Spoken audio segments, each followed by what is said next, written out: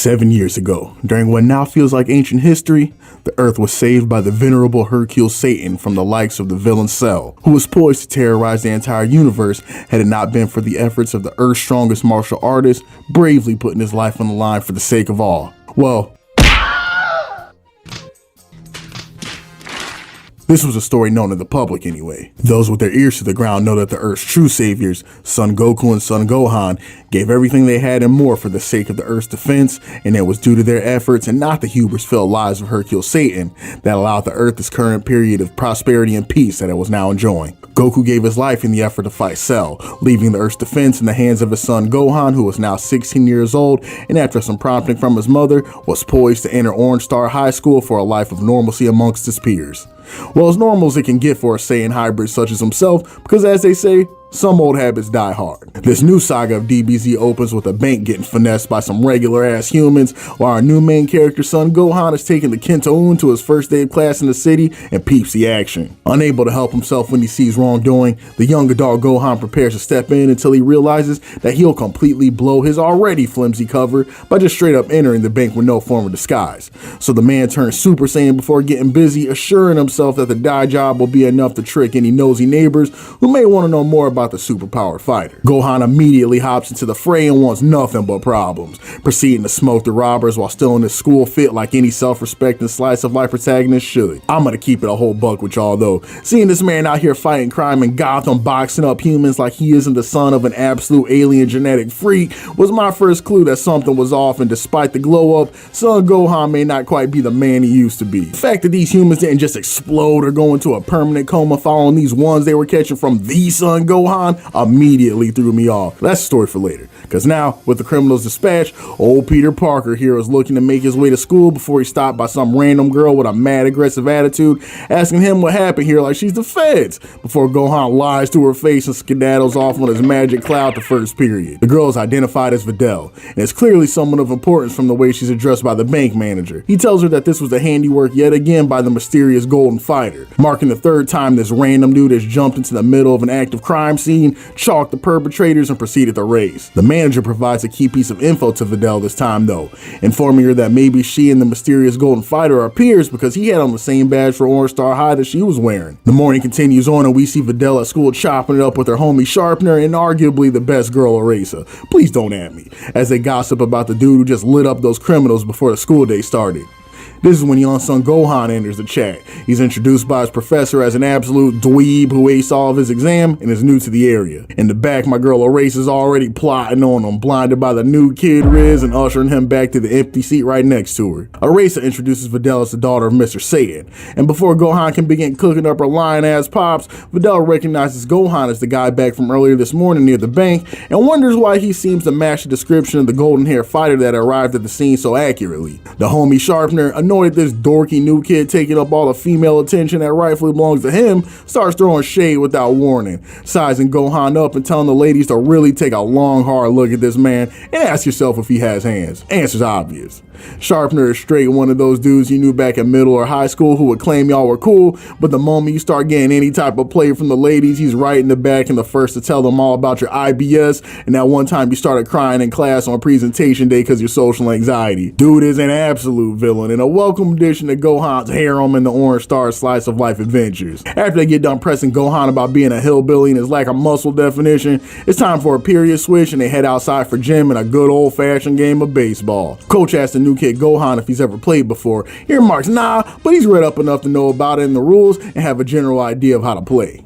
After hearing this, you already know that asshole Sharpener was in the back scheming his frosted tips off, preparing to bully this hilljack back to Sector 429 where he came from and far away from the mob of ladies he was looking to imprint on. Videl pitches and throws an absolute heater, but Sharpener was on point and hits a dinger that's absolutely destined for an out-of-the-park home run. That is until this man Gohan gets on his like Mike timing, jumps a good 8 meters into the air, pockets the catch and shoots a fastball to the ump that destroys at least 6 of his ribs and has him questioning his whole ball career. As Gohan stands there smirking at the completely normal game of baseball he just played, the rest of his class looks at him in horror at the inhuman display of athleticism they just observed.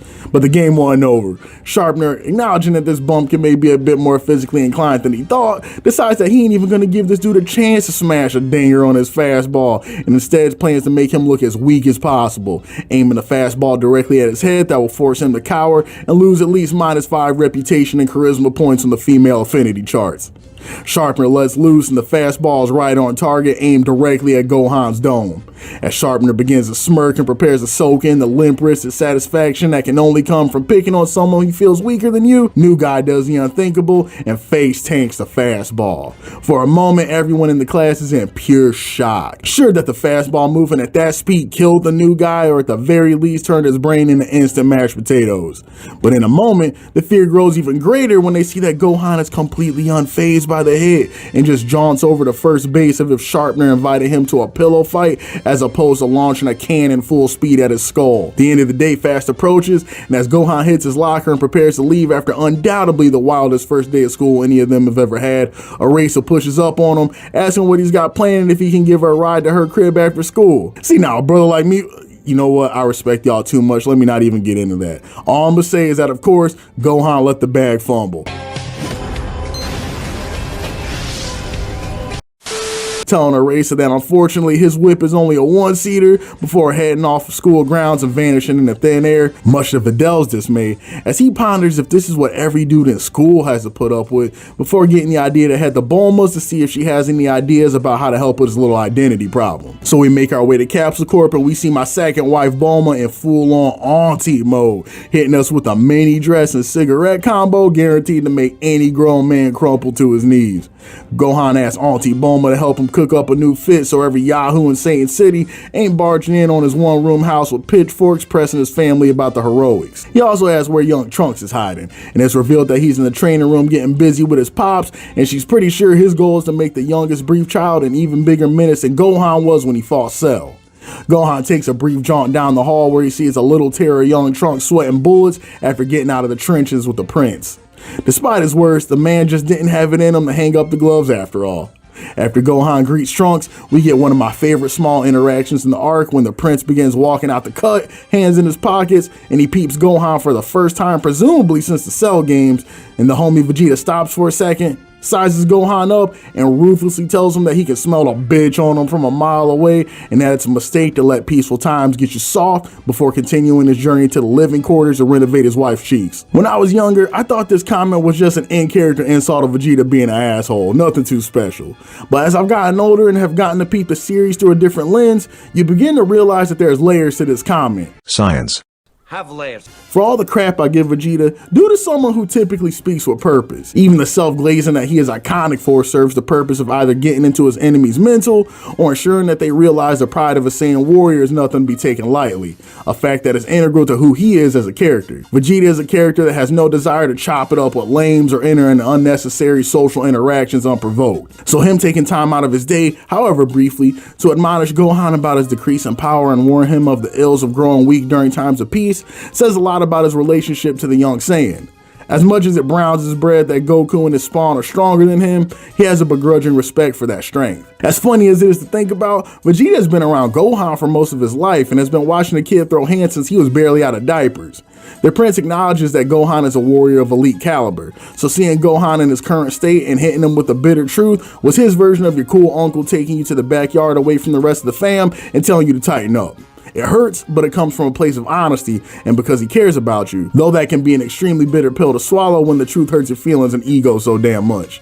I just wanted to touch on that because I thought it was a cool little interaction between two characters that have a complicated and interesting history together and whose relationship has changed quite a bit over the years. After getting sunned by the prince, Gohan and young Trunks make their way back to his fine-ass mom who's cooked up an Omnitrix for Gohan to veil his true identity from the masses. After activating the watch, Gohan transforms and turns into the sorriest looking Kamen Rider reject of all time.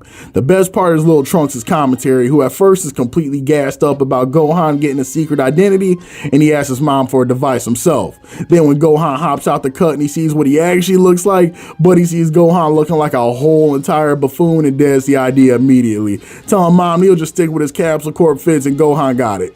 As Gohan flies home and prepares to hit the mirror and digest the fit check, he stops for a quick pit stop when he sees two randoms on a joyride in the city that look like they need some community justice.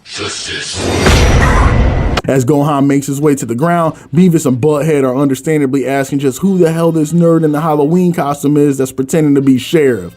Unprepared for the inquiry, Gohan takes a moment before clearing his throat and hitting the sturdiest Super Sentai pose he can muster, changing the inflection in his voice and letting the evildoers know that no jaywalking he witnesses will go unpunished. He is the vengeance, he is the night, he is Great Saiyaman.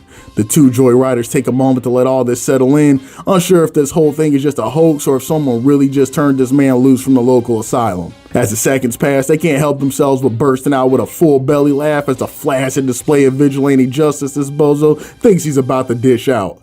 And let's keep it a buck, y'all. If Saiyaman was out here for real, this is the exact same energy he would get and deserve. What's always interesting though surrounding Gohan's Great Saiyaman persona is hearing the theories around exactly why this is what Gohan chose to present himself as.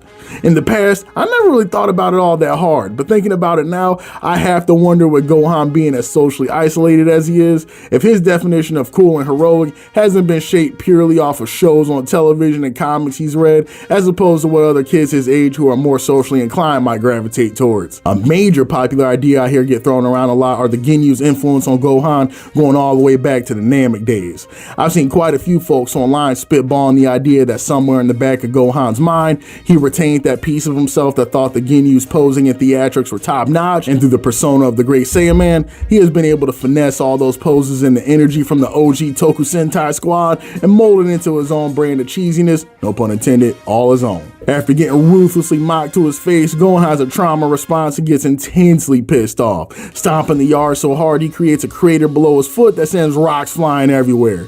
Peeping that it might just be best to leave old Sling Blade here alone, our would-be criminals take back every last bad thing they had to say about Beautiful Joe's costume, politely enter their car with seatbelts at the ready, and drive a steady 35 all the way home. Deciding that he's answered the bat signal enough for one day, our tired rent-a-cop heads home for some R&R. After throwing open the kitchen door, Gohan is greeted by Chi-Chi, who immediately begins cooking her son up for the fit, asking him how old he is again and telling him that it must be his dad in him that's got him acting up this way. The only one coming through with any types of words of encouragement for our Cape Crusader is little brother Goten, who is more than happy to tell biggest brother Gohan how cool his fit is and how he needs one in size 5T ASAP. And right here is our first introduction to the little scamp Goten, who was conceived during that scallywag Goku's bed and breakfast vacation prior to the Cell games. I hope Goku never tries to go on Mori, because there is no way this man could hope to beat the fatherhood allegations. When your son's strands of hair even fall in the same locations as yours, you know it's a wrap. We'll also soon discover that Goten is a chip off the old block in many other ways, as well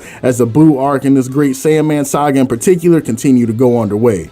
And with this, our first look into the daily life of Son Gohan comes to a close. Y'all already peeped it, but it is really worth talking about just how big of a transition the beginning of the Buu Arc is in writing an atmosphere from damn near anything in Z. The focus has been pointedly shifted from over-the-top transformations and high-octane martial arts action to something that's far more subdued. The story at this point is something far more akin to a slice-of-life rom-com than a Hakuto no Ken or Saint Seiya or any of its other battle shonen contemporaries that I can only imagine how much of a shock the tonal shift was to young readers and viewers who had come to expect the testosterone-filled power increases and beam clashes that the series is known for. Actually, to say I can only imagine would be false, because I remember as a kid reaching the end of the Cell Saga and tuning in for the beginning of the Buu Saga and thinking that it was the slowest, most boring thing that could ever happen. But as you get older and learn to examine things differently, I've grown to appreciate what the beginning of the Buu Saga has given us a lot more. By taking the time he did to set the stage and really slow things down, he allows time and space for the viewer to emotionally reset so they can register that this is truly a new chapter in the Dragon Ball Saga and that things have changed permanently. We now live in a post-Goku world, and that's something that both the characters in the story as well as the readers have to digest and make accommodations for.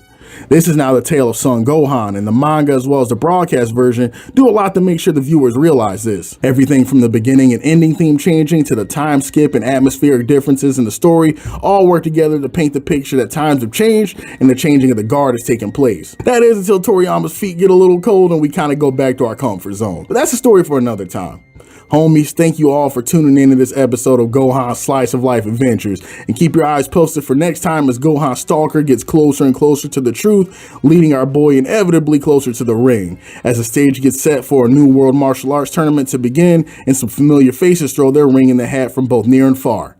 Is it possible for Gohan to maintain this peaceful existence, or is that idea only a pipe dream for a member of the Saiyan race?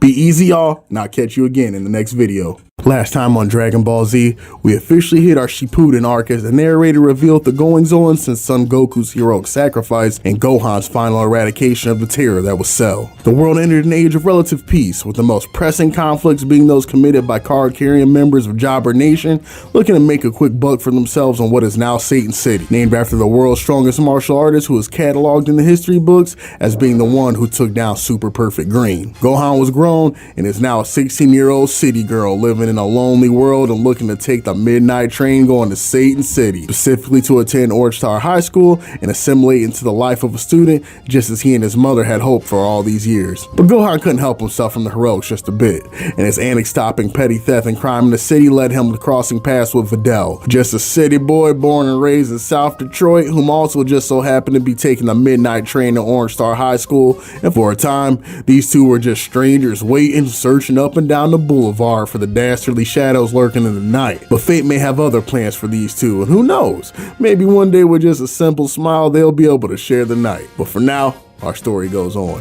The day begins with Son Gohan getting ready to work hard to get his fill, because you already know that these rapscallions in Satan City are constantly looking for a thrill, and only a true savior of justice is up for that task. Hitting a quick henshin to go-go, Gohan dials up his Kim Possible communicator and dons his Great Saiyaman moniker, prepared to head to school incognito mode, no longer worried about being revealed as the mild-mannered Son Gohan with such a foolproof disguise going. With his younger brother Son Goten gassing him up and his mom just happy to see her little boy smiling so much, Saiyaman heads to school and leaves the Nimbus in the hands of his younger brother Son Goten, officially passing the torch.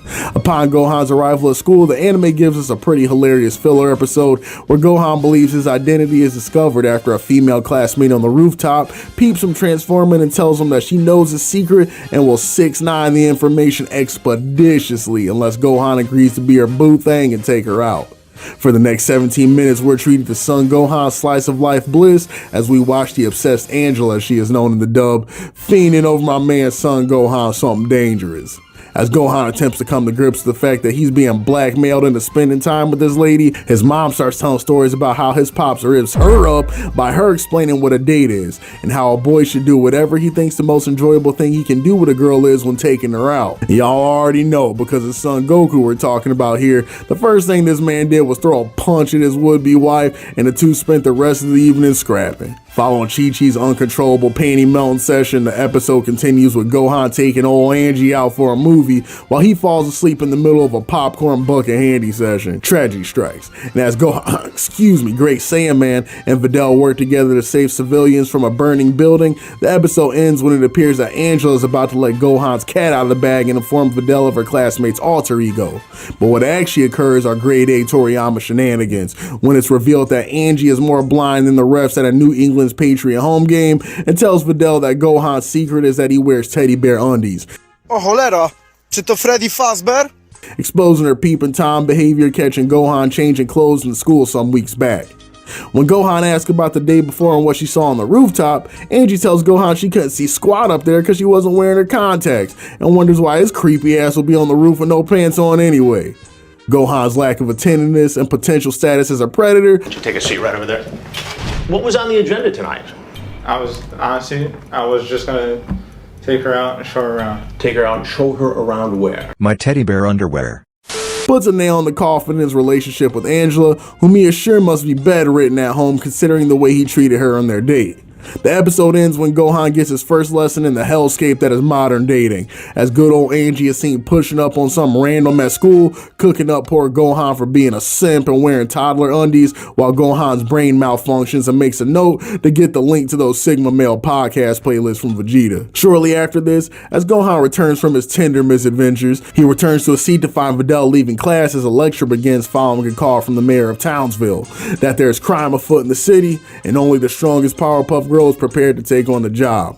Gohan looks on in confusion, understandably confused as to why the feds are ringing up a single high school girl to take on crime in the city as to oppose, doing their damn job and holding down the fort themselves. Base waifu Erasa and the homie Sharpener inform him not to be fooled by Videl's small frame. She's extremely powerful. Some even say more powerful than her pops, the omnipotent savior Mr. Satan himself. Because of this, local police hand off their dirty work to her when a job is out of their pay grade, meaning she has to leave school a lot. Gohan takes this in and tries his best to relax and continue listening to the lecture as usual. But the homie eventually loses his battle to the white knight within him, asks the teacher if he can be excused to go deal with his explosive diarrhea, and Henchins and the captain save a hole to go provide some backup to the local vigilante. The scene then cuts to Videl standing 10 toes down with some cuffs, encouraging Nick Fury and Usopp to put down their rocket-propelled grenades and come along quietly and no one will have to get hurt. Usopp puts the leader of the operation onto the fact that this feisty pigtail princess standing in front of him is none other than Videl, the daughter of Hercule Satan, and she is known to have nukes hiding under those fingerless gloves, so they might want to move with some caution. Nick Fury scoffs at the idea of backing down, flexing as he moves towards the young girl, encouraging his homie to look at his physique and warning Videl that he's seen enough dojin to know where this is going and that a pretty young thing like her should learn to stay out of grown people's business. Before he can yoke her up and proceed forward with the bad end, however, Videl takes to the air and kicks Buddy straight in the chin, revealing Nappa Light's chrome dome for the world to see and helping him realize that the difficulty of this encounter may be a bit higher than he initially thought.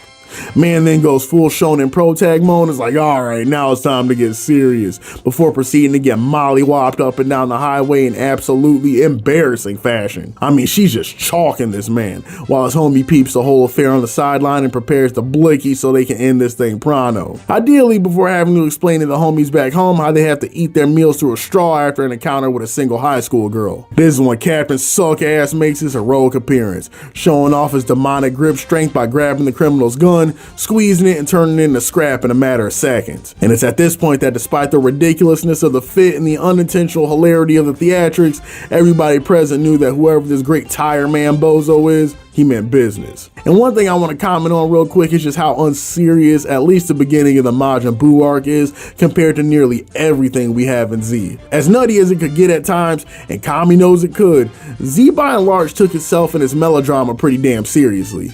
And I don't see this as a bad thing whatsoever, it just makes the change in tone here in this new arc of the story so much more noticeable.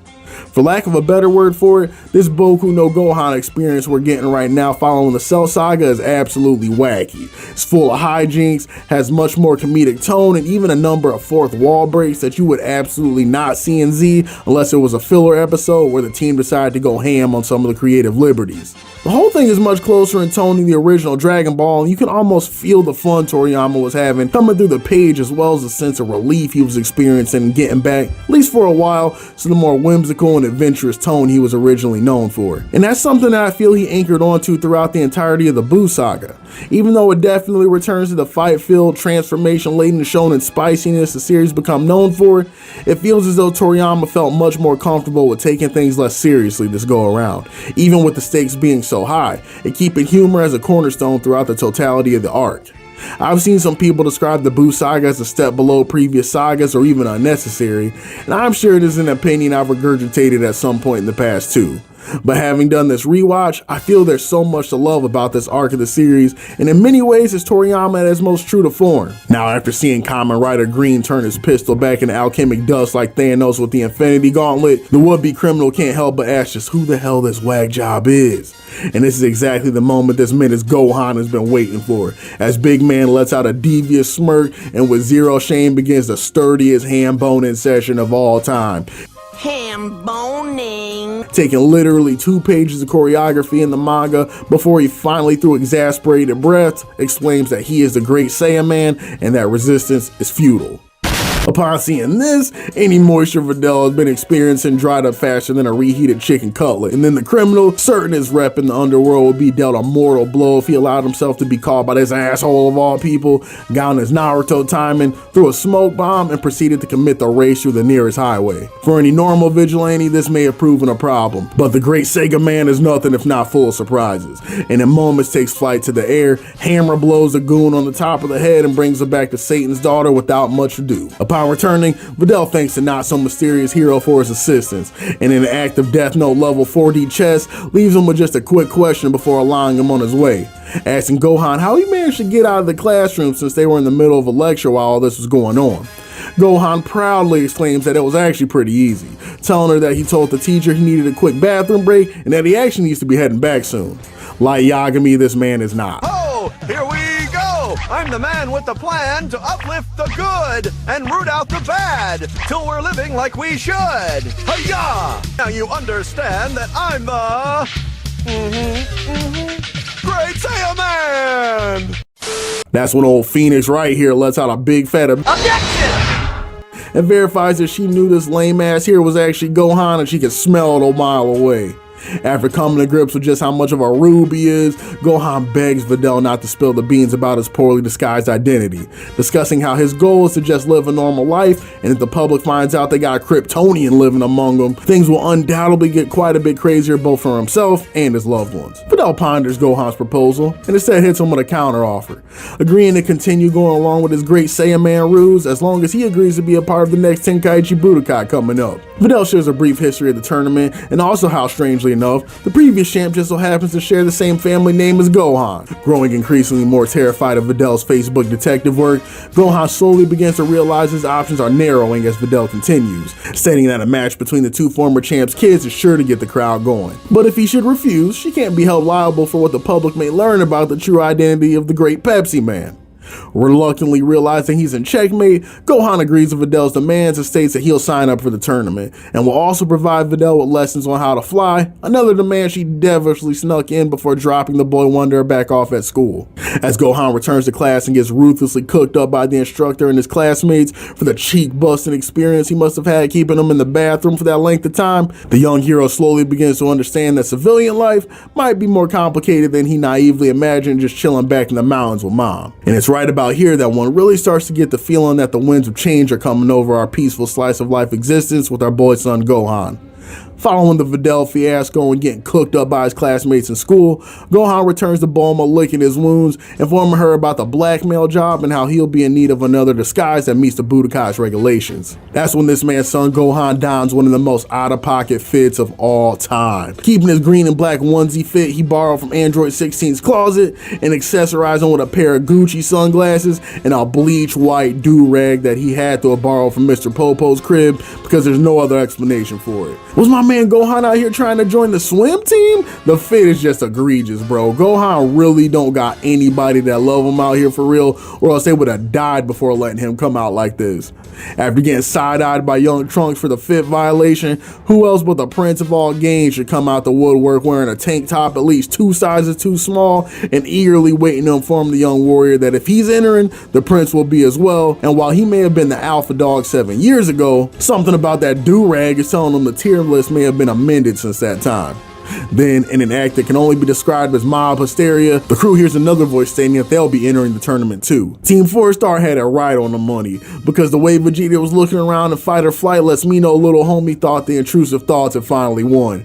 But to everyone's shock, they hadn't all lost their collective marbles quite yet, and indeed was Son Goku calling in from King Kaizoon Premium to let them know that he was cashing in his one-day Cedar Point pass from on high to crash the Budokai and collect the bag. For the first time in 7 years, Vegeta's erectile dysfunction wasn't a problem, and as he went to the wardrobe for a clean set of trousers, Gohan made his way to each of his homies' domiciles to put the word back out in the street that Daddy was coming back, and he'd be making a special appearance at the World Martial Arts Tournament. First, Gohan pulls up on the Kame house and goes complete gag manga mode, breaking the fourth wall to explain why this man Krillin has a full-ass head of hair and there's a little girl on the island calling him daddy. Despite the slander, Krillin was not name-dropped in the Epstein court documents. Rather, he had secured the Android 18 bag and even more deviously named his firstborn daughter after one of his exes on some absolute demon time behavior. Let all questions and accusations of Big Krill not having that dog in him be laid to rest. After dropping the news that Daddy was coming home, Gohan Gohan also informed them of the tournament, and hearing about the prize money,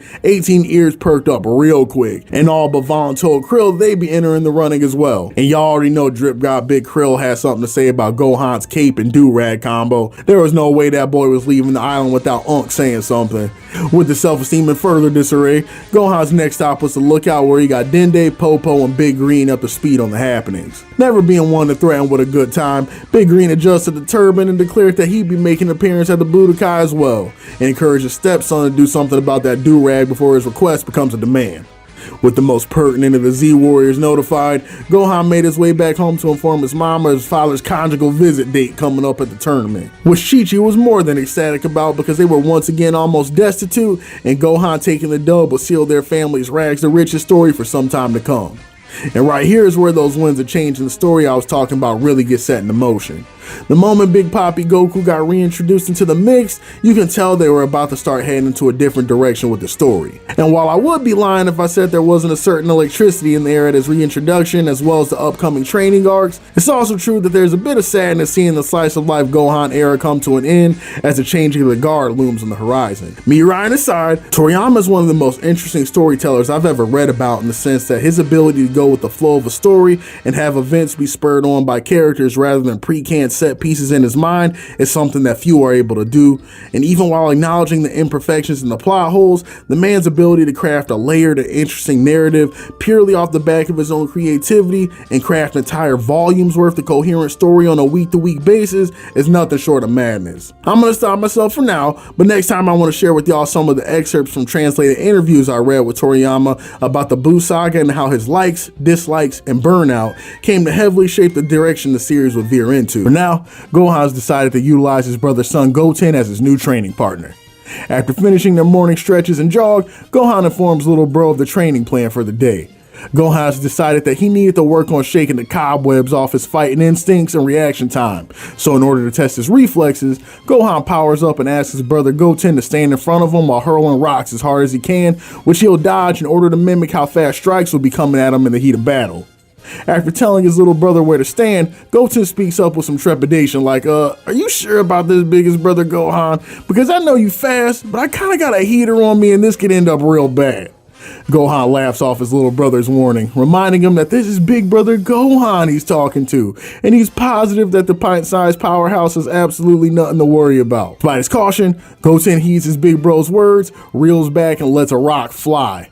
At the very last moment, Gohan registers the speed and power behind the deadly piece of shrapnel that Goten just threw at him and narrowly dodges before catching a permanent end to his rap career. Big Bro then looks behind him, wordlessly observing the massive pile of rubble where a cliffside used to be, then slowly returns his gaze back over to his brother, who could not be smiling any bigger. Genuinely impressed that his brother was able to dodge that bullet at that close a range and is prepared to pick up 50 more of them bad boys to assist Big Bro with target practice. Realizing now that training with Goten is less of a warm-up for the tournament and more of a genuine matter of life and death, Gohan gets on his Shaq timing with the quickness, apologizing for being unfamiliar with his brother's game and pushing that rock-throwing boundary back a solid 5 to 6 feet while he fixes his face and recollects if he remembers to pack a replacement pair of those teddy bear undies. Eventually, Gohan's pride recovers and he's able to run through the training as planned, until all of a sudden, Goten puts down that cannon he calls an arm for a second and lets out a, "Hey bro, since you're yellow, am I allowed to turn yellow too?" Gohan just stares at little buddy for a second and is like, "Hold up, turn yellow? You mean like go Super Saiyan? Yeah, that Super Slim Jim thing you're doing. Am I allowed to do it?" And y'all already know what type of time Gohan got on. Bro been waiting for this moment his whole life. With all the boomer energy he could muster, he lets out a low-key condescending laugh straight out of Vegeta's playbook and is like, "Sorry, young bull, but you ain't ready for all that, playboy." See, turning into a Super Saiyan requires months, maybe years of intense training. You gotta be motivated, determined, resilient, confident, mentally untouchable. And notice I didn't say physical because no, all credit to LTG for the legendary bars. And before Gohan could even finish the glaze, Goten was already emitting a familiar glow coupled with the requisite spiky blonde hair that left biggest bro at a complete loss of words. As Gohan stands there in disbelief, mouth open and ready to hang up the jersey, realizing just how washed he is, the only thing he can muster is a weak, "But how though?" at his little brother's revelation. In the manga, Goten gives nothing more but a little I don't know before moving on with the convo. But something the animation team did that I really appreciate was flesh out this moment more, giving the transformation just a bit more context. In that version of things, Goten first unlocked his transformation during a sparring match with Mom. They were out in the front yard and Chi-Chi was giving him what Patty gave the drum, just getting straight paws on this child and even taunting him. Let that child alone. Telling him to quit running away like a little hoe just like his dad was during their Netflix and chill sessions and square up and put the beaters on his mom like a real man. Unable to handle the mental and physical stress his mom was putting on him, in a fit of anger, Goten hops in the air and kicks the taste out of the lady's mouth, only to discover a moment later that he's now a Super Saiyan. The only thing funnier than this was Chi-Chi's reaction to the news, lamenting the birth of another monster in the house and mourning the fact that no piece of furniture or kitchen appliance she ever owns will be safe from the golden menaces laid up in the house. Gohan starts tearing up as he thinks of the mind-altering trauma he and his pops had to go through while his younger brother is still a kid and managed to reach that plateau through a quick bout of domestic violence with Mom. Doing his best to salvage a rough situation though, Gohan asks Goten to spar with him, and once again the new generation of Saiyan proves to be full of surprises, informing Big Bro that he's used to throwing hands with Mom and the homie Trunks, so he'd be happy to oblige, and starts giving Gohan more than a run for his money, forcing him to take to the air in order to avoid Goten's offensive onslaught. Goten's fighting prowess causes Gohan to damn near have a panic attack when he realizes that if he does not get his crap together pronto, he'll legitimately be left behind on the power scales by these kindergartners, especially if young Trunks is actually already stronger than Goten as he claims.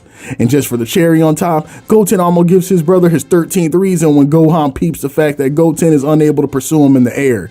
This little imp of a Saiyan managed to learn the Super Saiyan transformation before he learned the basics of key control necessary to fly. It was almost enough to make Gohan go back on hiatus. But before he can commit to retirement, Gohan notices a vehicle in midair about to park at his crib. It's Videl, and she's come to make good on those flying lessons he promised her. Gohan has Goten promise not to turn yellow, going along with his and his mom's narrative that it'll make him look like a delinquent in front of company, rather than revealing that he just doesn't want his classmate of the fairer sex to know that she just stumbled upon the hive of the Golden Warriors. Videl's arrival to Gohan's crib and meeting Chi-Chi is a goated interaction in my book, probably because it hits too close to home. I never used to want to bring a girl home back in the day because I knew exactly how pressed my mom would get, and Chi-Chi is 1000% on that type of time. From moment one, Chi-Chi was on Videl's ass, playing her like she was some wandering salesperson before she came out and said she was there to meet Gohan. As y'all probably guessed, it was all bad after that. Gohan, you must have the wrong place, because I know you ain't here to see my son, Gohan. Yeah, Gohan, he said he'd teach me to fly. That's when the man of the hour pops back in himself, telling his mom to just go a tiny bit easier because he promised her he would give her lessons after she put him on to the tournament. But Chi-Chi was already on one, and no amount of logical arguments were about to stop the verbal manslaughter she was about to commit. Look, I know what Gohan promised you, but he ain't got no time to be laid up with no street thoughts while he out here trying to collect a bag for his family. And that's when Videl couldn't hold it in anymore herself, and she had to give the energy back, telling Chi-Chi that the only thought outside right now is the one with that stank-ass bun in her hair and them cheap earrings, and she needs to watch her tone. Just as Chi-Chi was about to hit Videl with that Kill Bill 5-point exploding heart palm technique,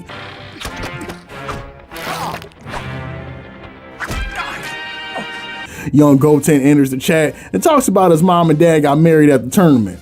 So maybe that Gawk 3000 stuff he hears Uncle Krillin talking about 18 giving him must be happening at the tournament too.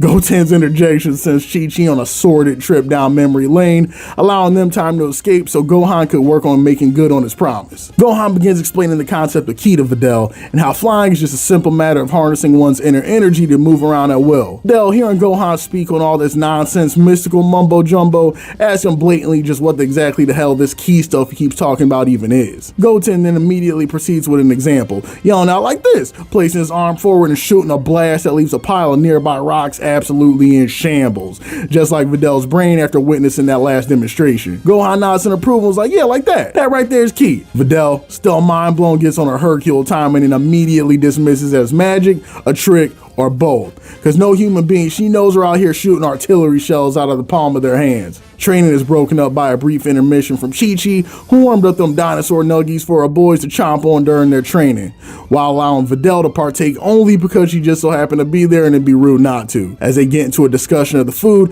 Videl makes a comment about them having a personal chef at her house, and all of a sudden, Chi-Chi becomes more locked in than she ever has in her life. Doing some more investigative work, Chi-Chi gets Videl to drop the news that she and her father had 50 rooms in their house, and that was all she needed to hear. From that moment on, she started scheming on poking holes in all Gohan's Trojans later that night, and as Gohan fled out when he's gonna knock this pigtail piggy bank up and tie the knot. Gohan's nutsack shriveled up to his throat, causing him to spit out his food mid-swallow before immediately ending the meal and decided that it might be time to get back to work. In a day, Videl managed to learn the basics of ki control, including how to manifest energy outside of her body as well as float in the air. A major feat, no doubt, that was unfortunately somewhat eclipsed by Son Goten's own progress, who was now whirring in the air like a child-sized paper airplane and making flying seem as natural as breathing. Videl tells Gohan that she'll be coming back to his crib tomorrow to learn more about ki control. Gohan does everything he can to fumble the bag, telling her that he has already taught her everything he knows, and from here the most useful thing will just be personal practice. But she wasn't trying to hear all that and told him that she demands a personal lesson. Gohan gives in, but tells her that if she's gonna come back, she gotta do something about that hair. Thinking that Gohan just dropped a jewel about his preferences in women, she's pissed when she learns that it was strictly practical, with a young nerd informing her that long hair gets in your eyes when fighting and also it can be grabbed by enemies, so it'd be best to tighten that up before it becomes an issue. While Gohan was working hard to secure his virginity, we get a brief cutaway to Goku, who is in Dead Man's Wonderland, getting absolutely active with 2 tons of weight as he prepares to box on Earth. King Kai gets a kick out showing Goku off to the other Kais like a prize mule, having him do a martial arts demonstration while effortlessly floating around with 40 tons on his limbs, just to let South Kai know that the jobber he was planning on bringing to the World Tournament might be better off calling in sick, because his trump card is on something different and is the apex predator in this shonen battle arena. And speaking of getting active, our perspective then turns to Vegeta, who's hanging out shirtless in the rain, sweating his Saiyan rocks off with his son under 150 times gravity to prepare for the return of his bromantic interest. Shortly after Vegeta gives Trunks the same "you ain't up on this, young blood" type speech that Gohan gave Goten earlier, the absolute animal turns Super Saiyan and starts running around the gravity chamber like it's a Tom and Jerry sketch, leading to Vegeta's now famous line about the Super Saiyan bargain sale occurring. And this moment leads perfectly into the discussion I wanted to have with y'all from last time when I mentioned those interviews about the Buu Saga with Toriyama. When asked about the humongous difference in tone and pace from moving from the Cell Saga to the Buu Saga, this is what the homie Toriyama had to say. I'm pretty sure I just kept on drawing without a clue Majin Buu was gonna turn up. I enjoyed working on that part, but eventually I figured it was time to come up with a new enemy. By the time we hit Majin Buu, Toriyama was genuinely beginning to get burned out with battle manga. A point further evidenced by a direct quote from him stating that working through all the battles throughout the Buu Arc and Z led him to losing interest in drawing a fighting manga ever since, and through this day. Toriyama's exhaustion with the constant high-octane battles in Z appear to be a major reason the Buu Arc starts off in such a unique way and retains so much of the gag manga energy it has. By this point, Toriyama just wanted to let his pen cool down and breathe a little. And I believe that this is also a major reason why the Buu Saga feels so divisive within the Dragon Ball fan base itself.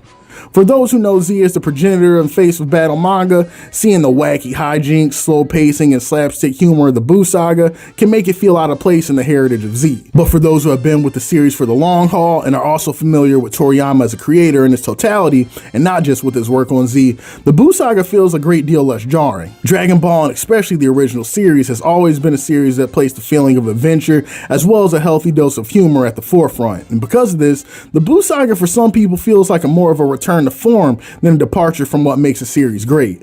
I always have a good time learning more about the behind the scenes stuff when it comes to the artists that make the things I love. Hearing about their backgrounds, motivations, as well as struggles can add a whole new layer of understanding to some of our favorite stories and make you appreciate some of them even more. Returning to Capsule Corp though, after seeing his son's gender reveal as a Super Saiyan, Vegeta makes him a deal. If you can manage to land a single hit on my face, I'll buy you them Robux you keep annoying me about and take you to an amusement park. Trunks hears this and is like, say less, charging his dad full speed with dangerous accuracy, pressing Vegeta to the point that after Trunks lands a strike that skims his face, Vegeta reflexively haymakers the kid with full-ass grown man power behind it, sending him flying and onto the floor. Vegeta even surprised himself with how hard he decked little bro, but refuses to admit that little dude caught him lacking. Instead, Vegeta tells him to nut up and that he'll still take him to the amusement park as promised, as long as he doesn't tell his mom so she can press charges. Before they clean up though, he's gotta know one thing, and ask Trunks if he's stronger than Goten. Trunks happily admits that even though Goten can turn Super Saiyan 2, Trunks does have him outclassed by a little bit, but Goten is still a little dude and can't even fly. And it was in this fashion, with each of the Earth's greatest warriors training in their own way and for their own reasons, that the days passed until finally, the Budokai was upon them. Hoping to avoid the needless suspicion that would come with all of them flying into the stadium at Mach 5, the squad all carpool with Bulma and her company aircraft, chopping it up and reminiscing as they inched their way closer to the World Tournament stage. Of course, a major point of discussion was whether or not Son Goku would truly be making his appearance at the Budokai. But the other conversation harbored some gold as well, with one of my favorites being Chi-Chi chewing the fat with none other than the Cybermen's favorite body pillow, Lord Yamcha. Yamcha showed up in the carrier dripped head to toe in civilian gear, sports coat and slacks and all. Seeing this, Chi-Chi's like, hey Yamcha, you got hands, right? How come you're not trying your luck in the tournament this year? I know it took Vegeta every ounce of discipline in his body to not turn around from the cockpit with Bulma and be like, yeah, Earthman, why aren't you gonna jump into the tournament with the rest of us? I gotta respect Yamcha for his honesty though.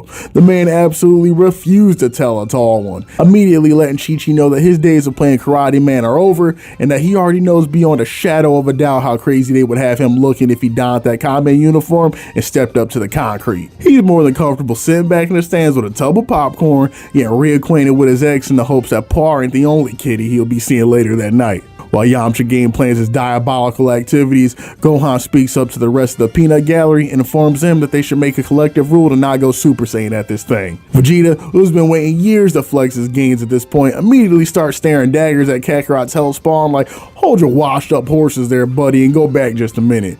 What you mean no Super Saiyan? Gohan and Bulma then begin to explain the reality that if they go out there and get on their blondes have more fun type energy, they will immediately be recognized as the posse from the Cell games and their lives of relative peace will get nuked permanently. Vegeta immediately fires back that he fails to see the problem. If that's the case, they just nuke everybody with cameras and the problem's over. Bulma makes another note in her handbook to go over with their couples counselor before telling Vegeta that it's not quite that simple and asking him to just get with the program. Vegeta ultimately agrees, bolstered by the fact that he is more than confident he can scrape the whole roster and base for him at this point, and he's just hopeful that some folks with actual hands show up at this thing besides the clown. After a few more rants, the squad road trip finally comes to an end and they arrive at the Tenkaichi Budokai. The first thing the fighters notice is how packed the damn place is, and as they all scan the crowd rapidly smashing their Goku buttons, a huge horde of onlookers can be seen stampeding for a purpose that will soon become clear. That's right y'all, the tall, strong, black-haired and charming champion of the people have finally arrived to the scene after his long-awaited hiatus. That's right, y'all. None other than Mr. Satan have finally touched down on the Tenkaichi Budokai, blessing the ring with his presence and feeding on the praise of the general public as they all feverishly acknowledge that the people's champ had finally arrived. And amidst all the craze, hype, and panic, while the public clamored for the boisterous bravado of their perceived champion, another dark-haired warrior also present at the Cell Games made his debut to considerably less fanfare. Armed simply with high spirits and an infectious smile, Son Goku made good on his promise and stood in front of his friends and loved ones, ready to greet them for a single day after his long bid in the afterlife. There's so much to love about this moment, man, but I think the one thing that sticks out the most to me about this small section of the story is the amazing character and social commentary Toriyama was able to pack in such a small interaction. This moment does so much to juxtapose the two men and display to the audience just who exactly Hercule Satan and Son Goku are. Hercule, a braggadocious blowhard who feeds off the praise and cheers of the people, more than willing to take all of the money, clout, and accolades that come with outstanding success despite not doing a single thing to earn the spotlight. As opposed to Goku, a genuine warrior who sacrificed his life in an effort to protect the Earth from Cell, who is met with no fanfare outside of the tearful embrace of his loved ones and desires little else outside of that in a genuine test of his martial skill. Without outright saying anything to the audience, Toriyama set Satan and Son up as perfect foils to one another and also gave some real talk to reflect on, leaving readers to examine the real-life tragedy that actual heroics often occur off-screen by heroes who are unsung, while those in the public eye whom are more than happy to soak up that moment in the sun have little to actually do with the feast they're celebrated for. I'm really happy with how Toriyama and the animation team ease us into the Budokai rather than just immediately jumping directly into the hands. Allowing time for the setup gave us some character interaction moments that were pure gold and also did a lot to create some real tension about what's coming next in the fights that approach. Seeing Goku's OG homies like Big Krill, Bulma, and Yamcha tear up at the big homie's arrival, and even Big Green chilling back in the cut cheesing is enough to make your own eyes start watering. It's enough to make a grown man cry. What was even funnier though was peeping Trunks, Vegeta, and 18 just staring at Kakarot's arrival like, wow, the glazing for this fella is kinda crazy right now, I'm not gonna hold you. Y'all better be careful and throw some pillows on the floor so you don't hurt yourself from when you fall doing all them tricks on it. Goku getting introduced to Goten is also mad funny as well. As he's sizing up Chi-Chi thinking about how he's gonna have her pretzeled up in the locker room here in a few minutes, he notices little dude standing next to her and can't help but comment on how much little buddy looks like him and just blurts out, damn, is he mine? In the manga, Goten just kind of runs behind his mom, then gets ready to get on some hood rat antics with Trunks, and that's kind of the end of the interaction. But in the anime, they let Goku flex his paternal instincts a little bit, recognizing Goten's fear and trying his best to put little homie at ease. Goten warms up to his doppelganger extra quick, and the two share a big old hug and a nice father-son piggyback ride that just warms the heart, man. Following Goku beating the bad dad accusations, Goten and Trunks are informed that laws surrounding child abuse have changed since little Goku was on the come up, so now minors are relegated to their own division, and those two will have to go scrap in the kiddie pool with the other tykes. This damn near ruins Trunks' whole day because he came to the ring fully expecting to clap some adults, so being forced to box at Weenie Hut Jr.'s has killed the vibe immensely. Y'all already know that Big Krill was hiding in the back absolutely ecstatic though, but he's been praying on their downfall from moment one because he already knew Roshi will be in his ear for the rest of eternity if he gets footage of Krill getting slept by two tadpoles in front of his wife and daughter. And speaking of the homie Krill, y'all already know Son Goku was pressing him on multiple levels. The first thing he needed the math done on was a full head of hair, because he was sure that Krillin got visited by the Norwood Reaper at like the age of 6 and his hair follicle game was mad weak. Second, he finally peeped that they were being followed by one of the androids, and after registering that she wasn't trying to zero him out, had to defer to the homie Krillin for answers. And this is the moment Krill been waiting for his whole life, immediately clearing his throat and telling his day one homie that he secured the Android 18 bag, but not only that, mans went crazy doing it dirty dance style with no latex, and they got a whole daughter named after another baddie he smashed a couple arcs back.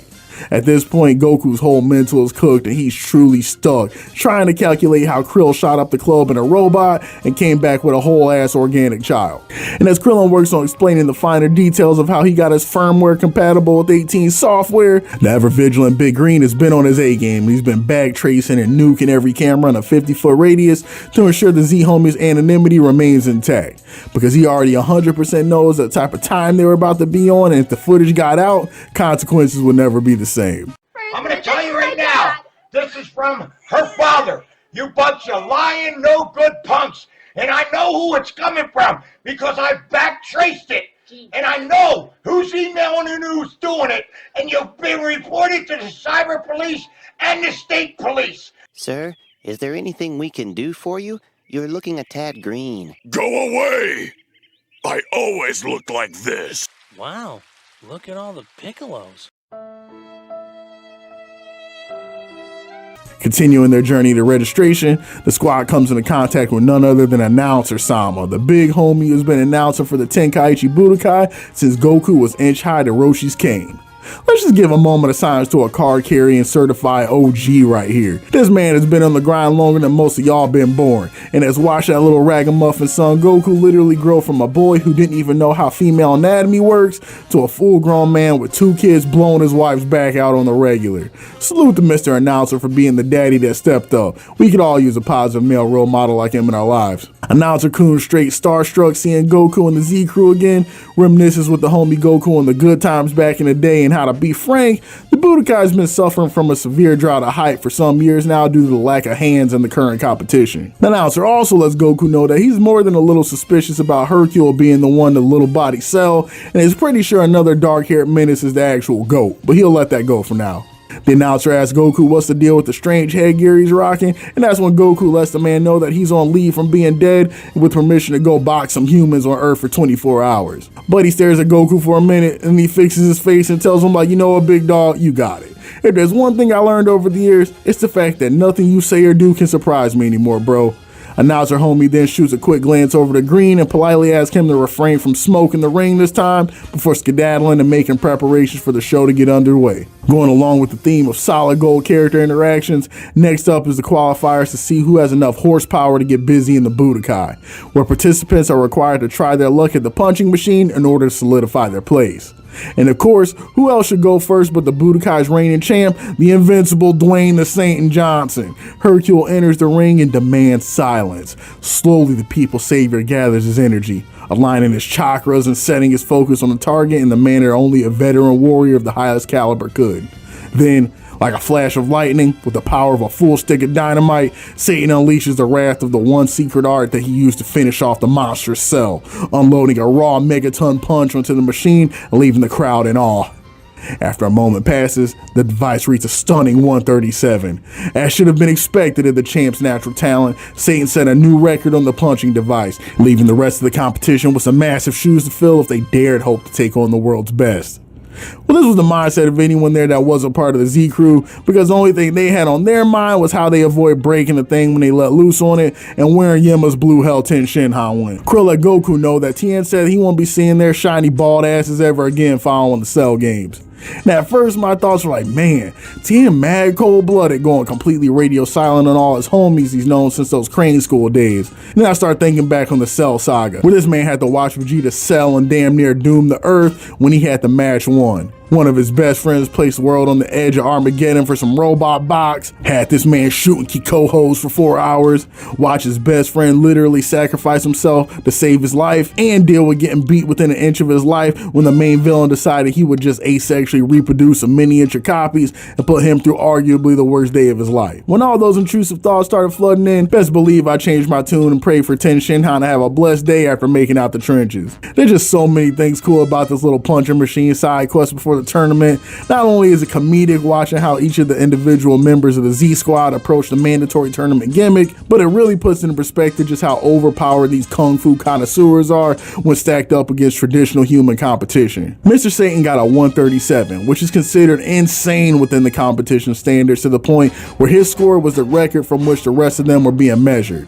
Lifelong trained athletes were coming in and punching in the 90s to low 100s, and they were considered absolute animals by the tournament staff as well as by their spectating competition. Now contrast this with the first of the Z crew who approaches the machine, none other than 18 the Stallion.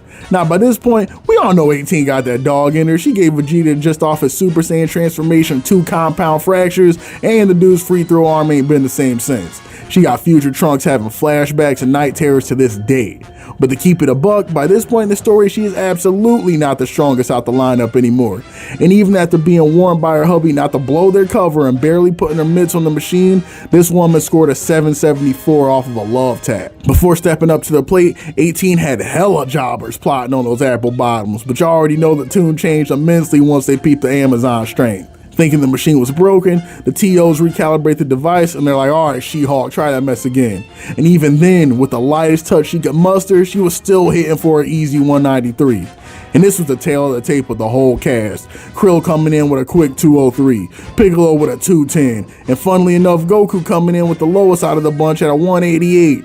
Hilarious to think when you're aware of the level of dog that's possessed Goku by this point, but I also like to think of it as a quick nod to the homie's level of ki control. Despite the fact that this dude could commit to a light sneeze and tear the face off of most normal civilians walking around, Brody is so well trained by this point in the story that raising and lowering his power level at will is light work, as evidenced by his performance on the punching bag. But the best saved himself for last, with Vegeta bringing up the rear and absolutely refusing to pull his punches, quite literally in this case. But he tightened up his fist, cocked one Mickey Mouse glove back, and boom, the new machine they just bought with the worst of intentions, completely blowing the thing apart, leaving the Z homies face palm the rest of the crowd in utter shock at the demonic display of strength they just witnessed. Seconds after the Prince of All Punch's inexplicable display of power, Gohan tried starting random small talk with Videl about her flying progress, when she stopped him quick and had him rewind the tape, asking him if he just peeped what the dude in the blue onesie just did, and if so, why in Satan's name is he not bugging the way she is right now? Only Gohan and Videl left to secure their spots in the ring. The rest of the Z homies headed for the top of the arena to see what sort of entertainment the junior tournament had to offer, because if there's one thing you can be sure of is that the sons of Goku and Vegeta are always good for putting on a show. Videl's reaction to the Z-homies victimizing those punching machines was pure comedy. Not knowing they were any relation to Gohan, she starts cooking them up from across the field, asking her classmate in his do-rag just who the hell this crew of roided up cheaters thinks they are anyway. Out here all clicked up, not talking to anyone else in the competition and just casually breaking her dad's world record punches like it's something you just do. Now look at all of them, posseed up again like they're hot oh hey Gohan, aren't you gonna introduce me to my future daughter-in-law? With this act of violation, Videl stood surprised at the group of mystery fighters she was just cooking up, starting dialogue with Gohan like they were longtime homies. And the minute Big Krill saw Gohan roll up to the Budokai with a female, y'all already know he was scheming with the worst of intentions, thinking about that time back on the lookout all those years ago where little homie almost made him lose the Android 18 bag. With the foulest intent possible, Krill immediately got on his BS, hitting Gohan with the, oh, I see you, little bro. Not gonna hold you, bro. She ain't as bad as 18, but she is kind of fire. I guess I see why she comes from the Satan family. You ain't telling me you were into the tomboy thing. I got hella baddies from my old rotation that I could have introduced you to. Let me hit up Marin real quick. Krillin, you're about to ruin my chances of getting this granddaughter. Pack it up. Gohan, me and the crew are heading over to the junior division to watch Trunks and your little brother clap some cheeks. You should both come join us when you finish up here. Good meeting you, Videl. And Gohan, don't let her trick you into getting married at the tournament. That's how you got here.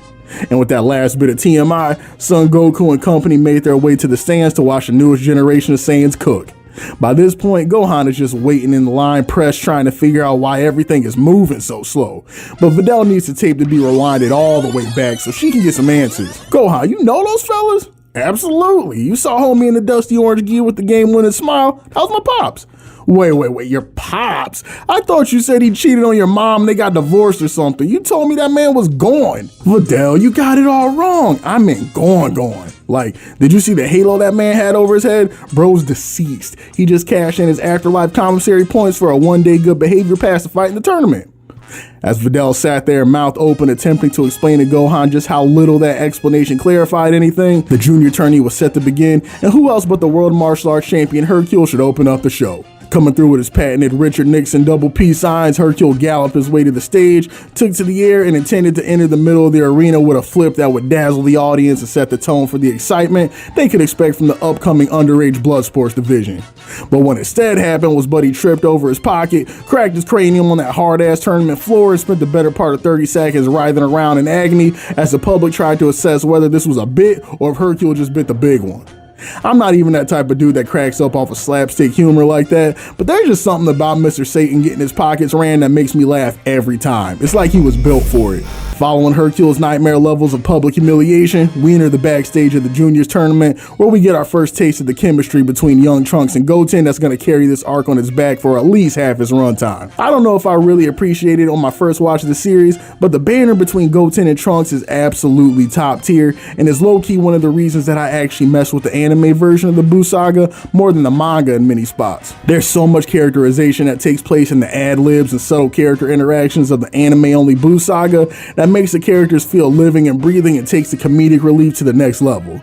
Just for a slight example, take this moment backstage where Trunks and Goten talking about what they're going to do with the prize money after they finesse the bag from all the rest of these little ass preschoolers without alien DNA. The conversation plays out pretty much the same in both the manga and the anime at first, with Goten saying that he probably was spending on some cool ass toys, while Trunks roasts him for being childish, and Goten claps back that's easy for him to say when his mom is shonen Jeff Bezos and has more money than she could ever spend on BBLs in her lifetime. But there's just a small interaction that occurs before Joe Dirt pulls up and starts pressing Trunks in the anime version that I appreciate so much. That's just absolutely missing from the manga. As the menace with a mullet makes the mistake of getting ready to pull up on Trunks, we return to Goten and Trunks continuing their conversation when Trunks chimes in with a, you know what, if I win, I'll probably use the money to get you a real barber. Absolutely just charbroiling Goten before his interaction with his soon-to-be punching bag that represents exactly what I love about the anime version. The broadcast team, and especially those responsible for the dub, which I'm most familiar with, did a standout job of making Goten and Trunks feel like real ass kids rather than small adults with squeaky voices.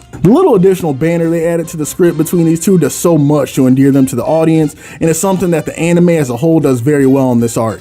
Adding little moments that go a long way in fleshing out the relationship between characters that in the manga can feel a bit rushed without the added context. Getting back to the action though, we return to the World Tournament stage where Trunks is making his way into the ring to box with Theo Von, who has been in his ear talking absolutely crazy for the past 10 minutes.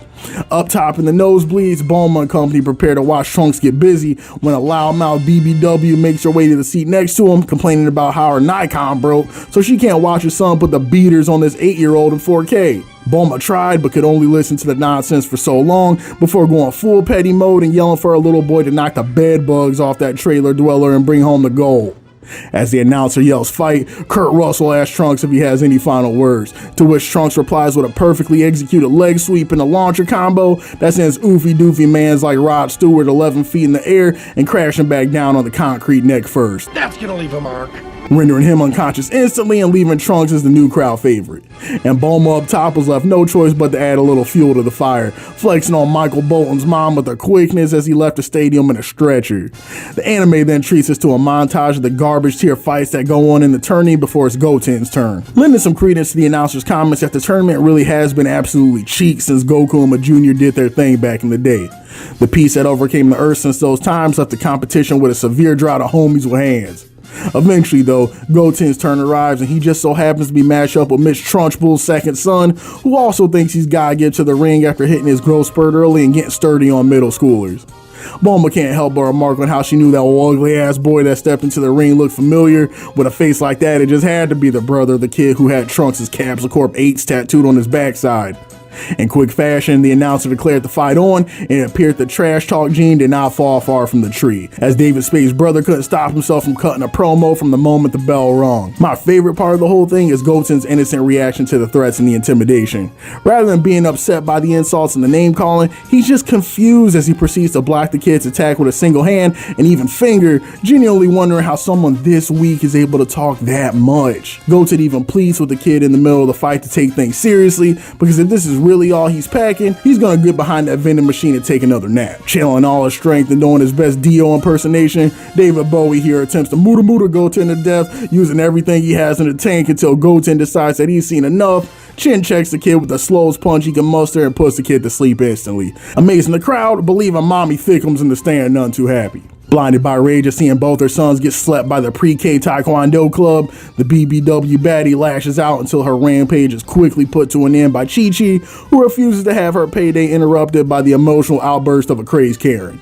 And as anyone familiar with the two boys may have guessed, the grand finals of the tourney came down to young Trunks and Goten. Before the main event could get underway, tournament staff recommended that Hercule might want to take a quick hiatus from his stogie and mimosas to peep what was happening in the junior division, because the kids that were getting ready to box right now were a little different from your ordinary competition. None too enthused, the champ decided fine, he'll take a look at the match only to verify which of the little gremlins he was going to be embarrassing in their sparring match later. With all eyes in the stadium, including the Z-homies glued to them, Goten and Trunks began the match that would make history and decide who would be the first champion of the Tenkaichi Budokai's junior division. And what popped off, I say with zero exaggeration, would be one of the sickest fights in all of Dragon Ball Z no contest. Even though the stakes were comparatively low compared to the planet-busting ultimatums we're used to seeing the Z-homies duke it out for at this point, there was just something special about watching the newest generation of Saiyans duke it out on the world stage, and you couldn't help but become invested in the outcome. Watching the children of both Goku and Vegeta test one another on the World Tournament platform felt powerful not only because it served as an indicator of just how far we've come since the start of the series and how much things have progressed, but it taking place in this arena specifically gave it a uniquely Dragon Ball type feel that we haven't experienced in ages in Z. After being immersed in so many back-to-back life or death battles with universe-shattering threats, that feeling of significance of the spirit of competition and honing one's skills against not only an equal opponent but a friend got lost just a bit in all the shuffle. But in this match between Trunks and Goten, we see that feeling get revived, and it almost serves a symbolic purpose, representing a merger between the original Dragon Ball as well as a Z series that is unique to the Buu Saga as a whole, and something that I really only came to appreciate on the rewatch all these years later. Speaking of the hands being thrown though, from moment one it is clear that not only were these boys there to throw down, but also power-wise they're pretty close to even, and that this was going to be the farthest thing from an easy dub for either of them. After a quick forearm clash to test the waters, the two start going toe-to-toe with no hesitation, while both of them retreating only briefly to catch the slightest bit of air before jumping back into the mix, eventually taking the fight to the air where Goten catches Trunks lacking and hits him with a hook that landed so hard it had Vegeta up in the stands clutching his left arm on reaction. That punch landed so vicious Videl damn near had to look away, and Goku was up top like, on Kami, these boys are throwing them. The back and forth between these two little fellas had the whole Tenkaichi Budokai sick to their stomachs, unsure of what to make of the ungodly levels of athleticism present between two kids who collective age barely cracked the double digits. Once the fight made it back to the ground, Little Trunks decided it was his turn to get active, busting out his bag of tricks and confusing Goten's tenderized brain with after-image techniques and booting the kid so hard in the back he was damn near catching Z's in the air till his mom got him out of his coma, reminding him that he could fly, and he got back in the action. Realizing the situation was crucial, Goten decided it was time for him to change things up and starts using his head, literally. And the boy shot straight at Trunks like a bullet bill straight out of Mario Wonder and gave the Capsule Corp Mini Tycoon a piece of his mind before coming at him with a flurry of attacks and taking the offense to him. Trunks, realizing he needed to gain some space, took the fight to the air, but Goten was on him like green on Piccolo, and before he realized it, little dude had him yoked up in a full Nelson, ready to end his whole tournament run. Before Trunks clapped back with an elbow to the cheek on some flat out nasty work, and then kicked the poor kid straight to the ground with a foot straight to the spinal column, giving visions that hit that turned their Uncle Nappa into a paraplegic. This new generation is sturdier than they used to make them though, and after both those kids made their way back to land, they rushed towards each other and fed each other the craziest knuckle sandwich either of them ever ate in their life. Just an absolutely textbook crosscut that I can't lie, gets me hype every time I see it. The boys then took the fight to the skies again, ending in yet another clash, and sends the kids back to the ground where they take a moment to give each other some well-deserved props on the S-tier display of ass beating they've been putting on for the general public. Realizing that Goten has indeed learned a few tricks from biggest brother Gohan, Trunks decides to really test the waters by shooting a beam at Goten from damn near point blank to see how he responds. Gohan and Krill are up in the stands ready to instant transmission out the stadium, convinced that little Trunks is about to be responsible for no less than 30 cases of first-degree manslaughter, launching a ki blast towards civilians that close. Man's like Goku has zero worries though, encouraging them to watch the little ones cook. As Goten dodges the blast, it heads straight for a pack of NPCs, then Trunks manipulates his ki and lets it fly into the air harmlessly. As the Z crew breathed a sigh of relief, the respite was short-lived when Son Goten then stanced up and before any of them could adequately blink, fired off his patented Kamehameha that thankfully veered upwards at the last minute, managing to only endanger property rather than countless lives. As Goten and Trunks took their fighting stances and prepared to enter the endgame, Mr. Satan was in the middle of a cardiac episode, finally piecing together why these little munchkins appear so familiar. Amid his PTSD-induced flashback, the dirty orange gi and explosions, it immediately brought him back to the day of the Cell games, and the Steiner math was quickly coming together. But while Satan was finally beginning to get the picture, Trunks was in the air ready to bring things to an end. Trunks had Goten wrapped up in a full Nelson, returning the favor from earlier, and agreed to put an end to the torturous turn of events for the young fighter if he cried uncle in front of the whole venue and admitted defeat. No longer able to hold his tongue, Vegeta couldn't help but comment to Kakarot that it looked like the superior warrior was about to win after all. And right when it seemed that all hope was lost and Goten was left with no choice but to surrender, bright yellow aura suddenly took a hold of the young boy and in a seemingly superhuman fit of power, broke free from Trunks' hold while leaving Satan mind broken in the process. It finally clicked. That's where he knew that little monster from. He's one of those golden-haired freak shows from the Cell fight, just like his old man that came before. Satan had no more questions. His nightmares were confirmed as he would soon be getting put in a full body cast and have his legacy ruined by the sperm donor of the man who actually helped put Cell to sleep. You couldn't write more poetic irony than that if you tried. And so as the death knells rung voraciously in Satan's ears, we return to the two junior division titans who are looking to settle the score once and for all. Trunks, channeling a fraction of his old man's cockiness, thought he saw a glimpse of the best that old Goten had to offer once his rival turned Super Saiyan and decided to pop off a little bit, telling Goten that just for the Doug funnies, he was going to go the rest of the match using only his left arm because the young warrior was that light of work. Goten's reaction is the best because rather than getting super heated that he's being underestimated, he's more curious if Trunks actually got the gumballs to back his little flex up. So he takes his older counterpart up on the offer and the two proceed with the match. And it's little moments like this that not only serve as a charming little bit of comic relief in the action, but also work as foreshadowing to leave breadcrumbs for the attentive viewer as to some of the fatal flaws that will become disgustingly apparent when these two little nincompoops fuse and the stakes get raised astronomically later on in the arc. Just a quick side note, I can't tell y'all how tight I used to get watching Gotenks fumble the Majin bag once his Saiyan genetics start going haywire. But now looking at the whole affair, I just side-eye the whole adult cast with the worst of intentions. Like, come on dog, be really for real. The best y'all could come up with was to outsource the safety of the human race as a whole to two first graders multiplying their power after flossing and hitting the gritty. I don't care how powerful they might be, those two are still children. kinda understand Goku's whole thing about wanting to leave the safety of the Earth in the hands of Earthlings and letting them handle their own business once and for all. But homie still needs a Saiyan-sized ass whooping for leaving something so significant in the hands of two boys who are barely out of pull-ups. Homie barely learned anything from the Gohan experiment, I fear. But anyways, let's get back to the boxing before I go on too large of a tangent, because that's a whole ass story for a different commentary. Back in our original neck of the woods, young Trunks was quickly coming to regret his little gentleman's agreement with Goten, because the moment he agreed to use only one hand, mans like Goten started coming heavy with the oppression session, throwing out all kinds of godforsaken combinations he hadn't used before and putting the Briefs of State Prodigy into panic mode. It gets so bad, little homie Trunks presses the get off me button and shoots a key attack, leading Goten to gain some distance before he starts rapidly ascending into the air and making a profusely panicking Trunks postulate the potential possibilities of the puny pugilist. Once Goten begins descending to the arena floor at an alarming rate, Trunks realizes strat. The kid was planning a dive bomb from a ridiculous height to power up his next attack and put him to sleep. No worries though, cause man like Kid Trunks had no fear, he had just a plan. Right at that moment, using his trauma-informed reflexes, Trunks will hop out the way, causing Goten to eat dirt, making him the new junior division champion, ensuring the status quo that the rich get richer. And to be honest, it looked like everything was going to plan, until little homie Goten revealed that his fight IQ was nothing to be reckoned with either, and before hitting the ground and leaving a permanent imprint of his face in the Tenkaichi Budokai gravel, he used his arm to switch directions and was prepared to give Trunks the headbutt of a lifetime, all but ensuring his victory. But young Trunks proved that he has more than a little of that Namek Saga Vegeta DNA running through his veins, and in a single breath broke both of his promises to Goten, turning Super Saiyan to give him the needed speed boost to hop out of the way of danger, and using his left arm to shoot a ki blast at the young fighter's back, leading him to fly out the ring, inadvertently touching his Kakarot 7s to the bleachers, and a surprising and somewhat anticlimactic victory for the young Capsule Corp heir, Trunks. And man, back in the day, watching Goten get absolutely robbed the way he did had young KJM feeling away. But to be real, this is about as satisfying of an ending as you could realistically hope to get. Ultimately, there had to be a winner and a loser in the situation, and while Goten didn't take home the dub, I appreciate the way Toriyama let little buddy lose gracefully.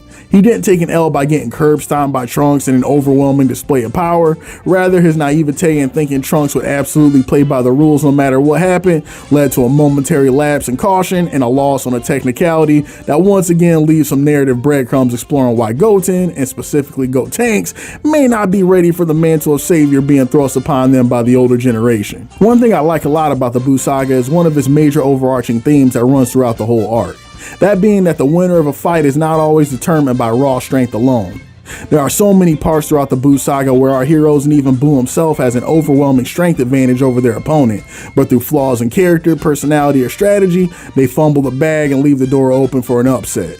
It's not enough just to be strong as hell when you're trying to survive and protect what's important.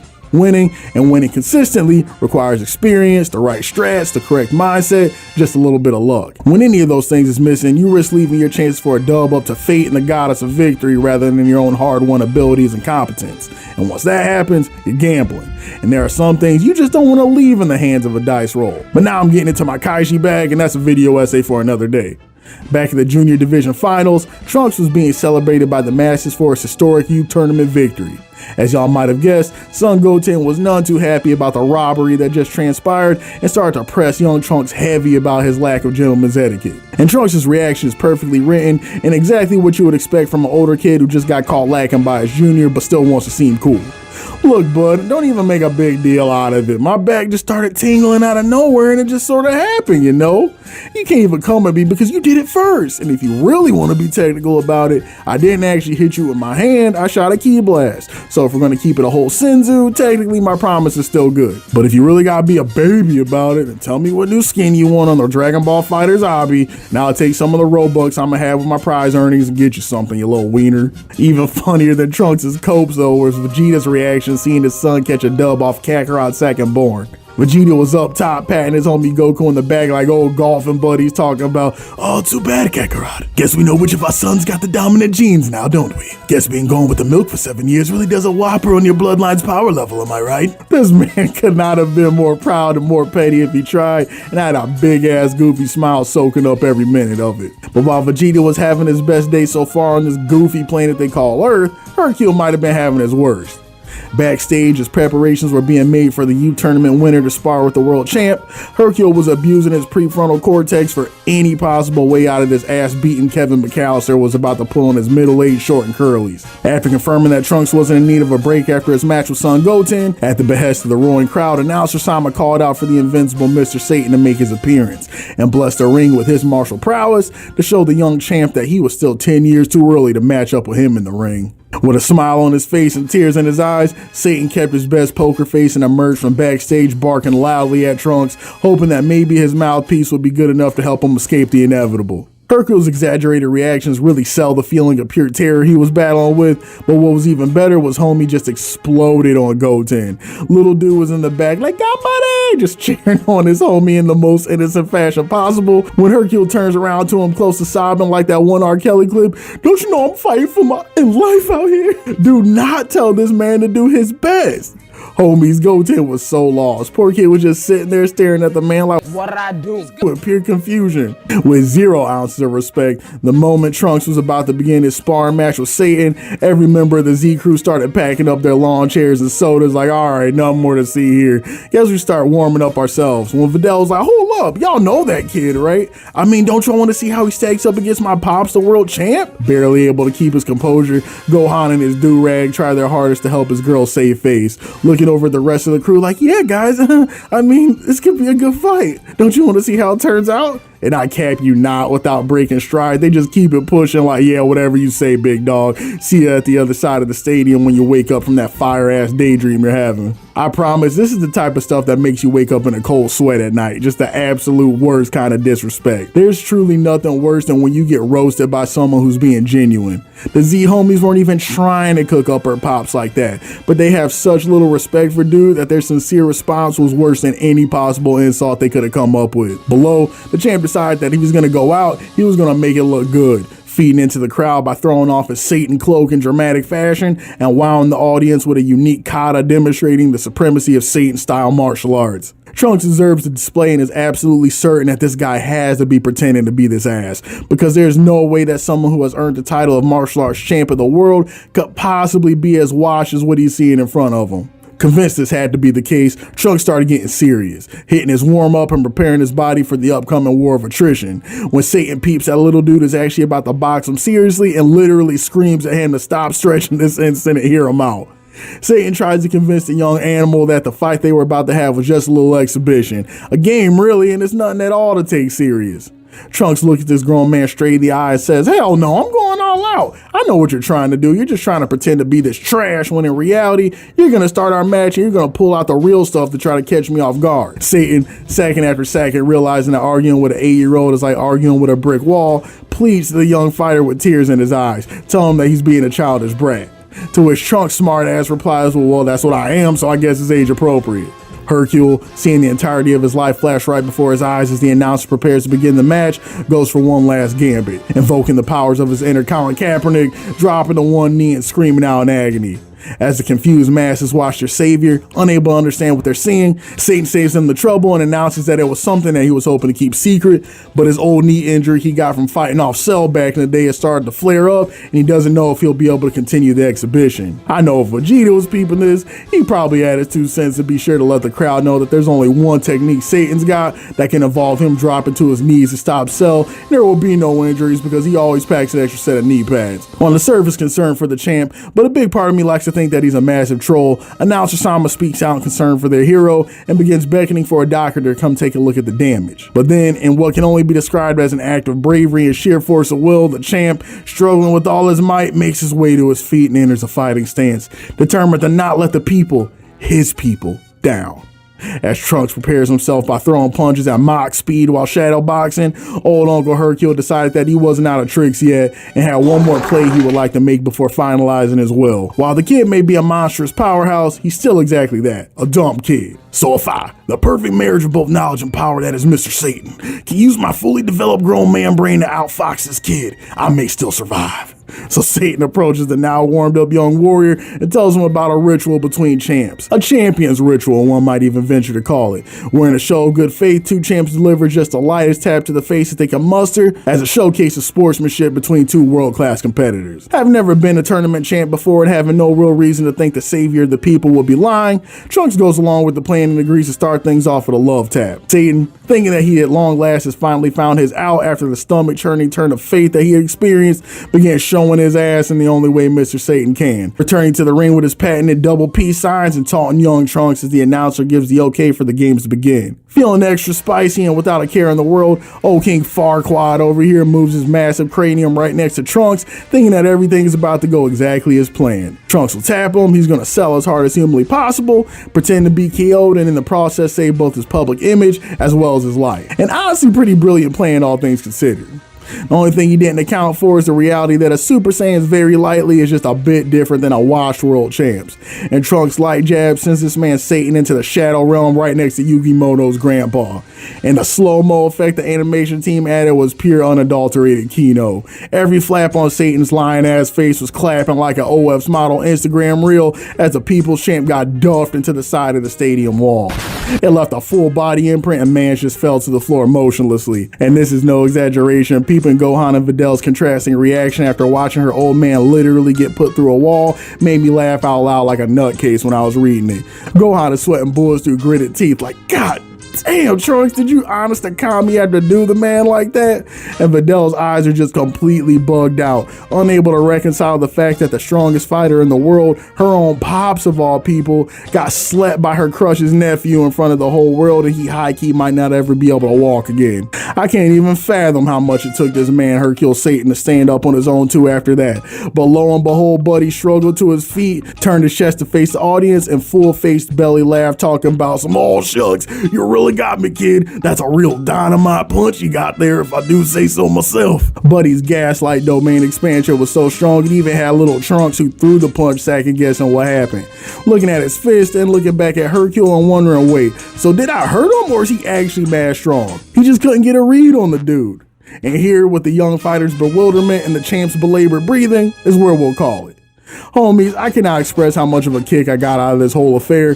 Goten and Trunks was top notch, Z-Warrior's disrespect was at an all-time high, and Hercule is a Division 1 gaslighter. It doesn't get too much better than that. Now, after Hercule's humbling harassment, we return to the perspective of the Z-Homies, who are about to prepare themselves for the forthcoming fisticuffs. As the Z-Homies prepare to make their way to the competitor's side without a second thought, they get stopped at the front of the club by a bouncer who needs to see their credentials. The best part for me is how Krill is the one that gets the most low-key offended, recommending that Kaniku man here adjust his glasses real quick and take a look at that list real fast for the one time, because despite the fact that they may be rolling deep, every single one of their names ring bells like Marlo Stanfield around here. My name is my name. And they're more than qualified for the backstage pass, no problem. After each of the homies' names get read off, we get a quick stop at Big Green, who for tournament purposes is going by a street name Ma Jr. Kakarot looks back at him like, damn, Ma Jr.? That's a grade A throwback right there. Doing it for the nostalgia. Green, quickly reminded of the severity of his homie CTE, calmly explains that if he had to wager, he's pretty sure the name Piccolo was on a no-fly list still in this tournament, so going by his alias from the good old days was probably the move. While Goku and company were confirming with tournament staff that they indeed had that dog in them, Trunks was scheming on how to get the dog out of a nearby mark and was getting Goten up to speed on his plans. Trunks, spying prime bozo material, hurries Goten over to have him take a look. Ayo Tenten, look at the old Ku Klux Clapper over there in that questionable hood. What do you say we run this goofball's pockets and enter the tournament so we can throw hands with the adults? Whoa, Trunks, are you serious? Bro, you are bugging right now. You know what my mom would do to me if she find out? It'll be worse than what happened to Gohan after my mom found his text messages to Vidal. First of all, gross. Second of all, I guess I never realized how bitch made you were, Goten. My dad did always talk about how soft you and your brother were, though. I'd always hoped he was wrong, but okay, fine, Trunks, you win. But when our parents find out, I swear this is all on you. And with Goten's massive reluctance, the scheme began. Trunks rolled up on the Burning Cross bandit, lied through his teeth that there was a baddie nearby who had a thing for Confederacy sympathizers in superhero costumes, and the moment Buddy was caught lacking, Trunks got him with the Captain Spock, finessed this man for his whole fit, and proceeded to Voltron up with Goten under the dress and make their way to the tournament opening matches on some pure Disney Channel sitcom timing. The Saiyan Smashdown scene pause in the cafeteria is a little one, but definitely worth a mention also, if only for the comedy it brings. The Z crew is all just sitting around the table in horror watching Goku and Vegeta just beat this buffet's ass like it just backhanded Bulma. Krill makes an absolutely valid observation, wondering why the hell Goku still has his shonen protagonist anime man appetite when he don't even got a body for real. And Vegeta is just next to him, head down, getting busy and absolutely hosed the waiting staff, demanding somebody bring him some egg rolls immediately before the whole cafe gets wet up. Hey, more spaghetti, please! And bring some more egg rolls while you're at it. Gohan and his do-rag walk in during chow time. It's chow time! And y'all already know his greedy ass took him and his wave cap straight to the bench and started demanding more entrees after being in the vicinity for maybe 45 seconds tops. Bro, what was he cooking with the do-rag? I know I talk about it a lot, but I cannot get over it. Was he really out here trying to get on that Harry Osborn timing and become the first Saiyan with waves? But honestly, I need to cool it because I'm probably looking at the wrong person sideways. Because even though Gohan is the one who knowingly chose to rock this abhorrent fit, it was Bulma Briefs of all people who concocted it for him. And that makes this whole thing even more egregious because she's the absolute queen of fits, arguably one of the most dripped out ladies in all anime period. The only thing I can think of is that Miss Briefs is down with the swirl. On them late nights when the prince ain't acting right, let's just say teaching Bulma the Mekian ain't the only lesson Popo gave her. And after the Saiyan Smash session in the cafeteria, the homies make their way ever closer to game time when they're suddenly compelled to stop in their tracks. Standing in front of them, two figures in an admittedly immaculate fit are stanced up right next to him. Little man with the mohawk exuding inordinate amounts of twink energy sizes them up, before eventually asking them is the man in the orange gi with the pregnancy gut the one they call Goku. After a requisite who the hell are ya, little boy Blue here tells Goku that he's been a fan for some time, and while he has no illusions of being able to butter his bread, he would love a chance to challenge him in the tournament and ask the confused warrior if he would be kind enough to shake his hand. Being the mannerable hilljack that he is, Goku spits on his hand and presents the young man with a hearty putter there, and is met with not only the most oddly limp-wristed handshake he's ever had the displeasure of, but his gaze is met with the absolutely most stomach-churning, shit-eating grin that's ever graced the planet Earth. Like, every time I see this part, I just go, ew, man, stop. Like, what was Supreme Kai cooking right here? Goku's better than me. Dude starts smiling like that, and I'm having intrusive thoughts that he just pissed on his hands or worse, and now we gotta square up on principle. Eventually, the diabolical handshake ends, though, and Timon and Pumbaa carry on their way, leaving the Z homies to ponder what they just walked into. After giving his hand a quick smell check, Goku smiles and states to the crew that before he thought this tournament was going to be free eats, but it looks like some real ones showed up after all. The rest of the Z homies are skeptical, unsure why Goku would be putting any stock at all in the 4'6" blue man with questionable substances on his palms, but Big Green saw through the facade as well as the crusty fingers and knew Goku was right to be cautious. Whoever those two were, they definitely were not from this planet, and their presence here had them on edge. What goal could two creatures like that possibly have coming to Earth? And for Kami's sake, was Goku ever going to put some hand sanitizer on? Because for the life of him, that handshake was all he could think about. But the day carried on, and it was finally time for the big boy tournament to commence and for the Z Warriors to see just which Earthlings they would be finessing a bag from. And the lineup was exactly as you'd expect. Just grade A jobber material Cobra Kai rejects every single direction you looked.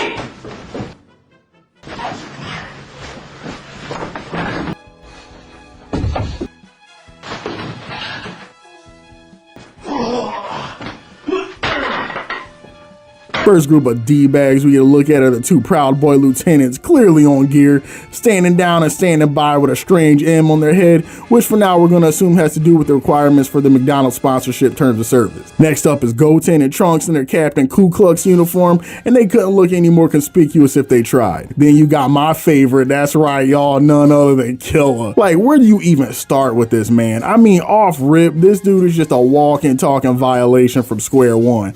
Like, did they really have to name Buddy Killer? And just the more you look at him, the worse it gets. The big red lips are absolutely insane. But here's what makes bro even worse. In the original Japanese dub, as much as Toriyama does not know how to draw a boozy fade to save his life, and as awful as he is to look at, they at least let Buddy speak straight regular old Japanese like the rest of the cast. But over here in the States, Funimation decided they need to cook up something just a little different with Buddy, so we get our version of Killer, who speaks like Mushmouth from Fat Albert's Junkyard Gang, with just a little bit of that Ebonics twang on the end just for some razzle dazzle. Buddy literally speaks like if Boomhauer from King of the Hill had a baby with a white dude from Family Guy that does all the black dude voices. Man, I tell you that, man, I've been taught I work you up like a jackhammer. But that dog doing the big all I do working. make it, here. Right, coward. Man, you talking funny. Absolutely tragic any way you slice it. Someone please add another quarter to the Toriyama reparations jar. Following this monstrosity, we got Red Shrek, whose face is fixed like somebody permanently pissed in his cornflakes. And cap it off, the two final faces. One being Jewel, a B-shonen bruiser who would likely be an anime protagonist in any series but Dragon Ball, and a tragically named Punta, aka the homie Pink Tar for us Westerners, who's the resident big body jobber, only present to show the power gap between the Z homies and the rest of the unfortunate participants. And with the participants introduced, we got our brackets. Big Krill versus Pinche Pendejo. Match 2, Big Green, aka Ma Jr., aka the guy your girl told you not to worry about, versus the Smug Leprechaun. Match 3 is Spopovich versus his punching bag. Match 4 is Red Shrek versus Beautiful Joe. Match 5 is My Wife versus Ron Jeremy. Match 6 is Dumb versus Dumber. Match 7 is the dude playing a dude disguised as another dude versus Jim Crow era setbacks. And 8 is the Grand Wizard versus Justin Bieber. And as the competitors Uncle Krill and Pinche Punto Pendejo prepare to enter the ring, the unfortunately named Marin watches her father prepare to step up to the arena and begins getting majorly frightened, afraid to witness her dad getting stomped outside of the beatings he regularly catches from Mama 18 for blowing his measly checks on backwoods with Roshi. As the young Marin airs her fears, who else but Lord Yamcha should chime in with some words of encouragement, telling her that she has absolutely nothing to worry about and that her pops is fine. Buddy is literally the strongest man in the world. Well, strongest human anyway.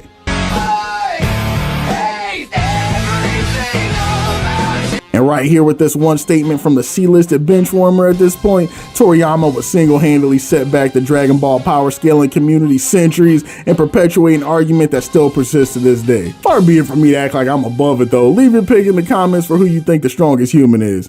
Back in the day, I definitely would have argued you up and down that it was Krill, but the more time goes on and I really think about it, it's absolutely insane for Tien not to get his accolades for the level of clutch he has stepping up to some of the nastiest hombres in the series. And after saying something so controversial yet so brave, our perspective returns to the match at hand, and I gotta say I'm a big fan of the energy Krillin is giving over here. Buddy steps up to the plate with the exact attitude a grizzled war vet of his type should. Y'all already know Big Punta was in the ring working to cut the craziest promo ever, clowning Krill for being a short king, telling him how he was gonna collect not only the bag but his wife after the whole thing was said and done. Then you got old Billy Blanks watching from outside the club talking about, damn shame little man, probably ain't ever gonna regain full use of his body after this one, nah I mean. And as the action gets ready to unfold, when the announcer calls for things to start up, Big Punta opens up on his gymnastics tip, surprising everybody with his big man athleticism like he's Bob from Tekken, letting Krill know that even though he may be a big body, he's got some speed to him, so he might as well hand over his girl's digits now while he still has the use of both his hands. Then Big Punta makes DBZ handbook mistake number 1, getting overly cocky and allowing Krill to get a non-contested hit to start things off.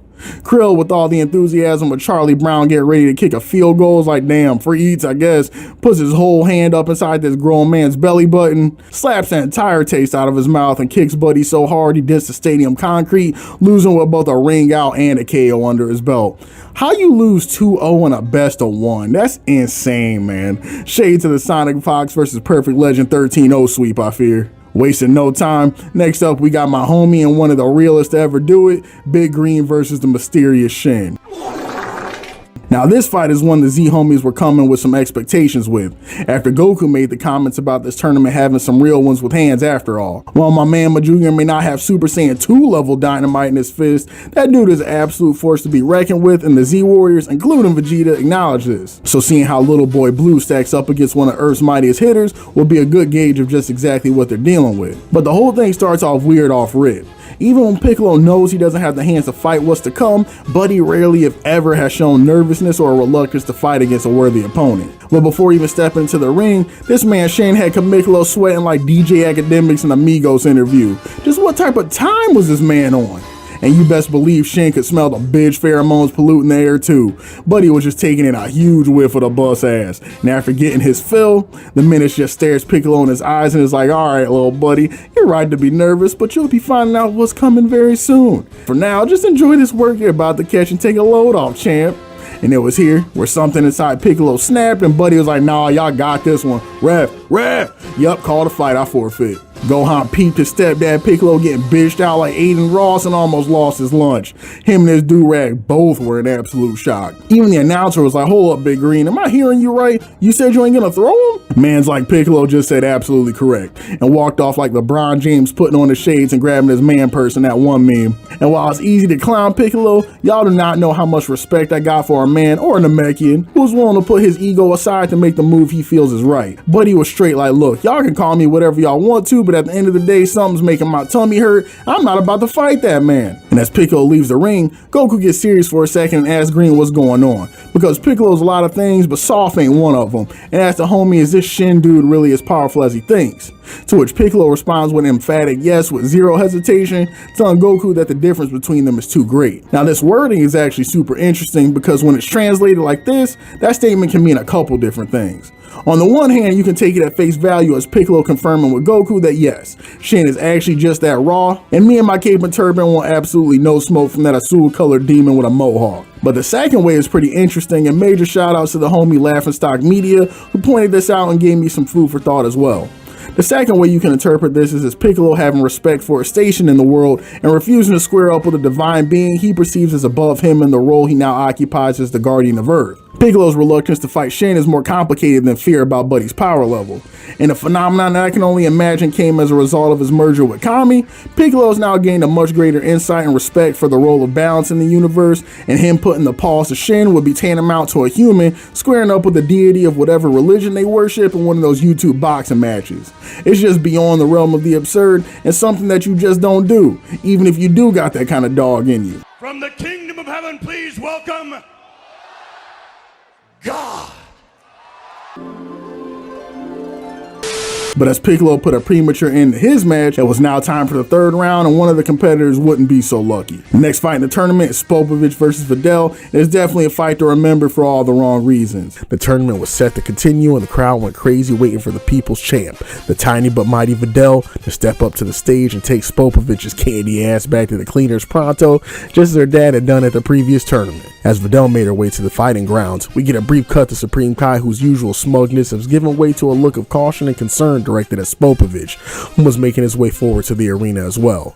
To drive home the sense of something being off, the anime gives us a brief cutaway to the previous World Martial Arts Tournament, where a much smaller and significantly hairier Spopovich was easily dispatched by Hercule, driving home to the audience just how much Spopovich was not and never has been that guy. By all accounts, this should have been all but a guaranteed dub for the tomboy tussler.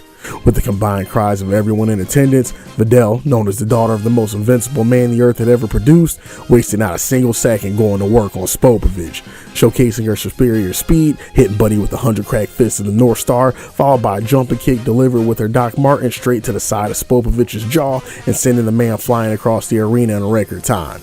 Had man's whole world turned upside down, turned dude from Mario to Waluigi. It was so bad everyone in the arena, including the announcer, thought Buddy would sleep off the first exchange and began the count.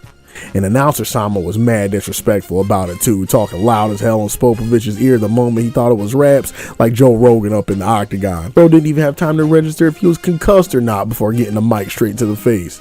Big Sandwich was like no need though and stood up at the count of -1 and was immediately ready to get active again. Then Big Man and Videl started boxing, only for Videl to hit homie with the softball slide she picked up in PE class and sleep him again with the same kick she hit him with last time. And starting here is around the time Videl starts to get a bit confused, because it's clear from the absolute wash cycle he's getting put in, he don't got hands like that for real. But at the same time, this dude is frankly taking inhuman levels of damage. Kicks as clean as she was putting on Buddy should have had his brain dancing to Mambo number 5. Ladies and gentlemen, this is Mambo number 5. For some reason, man like Big Vitch was able to get up and walk it off as if nothing happened. So Videl's like, alright, man's gonna be like that, let me bust out some of the advanced stuff. Grabs Spopovich's shirt and hits him with a textbook Tomoe Nage. Had dude's whole body weight airborne and landed directly on his neck, and by all accounts should have had him slumped or worse. But once again, just like Jason Voorhees peeping some camp counselors getting a little too acquainted, the homie is right back on his feet in no time and is ready to tussle. Videl decided she has no desires to end up like the horror movie victim out here in these World Tournament streets, puts everything she has into one last combination that she is positive will put this man to sleep. With all the power her biker shorts can muster, Videl hops in the air and once again delivers a free taste test of Big Spoke of her battle-ready Doc Martens. She then hits Buddy with an elbow that would make Meta World Peace blush, a knee to the jaw that lands flush and by virtue of human anatomy should have hit the lights out button on realistically anyone, no matter how many pounds of muscle you might be hiding behind. The combination was so clean it even had Gohan and his do-rag on the sidelines about to approach the stage with flowers and a Gatorade ready to claim the dub. But just like that case of chlamydia y'all caught on y'all sophomore year at university messing with that chick in the Harley Quinn cosplay, Big Vitch returned with a vengeance, this time smiling because he just knew what type of diabolical antics he was about to get up to and he couldn't help but grin a little bit. It's at this point right here where the whole vibe of the scene changes, where we go from optimistically hoping for a Videl victory from an overly bullet spongy boss battle to praying the whole thing would just end and asking Gohan to throw in the damn do-rag and call the thing off like when Apollo was up against Drago and Rocky IV. You know the whole thing was going sideways when Goku of all people opens his mouth and tells you to call it quits. This man is arguably the embodiment of drawn out shonen ass beatings. When you got Kakarot of all people in your corner telling you something is bad, look, I promise you just sit down and listen. But alas, as we are all acutely aware at this point, that is not quite what happens. Now real quick, I just want to speak on why this scene is as infamous as it is. Ass beatings are synonymous with DBZ as big hair and grown men screaming at the top of their lungs at this point. So seeing the character get their stuff pushed in is far from a rare occurrence. But what makes Videl's loss to Spopovich so crazy is just how drawn out and cruel it was. Looking back at it, it's such an insane tonal shift coming off Gohan's wacky slice of life adventures that it kind of makes you side-eye Toriyama just a bit, and that's exactly what Big Bro was cooking. Videl's massacre from Spopovich spans multiple episodes and a good 3 to 4 chapters in the manga. And while we have seen long drawn out ass whoopings in the story before, the combination of Videl's pained expressions, the characters' reactions, and the increased gore compared to most fights in the series is enough to catch a lot of the audience off guard and create a starkly different atmosphere from your average hero losing a battle type situation. And while I won't sit here and exaggerate like Videl's ass whooping is the hardest and most goriest thing ever to watch and shown in manga, believe me, I've seen much worse even in my own experience. To play like it's not a step further from what we normally see in the series would be a bold-faced lie. Like, come on, man. There's one panel in the manga where after Spopovich knees Videl in the face, he pushes her head away to get a good look at her like an artist admiring their favorite painting, and you see homegirl barely holding on to consciousness with a rearranged nose and literally over half her teeth missing out of her mouth. This is not your average DBZ post-loss screenshot. On a personal level, I think the whole thing hits me so hard because it's like fighting your sleep paralysis demon if it was a real dude. Y'all ever have one of those dreams where for whatever reason you find yourself throwing hands and no matter how hard of a punch you throw, the dude is just eating it in the moment before you get flatlined, you wake up? Yeah, this Videl fight is like that, but without the waking up part. It also reminds me of another infamous beating in the Frieza Saga when the prince was getting his salad tossed and the galactic tyrant took him to Red Lobster for those bag shots. That was another beating that had a different level of cruelty to it that you could argue is right up there with Videl's whole mess with Big Spopovich. The whole time Videl is getting splattered across the World Tournament floor, the whole crowd is watching in abject horror as the offspring of the world's strongest warrior was getting her number pulled by a man who was by all accounts supposed to be a nameless jobber that none of them had to worry about. Even Vegeta, while he might not have said anything, was looking at the going on in the rings like, yo, my hands are ready to eat for everyone too, but this Spopovich clown is taking things a little far even by my standards. The craziest part is Gohan. Bro, can y'all imagine seeing the girl you mess with literally getting dragged through the mud and her teeth knocked out while you just chill on the sidelines with your silky just gritting your teeth? What type of time was this man on? But this was even goofier. About 97% through watching this girl get packed up, Gohan is like, I'm mad, and is about to let out some of that prepubescent rage you ain't seen since the Cell Saga. But for some reason, Goku's on the sidelines like, whoa, Gohan, calm down. If you go out and help her now, you're gonna forfeit your match. Two things. One, ain't you the fella that said old girl should have hung up the gloves like 6 minutes ago before Spopovich started turning her into toothpaste?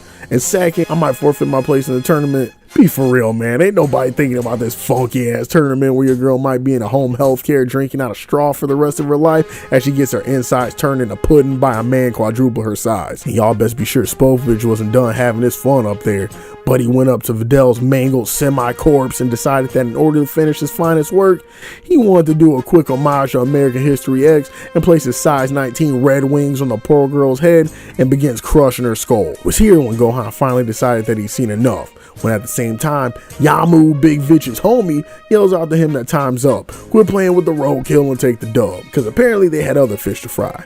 Vids looks over at his comrade and immediately complies, dragging Videl's body like a sack of potatoes and dropping her onto the grass, finally ending the torture session and allowing those in the arena to breathe a sigh of relief for the first time in what felt like an eternity.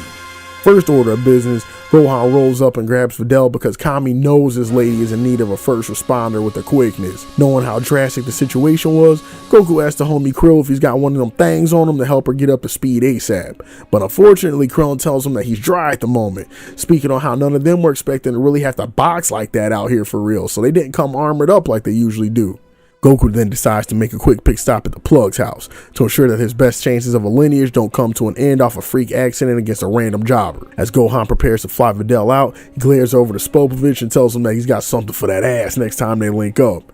Then this demon Spopovich just smiles at him as if to say, yeah, whatever you say, blood. Where was that energy a few minutes ago when I was using your girl's dental floss? As Gohan gets Videl squared away at the infirmary, it's around this time that Satan gets word of the trip to Boomtown his daughter took at the hands of a known jobber Spopovich and is beside himself with confusion and worry. Satan heads into the hospital and sees his daughter battered lying on the bed and is ready to square up with Gohan, no questions asked, thinking he might have something to do with her coming to the facility looking like a washed hockey player. A tournament staff member clears up the misunderstanding though, and as Gohan prepares to make his leave, he gets one final parting message from Videl. Rip the M off Spopovich's head for me. With his vowed pledge, Gohan heads out, leaving Hercule alone to ponder over his daughter before catching a glimpse at her smile and immediately intuiting that his baby girl's into that absolute dweeb and gets salty like any father would. I'll admit y'all, up to this point I've been pretty hard on this man Hercule, but I think it's because up to this point in the story, barring his heroics with getting on his Mahomes timing with Android 16's head, he hasn't exactly done a lot to endear himself to the audience other than his presence being sheer comedy. But it's at this point where we get a glimpse at the man behind all the lying and the BS, and I'm a big fan of family man Hercule. As flawed as the dude is, Buddy absolutely loves his daughter, is willing to do anything, including placing himself in danger if he feels like it'll protect her. This moment in the hospital is a quick glimpse giving subtle hints of the real one that lies within Hercule's Satan. As other parts of this arc is going to show, this dude is an absolute ride or die when it comes to his friends, and as infuriating as his lies might be at times, if the dude considers you a friend, he will literally square up with the world's strongest creatures to make sure you good. You can't really do much except dap dude up and give him top level respect for that. Gohan asked announcer Sama if they could take a quick break in the action before a throwdown with Red Shrek in order to get Videl a healing herb. Y'all already know how a real one gets down, but he bought Gohan a few minutes as the homie caught up with his dad, finessed the bean, and made his way over to Videl's room with the quickness. And we definitely know how mans like Son Gohan gets down too. Kid just barges in the room and tells his girl who's on life support, yo, I got this magic bean from my pops who got it from a talking cat and it'll make you feel better. Now, of course, we know the lore on these Senzuns, how potent them bad boys are, but you absolutely have to understand where the homie Hercule and the medical staff are coming from when they see a questionable teenager with tinted sunglasses barge into a girl's room and tell her to eat a magic bean he harvested from parts unknown. To be real, I won't be trying to let my daughter have any parts of that either. And as always, the homie Satan gets a solid gold line in the English dub where he's losing his crap on Gohan and tells him, don't think you can impress my daughter with a bean. Yeah, and don't think you can impress my daughter with a bean! Trust me, sir, this will make her as good as new. No way, no bean! But he was not having it. This dorky ass teenager think he can just finesse his daughter in the Satan dynasty by offering her some bushes baked on a hospital bed? No thanks. Videl, on the other hand, knew better. Not only did she trust Gohan, but she knew how wild his people were. And if he tells her that he has a magic bean that'll make her feel better, then the only thing she can really do is go say less and down that bad boy. And that's exactly what she did too. As her pops was about to pitch a fit and run down Gohan to give him taste of that father-in-law dynamite punch, Videl took the perk and immediately started geeking, sitting up out of their hospital bed like the Undertaker in the second half of a match. Then if that wasn't wild enough, the lady springs to her feet and starts hitting the Yatta Chun-Li from Street Fighter 2 win pose, as though those injuries she caught from Rasputin earlier weren't even a thing. Down below, it was time for Gohan to get busy himself, step into the ring with Red Hawk, prepared for the festivities to get started. Up top, Gohan's homie Sharpener, Eraser, and unnamed nerd number 2 looked down below, and when the latter asked, wait, ain't that fella Gohan from school? Sharper's like, hold up a damn minute, and in seconds confirms that it's Gohan after peeping the lack of a lineup in the bedhead.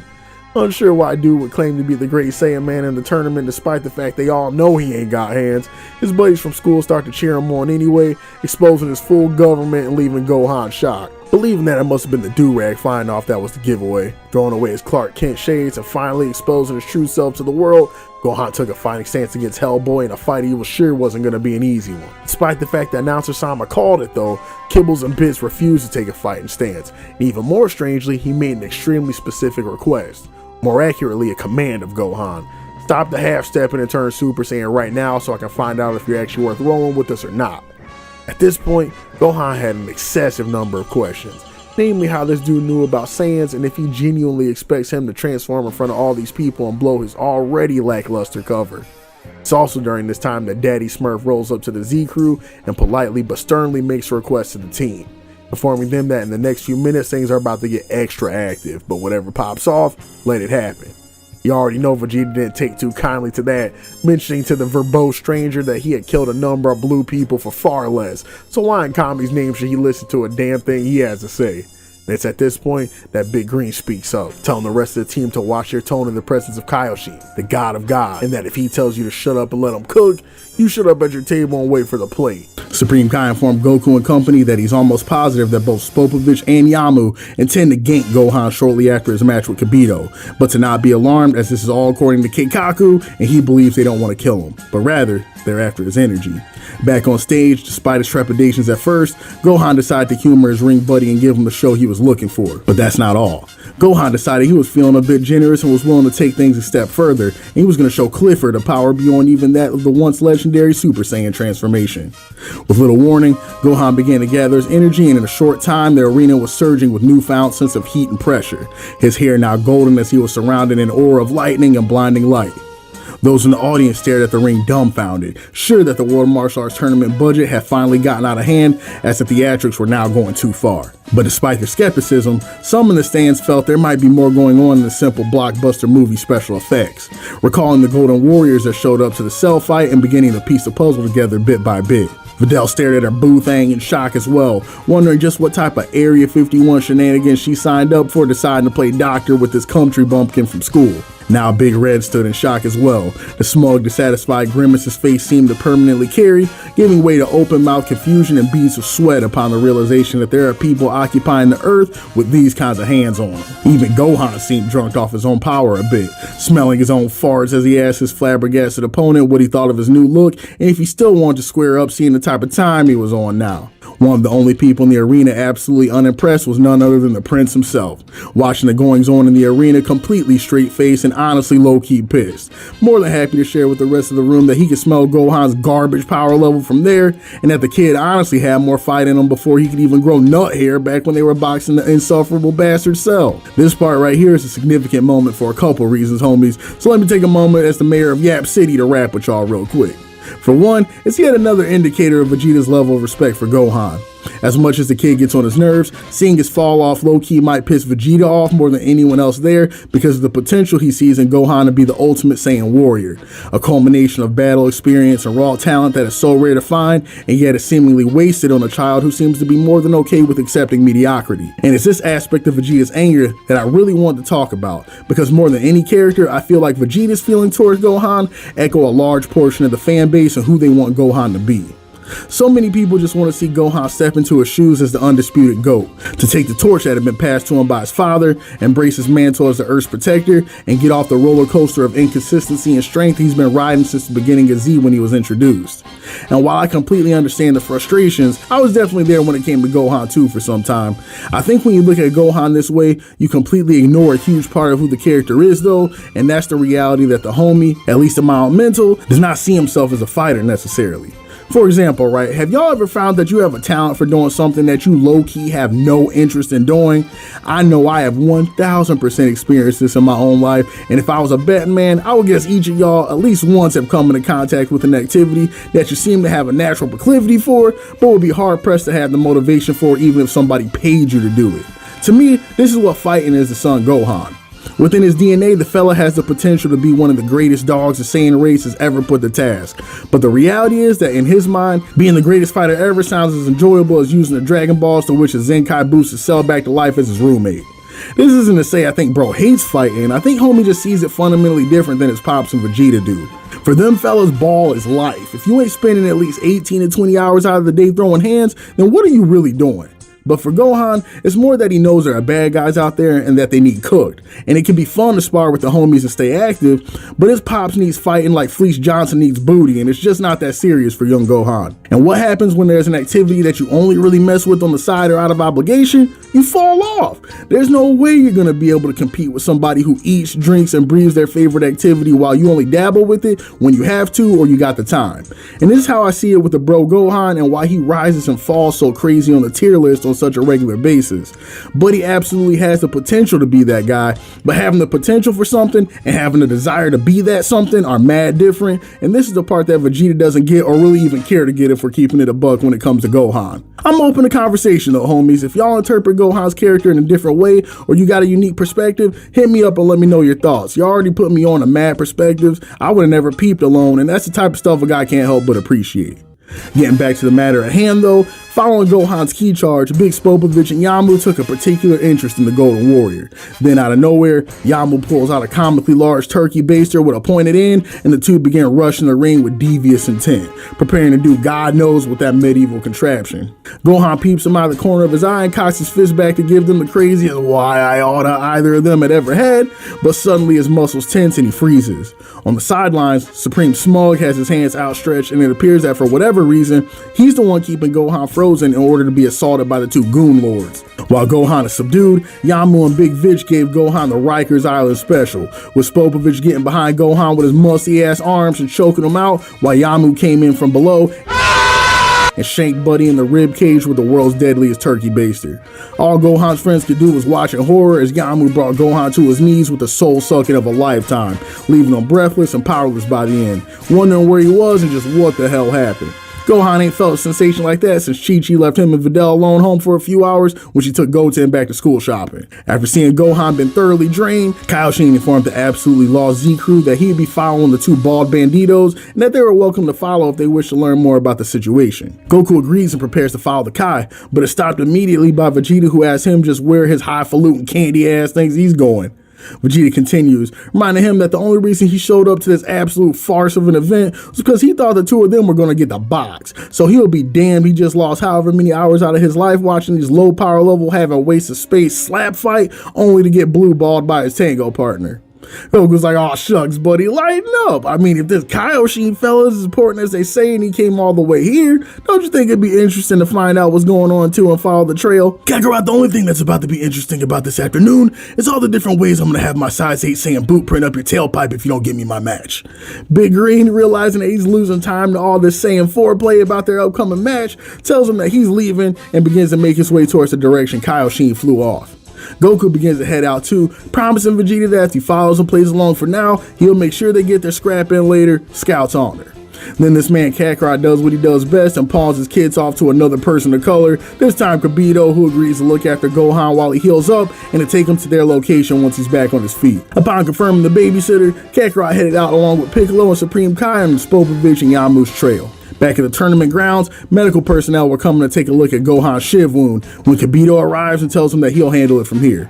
In an act resembling Dende's power of healing, Kibito places a hand on Gohan's body, healing his wounds and returning his lost power. Kibito also remarks with shock at the revelation that Gohan still has power left untapped within him and is blown away at the seemingly endless well of energy this young human boy seems to possess. Kibito asks Gohan if he wishes for answers, and if so, to follow him to learn more. Gohan begins to leave and is stopped by Videl, who wishes to tag along, wanting to know more about the incoming threat herself and feeling strange at the idea of staying there and out of the loop by herself. While Gohan and Videl begin to make their way out of the arena, Big Krill catches up with his wife and asks if she wishes to tag along to see what's going on too. Krillin must have forgot his wife is a certified bag chaser though. She immediately declined, telling him she is good on the whole ordeal if there ain't no Zenny involved. 18 as Krillin promised to get his short ass out of there if things get too active though, and like that, half of the World Tournament's participants flew off to parts unknown, leaving announcer Sama with a brain aneurysm trying to think of what on earth he could do to salvage this tournament considering the absolute state of what it's become. From here we return to Supreme Kai and Kaioshin's perspective, where the God of Gods prepares to give us the lore dump on the actual plot of this arc and cement the end of Gohan's slice of life adventures. Supreme Kai explains he's appreciative of the company of the Earth Warriors, not because of the threat presented by Biggie and Smalls, but rather by the puppeteer pulling the strings. Supreme Kai continues, explaining to the Mali crew that before the dawn of civilization, there was a magician on what could only be described as absolute do-dirty timing. Mans came from a godless household and the parents named him Babidi. Low-key might be half the reason he turned out the way he did, but that's a story for another day. One day, while Babidi was on his regular BS shenanigans, he cooked up something extra grimy, a monster known as Majin Buu. And this Boo fellow was a grade A sociopath. Mans has no fear, no job, no emotions, thriving simply off vibes and a will to see the world burn. Sounds like he's from Detroit.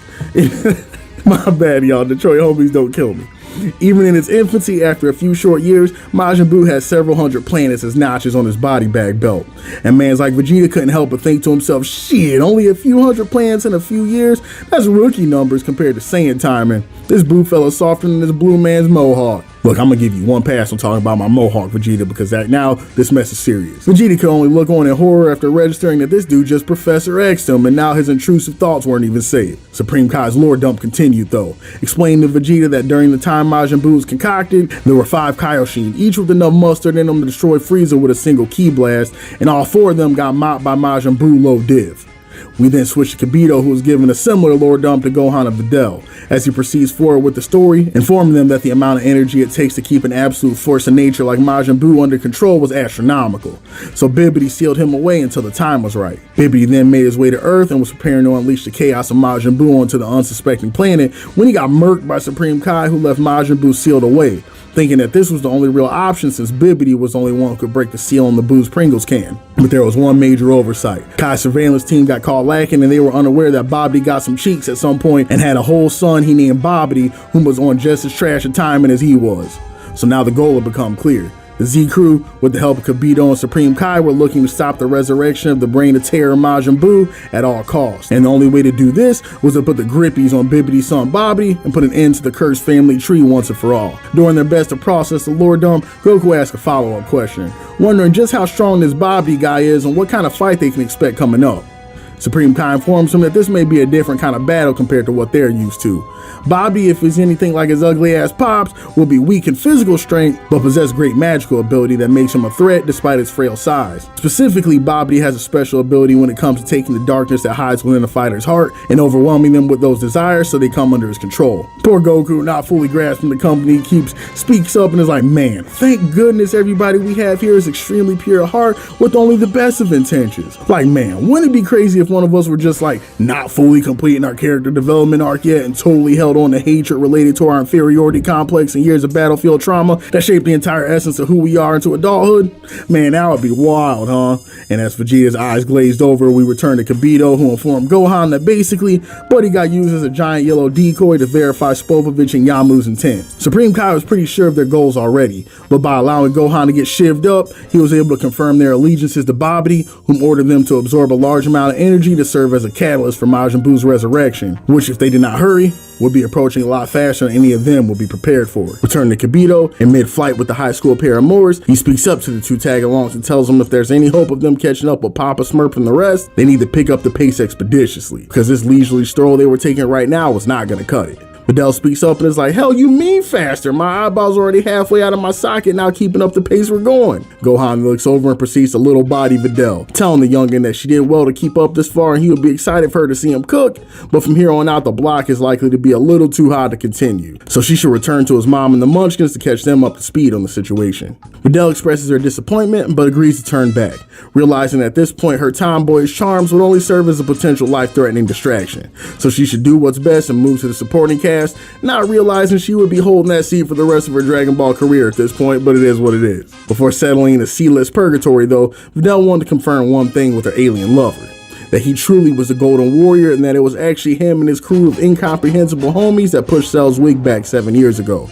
Slightly ashamed to admit it, Gohan finally fessed up, confirming what Videl low-key already knew deep in her biker shorts. She admits to Gohan that as much as she loves her pops, she really did think that it was weird that her pops, knee-deep in a midlife crisis and more washed than Gohan's teddy bear undies, somehow went fist to beak with an extraterrestrial capable of shooting nukes out of his hands and took the dub. Videl demands that Gohan hurry off and he be the big dumb hero that he is, and she will hold down the fort with the normies while he's away. And with that, Gohan and Kibito fly off at Mach speed, leaving an astonished Videl waving by and under her breath committing to doing things to Gohan he couldn't even wish on the Dragon Balls if he makes it back in one piece. Gohan and Kibito rapidly made their way to the larger group, and in no time, the Z homies in the company of their new comrades noticed Yam and Vids beginning to slow down and it looked like they arrived at their destination. The crew peeped Thing 1 and Thing 2 showing off the turkey base for someone whom Supreme Kai confirmed to be a jobber and not the droid they were looking for.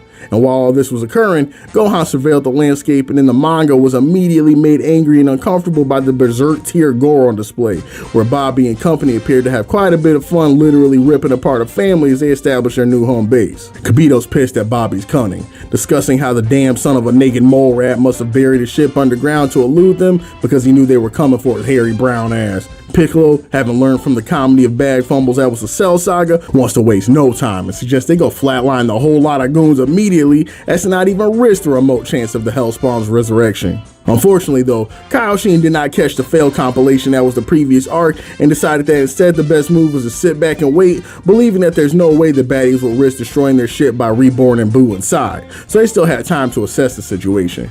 After a few moments of silence, we finally see the stars of the show. A gigantic horned demon with a Tim Curry goatee and a floating creature resembling an old man's testicle with beady eyes, whom the Kai confirms are Babidi and Deborah. Kaioshin is shook when he sees Deborah, calculating the Steiner math and seeing their chances of survival drastic go down now that he was in the mix. He explains to the crew that while one of them likely very well could be the strongest in the universe, Cut the Beerus laughing as he accidentally steps on Goku's foot a little too hard and kills him, Deborah on the other hand is the strongest man in the demon world and is a force to be reckoned with. I know Goku was sitting there in confusion like, hold up, Kai, back when I was like 11, didn't I box a dude named Shula who was supposed to be the king of the demon world too? They just be passing the title off to anybody nowadays.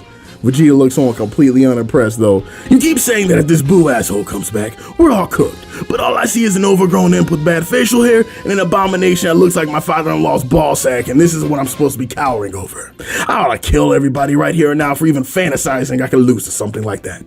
Goku looks over at the homie Krill and is like, appreciate you coming with the moral support, little bro, but your presence here is about as useful as some condoms you and 18 were using. So you should probably head back while the chance is still there. Krill looks over and is like, say less, I was just thinking the same thing. Appreciate the invite and have Gohan shoot me a text when it's wrapped up. Just as Krillin was planning his escape though, things began to go sideways with the quickness. The musty magician thanked Yamu and Spopovich for their services, informing them that the amount of energy they were able to juice out of the humans, the resurrection of the ultimate evil should soon be at hand. But just like your average employer in today's job market, once they got what they need out of you, you quickly become disposable. And with a glance, Babidi gives Spopovich the worst case of testicular torsion the world has ever seen. Had the homie expanding like a fist of the North Star villain before exploding in a spectacular showcase of blood and viscera as the Z-Fighters attempt to register just what the hell they walked into. Yamu saw this and immediately put in his 30-day notice, but it was too late. As Jobber homie with the popo lips came out of the trenches, aimed his blick and gave the poor man the worst bag shot of his life, exploding him into pieces from a good 90 yards away while the rest of the goons were back at ground level dapping each other up. After the funeral bells were done chiming for Yamu, Babidi and Deborah returned to business, remarking on how they know that Kibito and Kai were up there hiding in the rocks on some pure concentrated bitch-made behavior, but it looks like they brought some Earthlings to stay and get cooked up as well. Bora was happy to oblige, and after getting orders to smoke all but the strongest three and to keep Kai alive so he can go at him with a few hard-piping brothers with pliers and a blowtorch, Bobby returned to the ship with Jobber McGee so Deborah could get to work without interruption. And get the work this man did. As y'all are well aware, we have seen more than our fair share of disrespectful actions taken by both the Z Crew and the Rogues Gallery alike.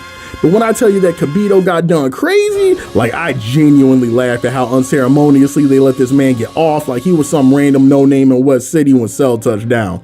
The moment those little doors closed on Babidi's ship, Deborah was cruising like a madman making a beeline to the Z homies' not-so-hidden location. And by the time the jig was up, Deborah and his goatee were already having their hands in Kibito's personal space, talking about some what did Five Fingers say to the face? And before Kibito could even ask Deborah why his hands were wet, Buddy got the absolutely most crucial facial of his entire life. Like worse than what Supreme Kai be giving him on those Saturday evenings and just took the whole stream straight to the mouth. Ungodly work. But he got nuked so bad all the rest of them could do was say damn and admire the crater they were now gonna mount Kibito after the magnificent work that man just carved out.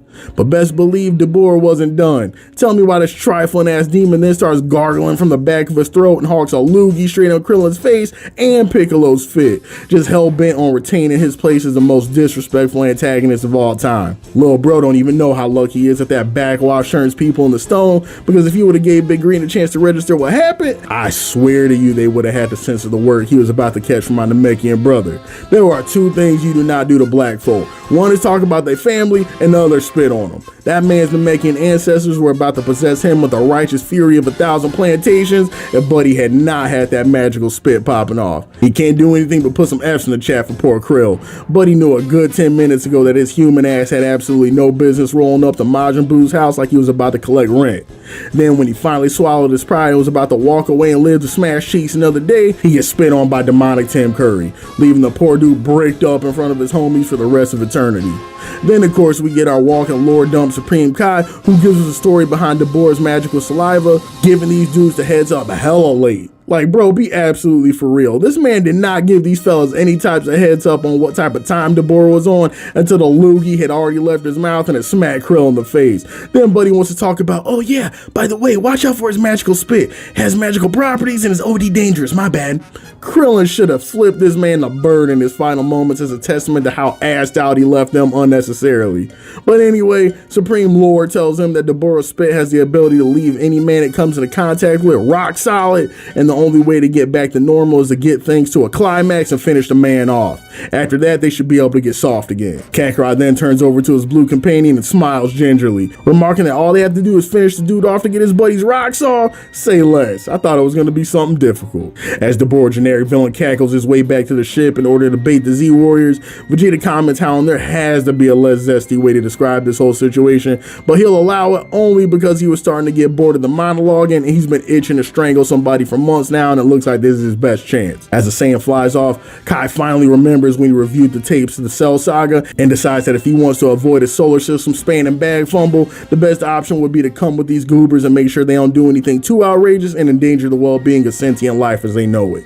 And just like that, all the homies, including Supreme Plot Device, arrived in Babidi's ship and played into his hands exactly as he had hoped. Babidi sensed this and couldn't help but laugh to himself at his galaxy brain plays and the absolute predictability of the numbskulls who were following him and supposed to be his opposition. If the resurrection of Majin Buu was in the hands of these smooth brains, then the day was as sure as his. Big baby Babidi then ordered his loyal jobber Pui Pui to clean up and gather their energy so the real show could get on the road. That's when this indisputable waste man Pui Pui hops in the escalator and rolls up on the Z crew, informing them that Big Papa Babidi is on the bottom floor, but to be real, they shouldn't even be worried about that because he's about to toss their salad right here and now. We make a quick cut to Babidi and Tim in the control room, yucking it up, wondering how in the actual hell those shiny-headed jobbers managed to collect so much energy so fast for Boo's resurrection. When we get back to the Z homies, where Pui Pui is bug-eyed, staring absolutely astonished at the display in front of him.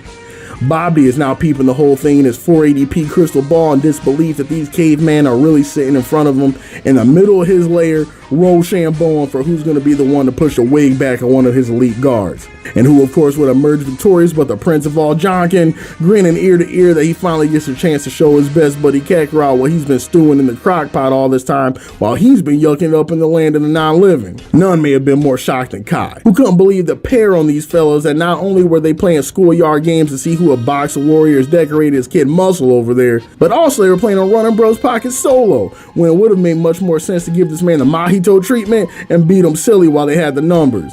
Vegeta just about threw up in his mouth at the mere suggestion, asking Kai what the hell he thought this was. I don't know what type of thoughtless activities y'all be getting up to in the realm of the gods, but in this universe, we don't run gangs on free eats. The prince recommended that Kai just sit back while the adults were about to do their thing and observe how they get busy on Earth ever since the Saiyans dropped down on that worthless rock. And while Kai was reeling from the absolute insane levels of disrespect, Goku grabs the god's arm and is like, look, little homie, I know you don't know us like that, but Vegeta's actually spitting this time. Just watch what my little bro and his hairline got in store for this no name who thinks he can box. Our perspective returns to Vegeta, who's like, alright bro, I'm done conversing with this fake ass Frieza Force reject. We boxing or what? And this was all Pui Pui's ego could handle. In a flash, he was right in the prince's grill and threw a kick to his forehead, aiming to give Buddy a second widow's peak for all the disrespect. As this man Vegeta, without breaking stance, grabs little bro's foot in midair, and in one of the most unnecessary but sick things I've seen out of him, hits him with an absolutely nasty kick posed up to perfection. I mean, just peep the form, y'all. Buddy out here looking like a Nike logo. Wasn't a single damn reason he needed to do all that, but homie just wanted to make a statement, and I applaud it. Just as Pui Pui was getting off the ground wondering if he met his deductible this month, who else but the prince was just standing directly above him in the coldest onesie of all time, kicks the taste out of the poor man's mouth, and now he's got to worry about dental coverage too. Babidi and Dabura were peeping the whole thing from his little ass crystal ball CRT, and they could not compute what they were seeing. Like, this fella Pootie Tang was catching wreck like they had never seen before, and suddenly Babidi started panicking, yelling at Dabura like, "Yo, quick, what's little bro's favorite place to box?" I'm in tears. Bro really said no items, final destination, Fox only.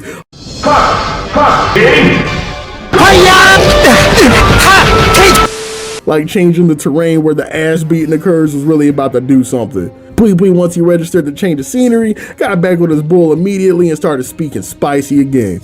"Aha, you in for it now, Saiyan. You might have got a cheap shot or 17 off on me when I was caught off guard in that little ass ship, but we on O Block now, my guy. You ain't even gonna be able to move in my streets, let alone mess up my teeth again." This fellow Vegeta just smiles back, standing completely still like, damn, maybe you right. This gravity might really be too much for a youngin'.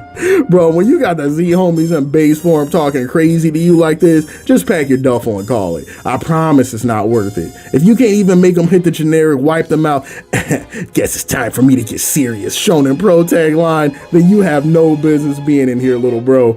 Apparently, Pui Pui didn't read the handbook though, and right as he was preparing to get his rocks off on the thoughts of the defenseless prince, this man Vegeta rolls up and gives him the craziest nipple twister of all time. Man just put his hands to his chest and said clear, and in the next frame, Buddy was chopped into more pieces than Rochi's Viagra he'd be taking with his applesauce in the morning. With two disrespectful kicks and some chest groping, Vegeta quite literally smoked the member of Babidi's elite guard, and with genuine disappointment returned to the chamber from whence they came, hoping that Babidi would up the difficulty on the next boss battle, or he would have been better off just staying at Capsule Corp to play tiddlywinks with his mother-in-law. Back in their conference room, Babidi, realizing he may have underestimated his company a bit, informs Dabura that the next fighter coming up to Team Babidi would be Yakon. Tim Curry looks upon his new master with a bit of surprise, wondering why he would be sending in one of their ringers so early, and that if Yakon goes up to bat now, there won't even be any scraps left for him to play with. The Mole Rat Magister reminds Dabura that they aren't here to get his demonic jollies off. All they need is a little more energy as fodder for the resurrection, then the real games can commence. We return to the Z homies where a pissed off Vegeta is ready to spin the block on everyone and blow the whole damn ship up in lieu of wasting any more of his precious royal time. Quaking in his banana hammock, Supreme Kai urges Vegeta to reconsider, informing him that such a massive shockwave would risk reaching the core of the ship and prematurely awaken the pink devil Majin Buu. Vegeta side-eyes a living hell out of Supreme Kai, convinced that at this point, Buu is more than likely free eats too, just like that jobber Dabura who he's been crapping his little boy shorts about this whole time. Kai damn near does a spit take, asking Vegeta to repeat that last part about Dabura again. With concentrated ice in his veins, Vegeta asked the Kai if he stuttered and that he said what he said. Dabura ain't even halfway worth the expedition dump he was forced to sit through. Taking a look at his moves and the way he attacks, all Buddy really got cooking is his spit. The only reason Kibito got hosed down the way he did is because he's soft too and he got caught lacking. Supreme Kai could truly not believe his ears. As far as most creatures in the universe were concerned, Dabura was one of the most terrifying entities of being in this world or the next could hope to come across.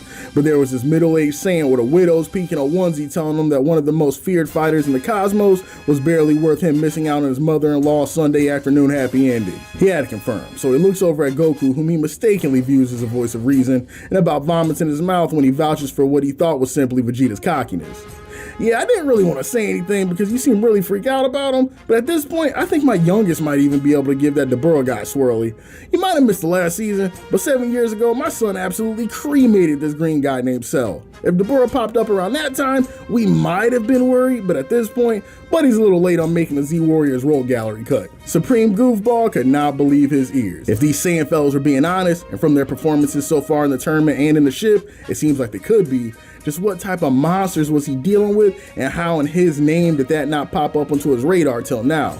But the internal monologuing will have to wait another day, because as luck would have it, Babidi seemingly responded to the annoyance of the battle-hungry Saiyans and sent them another warrior to satiate their appetite. And out from the hellish escalator arrives a brute that the audience knows to be Yakon, and from the moment he arrived, you can tell he's going to do absolutely no work. It has pretty much been written in the Z canon, and honestly shown in canon at this point, that if you're a bestial monster of the week looking monster thing, your chance of being anything but a power grab reference are less than zero. Goku sees this monstrosity walk out and is hilariously enough low-key pissed that Babidi will bring a creature this ass to have him box on his one day back to Earth. At this rate, Goten could have had another younger sibling with all the time Babidi had him wasting. But much like Deborah and Pui before him, Supreme Kai was gassing this fella up, talking about, oh no, it can't be. Has Babidi truly unleashed the scourge of the universe Yakon on its unsuspecting intruders? And just like Vegeta earlier, Goku doesn't even gather his ki when the fight begins, but he just sizes his frog-adjacent abomination up and dodges all of his attacks. At one point, Goku gets caught sleeping at the wheel just a bit when Yakon proves that despite being a big body, he's got a little speed to him. But even with this ambush attempt, Goku walks away with only a scratched up gi and a brief trickle in his trousers. Supreme Kai is watching all this and assumes Goku is in trouble, requesting that they all hop in, because surely it would not be dishonorable to assist if they cooperated against a beast as formidable as Tampon. This time it's Gohan that speaks up and tells him, nah, this is actually alright, let my dad cook. I'm gonna shoot Videl a couple of ship selfies, hit me up when something actually happens. Bobby, the basement dweller watching from his iPad, sees Goku's hesitation and making a move and is convinced it's because his ringer Yakon has him shook and their whole crew paralyzed with fear. In order to ensure that this job remains as short of work as it should, Babidi once again goes to stage select, turns the CPU level to 8 and activates the Darkness Skull. In Yakon's homeworld, he was born in the darkness, molded by it. He didn't see the light till he was already a mine. Having finally had the chance to use that quote after waiting eons, Ramrod went on the offensive, readying the sides on his hand to give the Earth Warrior the closest shave he had ever experienced. But something was weird. Yakon attacked and knew exactly where the Orange Man was located, but the satisfying squish of cleaved flesh was nowhere to be found. And on top of that, in the next second, he was sent reeling back after getting his nose bashed in by a pair of blue Tims. All Yakon could do was look on in horror and acknowledge the eulogy he was being given to remain in Jobber City, as Kakarot explained that while he may not be able to physically see his ugly ass with his eyes anymore, being the S-rank battle daddy that he is, it's quite an easy thing to read his goofball movements simply using air currents and following the smell of earring backs polluting the air. Yakon damn near had tears in his eyes at this point, but it wasn't over.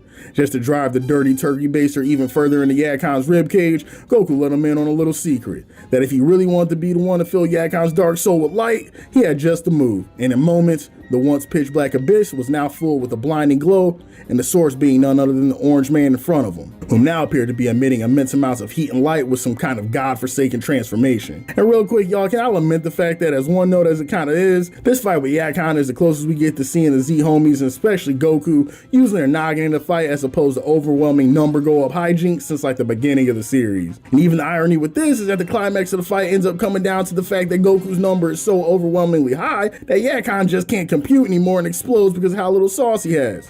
This part was cool and different because we saw Toriyama briefly dip his toe into like the JoJo style of battle manga for a quick second, where the answer in a fight isn't always raw power and the situation can be won using proper ingenuity and the tools they have access to.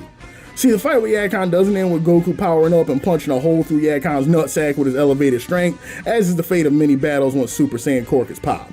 Instead, what ends up happening is that Yakon reveals a little trump card that he's been hiding. After Goku peeps that this fella Yakon hasn't defecated his non-existent trousers after peeping his 3,000 kili transformation, big ups Babidi for the extremely scientific power scaling measurement, Yakon informs him that although he may be a mere 800 kili beast, he has a power that can even the odds, and in the next moment proceeds to absolutely soul suck Goku. We're talking hand over hand, double piston chesty, gawk action that hits the Saiyan so hard, but he turns into his base form and is left wondering what the hell just happened. And once again, here comes Supremely Late with the delayed lore dump on Yakon, revealing that he is a beast that consumes light energy, so Goku's Super Saiyan transformation will be the perfect fuel for a monster like that. Now real quick, before I get too far from the JoJo thing, let me just state that this part had me so confused. Now I know that I'm overthinking this, but what exactly does it mean that the Super Saiyan transformation is the product of light energy, bro? This is a point that literally never gets brought up again and it shrivels the hell out of my acorns. In my head canon, I always just saw the Super Saiyan transformation as a manifestation of hella ki. Like the fighter's body is going into overdrive, producing mad energy and heat, and the result is the spiky hair, out of control aura, and the big jump in energy that we see. But then out of nowhere, Toriyama in these few panels hella late in the series starts talking about Super Saiyan being composed of some kind of literal light energy, and there are beasts that apparently can feed off this energy to sustain themselves. Man, what? Like, I get that the energy from the transformation produces light and that comes off the user's body, but this section makes it seem like the transformation is tapping into a whole different type of energy, period. And now I'm sitting here like the thinking emoji and my chin in my hands wondering what the hell I missed in all this. I'ma stop now because I know it truly ain't even that deep, and I'm pretty sure I'm thinking about this junk more right now than Toriyama ever had in his life. But I would have felt off not saying something and letting my theory crafter homies in the comments put me on the game if there's something I've been missing this whole time. But anyways, getting back to the fight, the whole affair ends a little different than you might expect. Goku, after getting the heads up that Yakan's goal is to drain him of energy if he opts to use his transformation, Goku manifests all the BDE he has, and instead of switching up the game plan entirely, shifts it into overdrive and puts his energy output up to 11. I'm gonna do what's called a pro gamer move, causing Yakon to bite off more than he can chew, leaving the creature to combust, and Supreme Kai's understanding of what's possible in the world in further shambles. Now circling all the way back to the JoJo point,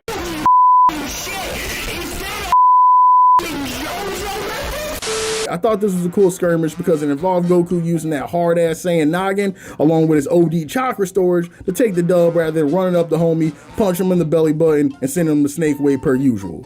And actually, let me be fair to Toriyama, because this style of fight was actually pretty common in OG Dragon Ball, so it might actually be more accurate to say that it was a good feeling to watch homie go back to his roots for a bit.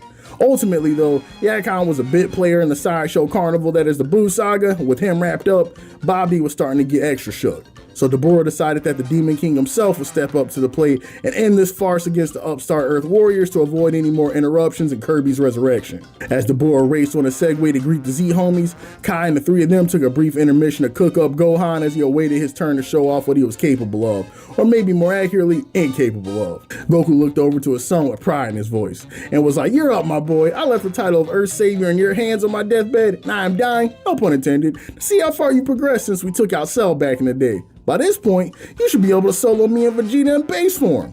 Vegeta then looks over to his begrudging brother in arms and assures him that the only other thing awaiting him on his trip from the other world in regards to his oldest son is a world of disappointment. "Hate to break it to you, clown, but between the tomboy chasing at school and the costume jackassery over the years, we'd be lucky if your boy could even arm wrestle Satan and win at this point.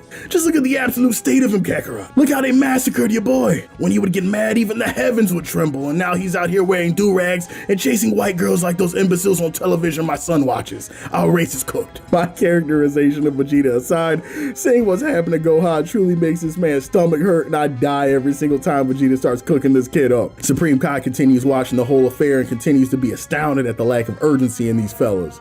He didn't realize that just like Goku, these other two must have the capacity to raise and lower their power level at will as well, and suddenly becomes filled with shame that he, the entity known as the God of Gods, has been surpassed by these nappy-headed lower life forms inhabiting the earth. And speaking of nappy-headed, while Deborah was finally making his grand entrance and saved Gohan from a further roasting by his father and no-nonsense uncle, we return to the tournament grounds where Hercule is trying to figure out how to collect the bag now that half the tournament has gone up in smoke and the audience is starting to get extra antsy about what's coming. That's when the champ comes up with a brilliant plan. Since the rest of those golden-haired panty waves scattered off after getting a whiff of the pure concentrated testosterone spilling out of the chest hair on his karate gi, with the remaining fighters he'll put on a battle royale. A fatal five-way where the last of the tournament participants would go at it in a knockdown drag-out final for all the marbles, entertaining the masses and ensuring the fat check would still be coming straight to the champ's pocket. After a bit of strong-arming, the tournament staff agreed to Hercule's demands, only they threw in another condition that he wasn't exactly accounting for.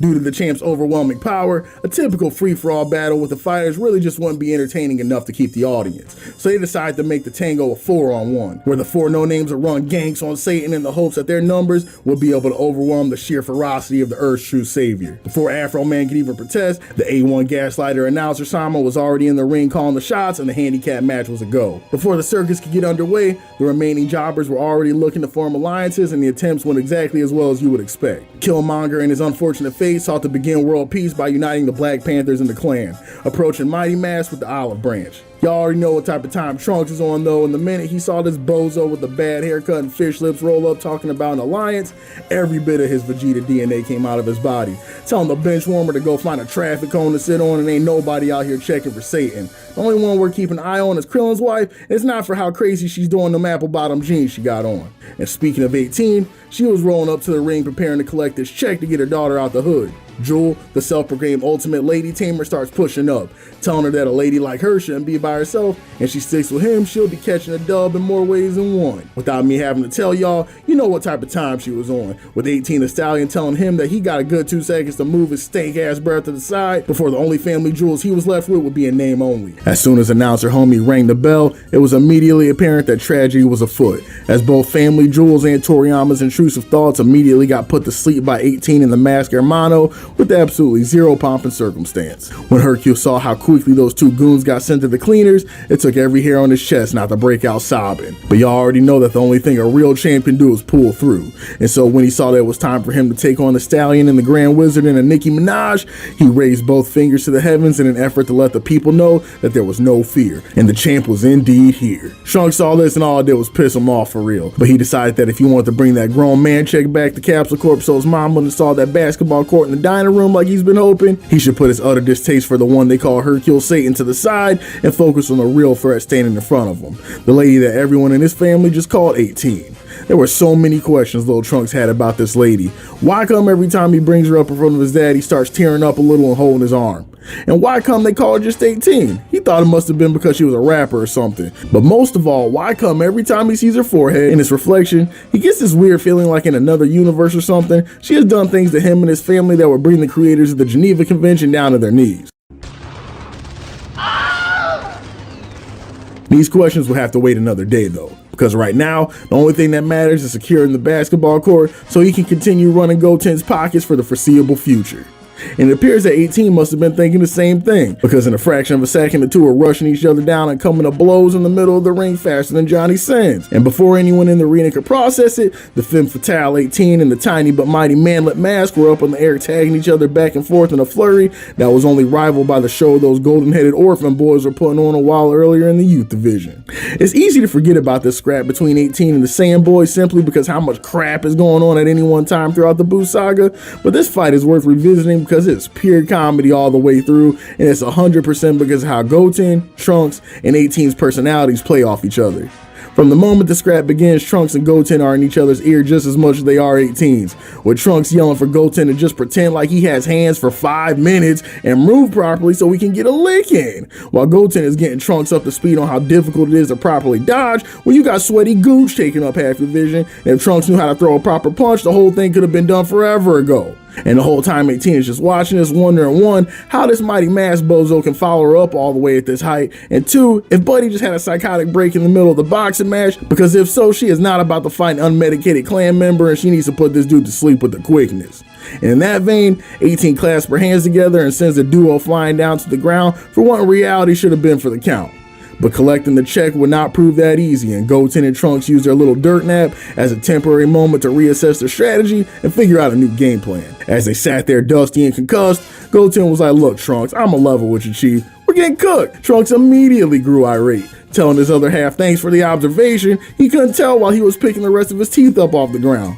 Actually, you know what, Goten? Let's tag out. Since you want to be in my ear this whole time talking about how you can do better, I'm about to let you fight this beast of a woman and you can tell me how you feel fighting for your life up there while I admire the scenery. On Kami and hailing a little Capsule Corp gooch gonna be the last of your worries when you're up there. And you know what? I'll even sweeten the deal. If you can land one solid punch on her, I'll give you my DS because I'm 100% certain it's not gonna happen. That was all Goten needed to hear. As the two little rats scurried into position, this time with Goten taking top bunk and the two rushed off back into the fire with renewed vigor. At this point, 18 was just starting to get pissed off because nothing about this dude made sense. Bro's got the limbs of a 9-year-old with the torso of 2 Vern Troyers stacked on top of each other. And now ever since she sent dude flying back to the surface like a meteor, he's moving completely different. It's like it's a brand new guy out here fighting her. Eventually though, 18 decides new patient, same treatment, and sends the duo once again plummeting back into the tournament grounds at terminal velocity and hopefully giving them something to think about again before they're silly enough to step back up to a real stallion again.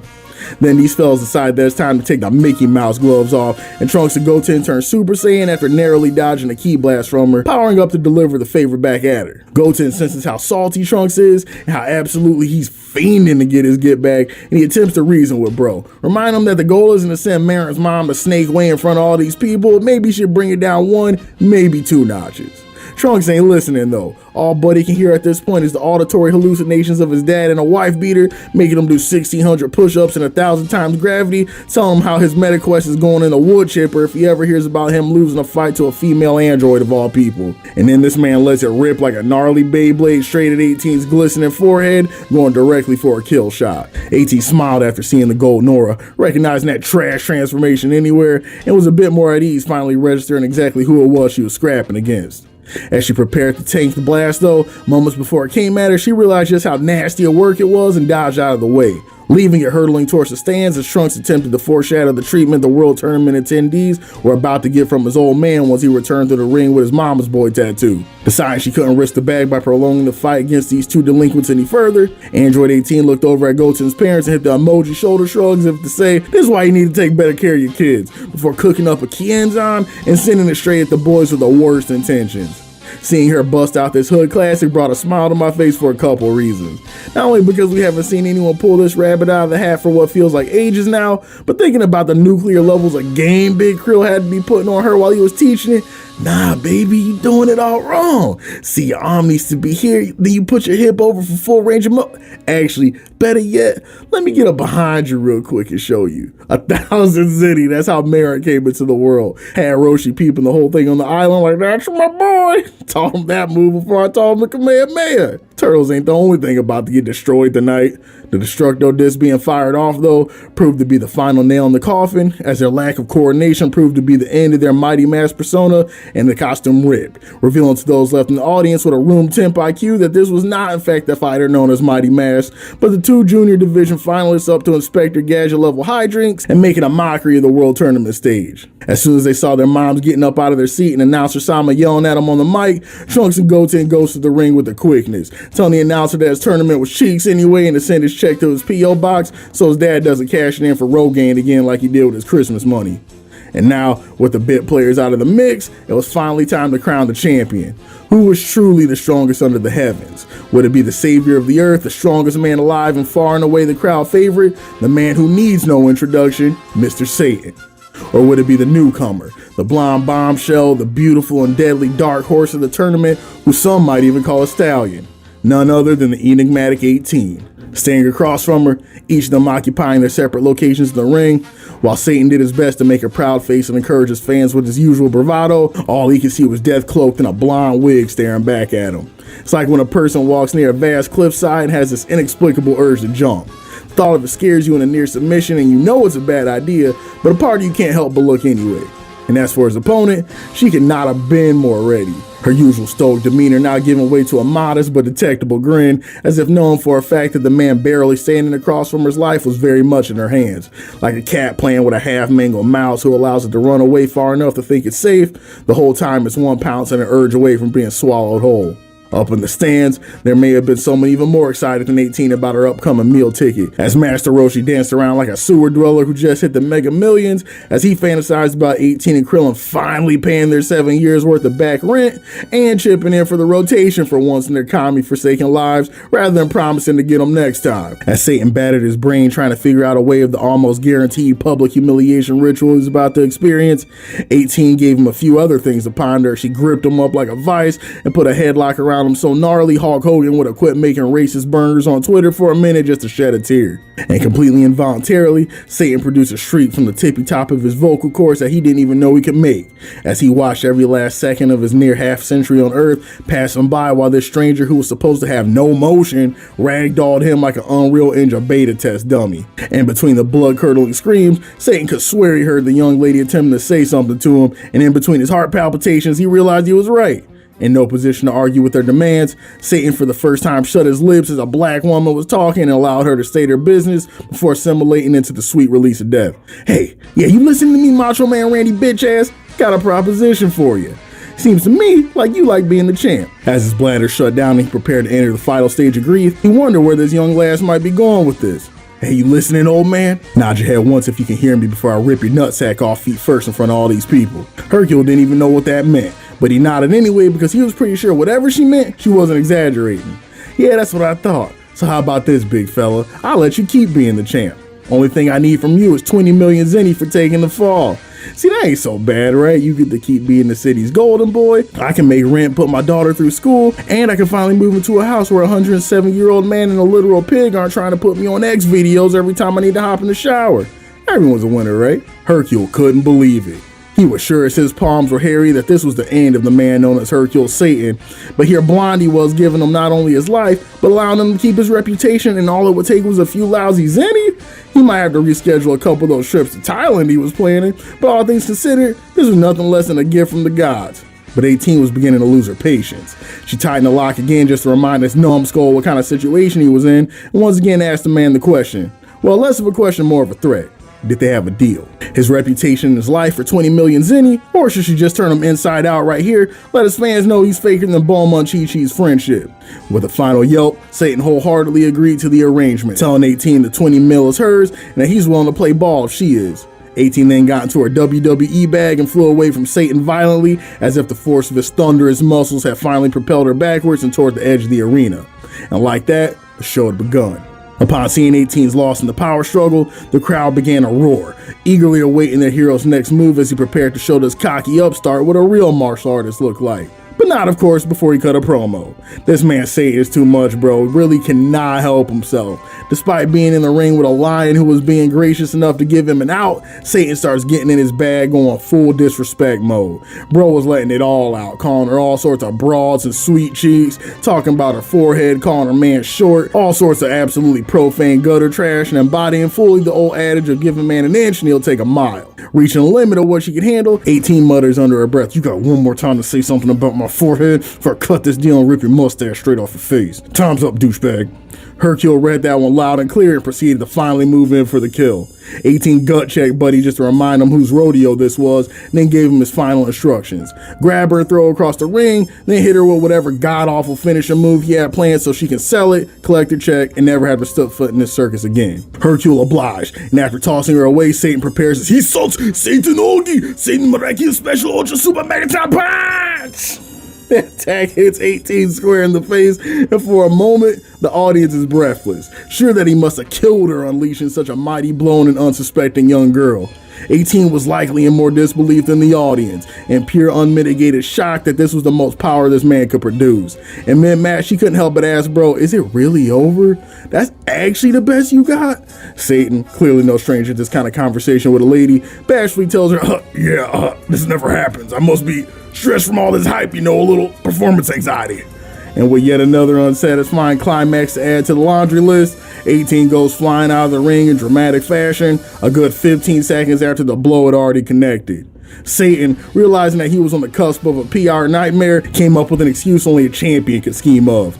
Informing the layman in the audience, he spent the better part of a decade mastering a punch with a delayed impact to throw off the rhythm of his most powerful foes.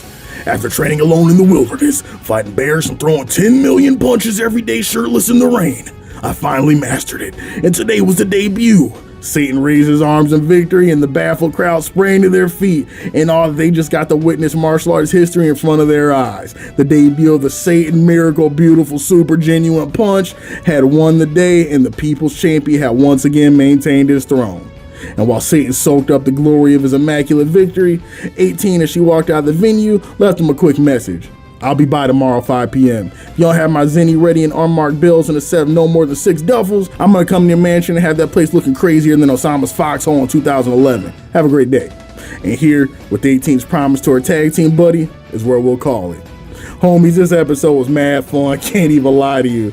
The Buu Saga has so many little moments like this that get lost in the shuffle of the bigger arcs, but are well worth revisiting on their own merits. And 18 running the gauntlet to the tournament finals fits that bill to a T. While her dad celebrated his narrowly maintained seat upon the throne, Videl ran into Beavis and Butthead, giving them the message sent by Goten's older brother about what was happening and to stay safe until the coast was clear. But just like any child you tell not to do something, their first instinct was to do the very opposite. And after hearing Videl talk about magicians and a pink bubblegum creature that was the arbiter of the apocalypse, she couldn't have threatened the boys with a better time. And in short order, they donned their golden wigs, picked up at the Super Saiyan bargain sale, and made their way towards their father's key signature in hopes of seeing all these fantastic creatures in one piece before their merciless fathers turned them into mulch. As the boys made their way post-haste to the location of the battle, Gohan was knee-deep in a slobber knocker with Deborah in a contest that appeared evenly matched. Gohan, taking a cue from the Saiyan elders before him, started things off with a little foreplay, refusing to power up his Super Saiyan right away as he tested the waters against his immaculately groomed opponent. On some real bro, this would have been the perfect opportunity for a sponsorship by $5 Shave Club, because just look at this man Tim Curry's goatee. Buddy is lined up to perfection, not a stray hair in sight. I didn't know they got busy like that in hell, but let me lock in and get back to the point, which is exactly what Gohan needed to do, because for every kick he delivered to Dabura, man got pummeled right back. Bora then set a small cavalry of rocks aimed at Gohan's dome piece, and homie got lit up like the dude at the end of Scarface. And then finally, after deciding he had consumed enough vitamins and minerals for one evening, this man Gohan came to play and transform, turned to Super Saiyan, leaving the King of Demons at a loss for words at exactly what the hell this pubescent pugilist was up to. Gohan then gets on his Barry Allen time and Gohan. before Dabura can ask what's for lunch, Gohan leaves the man losing his, hitting Buddy so hard in the stomach he started throwing up all that protein he was catching in Bobby's waiting room earlier.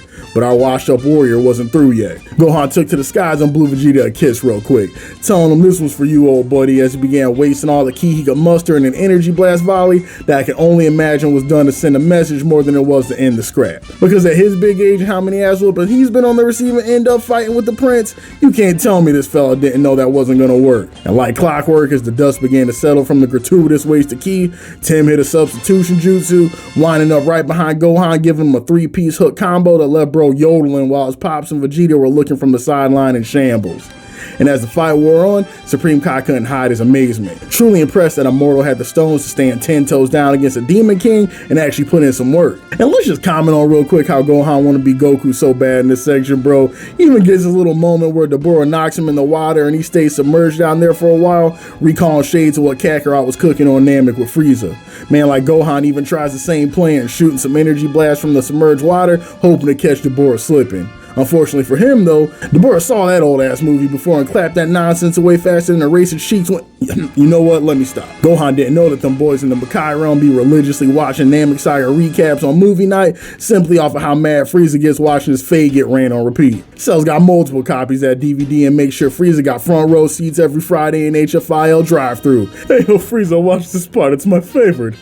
What a classic. Returning to our homies in the curbside tickets, every second Gohan let that man Dabura breathe a piece of their air on that blue trap bubble, Vegeta was growing more and more hostile. Kakarot, I promise you in your non-existent father's honor that if your boy doesn't finish this clown Dabura off in the next minute, I'm gonna kill them both.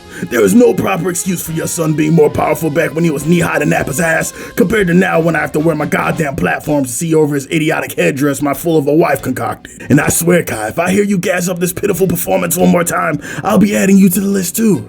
As harsh as it may have come across, Goku couldn't even deny it, looking over at his old battle buddy like, you know, I really hate to admit it, Vegeta, but it really is kind of stinking up the place right now. Man, maybe being a ghost for 7 years and putting the fate of the universe in an 11-year-old's hands wasn't exactly the greatest idea. It was 7 years too late for regrets though, because Gohan was getting put through the ringer right now and was steadily giving Vegeta acid reflux as the battle continued and there was no clear dominant force being established. As the two traded punches, it looked like Gohan was finally coming in for a decisive blow, when Dabura decided I'm up to no good and gathers all the backwash he can muster, firing directly at Gohan, who looked like he was in stone cold trouble. But at the last minute, he reflexively swats at the repulsive Loogie, which proves to be a saving grace, as the unsanitary implement of biological warfare splatters onto the stolen dishwashing glove, which he promptly throws down to the surface, and it shatters like that worn out sock you wouldn't get rid of in your bedroom.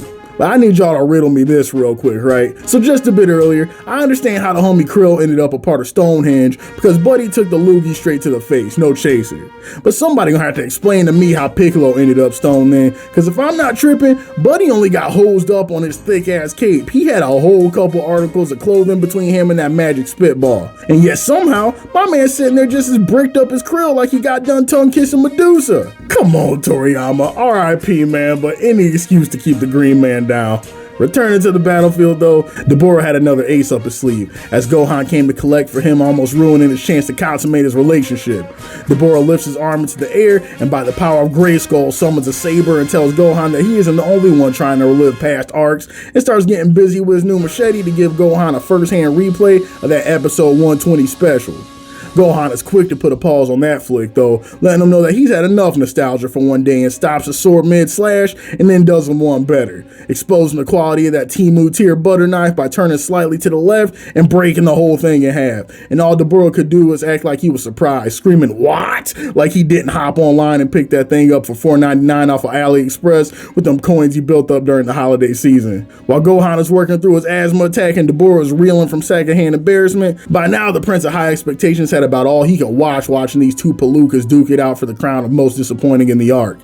Mans was damn near pacing and had sweat dripping off his forehead. He was so pressed. He could not allow himself to sit still any longer and watch this embarrassment. He came to the tournament to kick Kakarot's ass and chew egg rolls, and he was all out of egg rolls. "Damn it, Kakarot, I'm done. I've had it. Your son's a bigger disappointment than my barber. I swear on my honor that if you don't square up right now and give me my match, I'm gonna boom Dabura, your wretch of a son, that smug blue man, and you for wasting precious moments I could have been using to listen to Fresh and Fit. Damn near the only Earthlings I've heard babble on that actually makes some sense on this blasted rock." You won't step on the scale. That's a fact. You are obese. A majority of men don't want obese women. You're delusional. You really think a majority of men want obese women? But you still are obese and you're trying to conceal it through mirages. Here's the facts.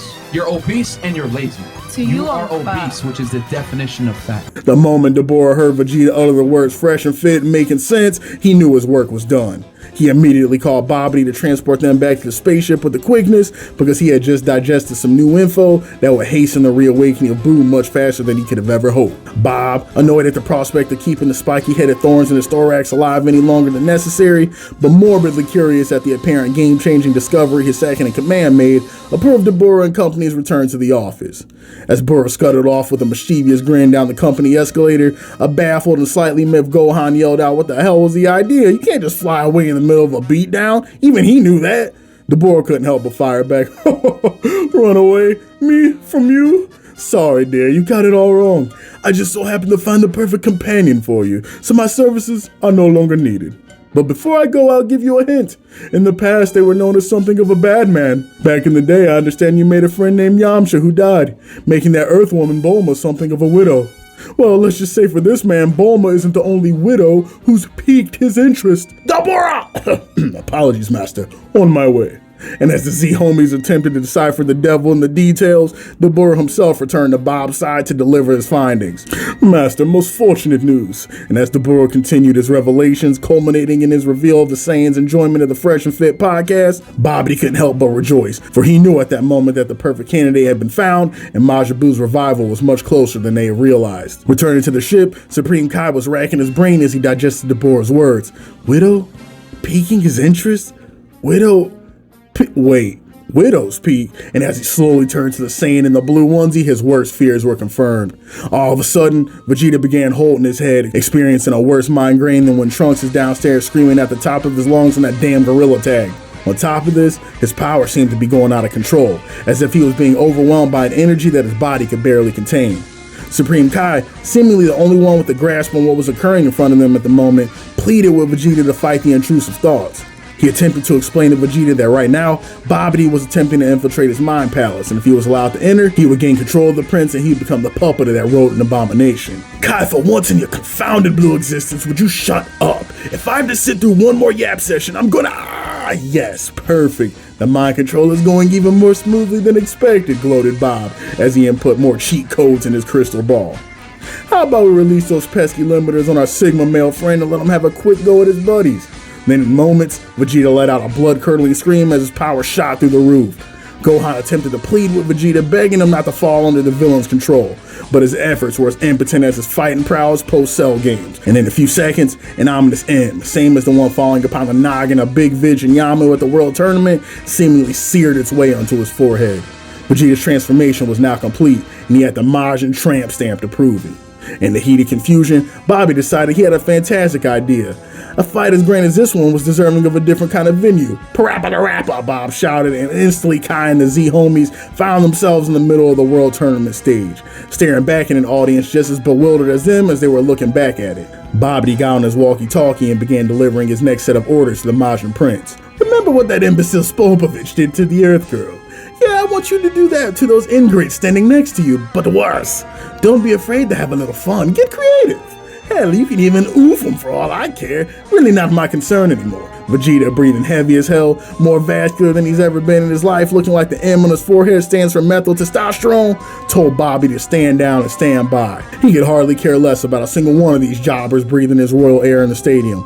He had only one goal now, to reset the tier list and place himself back on top where he belonged.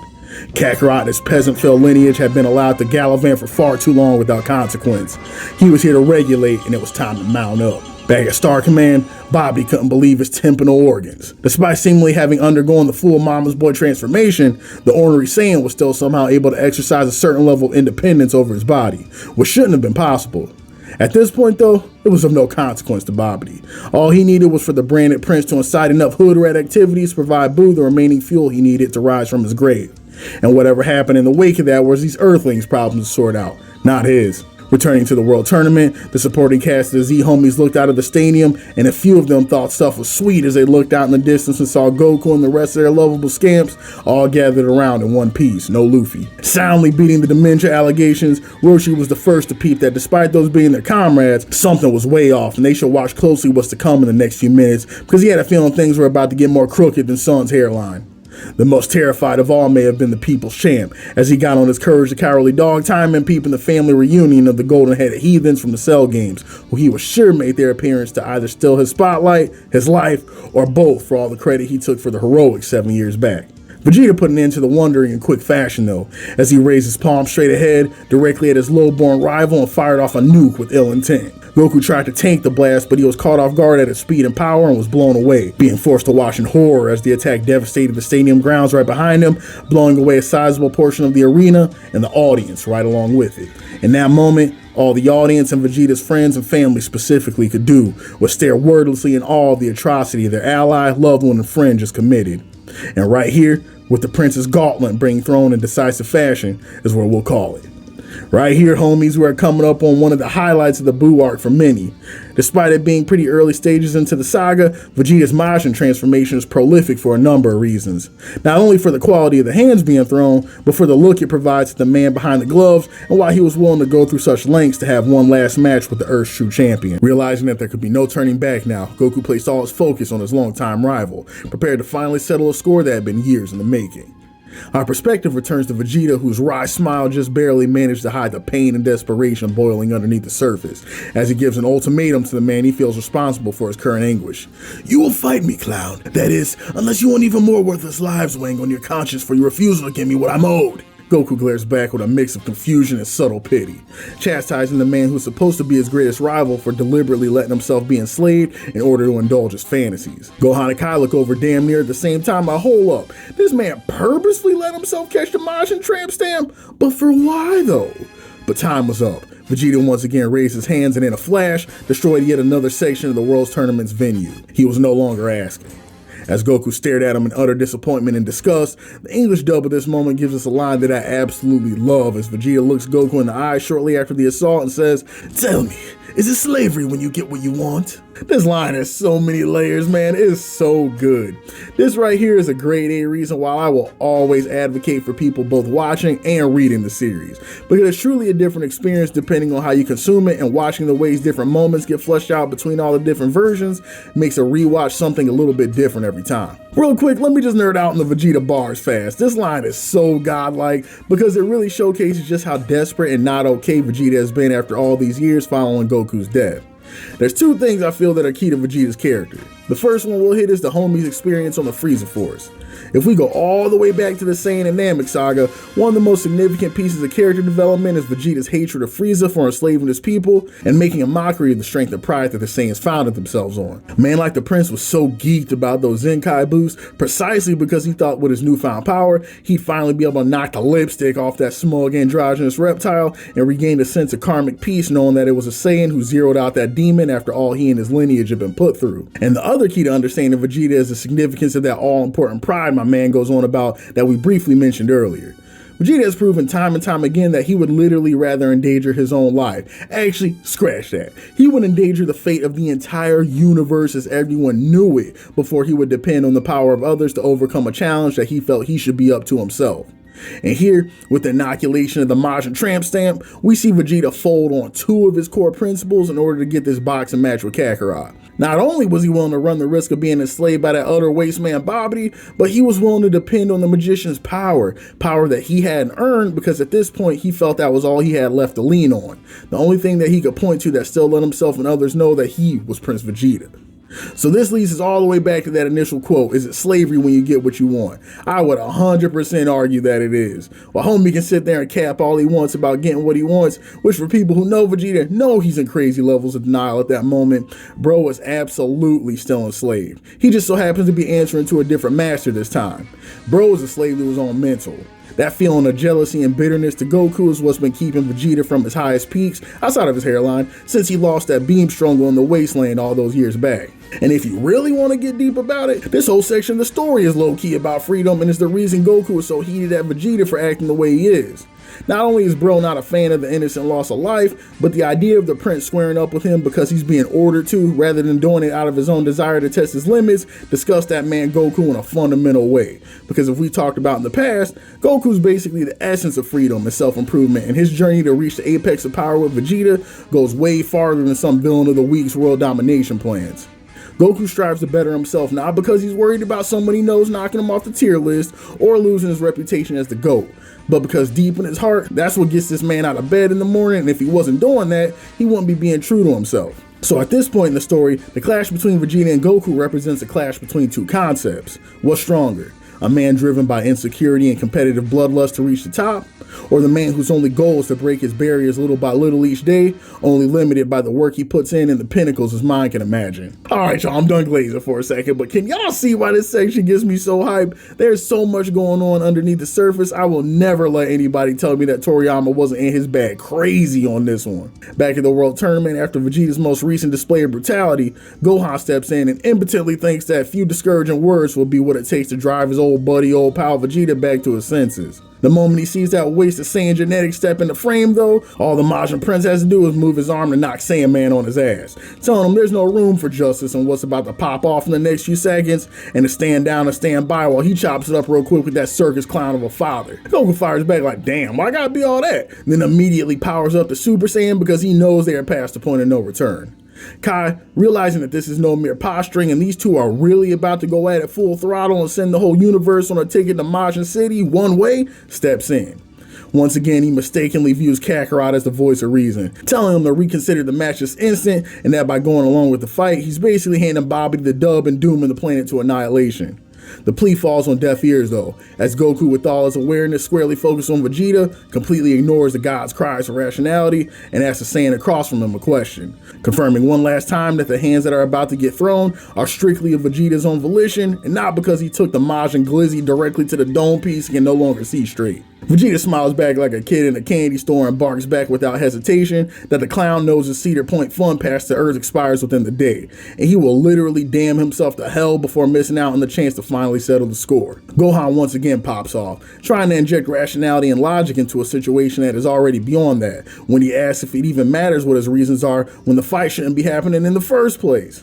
Then Vegeta hits us with one of the coldest lines in his Dragon Ball career, telling Gohan that to a mongrel like him, it doesn't matter, but to a warrior it matters greatly. Circling all the way back to that point I was yapping on and on about earlier in regards to freedom and free will being such an important theme in this part of the arc. Despite basically having sold his soul for the Majin boost, Vegeta knows better than anyone that fighting with Kakarot if he were an empty puppet being controlled would mean less than nothing.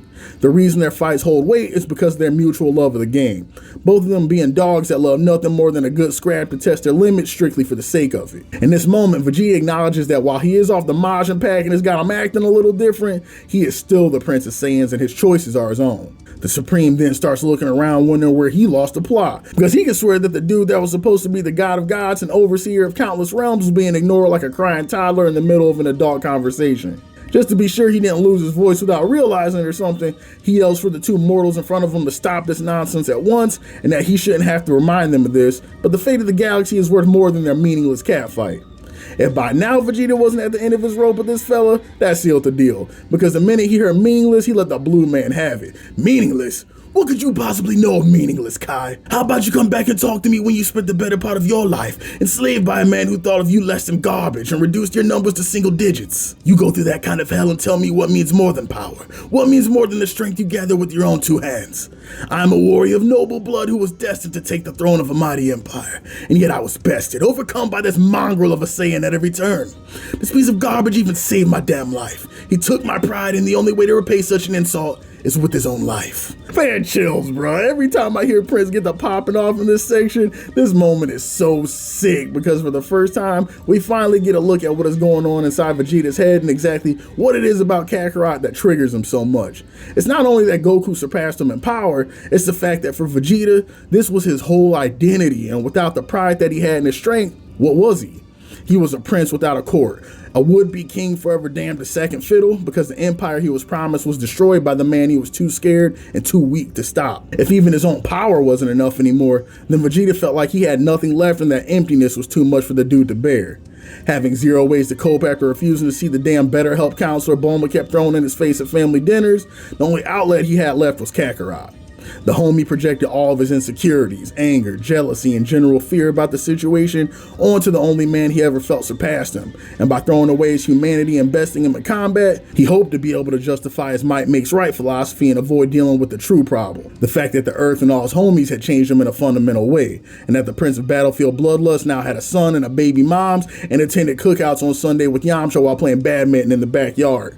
Come on, the rest of the gang is here too. Let's go over and make a big entrance together. Yeah, sure, let's go see Yamcha. This section actually reminds me of one of my favorite series, Berserk, R.I.P. Kentaro Miura, and it's this part where Guts, who's known for raging at this point, takes a brief break and goes to visit this blacksmith who was looking to repair his equipment. And while they're talking, the blacksmith hits him with some absolute bars, telling Gus that anger is the place that a man that can't deal with sadness goes. And I think this applies to Vegeta 100%. Goku looked wordlessly at Vegeta. You could tell the homie was soaking in everything that he said and had deep respect for the dude, despite the fact that he knew he was going to have no choice but to clap his cheeks in the next few minutes. Hey Bobby, I know your ugly ass been listening this whole time. If you hop on stage select and get me and Vegeta to the place where no one will get hurt, now I'll play along and give you the show you've been looking for. Supreme Kai got absolutely sick to his stomach hearing Goku say that, boy. Little bro damn near dropped to his knees, no pause. Realizing that the nice guy routine was going nowhere, Bozo the Kai over here thought that if he got a little bass in his voice and started asserting his authority,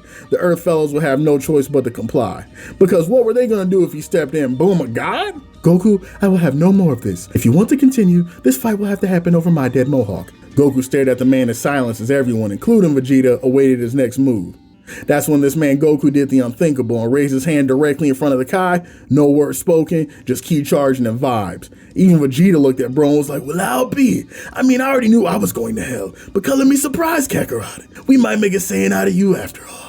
Supreme Kai just stood there, mouth open, catching all manners of insects, and disbelief that even the protagonist was prepared to zero him out of the story at this point. Gohan had the same energy as Supreme Kai too, just staring at his pops like, damn, my pops is acting totally different right now.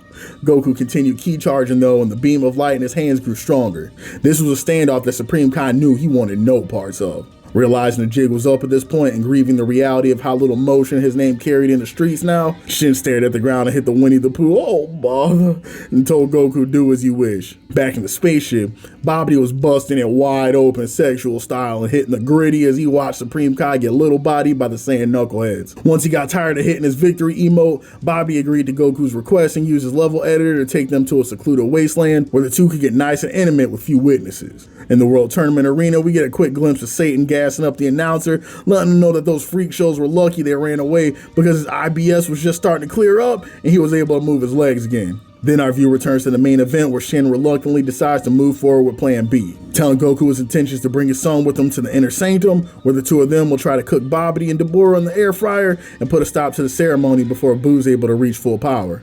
I promise you, the way Kai explained his plan to Goku inspired zero hope. Bro knew they were cooked, and you could low-key see the tears forming on the side of his eyelids as he prepared to hop in the Majin hatch. Babidi's nosy ass was of course privy to the entire affair and was like, I don't know why this blasted Kai thinks I would just let them roll up to my porch with no questions. I got hitters all over the nation at this point. And immediately looks to dead the plan, calling for Vegeta to turn the Supreme Kai into a grimace shake before he could even think about placing a boot in the back of the spaceship. For a second, Vegeta starts bugging, but the smile fades from Babidi's face quickly as Vegeta hits him with the no. "No, I don't think I will," and tells Bobby he could care less about what that purple people eater gets up to as long as he gets the box. And here, on the precipice of this historic match, is where we'll call it. Homies, I love the Majin Vegeta section so much. Even though it's a really small part of the greater whole, I think it does crazy work in fleshing out Vegeta's character, as well as the hidden depths of the prince's personality and how he's much more than just Goku's second. Realizing there was no stopping what's to come, Kai wished Goku the best as he informed him of his plan to take his son to the belly of the beast, where they would do everything in their power to stop Deborah and Babidi from the resurrection of Cthulhu, or die trying. And with that, the time for words was over, and a grudge years in the making was finally to be laid to rest. Homies, the first 2 punches thrown in this fight tell you everything you need to know about how this finna go. You already know Vegeta had been itching for over a decade at this point to knock the rings out of Kakarot, so he was the first to pull up and started things off with a 2-piece. Now, even though they missed, you gotta peep Goku's reaction, because I can't lie to you, the homie looked high-key afraid for his life. He saw how fast them boys were getting thrown, and a bead of sweat started dripping down his forehead as he realized that this fella is really trying to delete me right now. Vegeta continues with the flurry until he catches Goku slipping and hits him with a knee to the gut that almost made my man throw up his own lunch, and then an elbow to the back of the head that I know had my man's reconsidering the whole fight. Then down below, as he's doing everything on Popo's green earth to collect his breath, this man Vegeta descends from the heavens with the nastiest falcon kick of all time, upturning the earth and having the spot looking like when the Incredible Hulk loses a game of Apex before jumping back in the air and squaring up again. This fella Vegeta was really on this man's ass the whole fight, but you already know that things were just beginning. After Goku finally registered that this man was trying to make an orphan out of his kids, the two squared up and came at each other full throttle with a flying knee. And somebody tell me why these fellas were going bone for bone no diddy with it too. Just watching the nonsense gave me a Charlie horse, shout out to BoJack Horseman. Vegeta breaks the silence and starts hitting Goku with a little foreplay, blushing a little bit, talking about nice knee, Baka. It's not like I like you or anything. Then, as if these fellas choreographed the whole thing, they started cross-saying lovers, interlocked fingers, and started throwing synchronized knees at one another, determined to end both their professional and amateur ball careers in the next 20 minutes. I know somewhere out there Blake Griffin was having night sweats listening to what these fellas were doing to each other. Vegeta's the first one to catch Goku lacking though and hits him with the Heihachi Mishima special, driving his rock hard saying head directly into Goku's face, and while Buddy was still trying to figure out the name of that freight train that just drove past, Vegeta continues the onslaught, just gut punching this man Goku one after another. The sickest part of it though was Lil Bro's face. Just look at this man, y'all. Goku out here close to coughing up kidney stones, while Vegeta out here in his eyeliner looking immaculate with the biggest smile on his face I've ever seen him produce. Do you know how demonic you gotta be to be punching the life out of somebody with a legit grin on your face? Man out here on a sneak over Sean Strickland time and straight using Kakarot as a life-size heavy bag. Ain't no way Buddy should have been out here cheesing the way he was. Goku must have had an out-of-body experience though and realized how weak he was looking, because after catching a few more of those gut shots, he yoinked up Vegeta's hands and started kneeing Best Buddy on the side of the cranium, making sure that Vegeta knew even if he does somehow take the dub, they both about to be on their Antonio Brown timing, and then sent Vegeta flying into a nearby rock bed. Vegeta just sat there like a gingerbread cutout for a hot minute, just soaking it all in, before eventually thanking Goku for finally waking up and releasing a barrier of energy around him, letting Goku know that the Mickey Mouse gloves were coming off. A little part I like is when both of these fellas squared up right next to each other, double pisted chesty, and Vegeta stares at Goku with pure ice in his veins, while Goku was just smiling, truly enjoying this whole affair despite how clown shoes the circumstances are. Even in a moment like this, dude can't hide the fact that he loves a good scrap, and after a quick second, Vegeta peeps this, and his mean mug fades and turns into a smile too. Recognizing that as much as this circus act across from him gets on his nerves, they are very much the same, and hands like what these two were about to throw only come around so often. Then these guys start throwing them. All you hear is mortars going off in the background as the two throw synchronized straights and duff each other right in the face, creating one of the sickest desktop backgrounds on the market. Then once again, for whatever reason, this man Goku forgot he could guard and starts taking straight hooks to the midsection yet again.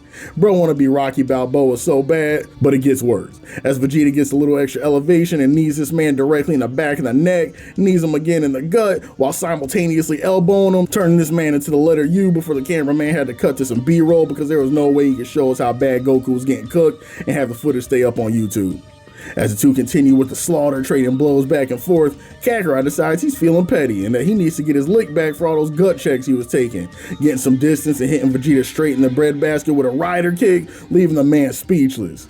Straight disgusting work. It was so bad, looked like Goku's foot was coming out the other side of homie's ribcage. Had the man's whole spinal cord hitting the gritty. But he got a guaranteed scoliosis diagnosis off this one, no doubt about it. And then just when Goku thought he could finish blowing Vegeta's back out in time to do the same to his wife, man vanishes and hits him with a Pui Pui special, pulling out the defibrillator and sending Goku to the ground, damn near living under a rock. Don't call him Patrick. Vegeta stares at the hole he left for a long minute and looks like he thought Goku might really have gave up the ghost this time, before Buddy reveals that he was just playing peekaboo with him, launching a beam to which Vegeta responds by doing the same, eventually causing a massive clash and explosion where it's unclear what even happened for a hot second. Then the cameraman takes us to Kakarot's POV, whose cheeks are so clapped by this point, dude forgot he knew how to fly and was just hanging on the side like one of those early 2000s cat memes. Right when Goku thought he was finally gonna have a chance to take a much needed breather, the whole thing turns into a horror movie as he gets lifted up into the air and there's none other than Vegeta holding him by the wrist smiling. When you got a grown man holding you up in the air with a single hand like a prize trout, you know it's curtains, I fear. Vegeta returns the favor from earlier, chucking Kakarot across the room and into a nearby rock bed, letting him know it's his turn to be the gingerbread cutout this time. Now this is the part that kills me and really confirmed that Vegeta was off a pack, because Buddy points two fingers at the understandably distressed Kakarot and the beam somehow formed these magical cuffs, low-key on some BDSM timing. I put money on the fact this is the type of stuff Vegeta be on when him and Bulma off a good 5 mimosas at Capsule Corp, but he decided that now looked like a fitting time to try it out on his indisposed boy toy, since it looked like there would be no objections. All Vegeta had to do was put on a leather mask and the fan fiction was writing itself. I know the prince had been waiting for this precise scenario for years. Homie vanishes up to the bound and gag Goku and cleared his throat, ready to pop off with the nastiest promo this trifling ass planet's ever seen. What's the matter, big fella? This fight ain't going exactly how you planned it, huh? Old Vegeta's just light work. His old man is 6 feet under, but he's still just a prince, ain't that right? Bro, what type of time you on? I didn't say silence! As the man proceeds to bitch slap the dude twice in a row, looking him straight in the eyes. Real talk, y'all, I would rather get boomed than have another man get this off on me. What Vegeta was putting Buddy through here was insane and he knew it. Oh, don't like that. Feeling embarrassed? Maybe even humiliated even. No, you don't even know the half, my friend. How about you come talk to me when Toriyama hasn't let you get a clean dub in over 100 episodes, and when you do, it's against jobbers with no clout, and you can't even get accolades for when you backshot them. Now listen well to my filler backstory monologue while we buy the animators enough time to finish this climax of our battle where I'll clean you up proper. And Vegeta... And despite my meta commentary, this section's actually really sick. While he's got a captive audience, Vegeta basically starts rapping about some of the reasons behind his perpetual resting bitch face, explaining to Goku how he's come to blame him for everything that's going wrong in his life. From the moment he lost that beam struggle back on Earth, dude got mentally touched. And from every arc past this point, the world seemed to be in a Groundhog's Day-esque loop of let's watch Prince Vegeta take another L. Everything from watching Goku be the first to take the title of the legendary Super Saiyan, which he saw as his royal birthright, to watching Kakarot's mongrel of a son overcome the strongest opponent the Earth had ever known that he himself stood no match for. Since meeting Goku, Vegeta has played the role of second and his patience has reached its limit.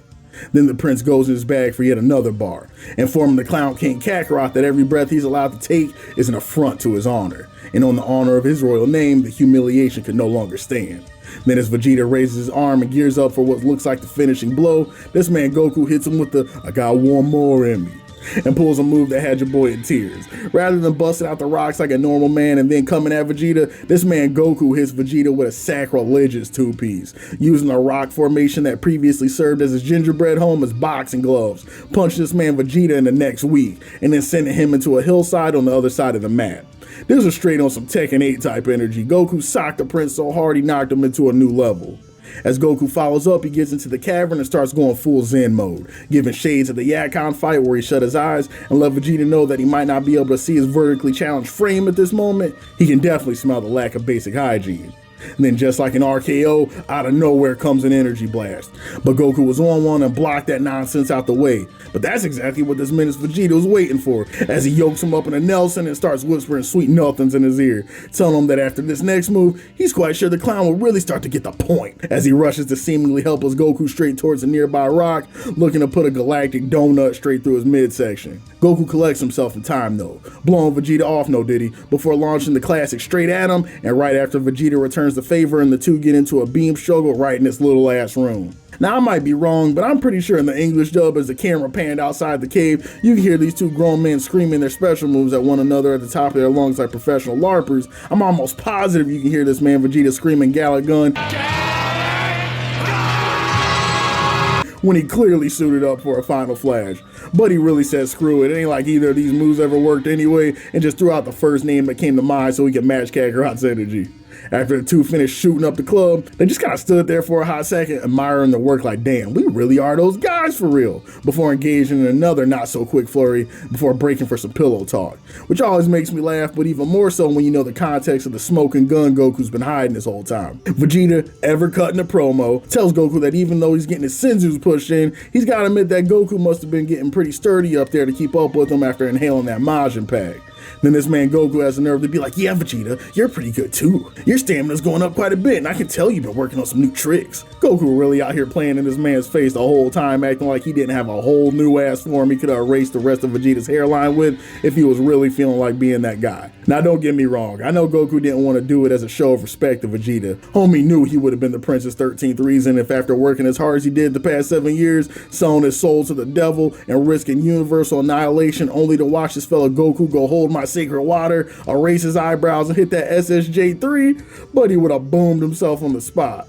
But on the other hand, Goku not giving Vegeta everything he had in the bag is actually more salt in the curb stomping him. Vegeta was out here laying all his cards on the table, risking everything that mattered to him just so the two could duke it out full throttle, only to have Goku sandbag him and him not find out till late in the fourth quarter in an offhand conversation. It all works out though. Kami knows this man Vegeta needed a breadstick on the board after how lemony snickets his boxing career has been up to this point. And it led to the fella being able to complete his character development arc, so how you gonna hate on that? Getting back to the chuckleheads though, the fight continues as the Warriors go into full dogfight mode, with Vegeta shooting some pew-pews at Goku before landing yet another life-changing gut check to Goku. And quick note, this one was so bad Buddy's pupils started dilating before yoking him up again and experimenting with a move he's been wanting to try out since the Namek Saga.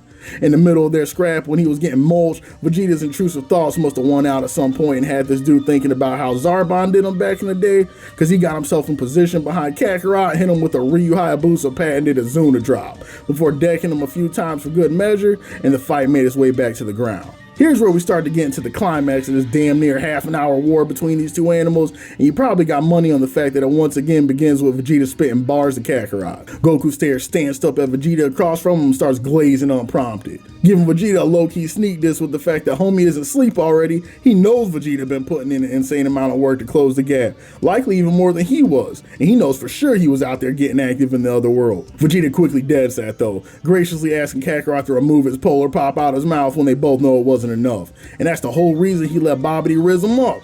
Goku had a feeling, but hearing Vegeta finally admit it takes him back a bit. But the Prince's second place continues, telling him that once he saw Rufus's ability to bring out the dog in an absolute nobody like Big Vidge, his mind was running wild thinking of what he could become if he got a hold of the Majin Boost.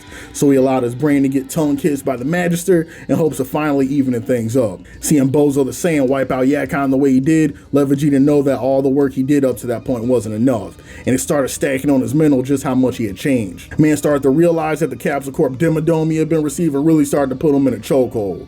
Instead of bathing in his enemy's blood, he was showering in suds. Instead of dog walking his ops, he was walking the family dog with no opposition in sight. Instead of busting skulls, he was up late at night busting. Damn, Vegeta, I get it. Just wanted to make sure we were clear. Before he knew it, the earth had softened him up, and he became a shadow of his former self. So Babidi was his way out. He was a chance to go back to the way that he was before, and put his focus on the only thing that really mattered. Goku stared at his rival for a second, and without elaborating further, looked the dude straight in the eyes and called cap without saying much else. The short, unrefined response I know cut to Vegeta's core worse than if Goku would have went on a 10-minute monologue questioning him. Goku's answer indicated to Vegeta that he knew he was full of it, and Vegeta knew this too. His family wasn't making him weaker. Goku grew up on Earth with folks he loved, and he had been knocking the dust off Chi-Chi since he was a young buck. He was still putting the screws to anybody dumb enough to come to Earth looking for smoke. For all his anger and big words, what actually happened was in the heat of frustration, Vegeta took a shortcut and was now being put to task for it. But right as Vegeta was preparing to knock Goku's lips off for the call out, his golden-haired rival stopped in his tracks and began looking elsewhere, as there may be a bigger problem on the horizon that was cause for a ceasefire. During the gut-pounding, knee-busting Saiyan Battle Royale, Kai and Gohan made their way to the heart of Babidi's ship, where they came upon a massive hemorrhoid said to be the current lodgings of one Sir Majin Buu. Babidi, quite certain that Buu's birth was imminent, promptly transported the quartet out of the ship, where Deborah would make mincemeat out of the riffraff so they could watch the ball drop in peace. Babidi looked over to Tim and asked if he was sure he had what it takes to dust this earthling, because as much as he didn't like him, he had no choice but to admit the mongrels knew how to get busy in a boxing ring. Deborah smirked without hesitation. "No need to worry, master. I assessed the boy's skill in a last little squabble, and he's what I've heard the ingrates on this planet refer to as light work." You already know Gohan's cooked because even Buddy didn't have a rebuttal ready to go. Worse than that, man was actually wondering if Deborah might be right. As the Lumen Row session permeated the atmosphere, in his mind all Gohan could think of was his dad's words. "Never wear condoms, son. They take away all the..." Wait, different words.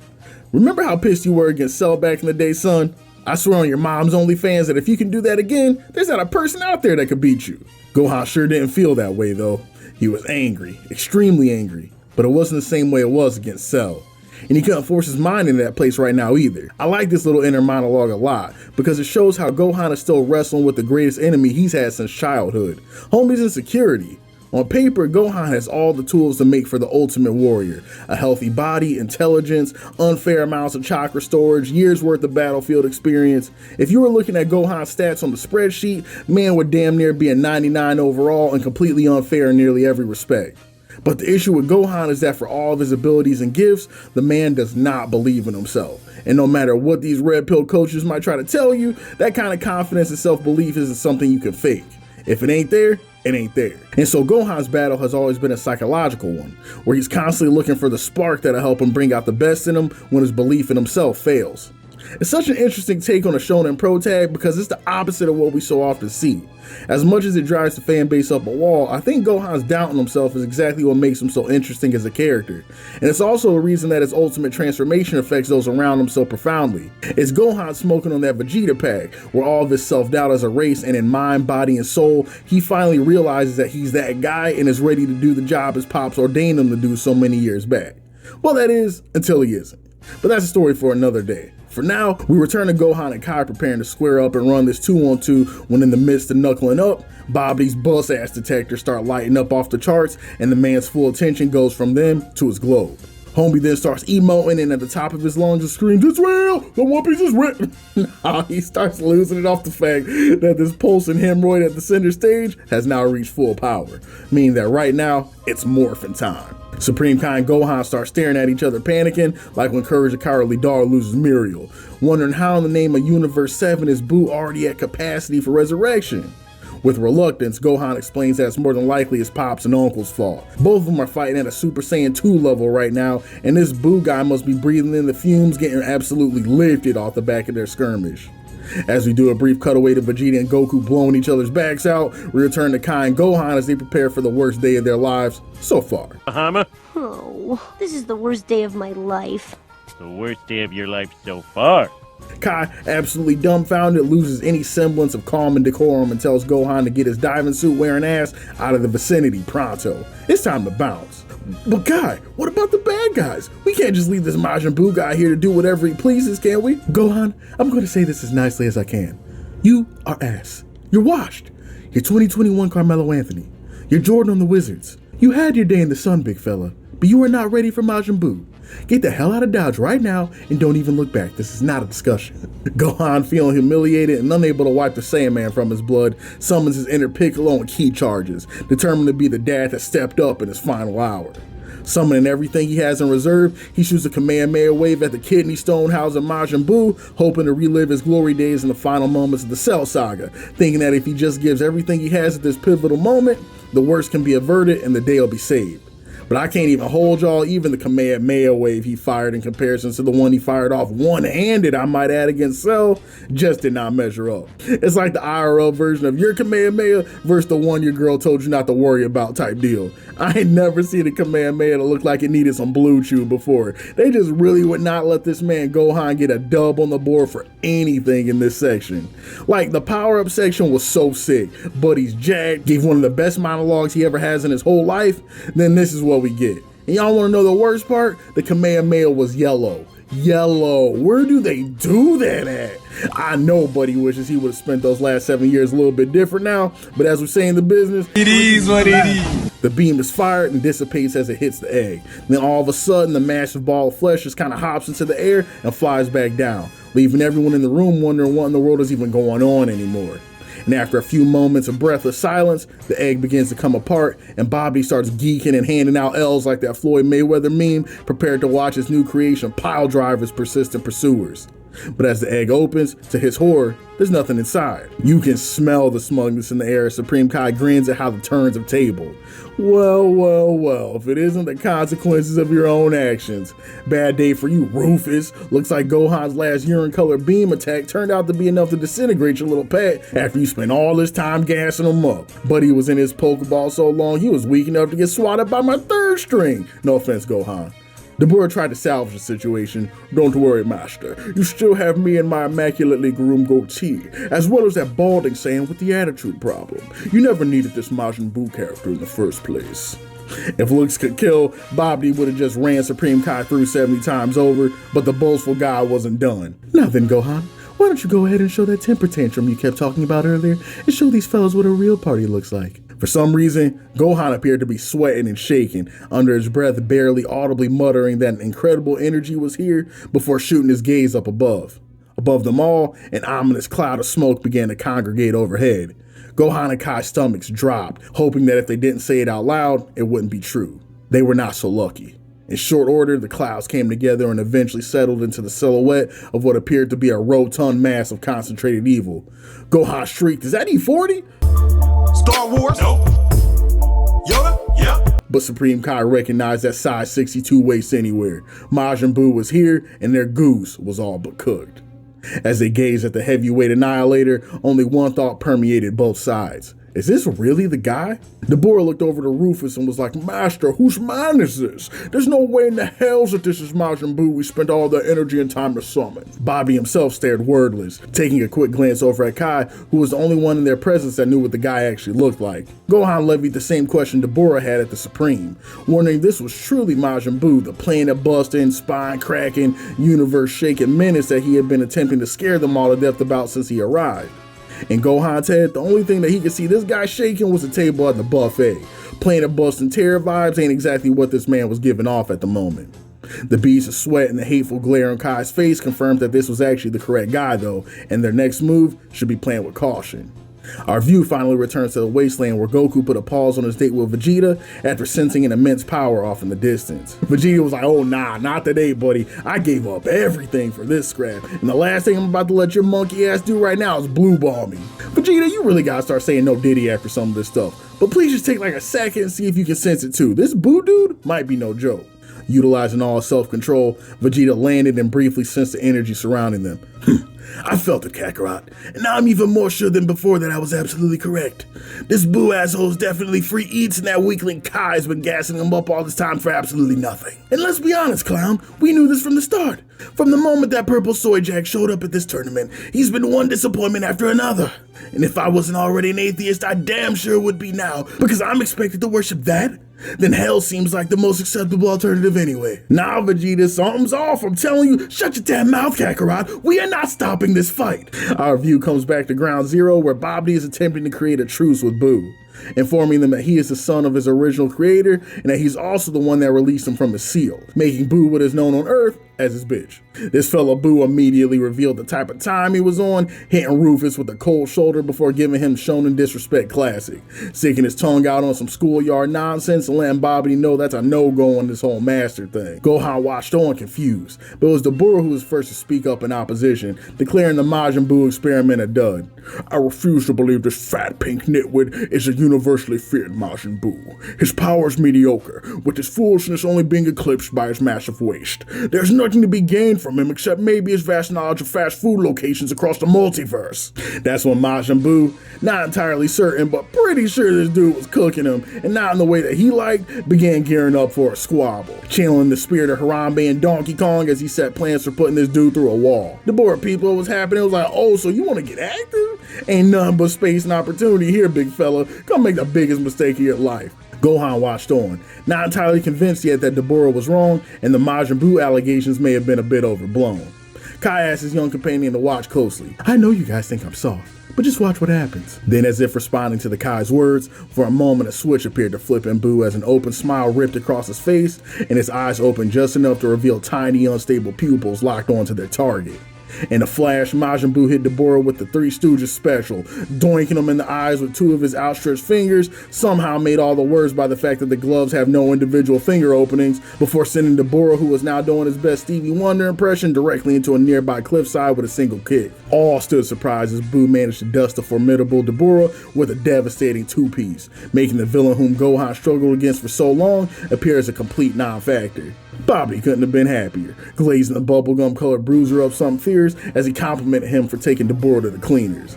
Gohan saw this and wanted to start writing his apology letters to Supreme Kai with the quickness. He was now somewhat familiar with Majin Buu's game and did not like what he saw one bit.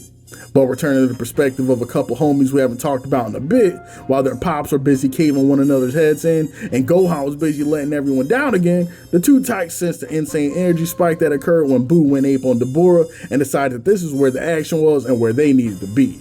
Because there was no way they were going to miss out on the ass whooping of a lifetime while their dads were having all the fun.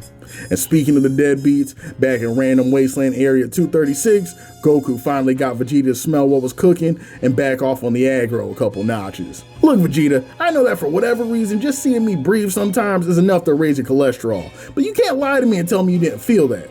This Majin Buu jerk might be the real deal, and if we want to be all the way honest, the only reason he's even here right now in the first place is because our hot and heavy sweaty man duel got out of hand and he sucked up the juices. I swear, Kakarot, this battle doesn't kill me, it'll be your phrasing that does. And must you make me repeat myself? I already told you the whole reason I even agreed to bump uglies with that rodent was to rid myself of trifles like family and parental responsibilities. Vegeta, you're full of it, bro. One, because you already told me that you let Babidi control you, so you can't just backslide now and pretend like that whole conversation ain't happening. And two, whenever you say something that's especially cap, you make a stupid smirk on your face and that vein on the right side of your head starts to pop. Let's just cut the theatrics, bro, save our kids before our wives never let us back in the bed again. Pissed, not only at the man's insistence that they might end the fight, but also at the fact that he was making sense, Vegeta stood up from his fighting stance and agreed to do things Kakarot's way, expressing that the fight would mean very little anyway if he was all worried over that love and saving the universe babble, so he might as well clear that crap up so the real main event could continue in proper fashion. The best part is that you could tell Goku himself was surprised that his talk no jutsu actually worked. Guess all Gohan's manga was right. Nothing like beating your enemies within an inch of their life to make them come around to your side. As Goku was getting comfortable thinking about what tag moves he wanted him and Vegeta to try out on Buu, Vegeta requested one of them perks he got from Garfield, reminding him of all the energy they just blew while squabbling, and going in dusty and tired against whatever this creature was packing was really not the way to go. Goku was like, say less, you already know I stay connected with the plug. So first I was thinking that I'll go right behind him, right? Since you probably too short to... Silence. Then everything went to black as Goku's vision faded and the last remnants of consciousness left his body. Rookie mistake, stated Vegeta, consuming a single Bush's baked as he admired the absolutely textbook donkey punch he delivered directly to the back of Kakarot's cranium. The prince acknowledged that it was his desperate lust to win back his manhood that set the stage for Buu's summoning, so it was only right that he clean up his own mess rather than recruiting the clown of all people to help him do it. Back at Buu's birthday party, Babidi was still trying his damnedest to get the cotton candy colored cretin to respect him and obey his commands. The only thing that seemed to get Buu's attention was Ratatouille's mention of returning him to his Pokeball, a fate that Buu had no intentions of ever returning to again. Gohan, peeping that Buu may fall somewhere in the chaotic neutral territory as opposed to pure evil on the alignment chart, asked Kai if they erased Splinter, would it be possible to get Buu on their side and make the whole thing a non-issue? Supremely disappointed was hearing none of it though, informing the kid they still need a Babidi alive to seal up Buu and that right now, their best plan of attack is to bide their time, Wait for Stuart Little to realize that he's not that guy and he can't contain Boo, let him seal him up, then put the clamps on the rat trap. But unfortunately for our heroes, Remy and Boo seem to have established at least a temporary truce, as the mousy magician gave orders for Kirby to take out Kai and Gohan next, so his plans for universal domination could begin in earnest. Gohan, peeping that now was not the time to be standing 10 toes down, instead pointing his feet 180 degrees and began hightailing it out of there with Supreme Kai in tow.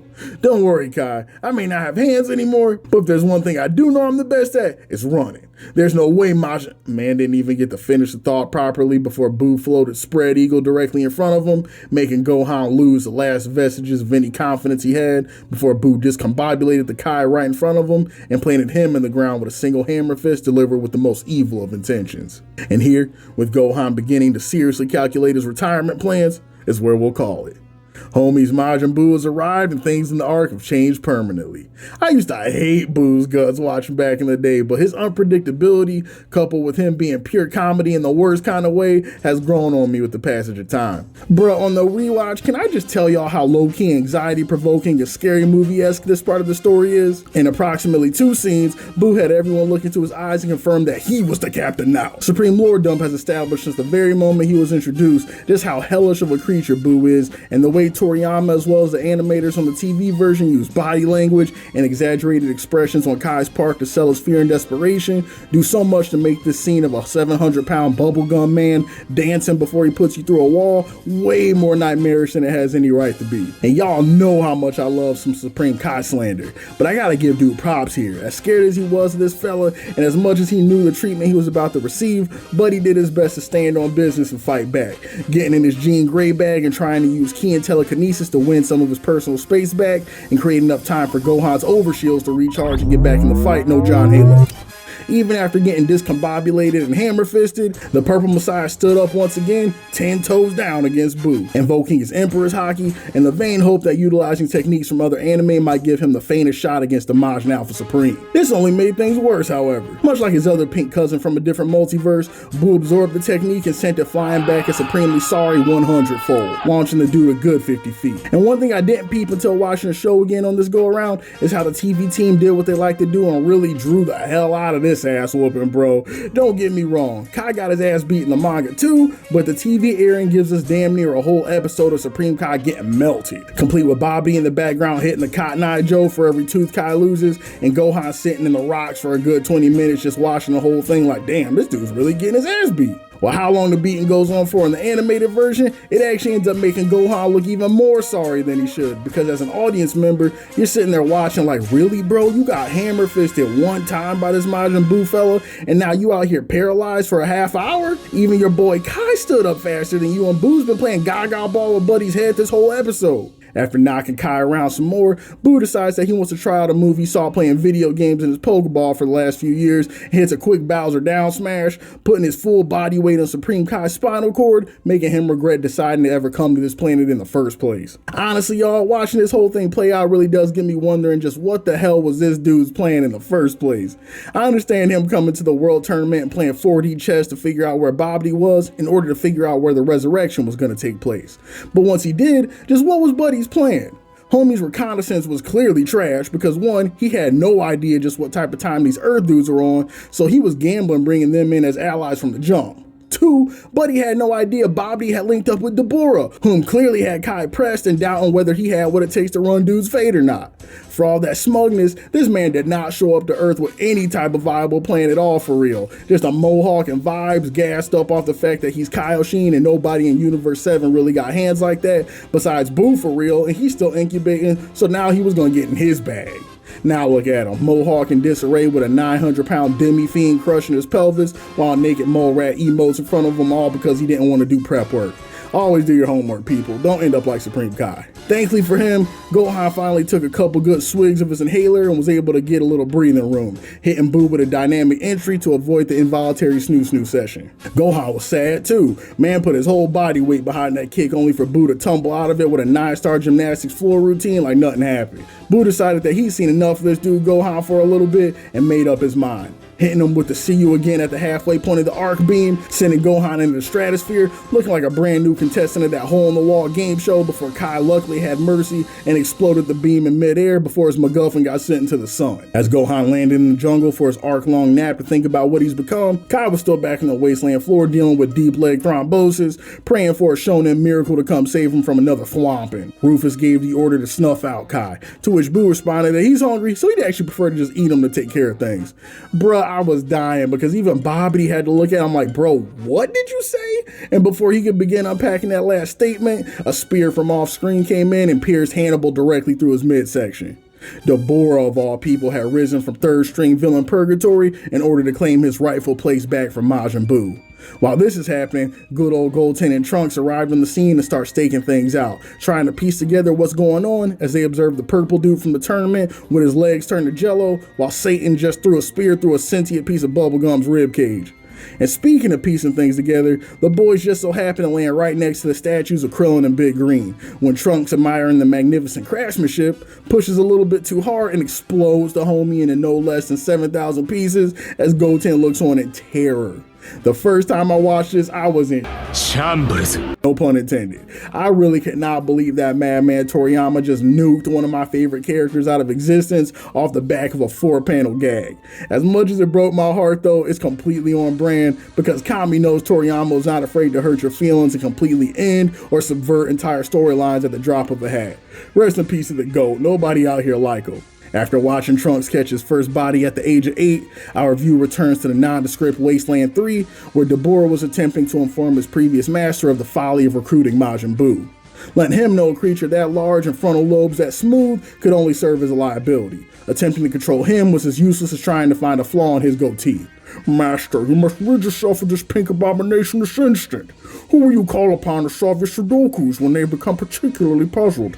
Who else shall massage your shoulders with a firm but delicate caress? Sir, please silence, Deborah. Your position has been usurped. I asked you to take your place in the third string rogues gallery with a shred of dignity. I thought this shriveling below you. While Tim and Rufus continued their pillow talk, Boo began to regenerate and came to the conclusion that he would save Kaioshin for later. His new dinner option just so lovingly presented itself. And y'all remember how I was speaking on getting deleted out of the main storyline off the back of a gag? I know Deborah wishes he hadn't, because as he proceeded to square up, this man Boo proceeded to shoot a beam out of his antenna, microwaves him, and transforms this fella into a grown man-sized cookie. Not only that, big body Boo then opens up his cavernous mouth and downs this dude in one bite, no puffy. Took this fella out for some Majin eats, and over on the sidelines, Goten and Trunks got their first exposure to post-traumatic stress disorder, watching Tim Curry get cannibalized in front of their prepubescent eyes. During all this commotion, who else but Big Krill should emerge from his rock prison dazed and confused? While he tries to get his bearings, Goten and Trunks tell them that they found Buddy just chilling out in the desert, rock solid, as they were making their way to the ridiculously high key signatures nearby. That's when Krill had a brain blast, remembering the loogie that was responsible for breaking him up, helping the boys realize that Deborah getting eaten out must have been what brought Krill back. Then a cold shiver makes its way all the way up Trunks' spine as he recalls a few moments back when he shattered what he thought was just a painstakingly detailed statue of Big Green. As he floated his way up the cliff, all we see is a shot of Piccolo's paper bag 16s and all the color and life leaving Trunks' face as he heads down below to tell the rest of his team that if they wish to keep their innocence, never go up top to look at what he just saw or speak of it ever again. I always thought it was the androids turning his future into Gotham that made future homie Trunks the way he was, but it might have actually been this moment seeing Big Green doing his best Fist of the North Star henchman impersonation that was his real canon event and transformed his personality. The moment the warning left his lips to the crew though, Big Green's buttery smooth baritone inquiring about an extremely large key could be heard from the cliffside above. None was more curious than this man Trunks, who refused to accept that the mess he just saw a few moments ago could somehow have amalgamated into a functioning creature.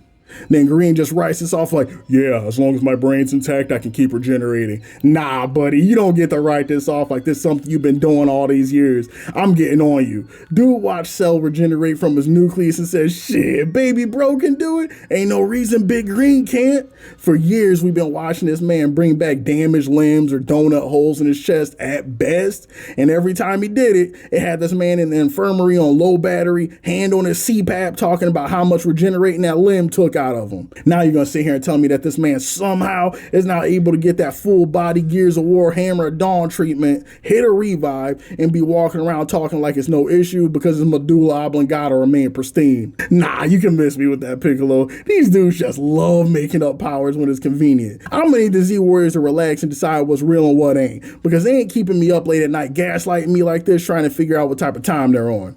Returning to current matters though, as Piccolo immediately starts bugging as he peeps Kaioshin in a wheelchair about to get taken back to a spawn point after the boys fill him in on what they already saw and how they watched Majin Buu turn a grown man into sweets and eat him up from the top down on some absolutely insane work. Krillin peeped how pressed Piccolo was getting and was like, look, Big Green, I know you've been on Purple Dude's meat since you met him at the tournament, but with all due respect, if there's one thing I know at this point, it's when somebody ain't that guy. And hate to break it to you, Piccolo, but you in fact are not. All you getting mad right now could do is give away our position and get some of us turned into Godivas. And if it's all the same to you, some of us have a baddie to get home to and can't run the risk of getting eaten out right here. Just as it appeared Kai would be on the receiving end of a curtain call, no Marshall, a large explosion went off nearby, leaving Babidi's ship in more pieces than Big Green was up on the cliff. And out of the smoke, who else should emerge but the dusty boot-wearing widow's peak-having man of the hour, Lord Vegeta. Determined to test the mettle of this Majin Buu everyone had been in his ear about to see if he was actually worth the headaches he'd been experiencing for the last few hours. Like any kid would, Trunks started geeking when he saw his pops emerge from the smoke, finally looking like the main character. In his head, the situation was already wrapped up once he saw all 4 feet 9 inches of his pops arrive on screen, forehead in the sun, straight glistening. Vegeta, fresh off the hive knocking Goku out cold, came into the scene already in his bag with the oven preheated to talk absolutely reckless. So yo, Majin Buu, I saw it truly has been the worst 7 years imaginable. Even the quality of the rogues gallery has hit the toilet bowl. Kakarot's full son truly let himself get bested by a morbidly obese piece of big league chew. Honestly, the saddest fall of an entire bloodline I've witnessed since the Jacksons. Boo looked at his master, wondering what the dirty man with the big head just said, and Babidi was all too happy to get him up to speed on the roast session, which had Boo quickly putting the prince on his list and ensuring his date with an easy bake oven would be coming much sooner than later. As Piccolo worked to process Vegeta's words regarding Gohan, and everyone in attendance began to quake in fear at the magnitude of Boo's key charge, Vegeta just stood his ground with a smirk, because he knew what was coming. As Boo stanced up and began drawing closer, Kai, who was still enjoying his all-mud buffet, was the only one to hear the words, "Sorry, fatso, but I assure you I won't be going to hell alone. Both you and that rat are going with me." Kai couldn't believe it. This man Vegeta really came to the scene to commit the biggest crash out of his life, and he didn't have the energy to help or even just ask the guy to do it farther away so he didn't become collateral. And for a minute, things were looking pretty nice for the Prince of all climaxes. He was really getting his rocks off against Boo. Every hit sounded like a truck making contact with a concrete wall as he released upon Boo every bit of anger and frustration he'd been holding on to since Goku blue-balled him earlier. Piccolo and the rest looked on, admiring the frankly worrisome level of strength Vegeta was putting out against Boo, with Big Green remarking on how at this point he was fighting at a threshold far above a Super Saiyan. It was more like what they saw Gohan do against Cell all those years back. And if he wants to be even more real, it might be even past that.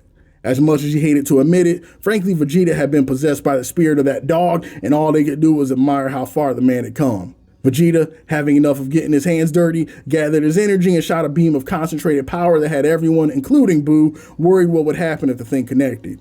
In short fashion, Vegeta fired and sent a piping hot one straight through Boo's midsection, and for a moment, nothing but tumbleweeds and the overwhelming sound of silence filled the battlefield. But this did not last long, because damn near as quickly as he dropped, was Boo back up again, with the hole that previously populated his protruding pelvis now sealed in perfect order as if it never happened. Even worse for everyone in attendance, though, was the fact that not only was Boo at full health, but now he was pissed. And without warning, the cotton candy colored cretin was determined to make cadavers out of the remaining audience, building his power to unhealthy levels with little warning as the Z homies as well as Babidi did their best to brace for impact, which occurred in spectacularly explosive fashion and was quite a bit worse than any present were realistically ready for. After the flash subsided, the Z homies began a head count for those in attendance, with all being accounted for except the two major players, Kaio and Vegeta. Kaioshin continued to remain AWOL, but eventually the prince emerged from the rubble, but consequences were grim. Big Green assessed the situation, and after carrying the one and adjusting for inflation came to one conclusion. They were cooked.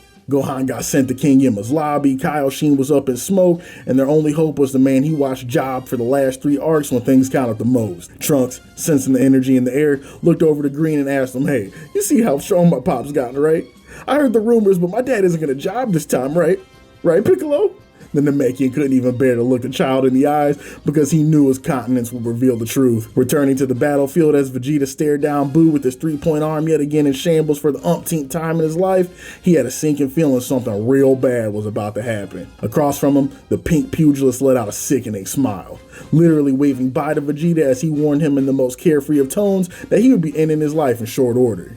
As the prince had learned from his encounters with Kakarot, there was none worse than getting your ass tore by a creature smiling in your face as they laced up their boots. Thinking that things couldn't possibly get much worse, the monster did the unthinkable and pulled off a big hunk of its belly like it were a piece of Play-Doh for Kami knows what reason and began to roll the disgusting mass into a ball. All in attendance were filled with a combination of bewilderment and horror, wondering at what the hell was coming up next after the creature decided to pull a move like that. Just as Vegeta was gearing up to fire off some of the wildest fat shaming jokes he had hidden in the closet for years, Buu shot a blast at lightning speed that took all Vegeta's reflexes firing at all cylinders just to dodge. Then the next second, it was quite literally a wrap.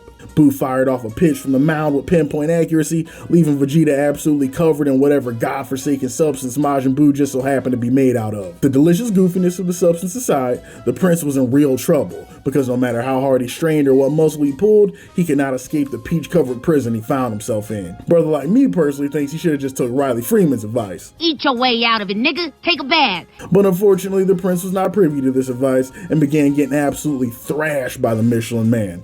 The level of carnage on display was as hilarious as it was cruel, with Buu using the grown man's body to play foursquare and all manner of schoolyard foolishness that undoubtedly had Vegeta questioning his choice to leave Capsule Corp grounds that day. Eventually, Buu decided that he was bored of the ripping and running, and that the ripping and the tearing would be the most efficient way to take the dub. The ripping and the tearing. Cutting to the chase and working some absolutely brutal ground and pound on the defenseless Vegeta, who had no choice but to take the dish that was being handed out to him. Krillin, watching the abuse in 4K, was so confused at how things even got to this point. Okay, somebody please tell me where the hell Goku is right now? And how about Gohan? Y'all been gassing him up for the past 7 years. I thought Buddy was supposed to be the new main character. Hell, I'll even take that purple dude with the gross smile at this point. Y'all already know I love watching Vegeta getting taken out for a boot party as much as the next dude, but even I'm having some difficulty stomaching this one. While everyone looked on in terror, young Trunks looked on in rage, the Saiyan wrath building up in his chest ready to burst at any moment. Piccolo could sense the young man's frustration and asked him to cool off, logically warning him that any attempt to help his dad right now would just serve to get him snuffed and put his father in an even worse situation. It was already too late though. The blood of the prince surged too profusely through his veins, and in the next moment the young fighter found himself kicking his dad's would-be assassin across a few mountainous ravines as a brief warning shot of what happens when you mess with the brief's bloodline. While Goten and Trunks attended to the wounded, Big Green had a date with a naked mole rat.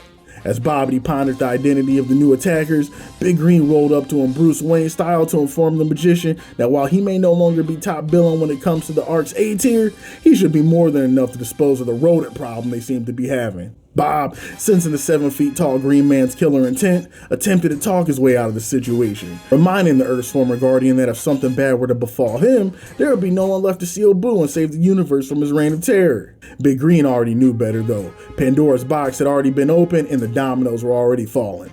Babidi's life made little difference now in how this thing was going to play out, so him living or dying made very little difference to the Namekian warrior. With his last breath, the rodent impotently called for Buu to come to his aid.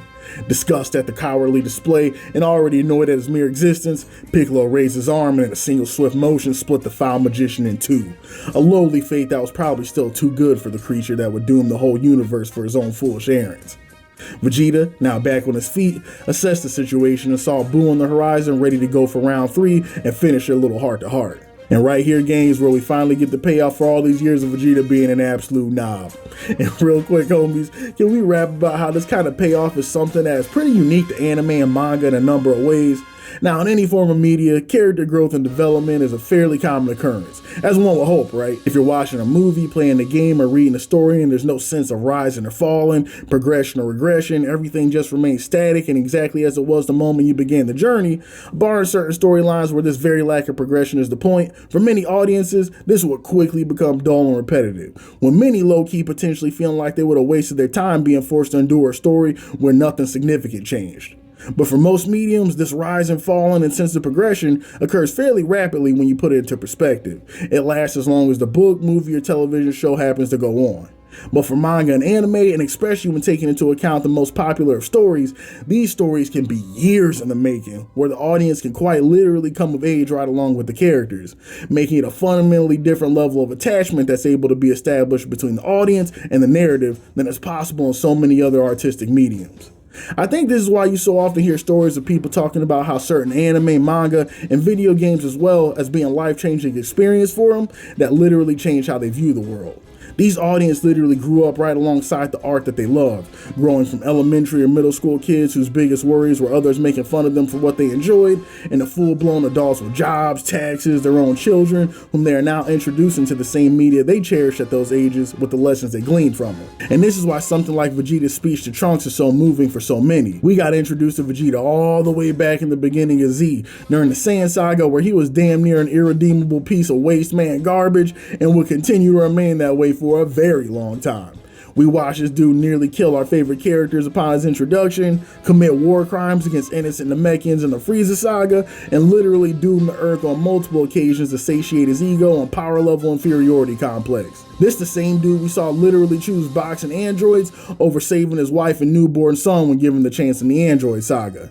So to go from that to where we are now, where the same Vegeta who sold his soul at his lowest point just a little earlier in the arc in an effort to erase how much his family had come to mean to him, to see him now standing in front of his little boy and embracing him with a hug and tasking him with taking care of his mom instead, that is nothing less than cinema right there, people. This ain't the kind of payoff you can get from just spending an episode or two with a character and watching that transition.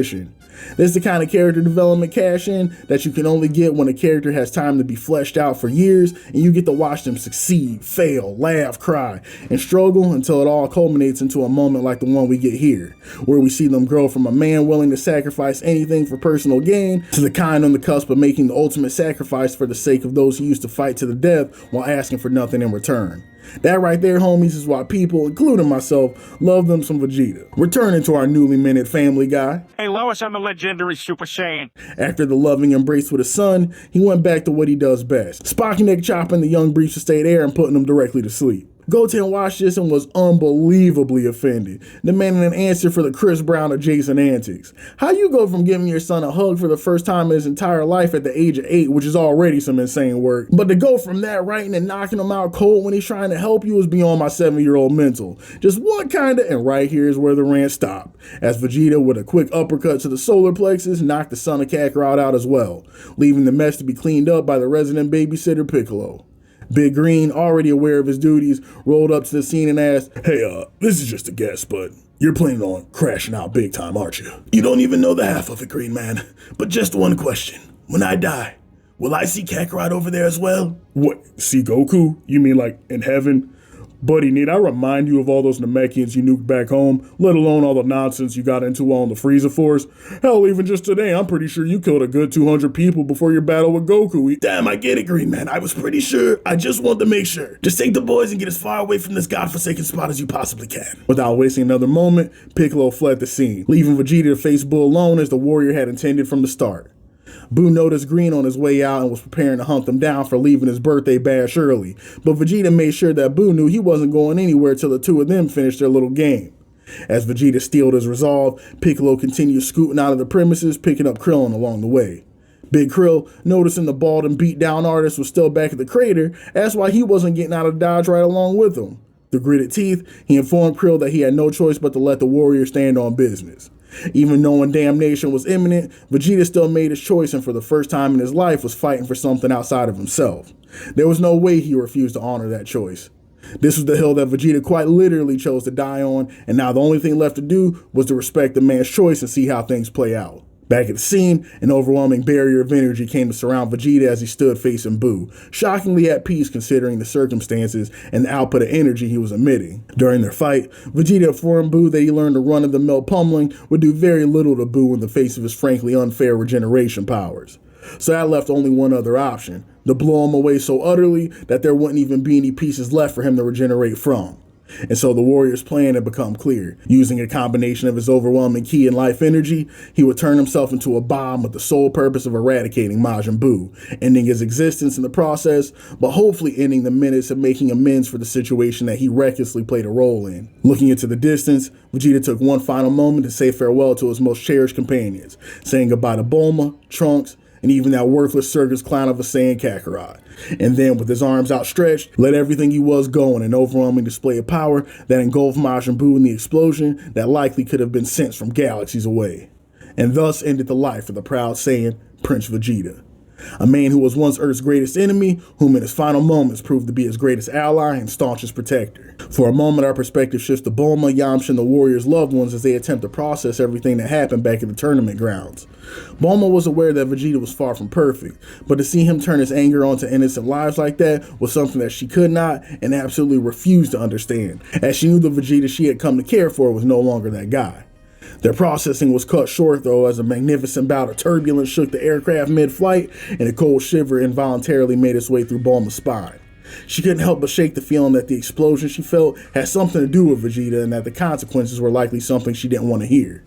On the battlefield, Piccolo and Krillin took a brief moment to mourn the passing of one of the greatest fighters they ever knew, before Piccolo gave Krillin a homework assignment. Take these munchkins back somewhere safe and don't hide crap from anyone about what's going on. Being cute about all this ain't really a luxury we can afford right now. To keep it a whole Senzu, I have zero idea where the hell Goku is right now. But before Vegeta went Voltorb on us, I heard him mention that Gohan got the axe by Majin Buu as well. I'm gonna go back to ground zero to assess the situation and cry a little bit about how screwed we are. Don't call me, I'll call you. And we now jump into the perspective of Piccolo, who gets on his LA Noir timing and begins assessing the scene to see what he can glean from the remaining evidence. The first thing you notice were gross little boo bits scattered across the crater. This helped him understand Vegeta's plan a bit more, coming to the conclusion that Majin Buu must have had some kind of defense against regular battlefield wear and tear, so the only option was to eradicate him in full, which is where Vegeta's sacrifice came in. He also noticed that somehow Babidi managed to survive not only his bisection, but that massive atomic bomb Vegeta left in his wake. Dude was harder to kill than the roaches at Kame House. As he walked forward to finish the job, something unexpected caught his attention though. One of the boo bits left over from the explosion somehow seemed to be moving on its own. Then as he looked around, he noticed that it wasn't just a single piece, but all the leftover viscera that once comprised Majin Buu was still intact. Then, to his abject horror, the pieces all began to conglomerate into a larger whole as the Majin Buu that he first laid eyes on slowly began to take shape again right in front of his eyes. As Piccolo made his escape to warn the others, all he could think was leave it to Vegeta to even job his dramatic shonen sacrifice. I swear I will never depend on that man again. Back at the crater, in no time, Majin Buu was back to his big body self, emoting the day away like nothing ever happened. Whole time, Bobby is sitting in the crater on the last quarter of his last stand meter, waiting for a revive with severe anticipation. Boo, Boo, it's me, your surrogate father Babidi, who loves you very much. You must come quickly and heal your dear old dad. I am what the Earthlings would call on my last legs, if I still had those attached. Nothing. Boo just stared blankly at this dude and even had the nerve to smile while he's one letter away from Kira putting his name in his black book. All sense of kindness then faded immediately, giving away to urgency and desperation. Majin Buu, if you do not get your 7 chins in gear and heal me this instant, I swear on your tiny vest, I will seal you away as I laugh my way to hell and tell Dabura about what happened. This was enough to wake Boo out of his stupor, utilizing his apparent Willy Wonka levels of magic to heal Babidi back to full health as the rodent mounted his pink kaiju and vowed to make the Green Man and those little boys experience hell for what they did to him before he left this damnable planet an uninhabitable rock. Big Green caught up to Krill and the boys in no time flat and did not hesitate to give his old war buddy the news. So let me get this straight, Vegeta even jobbed his sacrifice? Well, I go to hell if I admit to you that might be the funniest thing I've ever heard. Hold the boys for a second, I gotta message 18, she'll never believe this. No, Krillin, now's not the time. I'm beyond pissed, but right now, our priority is to get these two to safety. I can't even believe I'm saying it out loud, but these are our best shot at making it out of this thing alive. As the quartet made their way to the lookout, we returned to the wasteland where Son Goku is finally awakened from his episode spanning Donkey Punch. Ah, jeez, did he really have to hit me that hard? Next time I see him, I'm gonna tell him about that time I smacked Bulma's crotch back in the day. That'll really piss him off. While exploring his different avenues of revenge, Goku noticed that he could still very much sense Majin Buu's energy, but for some reason, Vegeta was nowhere to be found. Don't tell me he screwed this one up too. And come to think of it, he couldn't sense his son's energy either for that matter. But he did notice Green and Krill alive and well, so he decided to do a little instant transmission jump scare and try to get himself up to speed on the happenings of the arc as soon as possible. At the lookout, the two biggest downers out the whole crew were blackpilling each other on how screwed they were. Krill asked Dende if he'd be cool if he brought his girl and his baby moms up to the lookout for a while, considering it was pretty much doomsday at this point.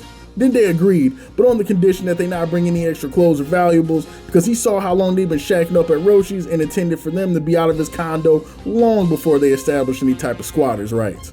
Before Krill could attempt to justify his bumminess, all things came to a halt when a hero in an orange gi arrived in the tower, making his presence known after being sidelined for so long. Goku was devastated. How the hell did Majin Buu manage to wipe Kai, Gohan, and Vegeta out during his concussed stupor? Krill didn't even allow the man time to grieve though, talking about, it's all good now, Goku, you're here, you still have what, like a whole 24 hours left on Earth too? That gives you some time to try out the moves I told you on Chi-Chi, get a quick nap in, and then take out this Majin Buu jerk with plenty of time left still on the scoreboard. See, nothing to worry about at all. Goku didn't even look up from his Euro squat, informing Krill that he hates to be that guy, but he doesn't think he's really got a shot against this Buu dude either. He was kind of banking on Buu being a cream puff, considering that Supreme Kai turned out to be a supreme disappointment, no offense. His fight showed him that he and Vegeta were kind of dead even, so if Buu were able to punch his time card with that little effort, far be it from him to pretend he was going to do much better. Damn, if only Gohan and Vegeta were still here, then we might have a shot. Goku, I know you've been reading JJK and think that jumping is the answer to every problem now, but I don't think even a 3-on-1 with all you guys will be enough to put this thing down. No, Piccolo, I'm not talking about the Mahito treatment, I'm talking about Fusion. That actually could have been a game changer. Back when I was following some of these Metamorian dudes on poker night back in the afterlife, they taught me this move where two beings with equal size and power can fuse together and gain a crazy boost in strength. I thought about asking Vegeta if he wanted to see what our wives... Look, never mind, I'm getting sidetracked. Anyway, it doesn't matter. Both Gohan and Vegeta are dead now, so the plan's worthless. Krill chimed in, hold up Goku, you can still make this work. When you die, just go up there, do the fuse doohickey with Vegeta or Gohan, then come back and stomp out Buu, saving us all yet again, and assuring me a long virile life with my stacked wife. That's a negative, Krillin. Goku's here on the Cedar Point Good Boy Points Day Pass. He's not able to come back. And even if he could, let's just say that him and Vegeta will not be attending the same dinner parties. The lookout grew silent. For the first time, it really seemed like the Z homies were actually cooked. But then an unsuspecting ally aided to the brainstorming session, presenting an idea that might just turn things around. You know guys, Trunks and Goten appear to be pretty close in size, and their power levels even seem to match as well. Could it be possible for the boys to fuse? Goku exploded in joy. Popo, you brilliant black son of a bitch, I could kiss you right now. Piccolo, I'm gonna spend my remaining time training the boys in fusion, but they're gonna need more practice, and I'm gonna leave that in your capable hands. Piccolo nodded in agreement, but as excited as he was, the Namekian needed to bring his companions back to Earth, reminding them all that this was a major gamble. Goku, no offense, but I've seen those boys, and with their attention span from all these damn YouTube shorts, it's gonna take a hot minute for them to get this technique down. And while that's happening, there's gonna be a whole lot of people out there that's gonna get turned into baby Ruths by this Majin Buu. And to be even more real, there's a big fat chance that he finds us before our child soldiers are ready and the whole Earth's having a big family reunion at Yima's while we put in applications for a new planet. Jeez, Piccolo, anybody ever tell you how big of a buzzkill you are? No wonder Namek ain't got no hoes. But it's all good. As long as we get the Dragon Balls, all we gotta do is a quick field trip and we can make everything right again in no time.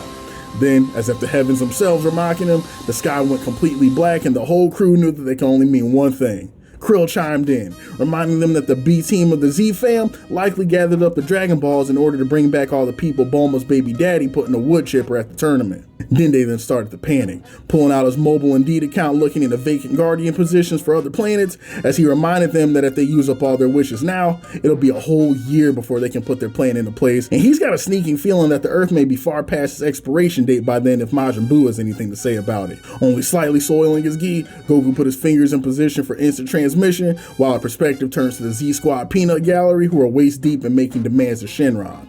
The best part was seeing Videl's reactions to the dragon summoning. This poor lady had no clue what she was signing up for when she started smoking on that Son Gohan pack. I know she had to been thinking they snuck some bath sauce into her Gatorade or something, because there was no way what she was peeping right now could have been real life. But to the veterans and the Z crew, this was just another Tuesday, as they congregated and were getting up to exactly what Big Krill expected, firing off a wish almost immediately to bring back the fallen tournament goers, minus the most evil ones as Yamcha eloquently put it, then got their brains to buffer and thinking about what to wish for next.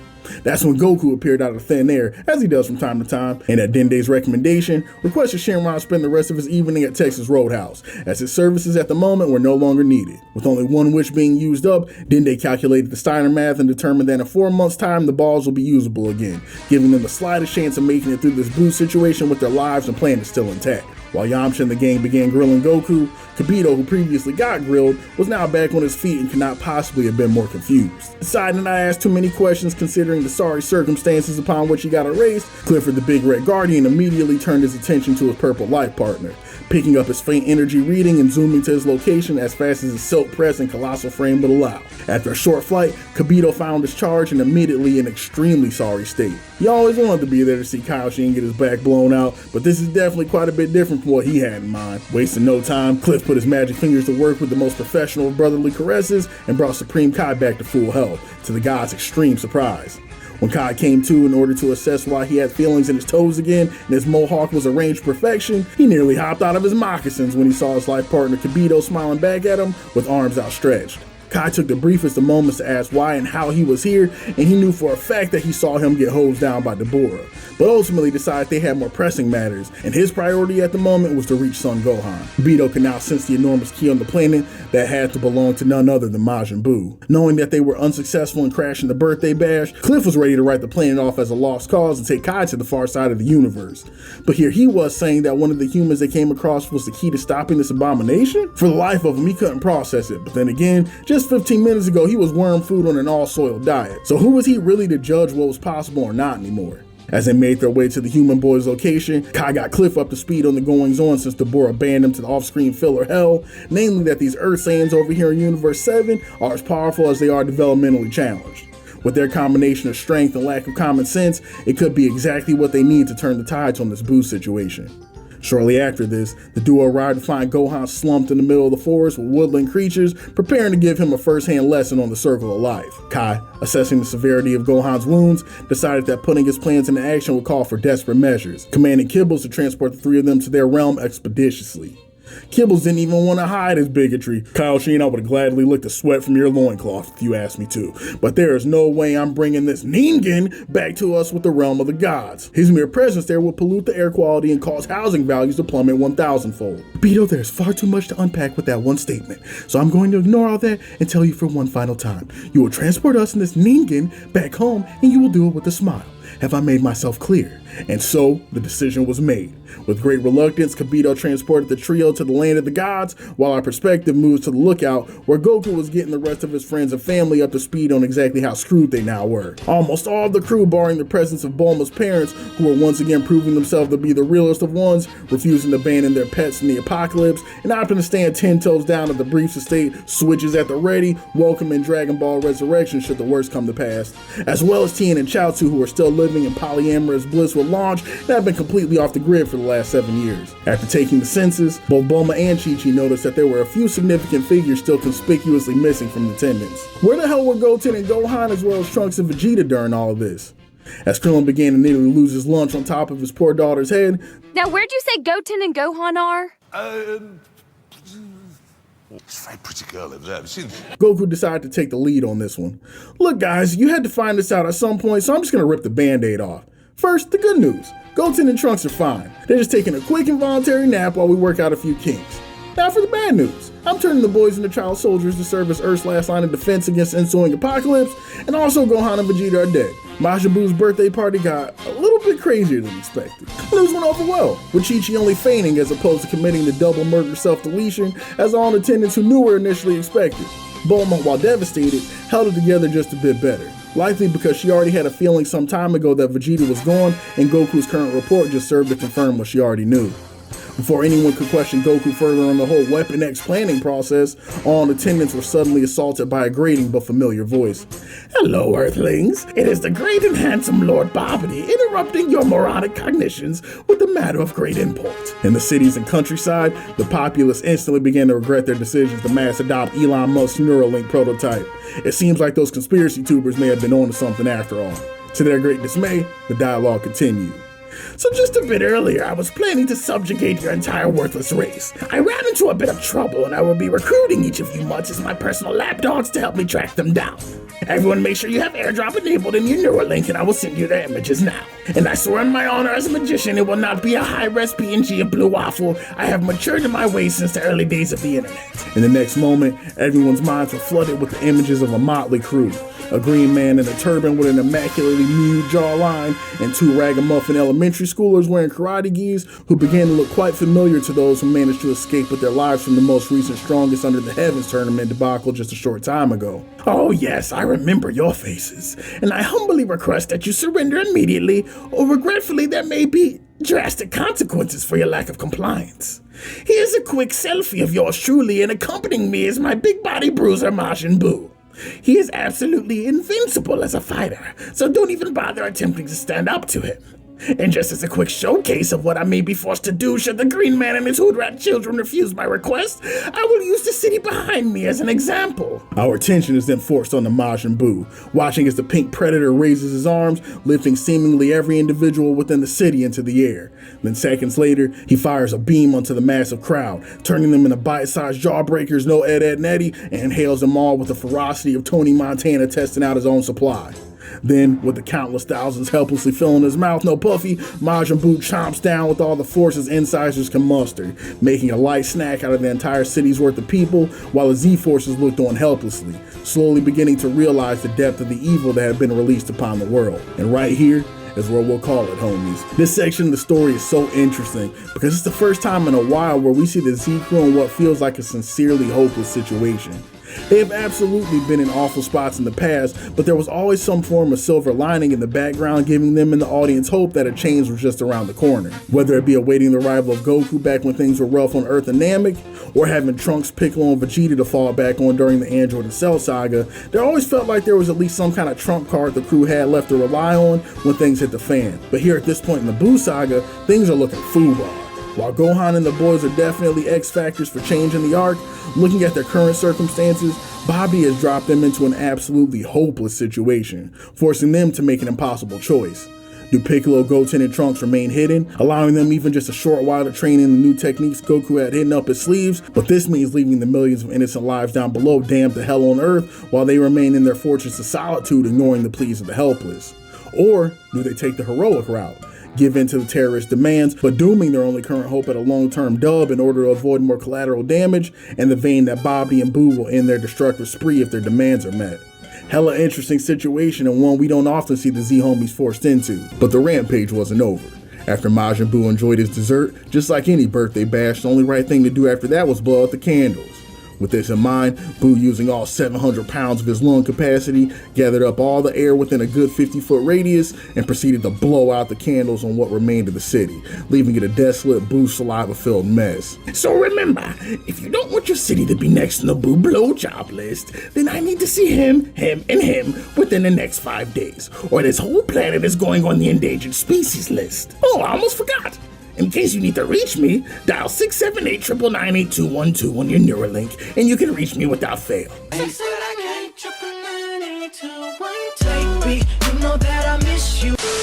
Oh, what's this? It appears we already have a caller. Bro, I haven't seen somebody snitch this fast since they called 6ix9ine to the stand. Oh, he's right here, officer looking boy. Grown ass man. Should be absolutely ashamed of himself. Alright, I'll take a moment to get this fella off the grill, because it was none other than Officer Big Body at the Tenkaichi Budokai who rang Babidi's banana phone and doxed Big Green and those kids with the quickness. Man gave them their whole government too. It would have been low-key funny if it wasn't so sad. But then again, looking at it from the rest of the Earth's perspective, I really might have been on my Michael Jordan timing too. Because we're really talking about the risk of a crash out to the entire species over Majunior of all people and those random ass babies kids.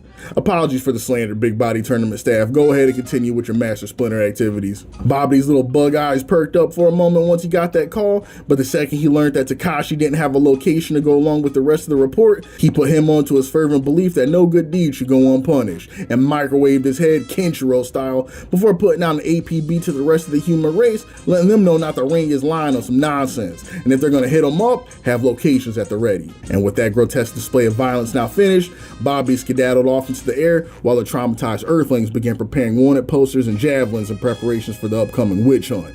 They were fully prepared to have every city on Earth looking like the ending to Devil Man if it meant tracking Green and the Tykes down. Back on Mother Base, Piccolo, refusing to get little bodied by Ratatouille, informed the crew that he would be heading down to put an end to this nonsense post-haste. But in an unlikely turn, it was Kakarot who would prove to be the voice of reason, letting Piccolo know he would put him to sleep himself before he allowed Green to go down there and get turned into a fruit roll-up by Majin Buu. He continued, empathizing with how his overgrown homie must have felt, but the reality was, he was needed to whip these boys into shape like he did back in Gohan's soft boy era. And to keep it a complete Senzu, the Earth was about to get cooked no matter what they did. So at least this way, they still had the Dragon Balls as a contingency plan, rather than bringing Buu home and solidifying the game over. While the Z Crew was struggling to make sense of the situation, Gohan, recently healed by Kibito, was attempting to do the same. Using his res abilities, Hellboy revived Son Gohan from the brink of death, who then quickly stood up and was surprised at how spacious King Yimba's lobby appeared to be. It was also admittedly less depressing than he was expecting to. Kai, understanding the sentiment completely, informed Gohan that despite the company he was in and the change of scenery, he was in fact not flatlined quite yet, but was rather rehomed to the land of the Kais. As cool as it was to be taking a sabbatical on the stomping ground of the gods, Gohan was understandably wondering what in the name of Deborah's goatee he was doing here of all places. And y'all already know Kibito was slouched over looking at his life partner wondering the exact same thing. Kai informed Gohan that he brought him there to put Plan Z into action. That is, the Z-Sword. Using the awesome might of his Saiyan cheat codes coupled with the invincibility of the magical MacGuffin to end all MacGuffins, he would be able to marry these two skill sets together to bring Buu to his knees, no Sean Combs. Gohan couldn't have been more lost, but Kibito, upon hearing the plan, started immediately geeking. Him? The Z-Sword? Master, with all due respect, even our strongest hitters in the land of the gods, myself included, couldn't get that thing to budge. But for some reason, you think this Ningen, who just got a salad freshly tossed by Buu can? No offense, sir, but more damage to your frontal lobes may have occurred during my foray to the other world than I realized. Kibito, one more sneak diss from you and your skin won't be the only thing covered in red around here. But what I say is true. Despite the fantastic disappointment he proved to be in avoiding Buu's resurrection, I without a doubt see potential in him to put a breadstick on the board in the run back. Y'all, I know Gohan gotta be sick of hearing the P word at this point in his life. Not that one, you freaks. I'm talking about potential. This fella has come up with the word potential getting thrown in his face by every grown man he's ever encountered since he barely knew his ABCs. Gohan's potential is limitless. He has the potential to be the strongest warrior the Saiyan race has ever seen. Gohan's out here like the only potential I feel like I've seen all the way through is the potential to get my ass kicked. How about the potential to get some hoes? At least change it up every now and then. Having the fate of the whole world on your back yet again where you're all of maybe 17 years old and you just want to go home, study larva, and admire your girl's biker shorts, it's gotta be so weak, bruh. Just let this man Gohan live. But we all know it can't be that simple. So Gohan and company made their way to the Stone of Excalibur while mid-flight Son was yucking it up and making Kibito more and more sick to his stomach with every syllable. It got so bad, Kibbles cut off his yap session and started getting on him about his fit. Pissed off not only the fact that this Ningen was allowed to set foot in the same area code as him, but he had the nerve to arrive looking like Pigpen from Peanuts on top of it all. Dude then points his index finger at him, getting him out of that haram-ass outfit and placing him in something more appropriate for his divine company. While Gohan was mid-makeover and making his way towards the Rock, Goten and Trunks were in the middle of Goku rocking their world with news of their father and brother's passing. As expected, upon getting woken up from a nap and being told that the two people you love most in the world got three-stocked, the boys lashed out in anger and tears of emotion as they attempted to grieve what happened. Goku was having none of it though. If there was any hope of them defeating the Huns, they had to get down to business immediately. So any tears were going to be put on the back burner in favor of a hot-ass plate of revenge. Goku put some bass in his voice and screamed at the boys with all the righteous fury of major pain, letting them know that the time for crying had passed, and the only tears he would be accepting from them from this moment forward would be tears of victory once they mastered fusion and put that pink Gordito's head on a spike. And this is the Goku people forget about. I haven't done any super slander in a hot minute, but I'm gonna do it now because this aspect of Goku's character being removed actually gets me hella tight. While Goku is certainly fairly relaxed and carefree throughout the series, by virtue of his personality and his confidence in his own abilities, at least in Z, it's never to the point where Buddy becomes a blatantly negligent safety risk like he gets flanderized into later. If there's one thing this man Goku does know how to do, it's lock the hell in when the situation calls for it. Despite his inherent kindness, Homie is also a seasoned warrior who sees his charge as the protection of Earth and those who are inhabiting it.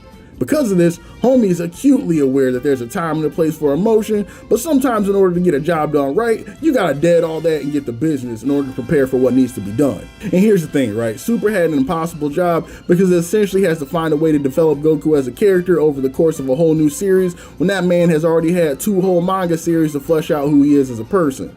So in order to feel like there's any kind of progression taking place in Super for Goku, they kind of have to make the homie regress a little bit. Because if he's already established as being this near perfect seasoned warrior, it can be hard to build from there. But at the same time, I feel like they leaned a bit too hard into the warrior himbo side of Goku's personality, to the point where it low-key doesn't even feel like the same character at some points. But let me hop off the soapbox and get back to the story, because while I was over here yodeling, Gohan was getting a stroking. That Z-sword out of the rock, I mean. Spitting on his grippers and arching his bag, Gohan got to yanking. Stop! Stop! But no matter how much he pulled, that thing was not budging. Honestly, major pause in that whole last sentence, y'all. I just realized how insane it sounded after recording it, and it wasn't on purpose. I'm not exactly sure what that says about me. I'm out here on my Tobias Funke timing. I'm afraid I just blew myself. Even if it means me taking a chubby, I will suck it up. There are very few intelligent, attractive, and straight men in this town. Well, that certainly leaves me out. But questionable phrasing aside, this fella Gohan was really having no luck in his attempt to get the weapon to budge. This is made all the more hilarious by hating-ass Kibito, who doesn't even attempt to hide his smile and smug satisfaction at Gohan's every failed attempt to remove the sword from the stone. Ha, see, I told you, Master. Expecting anything from a Ningen, let alone a task as harrowing as Z-sword removal, is simply a recipe for disappointment. But just like Vegeta's barber when it's time for a lineup, Gohan averted his eyes, instead looking ahead and going Super Saiyan, fully committing himself to the process with all his might in the hopes of doing the impossible.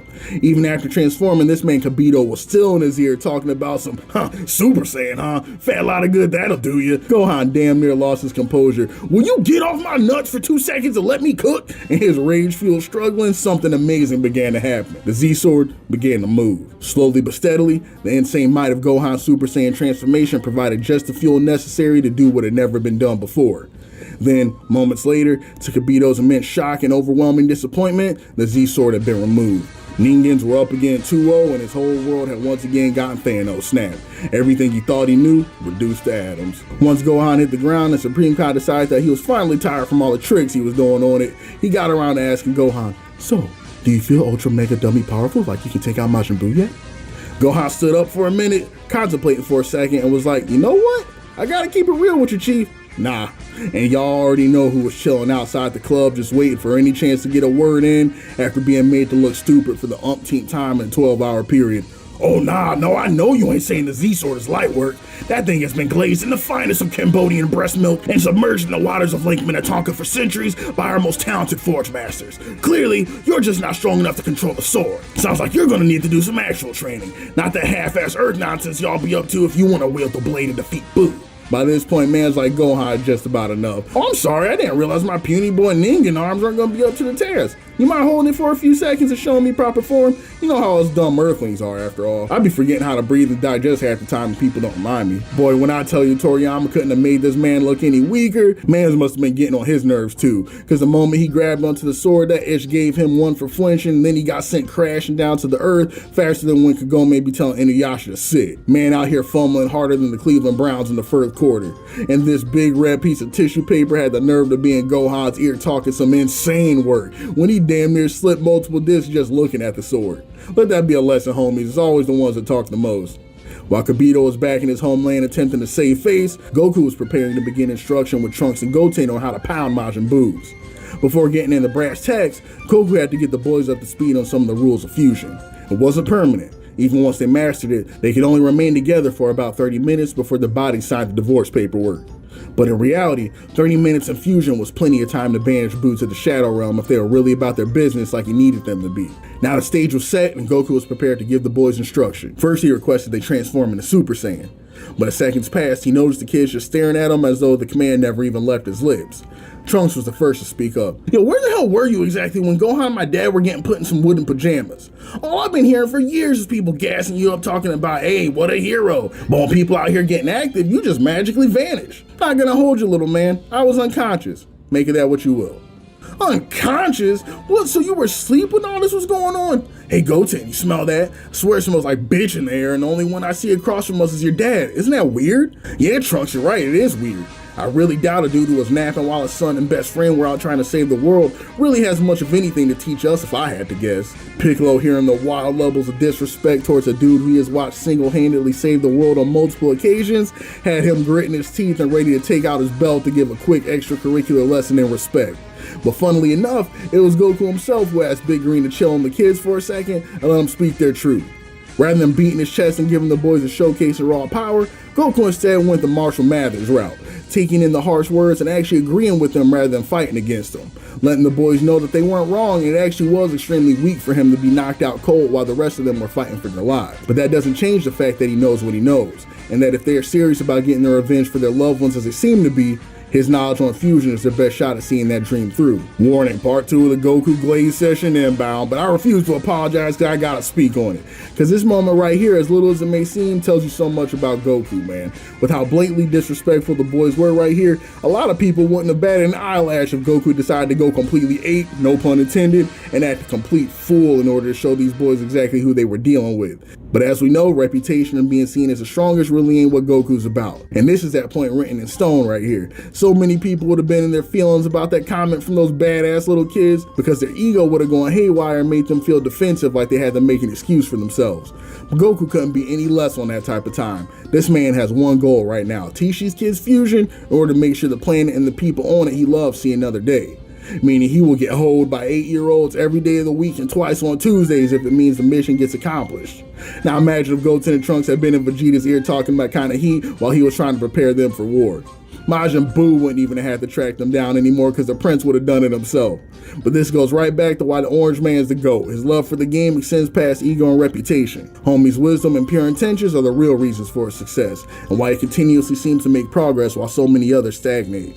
But unfortunately for everyone, the lessons Goku was hoping to teach would once again get put on pause due to a special news bulletin put on by everyone's favorite rat. Hello friends, welcome back to Cooking with Babidi and Boo, where our first course will be turning yet another entire city of priceless human lives into a delectable confection because 3 of your own kind think they're too good to have a word with your good old Uncle Babidi. Majin Buu, take it away. That was all Boo needed to hear. Seconds later, using his infernal antenna to cannibalize yet another city before blowing out the candles yet again and sending the Z-homies just a bit closer to the edge.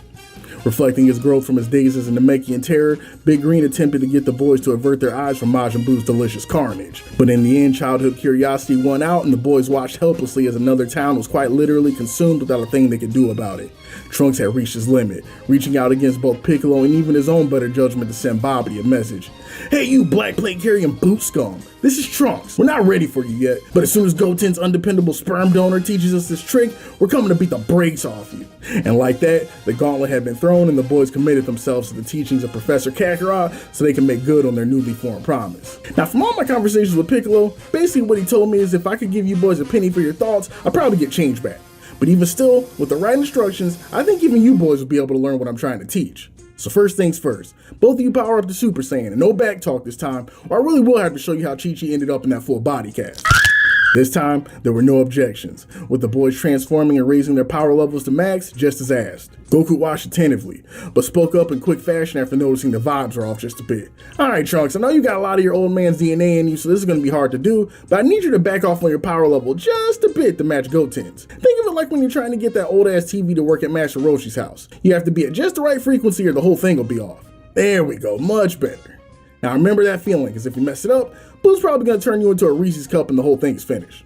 Right as Professor Goku was getting knee deep in his lecture, just like that annoying ex who can't get over the breakup, who else should pop up in everybody's mind palace yet again but Lord Babidi. But this time, it wasn't to put a guilt trip on. Rather, Babidi had some exciting news that he was far from the only sentient rat that wanted to see the Green Man and the boys made into fertilizer. Babidi gleefully informed the Earth's populace that he had been made privy to some information that one of his 3 buddies lives at Capsule Corp on the west side. So it looks like he and Boo have a couple of ideas where they'll be going for their next vacay, and he can only hope at least one of his honored guests will show up to meet him. And with this brief but incredibly toxic message, Babidi signed off on his way to turn the boys' dream of a fusion-filled beatdown into a nightmare. On the lookout, our view turns to Trunks, who is ready to spy spontaneously combust trying to figure out who ratted him out. The list was too long though, and between all those middle and high schoolers whose ankles he's broke at the local park and all the Robux he unnecessarily conned off of those dimwits online, him trying to figure out his list of enemies was like Dio trying to remember the number of breads he'd eaten in his lifetime. One thing I really appreciate the anime add-in was a little bit of closure to the scene as far as who was to blame for Trunks getting doxxed. In the manga, we just get a quick panel of Trunks getting heated wondering who the rat is before the scene moves forward. But in the anime canon, it's none other than Joe Dirt and his mom, the BBW baddie, who leaked the files. In the grand scheme of things, it changes nothing, but it's a nice little bit of color commentary that makes more than perfect sense when you remember how butthurt that whole family tree was after getting exposed and thrown in the gutter at the World Tournament. But Trunks certainly wasn't the only member of the Brees estate pressed at the moment. After hearing this, Bulma instantly threw on her Chelsea boots and made her way over to Goku with a few choice words. Alright, big shot, I've been letting you have your fun, but now I need to know the plan because Chuck E. Cheese over there said he's gonna roll up to my mom and dad's house, and I guarantee you it's not to be part of their next scheduled poker night. Bulma, you gotta relax. I mean, even if he does boom your parents, which he most likely will, not gonna hold you, we can always undo the damage with the Dragon Balls. It'd be like they never even got ruthlessly cannibalized in the first place. Goku, at this point, you depend on the Dragon Balls more than I depend on my Rose Wine when Vegeta starts getting on my nerves. But the real problem is the radar. Hate to break it to you, buddy, but that thing is made out of some grade A silicone. We're talking parts that could take me mining blood diamonds in Mozambique for 3 lifetimes in order to get a new one. In other words, if that thing breaks, we're cooked and good luck finding the Dragon Balls. That is not what Kakarot was trying to hear. He hated to do it, but he knew this situation was going to call for some drastic measures. Way to kill the mood, Bulma. You're as bad as Piccolo. Trunks, I'm putting you in that smart-ass mouth on the spot. Go to your mom paws and grab that radar or else this whole thing's done for. I'm gonna do what I can to keep Boo and Babidi busy in the meantime. Trunks couldn't help himself. Oh, so you're gonna go out and take on Bobby and Boo alone? You sure not gonna fall asleep this time somewhere before you get to him? Huh, good one, Trunks. Why don't you ask your mom how she and your Uncle Yamcha know each other? Goku could register the faintest hint of Bulma telling him to grow up before vanishing from the lookout and taking the subspace highway, bringing him face to face with the villains of the week for the very first time. Upon first getting jump scared by the orange karate man, Bobby yelled out an instinctive, "Whose man's is this?" while taking up his safe space behind the big body bruisers, childbearing heads. But after taking a second to register, he realized that it was the Saiyan with the bedhead that blew Yakon away. Oh, it's you. For a second, I thought it might actually be someone worth paying attention to. What are you doing here anyway? I thought your buddy with the massive forehead left you in a ditch somewhere. Well, it's no matter. I should be thanking you after all. It's because of you that Boo got resurrected again in the first place. A moment of silence. Then Goku began to speak. I gotta admit, me and Vegeta really screwed that one up. We both underestimated Boo. He's way stronger than either of us were willing to give him credit for. Well, of course he was, you dolt. He was created by my father. And you know, homies, this line got me thinking of a video made by Seth, the go-to editor for this channel, titled Son Goku, an analysis where he speaks on a lot of the deeper story stuff going on in DBZ that often gets overlooked even by the fan base. And one of those major themes he's covered that's especially big here in the Buu Saga are the characters being forced to pay for the mistakes of the previous generation and making the necessary sacrifices to clean up one's messes. As Bobby mentioned before, it was his own sorry-ass pops Babidi that was responsible for the creation of Buu. And after his old man got flatlined by Supreme Mohawk, he saw it as his charge to pick up the mantle and finish the job his pops couldn't. But this is absolutely not the only time we see this idea of kids being driven to finish the work of those that came before. The last arc with the homie Perfect Green was on this type of time majorly, with the introduction of future Trunks and prepubescent Gohan as low-key new generation protags who had to step up to the plate when the old men couldn't. And it doesn't just go for Vegeta's once-in-a-generation fumble against Cell. Goku's repeated errors from the past come into play majorly as well. And Seth's video really put into perspective for me just how often things almost go irreversibly Milhouse due to Kakarot's leaving the job half done, either due to kindness or the desire to set the Earth up with a new savior who may or may not have been up for the task. Frieza coming back to clap the Earth's cheeks, the creation of the androids after Goku's hood rat antics against the Red Ribbon Army, Super Perfect Green being one beam struggle away from turning the planet into a vacant parking lot, and now the resurrection of Majin Buu, whose early birthday celebration he was directly responsible for. A large part of Z has been made up of demons from Goku's past, and him trying to figure out a balance between being Earth's A1 hitter while also not making the planet solely dependent on him by setting the stage for one of the young bucks to take the title. As Goku learns though, finding his true successor proves to be a far more complicated answer than he ever thought it would be looking back. And the finale of the series hits when Goku believes he's finally found an appropriate answer to the who's up next problem. It's just so cool to see these sort of breadcrumbs being laid about demons from the past and worthy successors interwoven so early into the arc, knowing how it all comes together. Returning to business though, after confirming that he wasn't there to drop the dime on the whereabouts of his least favorite trio, Babidi and Boo were even more blown away when this orange fellow in front of them started making demands, warning them that the toddlers they want to smoke so bad will be coming in the very near future. So until that moment, he kindly requests that the two stop going Wonka mode on nearby cities. Babidi and Boo just had to sit there and stare at one another for a second. Boo, am I hearing this right? Did this moron not only have the nerve to not only show up in our face with no information, but also had the testicular fortitude to make demands of us as well? I swear, most of the humans on this planet couldn't pour water out of a boot with instructions on the heel. How about this big fella? Not only were you not finished smoking on that earth pack quite yet, but you will also bring us the locations of those mongrels you're hiding, or we'll nuke double the city simply for the monologue you just made us sit through. Funnily enough, after hearing the news, Goku didn't seem fazed or surprised in the slightest. Yeah, gotta admit I was expecting that. Looks like I'm gonna have to stall you. Stall us? Is there something wrong in your head, Earthman? Clearly the wheels are spinning, but the hamster's dead. Enough of this posturing, Majin Buu. Show this imbecile how we deal with jokesters and tough guys who don't come bearing gifts. Boo heard the request, made absolutely sure that everyone in attendance knew he didn't appreciate the tone, and took his time strutting over to his new plaything. Goku picked up on this and put his black belt in instigation to use in rapid fashion, asking the big fella why he lets the old fly in the milk over there little boy him like that. With his kind of power, he should clearly be the one wearing the strap in this relationship, but he's just little old Goku, what does he know? Babidi here in the grade A game, and knowing that the last thing he needs right now is a lackey that knows his worth, immediately starts chucking venom at Goku, demanding silence and assuring him that Boo's about as smart as a bag of wet mice and half as useful. They both know who the alpha in the dynamic is. And if he decides to get even just the slightest bit jumpy, he's gonna have him back in that Pokeball faster than he can find a seat at the buffet. Boo clearly did not like that one and started looking back at Bobby like, yo, run that by me again real quick. The fuck you say to me, you little shit? Bruh, nothing is funnier than when Majin Buu just barely opens those peepers and starts staring somebody down when he's extra pressed. Big fella just looks fed up, and that's exactly what the vibes were as he looked over at his soon-to-be fired manager and was like, "Kill me, he kill you." And y'all know this had Babidi pressed, boy. Man just looked up through his gritted teeth, sweating, knowing damn well he got put in a checkmate by his indentured servant whose IQ was supposed to be room 10. But I still kill. Watch man face make me mad. Realizing at the time where words would have any value was coming to an end, Goku powered up as Bobby worked on getting the stream up and running to assure everyone on Earth will have a full screen 1440p look at what happens to anybody who dares stand 10 toes against he and his pink powerhouse's influence. While on his way to Grandma's, Trunks stopped in his tracks after feeling the energy from Goku's power-up, realizing for the first time that Goku's energy was right up there with his dad's and how close he came to the most vicious backhand of his life down the OG's power level back on the lookout. Impressive, but we've seen this trick before, Orange Man. Your buddy Vagina or whatever tried the same attack against Boo and fat lot of good that did him. You're not wrong, Bobby. Guess I have to pull out all my tricks and show you something even better than this Ascended Super Saiyan. Piccolo and those remaining heard this and immediately started bugging. Yo, did he say something past Ascended Super Saiyan? Bro, wasn't that enough? By this point, Trunks put his whole journey on hold. Like, Cap, there's no way that's possible. I knew this old man just stayed lying. Trunks, if you don't get your happy ass over to Capscorp right now, I'm gonna do what I should have done back in the lookout. Trunks could not have moved faster, damn near saluting the air and saying yes sir before making a beeline to Grandma's for that radar. Back at the scene of the incoming crime, Goku getting possessed by the spirit of black fatherhood had Bobby and Boo dummy lost, wondering who this man was yelling at and why he started geeking out of nowhere. This man Goku is so unserious, but he just hit him with a "I don't worry about it," before deciding that it was time for him to put on a brief seminar in order to buy his hard-headed nephew some time. Now we hit the part that had your boy in an absolute chokehold as a kid. This part right here where Professor Goku gives his crash course in Super Saiyan theory had me sitting down with a mechanical pencil and a 3-ring binder more locked in than any of my classes in high school or postgraduate. You know this part is OD because even the villain stopped mid-fate to let this man cook. First up, regular form, or Goku Black for short, no relation. Up next is a classic. This is normal Super Saiyan. It's had shown in manga in a chokehold for the past 30 years.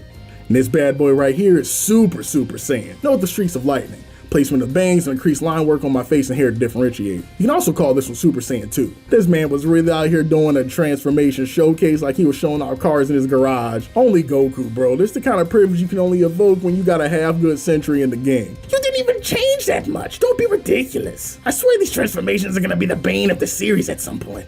Oh, but I'm not done. What I'm about to put you onto next is what it means to go further beyond. Goku then shifts his weight and puts his arms into position next to him. It's clear that whatever was coming next was about to be a world apart from what they just witnessed. As the seconds pass, Goku's body becomes enveloped in lightning. Every vein on his body begins to convulse in agony as his pupils disappear and something else starts to take him over. And real quick, can somebody please award that man Sean his Academy Award for his performance in this scene? Buddy hitting us with that. And this is to go even further beyond! Had every middle and high schooler in the 2000s jumping out their seat and trying to power up in their grandma's kitchen when nobody was looking. The anime community has still yet to recover from the magnitude of those bars. You couple Sean's Tony Award winning screams of agony with Prime Bruce Falconer going absolutely ham in the background with the anticipation of a new never before seen transformation, it was almost just too much. I distinctly remember watching this moment for the first time as a kid and believing in my heart of hearts that no piece of entertainment was ever going to top this moment. Just pure insanity. You had King Kai on the line losing his marbles, thinking about the repercussions from Goku going full sicko mode, Piccolo on the lookout ready to throw up because he wasn't even sure what he was looking at anymore, and even Tien somewhere in the Andes Mountains about to end up a statistic wondering just what the hell Goku did this time. The whole situation was pure chaos, culminating into the magnificent reveal of Super Saiyan 3. The transformation to end all transformations, for the fight to end all fights. After Goku finished up his flexing, Super Saiyan 3 was finally revealed in all of its over-the-top glory, complete with erased eyebrows, deviant art hair, and all the edginess that comes with a mandatory new transformation. I was having a conversation with creator and editor homie Seth Descent about this section. He was spitting bars when he talked about how sick as this moment is. It's like Toriyama knew just how out of hand the power level thing had started to get and leaned into that mess as much as possible. SSJ3 is absolutely Goku's most flamboyant transformation yet, boy. The dude quite literally had the whole world watching him flex and strain for minutes as his ki charge began causing the tectonic plates to shift, and his power level got so out of hand it could be sensed by gods more than light years away. Big bro Toriyama just said, screw it, if we're gonna do it, we're about to go all the way, and I respect the man's dedication to the bit. Boo peep Goku's like, damn, I gotta admit, you do look scary without the eyebrows. But he still wasn't impressed. Babidi tried to pretend he wasn't, but made sure he was standing as close to Boo's crack as possible before talking spicy and telling Boo to sickle. And of course, you gotta love the reactions of the peanut gallery as they stand mouths wide open yet again at another impossible Kakarot transformation. I know Vegeta was sitting on his iPad he borrowed from Trunks in hell with watery eyes just punching the air. Super Saiyan 3 Goku also just makes me lose it every time off that massive caca eating grin that's plastered on his face from the moment he transforms. It's like bro just can't help himself and is on a permanent self-glaze streak like, damn, I'm just really that nice with it. Boo decides that it's time to test out if all those theatrics really amounted to anything and rushes in to put in some work on the newly transformed beast mode Goku, no relation Gohan. It's immediately apparent that the transformation not only amounted to a ki boost, but a big old speed increase as well, with Goku vanishing up in Boo's grill in seconds flat and doing what Goku does best when he gets a new transformation. You already know the vibes, man went full disrespect mode. Tell me why this fella Goku gripped this fella Boo up by his dangalang, no puffy, and decided to get on his Gervonta Davis time and using this dude as a speed bag like he was playing a mini game of Fight Night. I said it once and I'll say it again. Saiyans with a new transformation are like homies from the neighborhood with a fresh cut. They start Krispy Kreming themselves like crazy and act totally different. Then once again, in an appeal to ensure his spot in the next Smash game, Goku starts with the grippies firmly on Boo's antenna and begins swinging this man Mario 64 style for a permanent swim lesson. It'd be a cold day in HFIL though before Boo let himself get permanently sent to the sidelines off of something like that. So man hops out the water and pours one out for Vegeta, giving us one of our favorite clips. Seth, if you wouldn't mind doing the honors. I still can't get over the fact that this worthless ki blast spamming is genuinely associated with the Prince in universe and gets acknowledged by other characters. Bro, of all the things to be remembered for. After acknowledging the nonsense, Goku begins to peep the same thing that the late Prince did though. No matter how hard you duff this dude, Majin Buu, there appears to be no lasting damage. Boo wasn't going to allow the monologue to go on too long though, as he took another page out of Vegeta's handbook and stretched his arm to disproportionate lengths to sock Goku in the face from half court. After mashing out of the dizzy spell, Goku let out a little smirk as if to say that was dirty ball, but I rock with it, before the two rushed in and just began back and forth blamming each other, one of Goku's favorite pastimes. This fella did not learn anything from Hajime no Ippo, bro. You are not supposed to use your head to block. That's not how this works. Then without warning, Goku decides that he wants to test what this dude is really about and fires off an instantaneous Kamehameha right in Buddy's face. The beam lands direct and on any other occasion would have ended the scrap. But the rest of the villains weren't built like Boo was and quickly shoots Goku a smirk to let him know this was light work and heals himself back to full like the attack never happened. And Majin Buu might be one of the few villains that rivals Goku when it comes to levels of disrespect. Because why did this pink instigator, after taking that beam straight to the chest, just decide, yo, that was kind of cool, let me try. Put his hands in formation, then fire one off on Goku right back, cheesing the whole time. This part was actually so sick because it felt like a callback to the original Dragon Ball. Y'all remember back in the day when your mans first picked up the move from Roshi, who had spent years in the darkness, getting molded by it, attempting to perfect the ultimate technique of the Turtle Hermit School. Goku peeps and is like, yo, can I try? Master Roshi damn near spit his dentures out, giving a whole lecture about the number of years it takes to properly learn it, while in mid-sentence, Goku was already in the process of blowing up a vehicle after peeping it one time. When you really look at it, the whole fight itself is very different from what you would expect when it comes from the series pro-tag confronting the big bad for the fate of the universe. Rather than Buu and Goku facing one another to knock each other's helmets off like on most occasions, the two really appear to be more playing with each other than anything else. Instead of being upset or discouraged by Buu's genius level combat IQ, Goku's impressed, and there feels like there's a little bit of relief behind his words, finding someone out there that exists that's still able to push him to his limits, even though he's forever destroyed the Shonen power ranking system. I like seeing how Toriyama was setting up the finale even within this first encounter with Buu. I don't know if he had the full picture of the two's relationship and how it would end, but the building blocks were definitely there. After having the Kamehameha sent to him, Goku reflexively double axe handled the nonsense directly in the Bikini Bottom and ensured that one fella's leg was never going to heal properly. Seeing him pull off a city busting Kamehameha after only peeping at one time, Goku couldn't help but glaze dude up a little bit, admitting that you look like you're a few fries short of a Happy Meal, but when it comes to throwing hands, you're an elite level competitor. It was pretty clear Buu was happy to hear this, but the excitement immediately went flaccid when he saw his new rival go all the way back down to Goku Black. Towards the tail end of the last round, Goku had sensed little Trunks' energy returning to base and figured he must have found what he needed and bounced. Going back to the anime, adding little color commentary bits that aren't always present in the manga edition of things, Trunks trying to find the Dragon Radar at home while his grandpa and his fine ass grandma are completely unserious is genuinely good stuff. Little dude is so pressed the entire time, not only understanding the stakes, but also not trying to get another lesson from Major Kakarot, so the whole time he is back home, he has zero peace. Little dude is sweating, running in place. The whole time his grandma keeps getting on his back about eating a sandwich, and his grandpa's nonchalantly sunken down Newport 11s while he's trying to navigate his brain fog about where they left the radar. While little buddy is on his last leg tearing down the whole house to find where they put the damn thing, his mom calls after she remembers they left it in the Breeze family plane. 1% tax bracket problems. Trunks gets high-key annoyed and channels his inner Vegeta, telling his mom that he doesn't have time to hear her complain about pastries or whatever, he's got a job to do. Bulma, refusing to let her son fall into the clutches of inceldom, tells him he better get his smart-ass mouth in those funky boots and line this instant so she can tell him what's up. It's a silly little gag section, but it fits in well and is just another showcase of the things the broadcast team did really well to bring the whole vision of Dragon Ball to life. Back at the scrap, as Goku returned to his normal African-American self, he informed Buu that even though he may have run out of time to play with him himself regrettably, there's going to be a really strong guy that'll show up in 2 days that'll be able to give him a real fight. If he could just hold off from going 187 on the planet for just a little bit longer, he'll be in for the most fun he's had since he discovered the Husky section at JCPenney's. Babidi at this point was finished though. Really, Orange Man, did you think you could just talk your way out of this fade? Buu, go out. Wait, he's gone? Really? That seems kind of unfair. Well, now you've gone and done it, Majin Buu. Way to let him get away. I should have figured a numbskull of your enormous size wouldn't be able to keep up with him. Now I suggest— Hey, Master Babidi, I got an idea. Oh, really? I suppose it's the first time for everything. What is it, you dolt? In an instant, Buu was holding Babidi in the air by his throat, gleefully smiling as he relayed what's to come. See, if you choking, you can't do spell.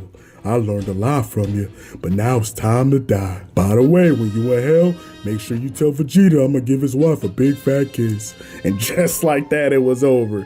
With the speed of a Mustang's pistons, Majin Buu unloaded a right hand with all the ill intent he could muster, aiming square for Babidi's face and literally exploding the dude's noggin on impact. I remember seeing this part back in the day and being like, oh shit, like even on the rewatch and the reread, this moment still absolutely is kind of nuts to see. While it's a bit more graphic for sure in the manga because you literally see this fella Babidi leaking from his neck before he gets tossed to the wind and blown away, I remember the anime being absolutely crazy too because they left this moment for the very end of the episode.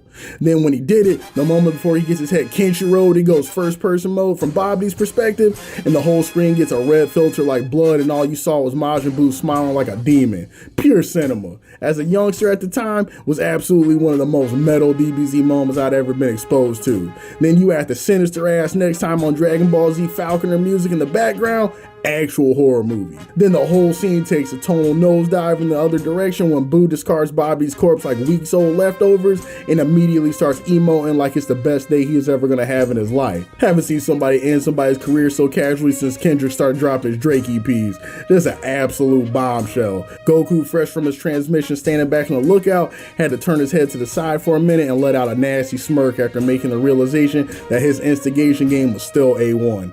Green peeped him and was like, bro, this is no time to be spacing. We got real problems right now.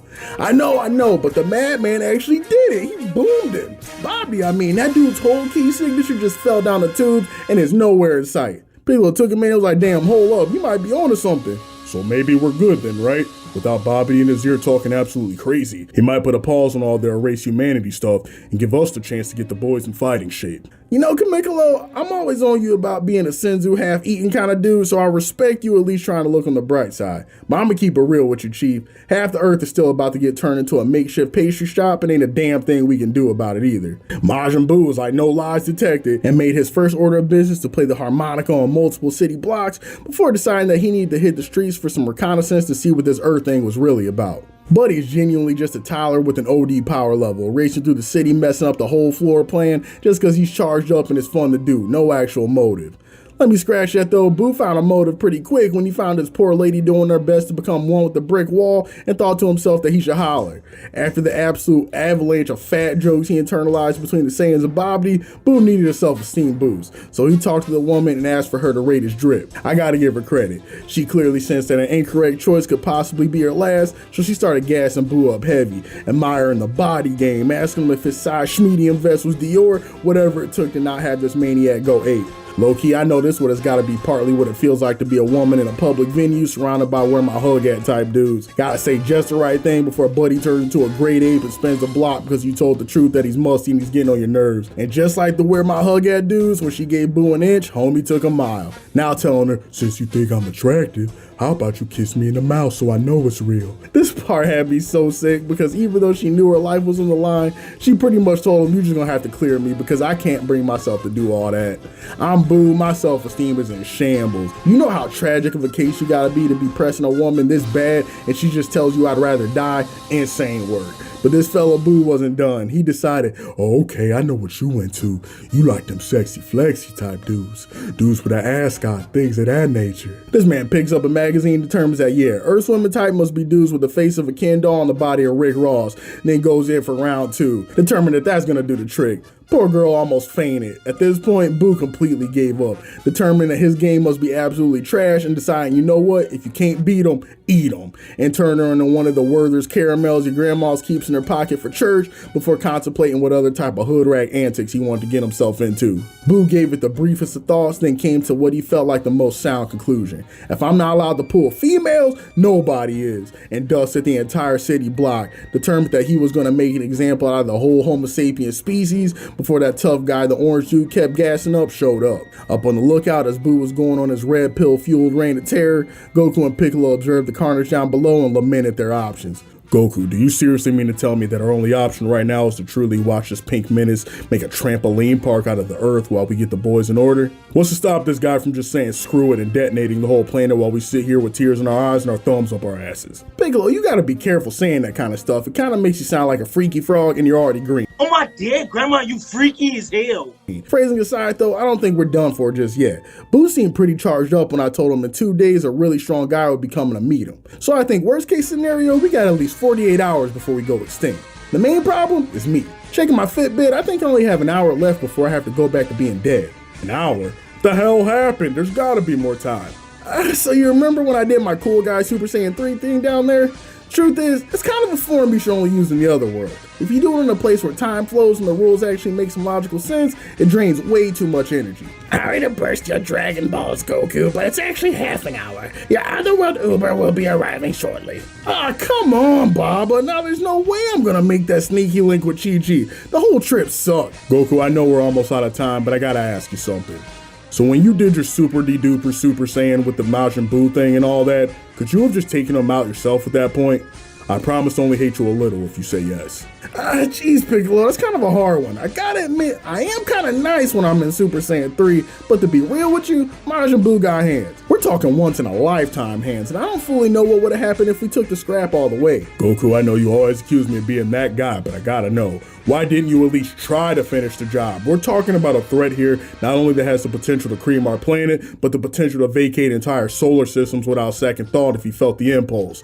That seems like a pretty damn decent opportunity to go all out, don't you think? Alright, Piccolo, twisted my arm. You wanna know the real rub? Basically, I don't go here anymore. Technically, I'm washed. I got put in the pack years ago, and it feels weird to me that I should be the one doing all the saving when I'm technically fish food. I think it's time I let the young bucks step up to the plate, allowing somebody actually from this area code to put on for their city, especially since you never really know when the next goober is gonna show up. I know we're gambling right now, because both Goten and Trunks are about 15 cents short of a nickel, but with time I think they can become the hero Gotham need. On the planet of the Kais, while Boo was out clubbing and chasing skirts, Gohan was studying the blade. Whilst you were out partying, I studied the blade. With his progress in learning to handle the sheer heft of the Z-Sword coming along at an alarming rate, enough to make even his #1 hater commend his progress. Like an online sweat queuing up for rank, Gohan had finally realized it was time to lock in. Even in death, his pops continued to break records and put the entirety of the earth on his back. So maybe it was time he showed the same resolve and proved exactly why he was worth the 10+ episodes of slice of life goodness at the beginning of the arc.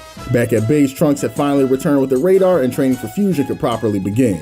None was more surprised than Goku as he peeped the staunch obedience of the Saiyan boys who now stood in front of him, a power pole's distance from the prepubescent sassy smartasses that were testing his manhood while he talked moments before.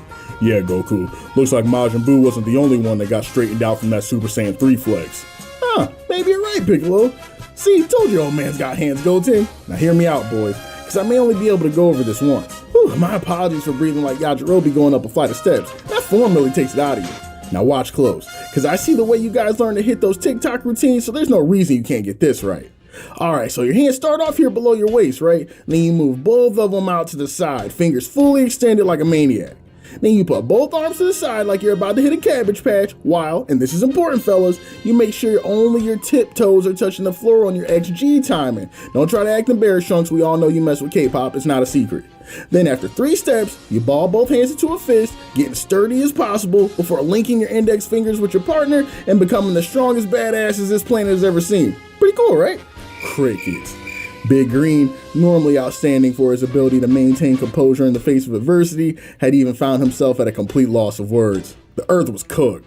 Trunks was the first to break the silence. Alright, Goten's dad, I'm just gonna say it. That might be the zestiest thing I've ever seen in my life, and I've seen Gohan practicing his Saiyaman dance in the mirror when he thought me and Goten left the house. Zesty? Is that what you guys say when something's cool now? Well, I think you're zesty too, Trunks. But more importantly, I need to know that you guys got all that down. You and your partner have to be completely symmetrical or this thing isn't gonna work. Symmetrical? Is that the game my grandma plays where they talk weird and she's always lighting her kitchen on fire? Trunks, that's the Sims. Piccolo, come over here, please. It looks like we're gonna have to give the boys a demonstration firsthand before I catch my ride out of here. Goku, I will kill everyone on this lookout and then myself before I let these boys see me do what you just did. No offense. Piccolo, we don't have time. If you don't help me show the boys how to do this right now, I'm leaving it and the only chance to take Boo out is getting in that Uber with me. Having never felt farther away from his title of Demon King than today, my junior swallowed what was left of his pride and demonstrated the fusion ritual to the boys right along with Goku. After completing the dance and mourning the loss of something unnameable, but he knows he'll never get it back, Piccolo raised the question to Goku. So, you said you plan on using this technique with Vegeta, right? Yeah, Piccolo, what's the problem? You do realize that you have a better shot of getting Vegeta to acknowledge his widow's peak than ever, and I mean ever, doing that technique with you. Just keeping it honest. What are you talking about, Kamikolo? You act like it's embarrassing or something. Never took you as a shy type. As Big Green ruminated on the fact that he had just become a big joke, Majin Buu decided that after a big day of harassing women, he needed a big nap. So this fella gathered up all the regular ass humans in the vicinity and in a sort of reverse spirit bomb type situation held his hands up high and turned the entire population into Play-Doh. Then Buddy used that quintuple X lung capacity to clear the land and turned that cursed ball of human lives into the house that Boo built. Then this fella had the nerve to go about his business like he wasn't the biggest terrorist threat on earth, sitting at his little dining room table for mealtime, jumping in the bubble bath, dropping the dues, and speaking of which, the editors of the TV version of the scene were on one, because why did these goons feel the need to have Boo, the moment he was feeling the bubble guts, squeeze one out, then they edited that nonsense to appear like the toothpaste Buddy was using in the following frame. Sick work, but I can't lie, I definitely laughed when I peeped it. After Boo took care of his hygiene, this dude took a 5-second nap maximum before hopping out out of his chair like, yup, time to kill people again. Bro, if Majin Buu wasn't a pink fellow with the waist size of Peter Griffin, this whole arc would be too dark to even comprehend. Guy is for real a menace. As time appeared to be running shorter for the living creatures in Buu's area code, so too did Son Goku find his own time at its limit as well. While Homie was in the middle of giving Trunks and Goten their private hip-hop choreography lessons, Baba found her way to the wayward hero, informing him that his good boy pass was finally up. Oh, gotta go. Looks like it's on you from here on out, Piccolo. Don't go being all shy on me either. Make sure you teach these boys how to bust it wide open so they can do the same to Majin Buu's head. Goku then approached his battered wife, emotionally drained, looking like a military wife preparing for her man's 7th deployment. Oh, don't cry, babe. I know we didn't get to have our sneaky link this time, but at least you don't have to buy a bigger table for dinner. No, you absolute idiot. Not only am I losing you, but they lost Gohan and now you're putting the fate of the world in the hands of our youngest? Did you not learn anything from the past 7 years? You worry too much, honey. Trunks and Goten got this. If they can learn a two-step like I did to get you in bed for our honeymoon, the Earth and their lives are as good as safe. Oh, and Fidel, I'm begging you, please don't send a Dear John letter to Gohan in the afterlife. He's a sensitive kid and he'll be coming back soon, so you'll have to wait only a little bit. Goku, first of all, you're gross. And besides, I truly believe Gohan's alive. I can't explain it, but ever since he put down some of that Super Saiyan, never mind, let's just call it woman's intuition. Krill chimed in. You know, I appreciate you believing in little buddy so much. By the way, I'm the one that taught him everything he knows, if you catch my drift, but we haven't found a trace of Gohan's energy since he ran into Majin Buu. I'm pretty sure that kid is deader than Yamcha's DMs on a Friday. As Goku scanned the lookout, peeping Yamcha delivering a slick middle finger to Krillin out of the corner of his eye, he looked down to see Goten looking up nervously. What, you want to scrap or something before I go? No, you idiot. He wants to give his dad a hug. Go on, Goten, and if he gets heavy-handed at all, they'll have to reserve him 2 halos because he'll have died twice. Goku then bent down, took his son in the air, and brought him in with a loving embrace, entrusting him about the care of his mother and the Earth as the world's champion was once again forced to take his leave. Bye, everyone. See y'all again sometime, and probably sooner than you think. And with those final words, Son Goku vanished. Krillin looked up with tears in his eyes and a mixture of grief and panic. So are we gonna talk about what he just said before he left her? But there was no time. The fusion training needed to commence again with the utmost haste as the Earth was now on a very short clock. Y'all, I never appreciated in the past how tense this part of the story feels, but I definitely do now. When you think about the scenario, it's actually pretty wild. Goku, historically the Earth's safety net, is now gone and potentially for good. Not only that, but the second string is now out of commission as well, with Vegeta well past due on pack watch and Gohan being MIA but for all intents and purposes toast as well. The Earth is now on its 3rd string reserves, having to depend on untested Generation Alpha ragamuffins to put an end to the greatest threat the planet has ever seen. The situation is pretty damn dire in actuality, and it's cool seeing the risk Toriyama took to take things in a unique direction. And speaking of unique directions, Goku, upon entering Yama's lobby, decided that he had his own plans and needed to chop it up with the big man himself for the moment. Yo, Yama, looks busy in here. Oh, if it isn't Goku, I got half a mind to send you to HFIL right now myself. Do you know how much crap I've been putting up with since you died and there's no one available to babysit Earth? This line looks like opening day at Cedar Point. I don't even have enough room for this nonsense. My bad, Yama, but speaking of that, have you seen my boy around by any chance? Son Gohan, about this tall, stole Yamcha's haircut? Oh, believe me, Goku, I know your seed if I saw walking around this place, and I assure you, he's not here. But do you know who did come through? Deborah, the damn king of the demon world. Damn near had to break him in half myself to get him to settle down. Eventually saw reason, but I figured he enjoyed himself just a little too much in hell, so I sent him to heaven instead. Kill him with kindness, they say. Oh, Yama, you're the best. So my son's not dead? That's great news. Now I just gotta figure out where he went. It's so weird though. Krillin was right. I can't seem to sense his ki. Taking a brief moment of concentration, it was faint, but he could sense it. That was definitely his son's energy signature. But just where was he and how did he get so far away? Only one way to find out. So Goku took his fingers to his temple and arrived directly to the location of his son, just in time to give himself the closest shave of a lifetime to top it off. Yo, Pops, is that you? Gohan was stunned, but Kai and Kibito even more so. Not every day you see a human vanish out of thin air into the realm of the gods. Even funnier was Goku's reaction. Yo, Kai and Clifford, you guys are here? I could have swore both of you guys got smoked back on Earth considering the mediocre power levels and everything. No offense. Goku then spent the next few minutes getting his boy up to speed on the happenings and how the Earth was currently taking back shots with no protection from the likes of Majin Buu. As Gohan processed, Goku saw the blade he was lugging around and asked if he could borrow it. Surprised by the weight at first, it only took Goku a few seconds to acclimate to it before he started swinging the thing around like a Louisville slugger at the cages, leaving Kaioshin astonished and Kibito wanting to retire to a remote planet and never see another living soul again. By his account, at this point the Kais and the land they resided on was cooked. Goku, ever the bum, ended his introduction by requesting a place to stay and a free meal. Lesson right here, folks. You can take the deadbeat out the trenches, but you can't take the trenches out the deadbeat. Back at home, while Goku was gearing up for a meal, Piccolo was getting the boys geared up for war, breaking them out of their slumber with all the subtlety of a commanding officer in basic before suiting them up for combat. We learned that in the short while that the Earth's last line had been resting, Majin Buu had taken out 2/3 of the Earth's population and had decided that he was after a clean sweep. As the pink party crasher scoured the Earth looking for the remaining 1/3 of humanity he hadn't clapped yet, he made a pit stop when he saw a young boy struggling along the road. Wanting to be as thorough as possible, he went below and prepared to knock little Timmy into an alternate dimension, but hesitated when he didn't hear the screams of terror he had grown accustomed to. Hey, this the part where you supposed to yell. Yell? Why, are you famous or something, mister? Yeah, famous for running fades. You a dummy or something, kid? Why ain't you scared of Boo like everybody else? First of all, rude, but second of all, I'm blind, mister. I couldn't see you no matter how hard I tried. And this right here is the moment that Majin Buu proved to me he's on a different level of savagery. This Majin Buu went full heel Messiah mode, curing this little dude's blindness only so he could hear him scream in terror as he knocked his block off. Do y'all actually realize how insane that is? That's a whole different breed of pettiness right there. I really need Majin Buu to relax. Right as Buu cocked that yellow dishwashing glove back and prepared to do what he do, he was surprised by a child who not only didn't run after seeing him, but gave him a hug and even called him a hero. Wait, so you think Majin Buu cool? I mean, I guess, mister. I don't really know anything about being cool, but you cure my blindness. You couldn't possibly be that bad.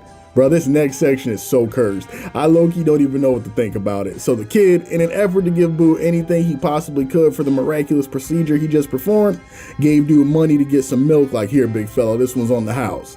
This Buu guy tries to eat the coin, decides it tastes like hot garbo, and flies off into town to show the kid some real cuisine. He hits up a general store, and as a viewer, you're like, wonder what this guy rolled up here for of all places. Don't worry, Buu plans to answer that inquiry in short order. Rather than giving the milkman the zenny he just earned from his good deed, he uses his dairy-based XG to turn the dude into a carton of milk. But oh no, it ain't over, because he then takes the human-turned-creamer carton of dairy back to the kid, tells him that money's trash, try milk instead, and inadvertently turns this poor, previously blind child into a cannibal. Like, that does make him a cannibal, right? Like, I don't care how milky this man appears to be now, no diddy, that was still a whole-ass grown man about 45 seconds ago that this kid just drank. I drink, people! Diabolical work. Then to top it off, after committing this Geneva Convention breaking atrocity, man's like Buu flies away, by happenstance sees a peaceful town left untouched by his carnage and just nukes it, letting out a hearty belly laugh while he flies off to commit his next Dexter level antics. Bro, somebody gotta stop this man. Buu cannot be left to his own devices. While Buu was locked in on Havoc, Gohan was locked in on training, continuously practicing his Z-Sword katas in the land of the Kais, eventually catching the notice of his dad, who pointed out just how much his son had managed to improve his swordsmanship in just a single day of focused practice. Seeing the level of improvement, Goku decided that it was time to deliver his son a challenge to see what the legendary blade was really made of. Lifting up a few-ton boulder that he intended to rocket at his son, who excitedly took on the challenge with a smile. Kai watched the display, but found himself dissatisfied and intervened.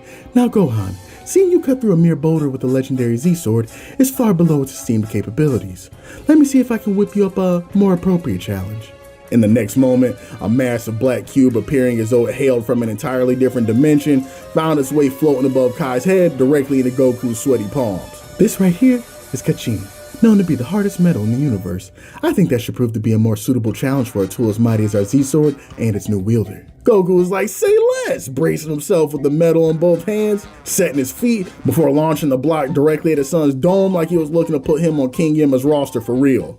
Gohan assessed the situation, matched the speed of the obstacle coming straight at him with blinding speed, and in an instant made contact with the block and awaited to see his blade cut through it like Gordon Ramsay through a chicken cutlet.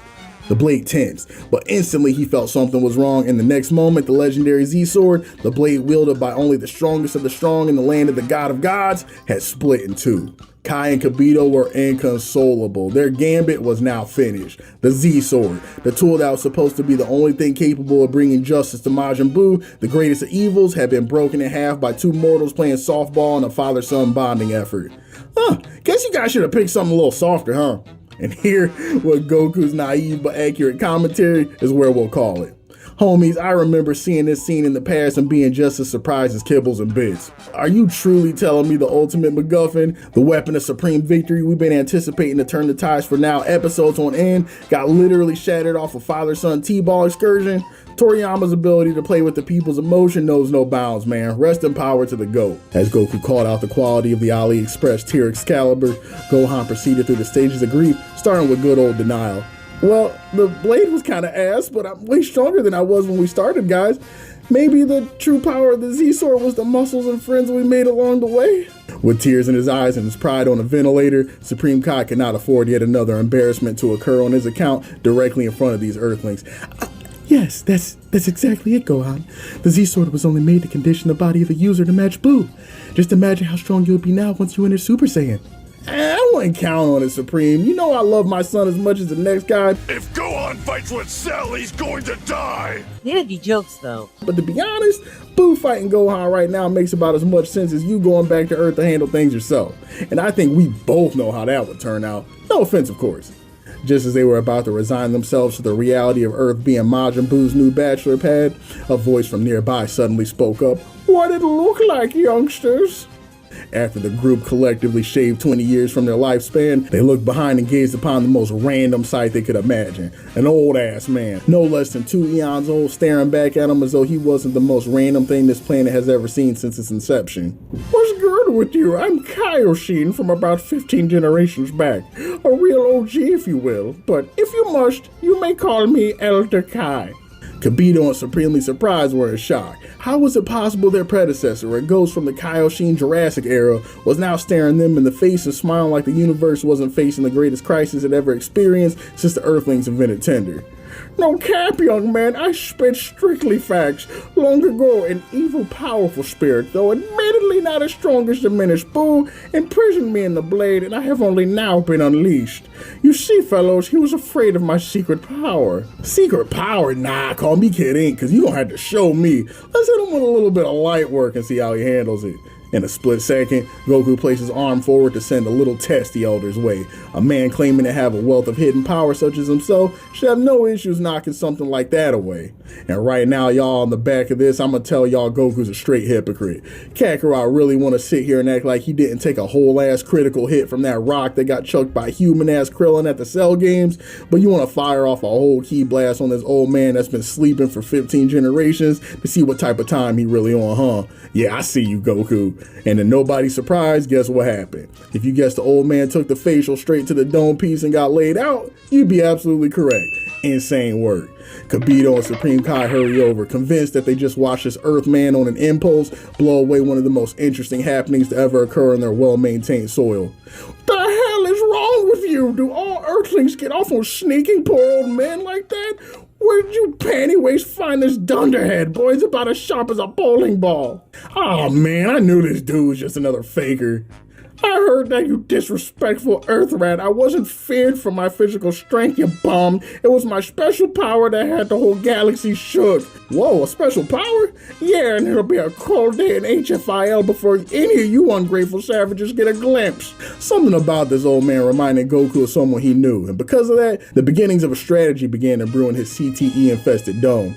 Hey mister, you show us your power? I got a couple of issues of Blacktail magazine stashed away at King Kai's that Chi-Chi never found. I could definitely hook you up with. Well, you do have fine taste, young blood, but that would not be necessary, for you see, with my vision, I can take a gander at the ladies all the way on Earth while they're changing with near-perfect resolution. Okay, hardball it is. You might be able to look at the goods, but what if I told you I knew a way you might be able to grab a couple handfuls of something crazy if you catch my drift? Oh, now Goku, you wouldn't happen to be lying to this poor old man, would you? No, of course not. There's one thing you can trust Mr. Supreme Elder God Kai, sir, it's that Goku is an expert on many different kinds of cake. Dad, what are you telling? Nothing, Gohan, but come here, I need you to lock in real quick, because this is important. So as you know, my good boy pass expired just a little bit ago, so I can't go back to Earth. Meaning you're gonna have to take one for the team. Take one for the Pops. What does take one for the team mean in this scenario? Jeez, Gohan, you're supposed to be the smart one, right? I can't believe I gotta spell it out for you. Look, son, I'm gonna need you to take our friend here to Earth introduce him to your girl and let him, you know. Dad, are you out of your ever-loving monkey mind? Not only am I ready to vomit off the fact that you just asked me to low-key pimp out my girl, you really think she's about to let this dude see any type of action? Peer violation. This is worse than the type of time Roshi be up on when we pull up the Kame house.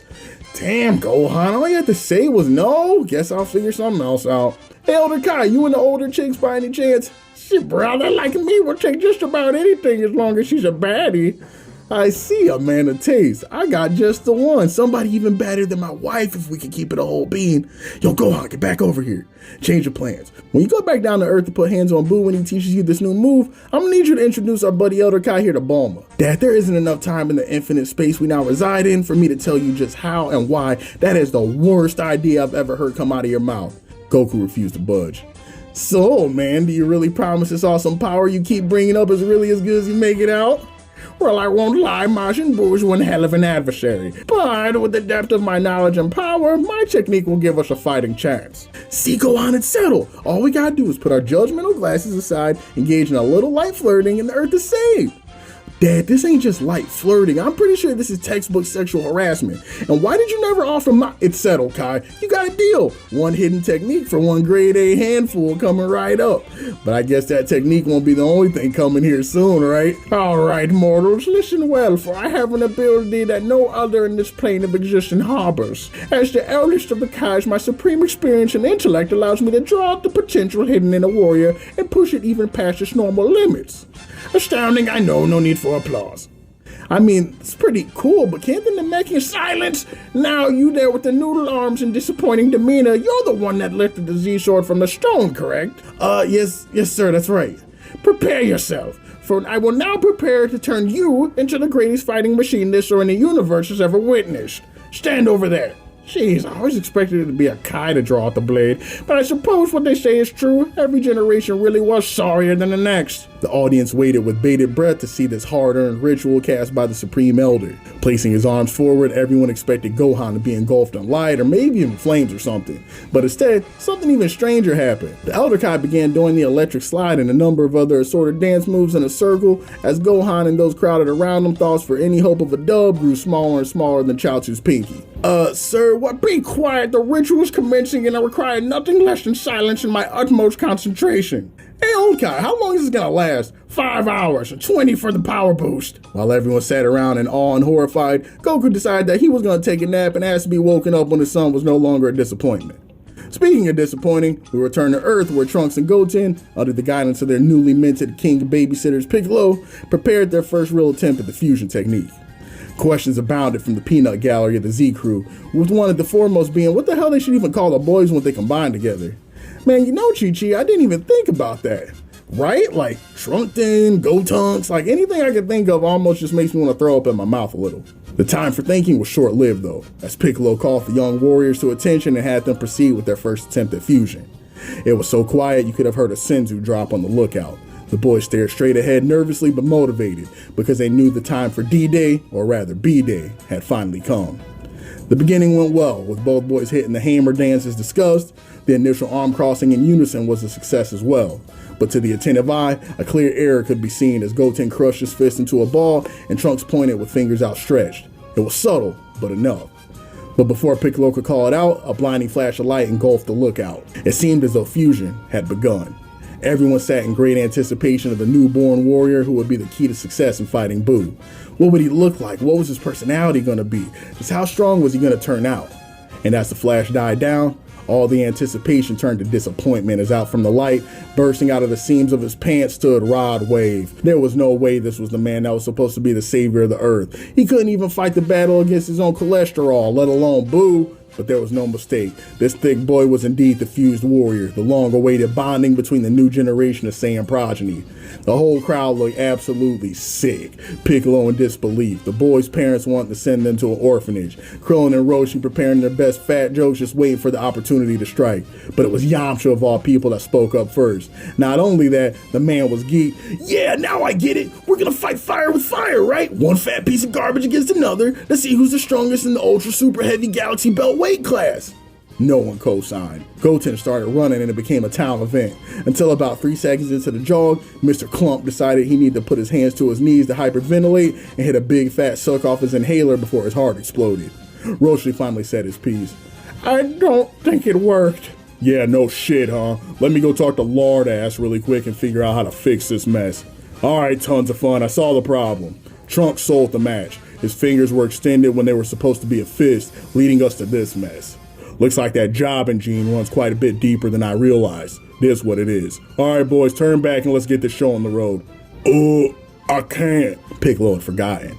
As much as he wanted to throw his turban at them and go back on his villain arc, he realized he had no choice. All they could do now was wait another half hour to pass and another chunk of the population to eat it so they could try again and give their best attempt to do this thing right. As they awaited for the warrior to time out, the Earth Brigade came with plenty of questions. What's your waist size? What's it feel like to fuse? What's your name?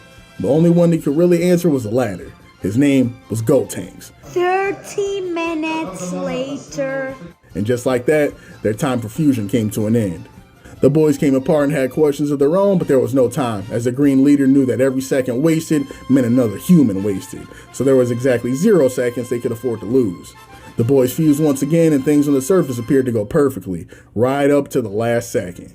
Once again, there was a familiar flash of light as the two boys fused and the lookout peanut gallery waited in anticipation. But it appeared that this fusion was yet another flop. But instead of the pastry pounder they got the last time, they were visited by the Crypt Keeper, a bony sight devoid of fat and muscle bone, damn near unfit for human observation. The men folk on the lookout were convinced that they were cooked, but Piccolo saw the issue.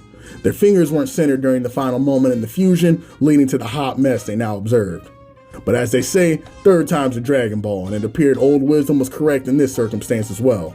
This time emerging from the light in a torrent of power was an undeniably muscular young man with a stern expression and two-tone colored hair. It appeared as though the Saiyan boys had finally done it.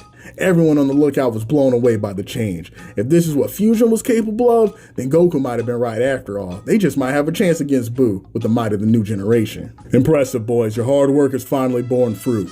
Now we'll wait 30 minutes for the effects of fusion to wear off. Then you have to do it as Super Saiyan so you'll finally be able to put this Buu experience to rest. I don't think so, Mr. Piccolo. You see, with power like this, I'm gonna tear Majin Buu a new donut hole and there won't be a thing that fat jerk can do about it.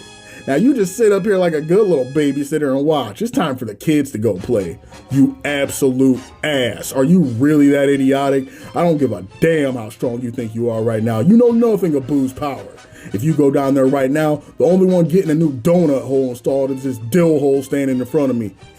Good one, Piccolo. Popo must have taught you that one.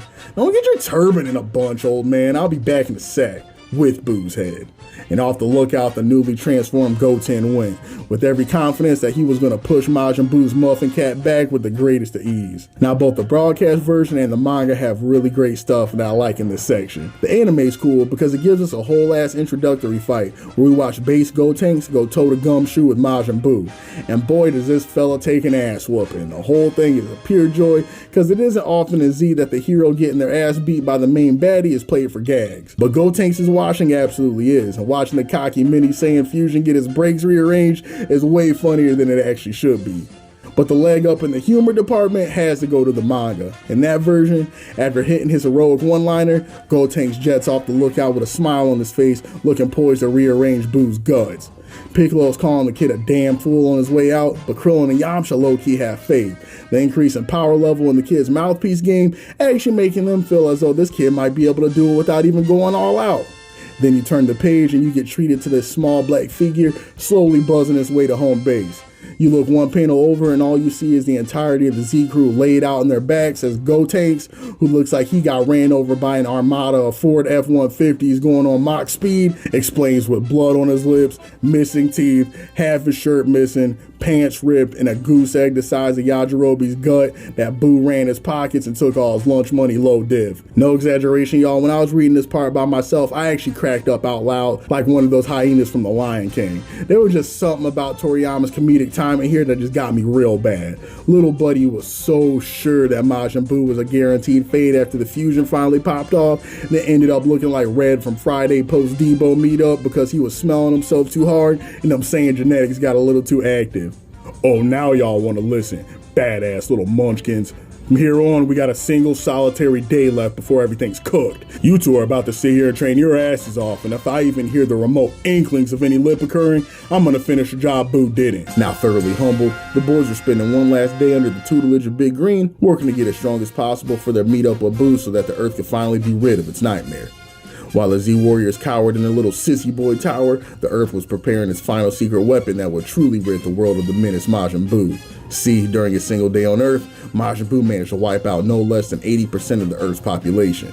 This man was putting up prime Wilt numbers. No one was safe once Majin Buu caught him in the paint. Despite the severity of the frankly apocalyptic damage Majin Buu had done to the Earth's surface in a single day, the people still held on to hope, for there was still one ace in the proverbial hole that the planet had not deployed. Recovering in his multi-billion-dollar warrior's den after the chaotic circumstances at the World Martial Arts Tournament, the hero who single-handedly turned the once invincible super perfect cell into a single-cell organism had finally recovered and decided it was time to exact his vengeance right as the planet needed him most. That's right, everyone. Hercule Satan finally got his IBS under control and was on his way to do what all the government and military might on the planet could not: put Majin Buu in check. The hero of the hour arrived with only a single pack around his shoulders and miracles in his heart. But he knew it wouldn't be a miracle that would save everyone this day. No, it would be the raw grit and determination lying blazing hot in his battle-hardened chest. Hercule was let loose only a short number of yards away from the home Boo built. Direct confrontation was inevitable. All right, you lily liver, cotton candy, you fat excuse for a villain of the week. Time for you to face the venerable might of the one and only Hercule Satan, the soon-to-be two-time hero of the earth and undisputed king of the people. Oh, sir, Boo isn't gonna be able to hear you if you talk that quiet. Your voice might be out, so I'll help you. Majin Buu, you fat ugly bitch! Hercule Satan's here to toss your salad, and he's not gonna stop till you're just a pink refuse stuck to the bottom of his shoe. You absolute dumbass! Don't talk that loud, he's gonna hear you! That's it, both of you get the hell out of here right now and tell the press I got this handled. It's time to let a real hero work his magic. Yes, sir, we wouldn't dare interrupt.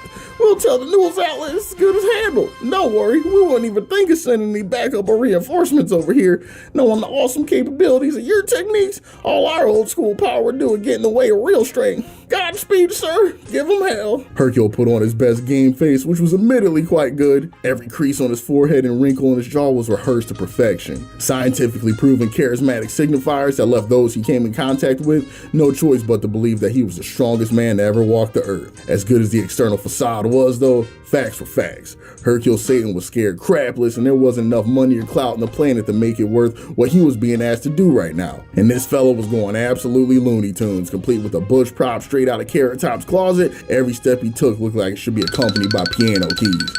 Pain step after pain step, Hercule eventually strolled his way directly up to Boo's home, and I guarantee you could hear the man's heartbeat all the way in West City. He was pressed. Eventually, he gathered the courage to sneak a look into the premises, and his eyes caught the finest sight they may have ever beheld. Dad was out for the milk. Never before had a human being felt such elation at plans being canceled. At this point, any normal person would have said a good 30 Hail Marys, put some prayers up to Kami, and called it an operation. But Mr. Satan was far from your average Neanderthal. And just what do you think the Earth's heavyweight champ got up to when he noticed Majin Buu wasn't home? That's right, he cut a promo. I should have figured a fat nobody like you would be mysteriously absent when a real champ walks in the room. Guess that's why they call him Boo, huh? All little guy can do is boo-boo in his shorts when he knows Daddy Hercule's on the scene. And in the next moment, after hearing a single footstep, you would have thought Mr. Satan had been possessed by the way the bravado he just exhibited exited the bottom of his sweatpants so rapidly. Oh, God, please, Boo. I was only doing it for the Doug Funnies. I knew I would never be someone as buff as handsome as you. Please, God, don't do it in the face. The press is gonna want to see me in one piece for the eulogy shot. A second glance near the source of the sound yielded slightly less electrifying results as a lizard slowly made its way through the nearby landscape. Shame welled up in him deeper than the ocean. He had to let it out before he could no longer live with himself. God damn, lizard, thinking it's funny back in front of the champ. Nothing for now, huh? The champ spit venomously between bouts of stomping a hole in the chest of the helpless reptile. You think shit's sweet? I'm not afraid of that Boo fatso. The champ sure as hell ain't afraid of a little baby gecko. What was that about, fat? Hercule felt his manhood shrivel up to the size of a couple of Planters cashews. His life was over. That was just a little earth joke, Master Boo, sir. Did anybody ever tell you how nice your shoes are, by the way? Those Yeezys? Oh, I'm getting off track now. It's so good to finally meet you in person, sir. So what kind of candy you want to be before you die? You a cookie type of brother? Nah, you probably more into licorice. Licorice? Oh, hell. Excuse me, Mr. Boo. Seems we have a bit of a misunderstanding. See, I'm one of your biggest fans, and I actually brought you over a couple of presents just for you. Nah, I'm good. Human's the best type of chocolate anyway. Boo like the bones. That's his favorite part. It took everything he had not to collapse on the spot in a pool of his own body fluids. No, you don't understand. These right here are special chocolates. Some of the fanciest ones on earth. They taste better than your sicko cannibal candies ever could. Guess Boo have to see about that. As Boo began to chow down, Satan was unable to check the smile that ran across his face. Checkmate. Those chocolate-covered confections he just handed over to Boo were full of more poisons and sedatives than Bill Cosby's medicine cabinet. No creature on the planet could withstand even one of the treats Boo was now proceeding to get busy on the whole box of. Guess Forrest was right. Life really is like a box of chocolates. It looks good on the outside, but most of it's a trap with the sole goal of killing you in the end. Something was odd though. Rather than defecating in his size 62 big and talls, foaming at the mouth and dying in a pool of his own saliva and urine, Boo's smile was as wide as his midsection, eagerly awaiting more goodies. While this may not have played out the way he wanted, a real warrior always comes prepared with a plan B. Hey, Majin Buu, you ever play Jumpman before? Jumpman? Like what I be doing with those little kids in the alley when I get done eating their parents? No, this is a different kind of Jumpman. It's on the Game Boy. It's all the rage right now. You're gonna love it. I guess I'll give it a try. Little did Hercule know that Majin Buu's attention span was that of a 3-year-old raised on an iPad. Even the remotest inkling of resistance or challenge would be enough to have that whole area going nuclear. Man, what the hell? This game too hard. Majin Buu hate this. Oh man, my bad, Boo. You're absolutely right. This game has always been overrated as hell anyway. What about Pokemon Red? Now for sure Boo was cooked. Now that Satan had gotten him immersed in the expansive beauty of the Pocket Monsters universe, he could activate his true plan. That system and cartridge were filled with enough Simtex to blow a hole through a German Panzer 75 times over. Now that power would be getting detonated directly in Majin Buu's face, and the Earth could finally have the victory lap it so desperately needed after inarguably the worst 24 hours to have ever occurred in the face of the planet. Satan got his distance, and as soon as he believed he had gathered enough space from his big pink target, he pressed the red button and the entire scene lit up in an orange and red glow. Without looking up, Hercule hit a quick emote for the one time because he knew there was no magic trick on the planet that could save Boo from good old human ingenuity. Hey, that game was actually really fun. My favorite part was when it went all kablam, kablooey. You got another? It was actually over. Hercule always considered himself a natural optimist. There were very few things the heavyweight champion of the planet couldn't handle, but this big, pink, strangely friendly serial murderer was the first entity he ever encountered that made him take the black pill. Actually, you know what? Boo like you. Boo heard Earthling say something about a bottom bitch, so that's what Boo make you. It would be my honor and pleasure, sir. As a peace offering and to show you really down, Boo got you a present too, so you know it's real. Z-Crew, tell me why this fella Majin Buu dug all the way into the crotch of his boxer shorts and pulled out some cannibal candies and forced this fella Hercule to eat them joints while making eye contact the whole time. Be careful, some of Boo's short and curlies might be stuck on him, so you might want to pull them off. Of course, Master. How could I say no to a gift from such a gracious host? Nothing the champ likes more than ball sack flavored alien candy made with the remains of innocent lives. Bottoms up. Wait, what's that over there? Satan spit out the Majin Buu ball candy with all the speed he could muster. Being a coward was already bad enough, but a cannibal too, he would never be able to look his fans in the eye again at this rate. But then a thought came over him. Hold up, I'm the martial arts champion of the world, the strongest under the heavens even. I haven't even put my real skills to the test yet. No way I can call it quits before at least giving it my best go.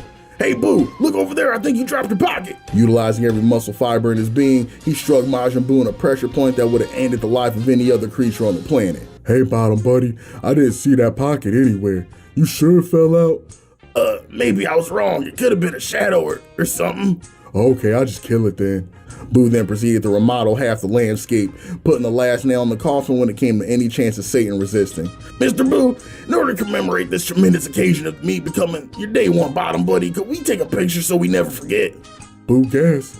Oh, you're too kind, Master. Please, just lie over here, and I'm gonna put my foot right here. I know it's weird, but it's all the rage in human poses right now. If Hercule was to spend the rest of his short life getting his back blown out by his pink power top, the least he could do was get a photo op and a story out of it.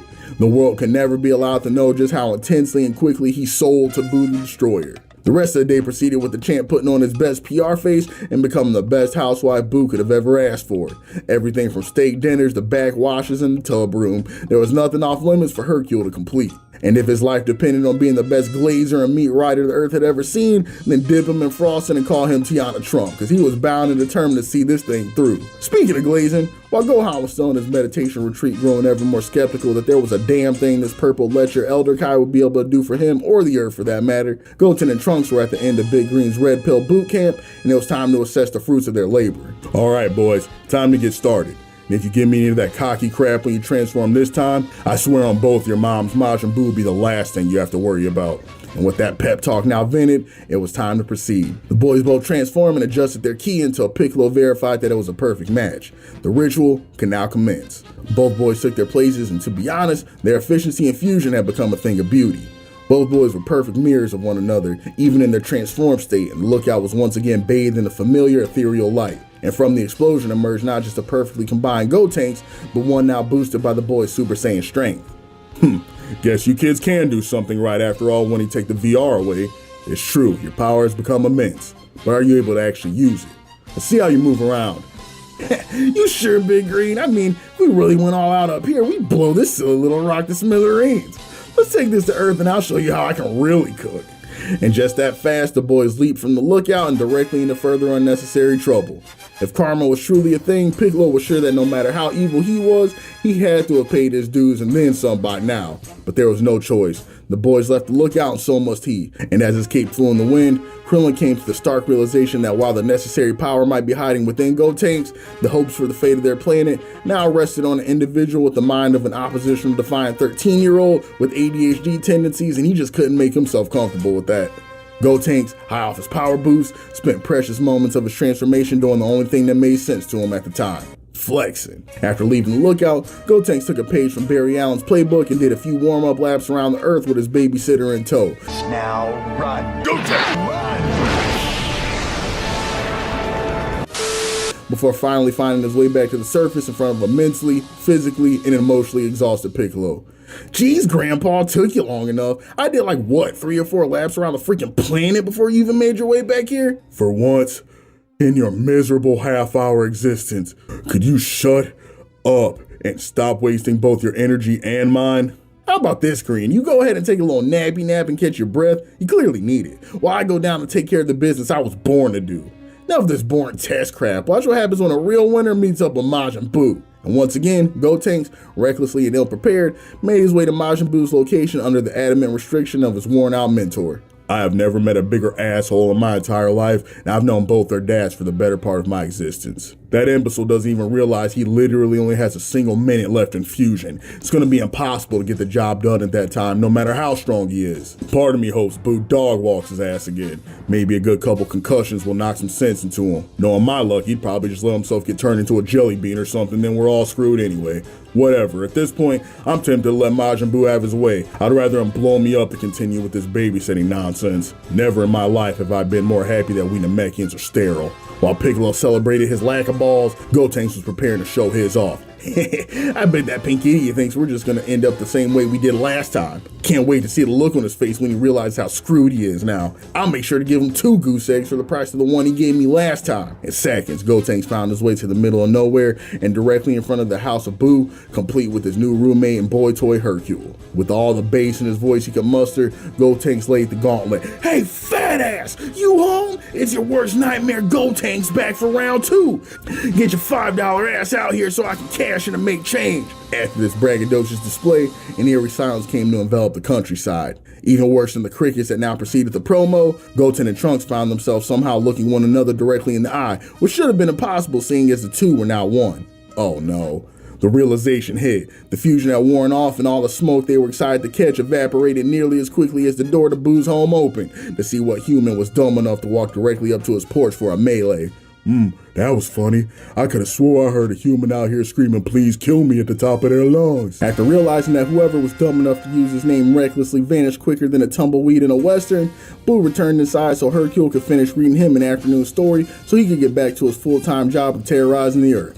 Thanks, Bottom Buddy. I really liked that part where the children were screaming for mercy and the man kept laughing anyway. But I guess that's my cue. All for another day of taking innocent lives. See you later. Give him hell, Boo. Make sure you take out double the humans just for me, right? Damn, I really hate those guys. Don't forget your suitcase and make sure you come back in time for dinner. As the doting wife Hercule wished his husband well, as soon as Boo was out of earshot, Hercule opened his Amazon package full of Acme Dynamite and prepared to give Majin Buu a one-way ticket to otherworldly marital bliss as soon as he was back from his day job. Not far from his new lodging, two bitch-made bandits decided that Boo's human extinction spree was the new siren signal beginning the purge, and parked themselves in a nearby grassy knoll, taking out senior citizens with expert precision. Hercule was unable to make full preparations before the sudden arrival of Boo caught him completely off guard. What the hell was he doing back so soon? Hey, Master Boo, you kill all those gross humans already? Nah, but I found this and it's pissing me off. It won't run away from me, and that's the only way Boo can get his rocks off when he's committing murder. Boo, that's a dog, and I'm pretty sure his leg is messed up so it can't run. Oh, I'll just fix that there. Like nothing, Majin Buu instantly healed the dog's leg as he eagerly stared it down, waiting for it to start running so he could stomp it like Mario be doing them turtles. He was taken even more off guard when the thing approached him and began licking him. What the hell? Why is it licking me? Boo not candy. Oh, he likes you, Master. Looks like you got a new friend. Wait, he like Boo? You like Boo too, right? Yeah, Boo, about as much as I like a traffic cone in my rectum. Awesome. We'll try that later. It feels good having friends. Boo give him ball chocolates too to commemorate the occasion. No, Boo, you can't do that. It'll die. Dogs gotta have dog food, big fella. Let your buddy run into the grocery real fast and we'll fix your new friend right as rain. Hercule felt he found the golden opportunity. As soon as he got enough distance, he was gonna blow that whole apartment complex to high hell and reclaim his throne as the apex predator as he should have been. But as he observed through the window Majin Buu interacting with his newfound puppy, the old champ felt his heart grow 3 sizes that day and decided that the explosive finish could wait. As Hercule made his way to the market, the Purge enjoyers were busy making their dreams of GTA 5 RP a reality, terrorizing all the nearby homes and stores, taking out anything that moved strictly because the land was lawless and there was nothing left to stop them. As Hercule got back with the food and saw how tender Majin Manson was with the animal he only just met, he couldn't help but ask the obvious. Boo, so you know how you blow up houses and kill humans and eat their bones and stuff? Why exactly do you do that? Because it's fun. My pops Babidi and Babidi always told me the best way to have a good time was to do hood rat stuff with my friends. No way, so that's really it? Just because? But that stuff is so bad and horrible though. All it took was a quick change in Boo's facial expression for Hercule to run his whole opinion back. Nah, I'm just playing, Boo. It's like Michael Jordan said, F them kids, right? So, you really think Boo shouldn't do hood rat stuff no more? Yeah, it's kind of bad. Then Boo stop. No more spinning the block. Wait, no, it's that easy? Hercule couldn't believe it. He was really a god on earth. All it took was a quick mentoring session from the people's champ to make the bad guy change his ways. Was there nothing him and his afro couldn't do? As Hercule and Boo celebrated his new lease on life, it quickly became apparent that a good thing is only allowed to last so long. When the pup, while chasing a freshly thrown ball, found a bullet lodged in his rib cage. That's the cutest fucking thing I've ever seen in my entire life. The two scumbags from earlier found their way to Boo's home in the sticks and decided that the only real way to commemorate the Earth entering the Violence Jack continuity was to turn their ire on small domesticated animals. Both Boo and Hercule watched a shot occur and something within both of them snapped at seeing the innocent life being snuffed away so callously. But before they could properly react, a massive explosion went off, leaving them both surrounded in a cloud of dust and debris. It appeared the two men took a quick trip to Rondo No. 9's house and came into possession of a whole-ass rocket launcher, which they proceeded to fire at Boo and Hercule's abode, determined to levy themselves as the new saviors of the human race. As the men celebrated, it was short-lived as subordinate henchman No. 2 took a rapid nosedive off the face of the cliff and Shawn Michaels started sweating bullets. The champ made his way to the top of the cliff and he was pissed. There were two things Hercule couldn't stand, a woman with no ass and a bully. And by commie, this fella in front of him was about to learn that lesson in rapid fashion. As Hercule proceeded to beat the moral sensibility into the wonton murderer, Boo looked on in shock. Never in his life has he ever had someone fight alongside him, feel anger and hate not towards him, but with him. Watching Hercule beat the life out of the ponytail pushover ignited within Boo a strange flame that had never been previously lit. What was once novelty and entertainment slowly became compassion and care for the well-being of another. After Hercule finished spitting on the grave of the worthless puppy punisher, both his and Boo's day got better when Satan noticed that the dog was still holding on to life. Rapidly, Boo returned to the puppy's side and was able to save it from the brink of Yimba's lobby, leaving Hercule and Boo playing Ring Around the Rosie as they danced in elation at the fact that the new friend would be okay. Up above on the loser's lookout, Big Green looked down and couldn't even process what he was seeing. So what the hell did that jabroni Hercule put in Majin Boo's chocolates? Isn't it amazing, Piccolo? With Boo being a good guy now, looks like we won't have to fight him after all. Not gonna happen, Dende. Boo's move switches faster than Bulma's relationship status, and he's not a risk that the Earth can afford. I don't care how nice he seems right now, that fat pink wig is getting pushed back no matter how he acts. As Boo and Hercule celebrated their dub, the Heartbreak Kid decided that while he may have been knocked out of the ring, he wasn't out of options, and pulled the gat out of his yacht and started blamming on the people's champ. Believing the worst, Boo was once again pushed to the limit of his sanity, having finally learned to care for another only to have it taken from him minutes later. The flamingo-tinged fighter stumbled his way to Hercule and by a miracle was able to save the champ's life. But just like any man who's been edging too long, he reached a point of no return and knew that things could only end up in a messy conclusion. Using what remained of his sanity, he gave one final warning shot to his curly-headed companion. Get out of here. Take the dog with you. But Boo, I can't do that. We're friends now. Bottom buddies for life, remember? We even got the tattoos to prove it. Not gonna say it again. Run or die. It's too late now. And with those final words escaping his coral-colored lips, Boo exploded, seemingly overcome with anger until his stack blew completely and a cloud of steam hung ominously in the air, not unlike the one that gave birth to him just a short while ago. And out of the smoke, as everyone in the vicinity and those far above observed in terror, the ghost of Charlie Murphy levitated on high, solemnly floating as they all anticipated his next move. It appeared that in Boo's fit of rage and subsequent mental collapse, something within him fractured, and there were now two Boos, Slim Thick and Curvy. Black and Mild versus Big League Chew. BPC versus never mind, y'all get the picture.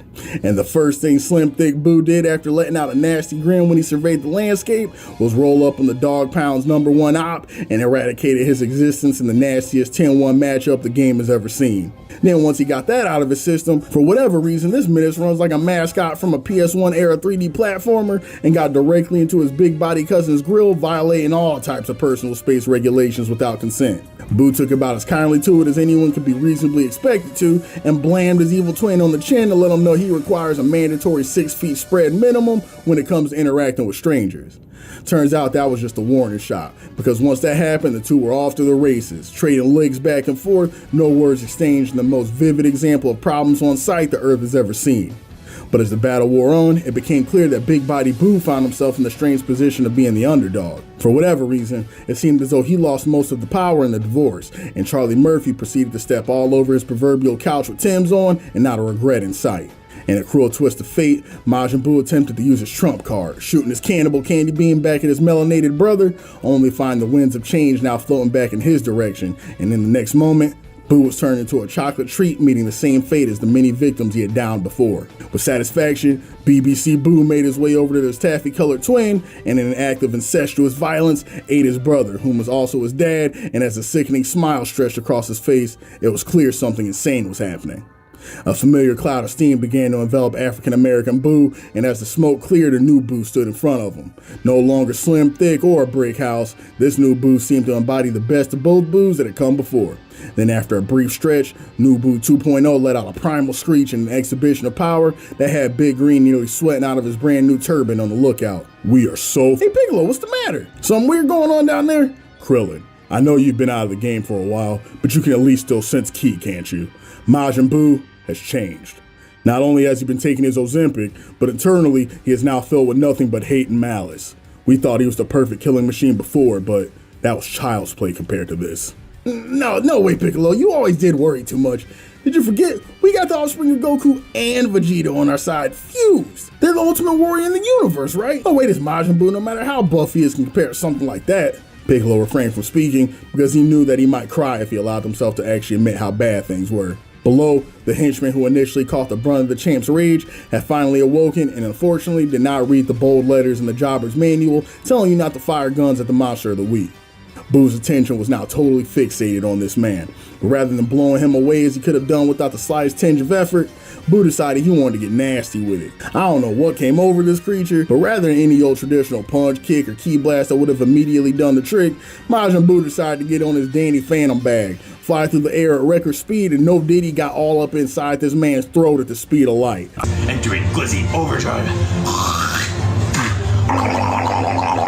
I swear homie was taking it like a champ too. I bet under those dress clothes, he got one of those limitless throat tattoos cats be getting out of the way. He just took the whole thing with no water, nothing. Just straight to the neck. But of course, it wasn't over. Nah, far from it. Because Boo, after he was already in the man's gut, started doing gymnastics all up inside the dude's gastric system. And moments later, after having the dude looking like he was about to evolve into a Snorlax, just spontaneously combust, leaving everybody that saw what happened reaching for the nearest container of bleach.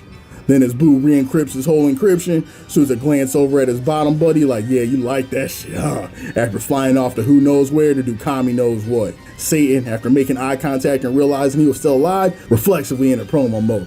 I should have known he was gonna fly off scared after making contact with the champ. Even after all those transformations, he knows better than to mess with a real one. Hercule was no stranger to premature happenings, and here was yet another to add to the list, because hanging above him overhead stood the new Majin Buu, poised to end his career faster than mentioning Haley in an Eminem diss track. Bottom, buddy. These were the only words that left Buu 2.0's lips before making haste in the other direction, leaving a trail of carnage in his wake. Despite the vastness of both internal and external change within him, it appeared that the pup and bottom buddy left an indelible mark that still remained somewhere in the heart of the rouge-colored villain. While Satan may have the luck of the devil, though, there were others that remained on Earth who were not so lucky. As Boo raced through the air, his orientation changed and the creature made a 90-degree turn upwards, and Piccolo's worst fears were confirmed. Boo's transformation, whether through bloodlust or improved ability to recognize ki, led him directly to the loser's lookout, where everyone's worst fears in an instant became a stark reality. Bring. What? My ears might be big, but without context, I said bring them out. Bring them out? Whatever you say. You heard him, 18. Go ahead, you start with the shirt and we'll move from there. No, fool, the ones with the hands. I was promised a warrior that would fight me, and I demand them right now. They have to be here. This is the only place remaining with real power. My mistake, yes. The warrior you speak of is here, but they can't fight you. They're resting now in order to battle you at full power, yeah. Wake them. I beat their ass now. Wait, hold on, Boo. We need a little longer, please. They aren't at full strength and not the glaze, but a man such as yourself will want to fight them at full power, right? Anything less would be a waste of your time for someone like you. This was the longest 5 seconds of Piccolo's life. No, that won't do. Bring them out right now. I hate waiting. Piccolo could barely contain his desperation. It's sinking him to do it, but with the impatience this new Boo was now exhibiting, there was only one shot they had to give Goten and Trunks the time they needed to reach full power to prepare for the battle of their lives. Look, Boo, how about this? Our warrior isn't ready, but you hate waiting, right? Then keep yourself busy. There are still tons of humans left on Earth to play with. How about you finish killing all of them, and then when you return, the fighter you've been waiting for will be ready to face you. Piccolo couldn't believe he allowed the words to escape his lips, but it had to be done. Those two boys were the only shot. The rest of humanity could be wished back with the Dragon Ball, so despite the heartlessness of the request, it was a calculated strategy and the only real one he had left at the time. By now, everyone on the lookout was aware of the presence of Boo 2.0, but the strange part still remained. Not only were they not dead, but now Boo seemed to be taking a leisurely stroll around the lookout, and none in attendance could seem to grasp as to what was going on in the creature's head. Boo continued, doing his laps around the lookout like a soccer mom attempting to get her steps in for the day, until he eventually returned to Piccolo's location, stopped directly in front of the former guardian, and raised a devious smile in conjunction with his arm. The next moment, an innumerable amount of ki blasts released from the tyrant's palm, lining up the sky in a sort of twisted 4th of July fireworks display. After the initial surprise and wonder at what they were seeing gave way, the surprise gave way to terror and disgust when the realization hit. That attack wasn't random. Boo just sent a personalized bullet with every human out there's name on it, and he wasn't one to miss. There, humans all dead now. Time to fight. Now, with the Earth's population being reduced to a handful, what was Piccolo's plan to deal with Boo 2.0's impatience? Well, damn, I gotta be honest. Out of all the outcomes I imagined, this definitely wasn't one of them. Let me change my loincloth and I'll go ahead and wake up the boys. My legs aren't what they used to be, so give me an hour to make my way there, get them a couple Capri Suns, and we should be set. An hour? The hell is an hour? Oh, glad you asked, Boo. I think I can best demonstrate by using this comically oversized hourglass I stole from Popo's bedroom. When all the sand goes from the top to the bottom, our fighter will be ready to throw hands. Boo sat for maybe a solid 10 seconds before his ADHD kicked in and the intrusive thoughts won. Absolutely not, Green Man. I refuse. Piccolo knew that short-form content had done irreversible damage to this timeline. He had to do something quick before Boo 2.0's iPad kid tendencies proved fatal for the only hope the Earth had left. Look, Boo, if you won't do it for the love of the game, at least do it for her. I know you sense it. That right there is your big homie Hercule's daughter. and he'd be very disappointed if her dad's best friend couldn't at least give the Earth a fighting chance when he had the power to. Come on, bottom buddies for life, remember? I've grown familiar with recognizing Hercule's seed, and she does have the same scent. Fine, I'll wait. But when time is over, everyone here dies, including Satan's seed spawn. Well, Boo, that gave me a lot to unpack, but when you get to be my age, you learn to not look a gift horse in the mouth. Krillin, get your short ass over here. Wake up the boys, tell them to get in the room of spirit and time before I give them a one-way trip to the room of foot and bus ass. Really? But those two are already way too strong. Krillin, I don't know if all those rounds you've been doing with 18 has started to do damage to your head or not, but even you should be able to sense those kids don't have a snowball's chance in HFIL the way they are now. We need a miracle, and the only way that's happening is for us to get to the room of magical plot devices and cook one up. My favorite part of this, though, was after Piccolo gave his anti-pep talk and we the viewers are mulling over the fate of the universe, we get a cutaway to Tien and a wife beater talking about some, man, what the hell's happening up that way? Because of course my thought is when the Earth is in the most dire straits it's ever been and goes directly to, I wonder what Tien's up to right now. While Boo has the Earth sitting sideways like that one Paul Wall track, our view returns to planet Kai where things aren't looking much better. Goku sensed that the planet Earth was down to its last 7-man roster, and everyone besides Elder Kai was damn near in shambles. Hey, Elder Kai, time is up, right? Shouldn't we have already finished this whole thing by now? Oh, you're absolutely right, son. The fact that we aren't must mean you have a little bit more mustard in those noodle arms than I gave you credit for. God damn it, old man, quit screwing with me. How the hell am I ever gonna wipe Majin Buu and lose his V-card if you keep... Yeah, real quiet now, huh, sport? Maybe you'll learn to put some respect on this old Kai's name. Sit your ass down and let me cook. Yeah, my bad, OG. Goku watched the exchange from just a few meters away, and even he was surprised at the increase in Gohan's power. Man, I always knew that kid had a demon in him, just how much was he holding back? While Gohan left his pops looking crazy, Majin Buu was beginning to get real tired of looking at that hourglass, which seemed to be going nowhere fast. Piccolo was attempting to get the boys situated in the room of spirit and time, but while he was explaining how the Majin Buu situation had gone sack up from even what it was before, a certain black-haired bombshell had a few words to share with Buu 2.0. Hey you, yeah, the ugly pink thing in the Euro squad. These other sorry excuses for men up here might be afraid to give you a piece of their mind, but I'm not. You think you can just kill my firstborn and get away with this scot-free? That kid is our only chance of moving out the trailer park. Kami knows his father's only good for one thing, so you think you can just... After a certain point, Buu had completely checked out. But as soon as he felt a nap coming on, he caught the nastiest fresh cut ever to occur on the lookout to the back of the head and damn near fell out of his genie pants. The whole lookout grew silent, with Roshi almost losing his lunch and Yamcha regretting the fact that he didn't listen to his intrusive thoughts and throw her off the damn tower when he was thinking about it earlier.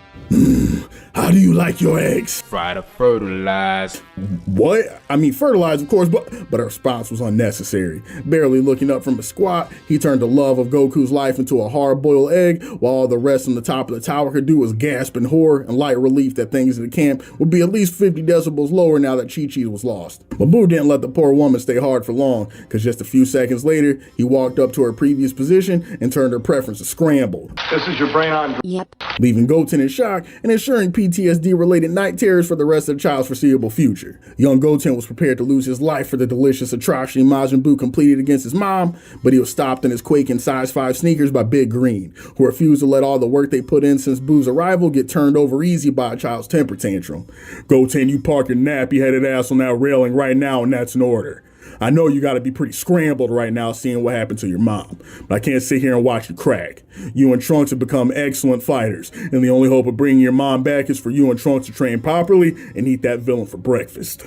Yeah, Goten, let's go in that room of forks and knives or whatever and get super strong so we can fold Majin Buu over easy, turn him into an omelet. Goten was unsure what he was more angry about, watch his mom die in front of him, or all the egg-related puns the people that were supposed to care most about him were now assaulting him with. But one thing was for certain. He was going to kick Boo's ass for what he did to Ma Dukes, and that path began with getting even stronger than he was now. As Goten and Trunks began to train harder than they ever had before, Videl approached Big Green with a question that had been eating her up since they got there. Big Green? What is it? Is it true you don't have, like balls, like actually? Regardless, I have more than your father. Next question. Sorry, I just had to ask, but what I really want to know is why does it seem like Majin Buu and my father know each other? It's so weird and I can't get myself to understand it at all. Well, Videl, I want to wait till you were a little older, but when a man and another man love each other very much, you know what? Let's approach this a different way. Basically, your father is Majin Buu's only friend. Instead of trying to reason with him through power like we always do, Your father extended, among other things, the hand of friendship to Boo. As a result, Satan is the only human Majin Buu trusts. As much as I can't stand your lying-ass pops on principle, I have to admit he truly does deserve the title of Champion of Earth. While Videl began to feel what she could only identify as pride in her father for the first time since she was a girl, in no uncertain terms it appeared his time had run out as Boo let out a blood-curdling scream that seemed to shake the entirety of the planet.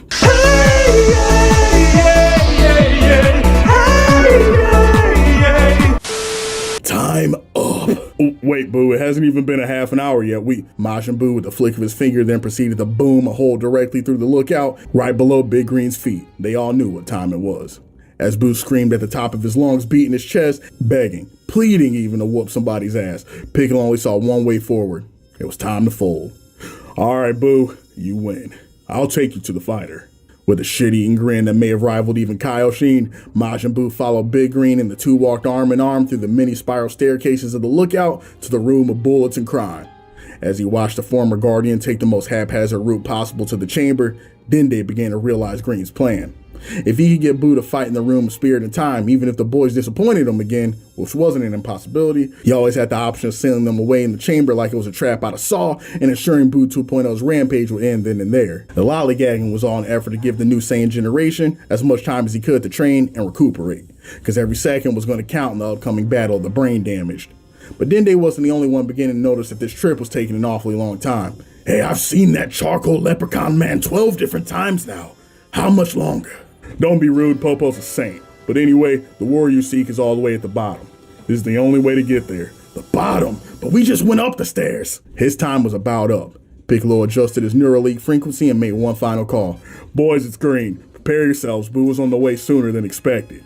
Don't worry, I can delay him for one more minute, which is about 6 hours your time. So rest up and be prepared. This won't be an easy one. Little did Green know, while he was planning, the boys developed a scheme of their own. During the week of their training, the boys progressed rapidly and at some point developed their fusion beyond the level of a vanilla Super Saiyan. Goten was ecstatic, because that meant they could transform right away and use all their energy to beat the tar out of Majin Buu. But Trunks, Kami help him, had a flare-up of his Vegeta genetics and decided that playing with their food would be a little more optimal.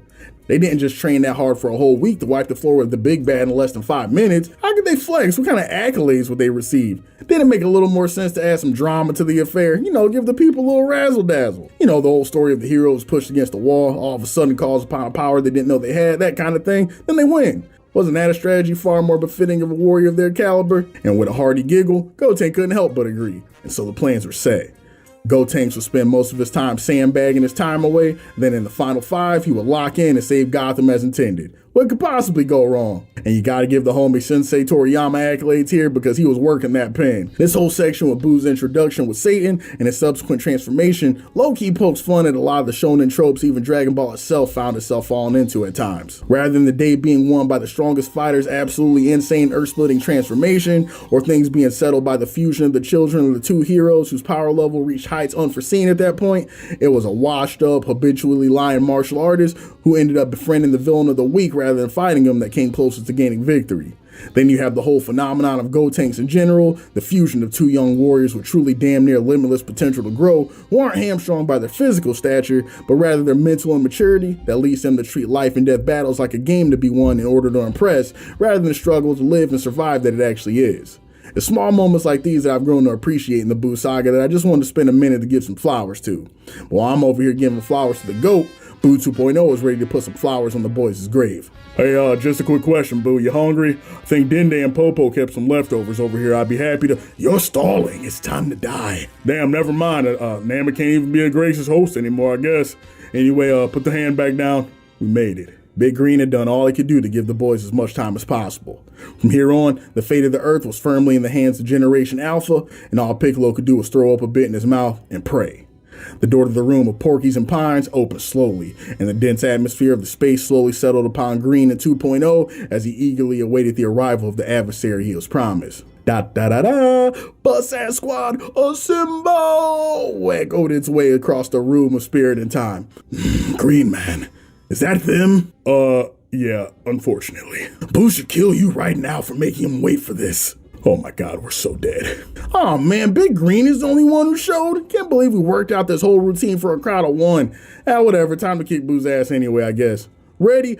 But before the next syllable could even escape his lips, Trunks was sent sliding across the time chamber floor in absolute awe at the lack of shonen decorum this monster just exhibited. Ah, Christ, did you just sneak me, you pink jackass? The hell was that about? You have zero home training? You never interrupt a hero when they're in the middle of their power-up. The main character versus bad guy matchup 101 stuff. Get your ignorant pink carcass over by the coach and we're gonna run this back from the top. Hear that, Goten? Pretend that whole last 15 seconds didn't happen and assume the position. Boo was so baffled by the combination of bravado and ineptitude that the only thing he could do was what he was told. Boo went full NPC mode on the sidelines and awaited the ceremony, impatient but admittedly curious at what these supposedly powerful super fighters might be capable of. And exactly as Trunks ordered, the two started from the top. Getting back into their starting position in quick and efficient order proceeded to fuse. As the room was bathed in light, Green allowed himself to breathe momentarily after registering that the boys executed the ceremony perfectly. While Boo, on the other hand, observed in silent astonishment at the new goings-on and found himself thankful that if nothing else, at least the little fly buzzing on the other side of the room was without a doubt entertaining. Yeah, and just like that, Gotenks has arrived. You, Boo, remember you. Boo nearly beat you to death once already. Yeah, someone's definitely embellishing things a little bit, huh? You got a few lucky punches off because the sun was in my eye and I was distracted thinking about my dog's girlfriend's laundry. Rest assured, you made the biggest mistake of your short life walking in here this time. Here comes the pain, Goten shouted as he rushed in full force, hitting Boo 2.0 with a kick to the neck, followed by a barrage of punches directly to the face. Yeah, bet you feel real dumb walking in here now, huh? Should've brought your buddy Satan, maybe you two could a tag team. After letting both his mouth and the punches fly, Gotenks was horrified when after stepping back to admire his work, Boo stared dead-eyed directly at him without a single scratch to exemplify the work that he just put in. Can Boo attack now? Hold up, just let me tie my shoelaces real quick. Huh. We're actually dead for real this time. The atmosphere in the already dense chamber changed very quickly though, as Boo 2.0 shrugged off the Fuse Fighter's offensive like he was married to Beyonce and decided that it was his turn next. Wait a second, Boo, hold up. I was just toying with you. Now, let's see what you do when Gotenks goes full tryhard mode. And go full tryhard mode he did. Unfortunately, nobody on Gotenks' team told him that you never go full tokusatsu mode because he went back on the offensive and every single one of the punches and kicks this waste man threw was named just like he was being added to the Street Fighter roster. Helicopter, helicopter!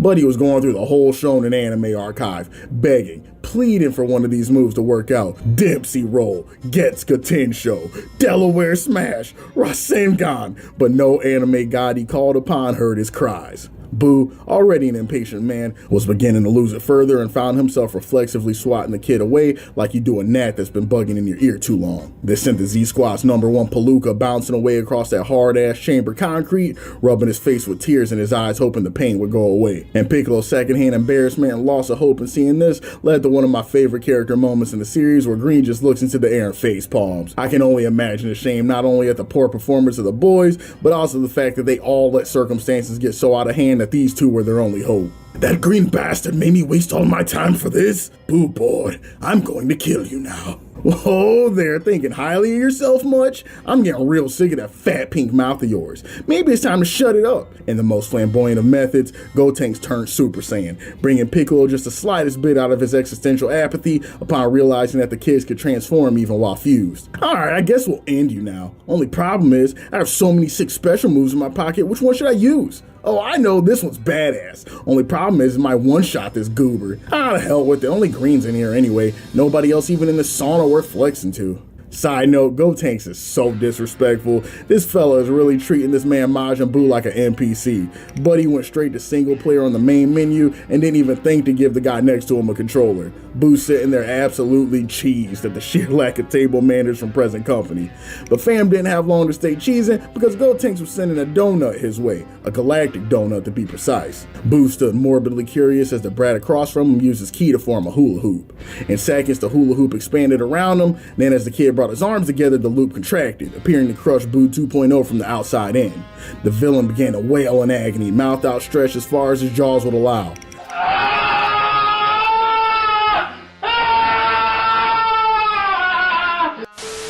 Gotenks couldn't help but smirk, thinking to himself that he told this asshole he made the biggest mistake of his life rolling up in here without backup. But just as it appeared the turns were tabling, Boo abruptly stopped his wailing, looked Gotenks directly in the eye, and after one breath hit the LeBron James Gatorade commercial pose and sent the boys' technique back to dunking. Bro, a couple things to note here. Before going back to the series, I low-key forgot about this moment, and it made me realize that Gotenks versus Super Buu is legit just a battle of the assholes. Even more important than smoking the other to each of these goons is to make sure their style meter's as high as possible while they're doing it. Both of these bums out here trying to catch a S rank like it's Devil May Cry in these streets, instead of just putting each other in a pack and calling it.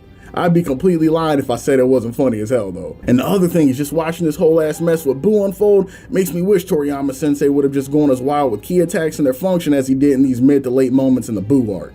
Gotenks is top tier at this point of the series when it comes to unconventional use of ki. Vegito ends up manipulating his energy into a whole ass blade. It's so interesting to see and makes me wonder what else he could have come up with if he really went all in on the idea and went wild with it.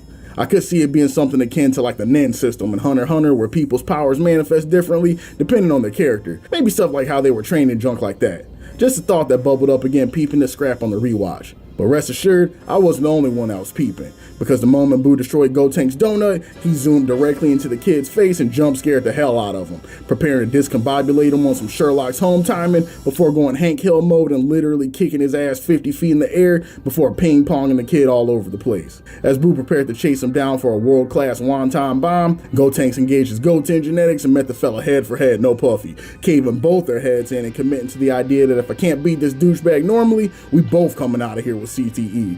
Doing his best to pretend the head-to-head clash wasn't the single most painful physical experience of his life, Gotenks held on to the goose egg forming at the top of his dome piece and flipped Buu the bird, telling him that it's been fun, but it's time for him to get a taste of his level 3 and finish this thing up. Once again, Gotenks geared up with his best tribute to the homie Chadwick Boseman, rest in peace to the GOAT, and he hit the Wakanda forever, but what came after was far more traumatic. You know you're doing something extremely out of pocket when you can get this man Majin Buu to stare at you like this. This fella Gotenks began taking in a big fat breath, and as he exhaled, a white mass of Ayo proportions started to dribble out the side of his lips and take shape. Then a few moments later, this amorphous sperm blob manifests and starts talking, just hanging out like, yo, I'm a ghost. Like that's something completely normal and regular just to do. Quiet moments, I sometimes just sit there and ponder like, just how the hell did this fella Gotenks come up with this super ghost Harry Carry attack? Like what even is this? Is this ki mixed with like saliva and a claymore hidden in the back? And why do they seem sentient? Man out here making shadow clones about to turn the whole timeline upside down. And everyone in attendance appeared just as shook as I was. But for once, Gotenks didn't allow himself to lose the element of surprise and actually used it to his advantage, sending Gotenks the friendly ghost on a beeline to the target. Majin Buu was even smiling as he cocked his arm back, almost offended that Gotenks would send such a piece of light work after him. But to his shock, when he hit the backhand on the ectoplasm, he could feel something wasn't quite right, but the cogs were in motion and it was too late. The ghost exploded as the fused fighter showed him exactly where the kamikaze part of the name came into play. In the aftermath of the explosion, Buu emerged looking like he was cosplaying that one Van Gogh painting where the dude has his hands on his face, looking like he just walked into a room and saw his mom getting piped down. And here we should have a climax, right? Gotenks presses his advantage, launching a finisher off on the critically injured Buu, who has yet to regenerate following Gotenks' surprise unorthodox assault. Of course not, right? Who would Gotenks be if he didn't take a few crucial seconds to glaze himself up real fast for the job well done and emote for the non-existent camera while Buu re-encrypts his encryption? You dumbass, get in there and finish your damn plate before he regenerates and cooks your ass up again. Jeez, I already know Piccolo, you don't gotta scream about it. Man, can't tell if this guy's name is Big Green or Bitch Green sometimes. Alright, Ghost, time for the finale. 10 Ghost Jumpman Squad, assemble! Gotenks cried out as a seeming army of the hellacious gremlins made their way out of his mouth and onto the time chamber floor. The ghost seemed to be as disobedient and lacking in discipline as him, with it taking Gotenks summoning every ounce of his Piccolo energy to polish the poltergeist up and prepare for the big offensive. This man was really out here manifesting his inner demons and playing boot camp while Big Green was watching on the side, trying to make out just how his life had become this big of a joke. Hey Gotenks, if you're done, how about you have a quick look over at Majin Buu? He's still here, by the way. Then they look over to find this fella Majin Buu chilling on his little tum-tum, booty cheeks tooted back and his legs dangling in the air crossed like a teenage girl talking to her boyfriend on the phone in films from the 90s, fully loaded with a nice little lemonade and reading the latest issue of Transformers. This man was fully comfortable, and as y'all can imagine, this had young Gotenks pressed beyond belief. Little homie's eyes started twitching as he prepared to have that place looking like Chernobyl in the next 15 seconds. Gotenks hollered out to Buu to let him know that it was time for the explosive finish. Buu barely looked up from his Capri Sun as the ghost started geeking and made haste towards his pajama bottoms expeditiously. Buu hopped into the air and let the ghost bump uglies, leading to a massive explosion and Buu looking down on Gotenks talking all types of crazy as he showcased to him that he's not the type of villain to take an L to the same technique twice. Hey, get in here, Ghost, and huddle up. look, I'm gonna need each one of y'all little pale asses to lock in, because he got us out here looking kind of crazy right now, and I'm not with it. I refuse to lose a 20v1. I am not Drake. The ghost sat there briefly for a moment, then nodded. They knew that the big homie was spitting facts, and that it's true if they were about to give up the ghost, they were gonna make sure Boo did the same. Then in another moment of pure comedy, two of the ghosts were really feeling the Coach Carter speech and dapped each other up, leading to a massive explosion that almost smoked Gotenks himself along with the whole crew. I know big homie Toriyama Sensei was in the studio dying when he storyboarded that one, because who even thinks of that? After coming out the trenches looking like he was on the losing side of the beaches of Normandy, Gotenks assembled the crew and sent the whole squad except for one on a direct assault to Boo's location. Like before, Boo was expecting the ghost to commit to a full frontal assault because now he realized the opponent he was up against wasn't exactly working with a full deck. But weirdly enough, before the ghost could get in the distance to get washed, they all seemed to be huddling by a little spot on the ground, their attention being stolen by something apparently more important than the eons old eldritch horror now standing in front of them, looking to exercise them like Luigi be doing them ghosts in the mansion. Yeah bro, you ever seen anything like that? Nah man, I see cake, but like this is cake. Boo like cake? What are you looking at? The trap had been set. Hook, line, and sinker. Boo's childhood curiosity got the better of him, but there in fact was no delicious cake to observe or enjoy. The crafty tiny technician took advantage of Boo and had him in prime position to take a full ride scholarship to Acme University. In a blinding and fantastic display of explosive carnage, the better part of the kamikaze squadron took their leave, but this time Majin Buu was definitely feeling the hurt. Man was out here screaming in agony and shuffling around the time chamber like SpongeBob when dude's out of water. Would have been absolutely tragic if it wasn't so funny. Then while Boo was dealing with his deep vein thrombosis and unable to regenerate, Gotenks sent the final ghost and blew the villain's socks off, quite sure that the nightmare was finally over. Back on planet Kai, Goku was finishing up his nap when he started thinking out loud on how some reason he couldn't sense Majin Buu's energy anymore. But on the other hand, he couldn't sense Goten or Trunks either. Something extra fishy was happening on Earth, and it was killing him, no pun intended, to know what the situation was like. They're in another dimension. Oh, I can't say exactly, but time flows strangely there, and I'm pretty sure it's against several cosmic laws. Wow, man, the room of spirit of time. How'd you know that?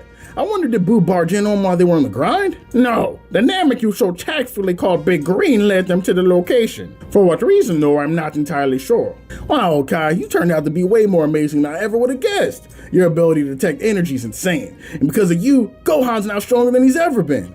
Guess this is what happens when you get a real Kai on your side rather than whatever the hell Kaioshin is, huh? Man, I cannot even tell y'all how happy it made me to see Goku canonically get in on the Kaioshin slander. This fella deserves it. I'll be firing off strays on his sad little white mullet every chance I get for the remainder of my pathetic little Ningen life. And speaking of disappointments, we return to the home of the Ningen community, where Piccolo has Goten going around like a prisoner doing roadside community service, blasting every single boo bit he sees scattered on Popo's spotless chamber floor, refusing to have a Botchamania level repeat of what happened during the Prince's sacrifice back outside. As Goten shot the last of the remains, he low-key got a little depressed, upset at the fact that he wasn't able to bust out his top secret one-of-a-kind in case of emergency secret move. Well kid, I gotta admit, as much time as you spent disappointing me the last few days, you pulled it together when it mattered most, which is more than I can say of your fathers. Yeah, I guess in the end, Boo wasn't that tough after all. It's pretty rough being the absolute best at everything you do, you know? Before Green could give the Fusion a fat taste of humble pie, they were instead treated to a reality check themselves as the ashes that were dissipating into the air from their double tap session began to converge into a massive ball in the air. As much as they hated to admit it, they both knew what this meant. Before they could speak the curse into existence like Candyman, the regeneration had already taken place. Majin Buu, the electric boogaloo, was back, and this time, he was pissed. Shit. Hey kid, for the love of my other half, please tell me you got something left in the tank. Can you pull off that ghost move again, or what about the other special moves you were blabbering about earlier that you were so excited to try? Goten smirked because he knew he still had a pretty massive ace up his sleeve. But ever the showman, he decided that would be far more entertaining to let Green sweat a little more in his paper bag 11s before revealing his trump card. Oh no, Piccolo, I'm all out of energy. I hate to say it, but the Earth's cooked, doomed even. Piccolo was ready to lose his lunch. There was no time to mourn because Boo came back to play, and this time he would be taking the initiative. Boo decided that in order to begin his meal prep, the first thing any respectable chef does is tenderize the meat.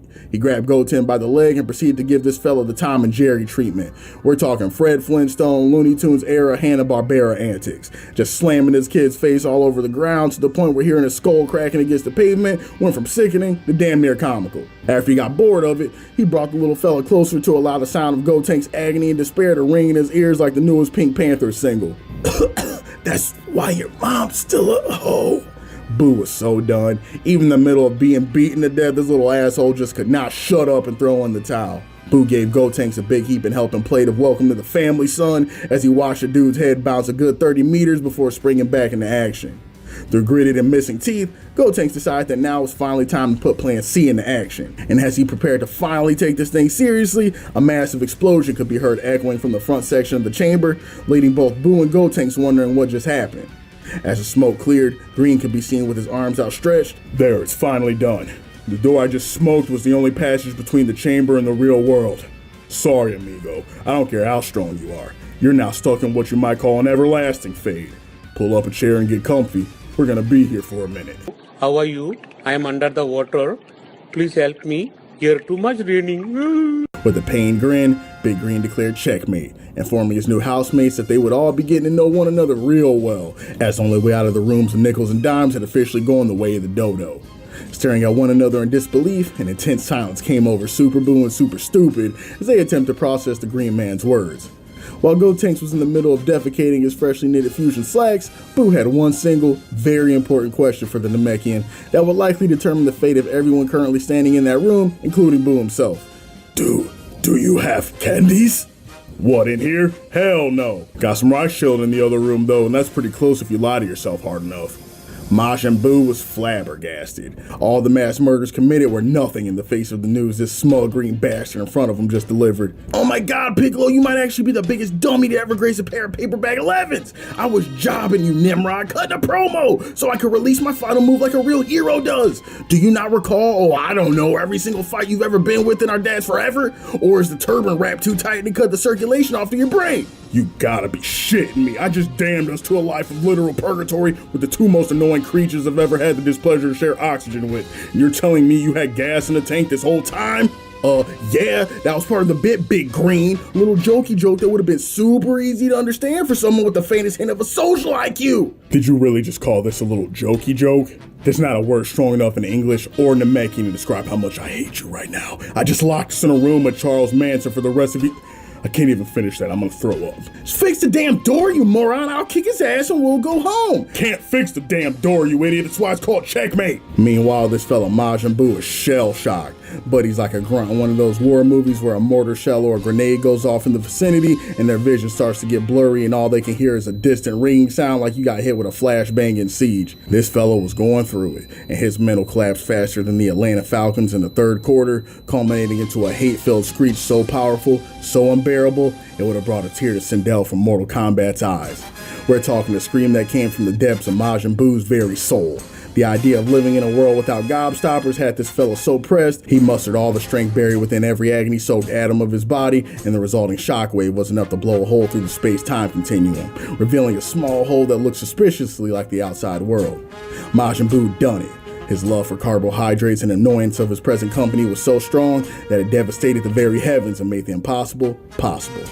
Piccolo, what the hell are we looking at right now? I actually can't believe it. Majin Buu was so pissed his voice blew a hole through the dimensional barrier and made a path to the outside. You might be the only creature on this planet annoying enough to make a man learn how to break the laws of physics to get away. Even Buu was lost about what he just did, but as the hole began to shrink, something told him that he had a very limited amount of time to act. So reflexively, Buu got back on his Danny Phantom timing, limbered up, and blew skadooed into the hole he just made.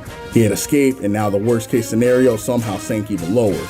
Not only was Piccolo stuck in the chamber with the most obnoxious combination of humans to ever draw breath, but Majin Buu had done the impossible and was free to wreak havoc upon the earth however he saw fit, without a soul available to stop the onslaught.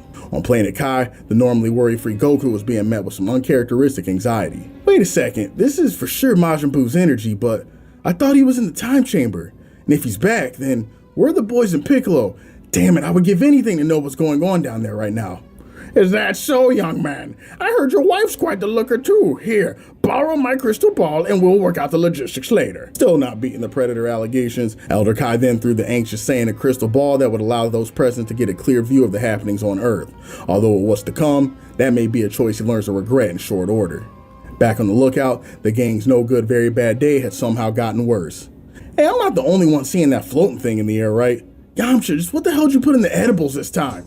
but that piece of information would have to remain the keeper of the Wolf Fang Fist's little secret, as the unintelligible mass of goop made its way to the floor and slowly took shape and came to reveal its true form as the harbinger of death and sugar highs, Majin Buu. Hello! Lucky, Boo found new candy. Before the horror of the situation could set in, Majin Buu yelled the words chocolate, as a beam emerged from his head and made its way towards the helpless crowd.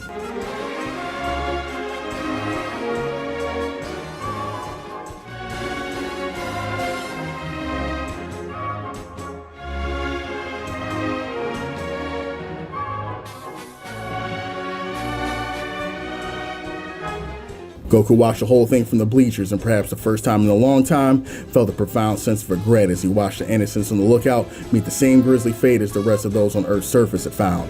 Well, hey Pops, you're weirdly quiet over there and I don't think I've ever seen you be this serious before. Everything looking good back home? Don't worry son, now ain't the time for distractions. Do me a favor, focus up and lock in. Let's just say the Earth is gonna need at least one person at their best right now. Gohan didn't like the sound of that at all, but by the look on his dad's face, he knew the best thing he could do right now was take the warrior's advice. In the room of spirit and time, Piccolo began to have an idea. You know what, Gotenks? I just had a thought. That annoying-ass mouth of yours has been the biggest pain in my neck since I found out I can't receive child support payments without a social security card. I think it's about time we do something useful with that chatterbox of yours. Let's find out exactly what that mouth do. Without even saying pause, Big Green put Fold Tanks to work as they did their level best to imitate the method that allowed Majin Buu to escape. But even their combined efforts saw no success. Their love and worry for their families and the fate of the Earth couldn't hold a candle to Majin Buu's commitment to his own sweet tooth. I haven't screamed that much since that Little Dirt concert last summer with Bulma. Still not a damn thing's changed. We're really stuck in this hellhole. Damn, well, I was hoping to be able to bust this thing out in a much cooler way, but I guess it is what it is. It's what the hell are you on about now? Want to see something so sick, Mr. Piccolo?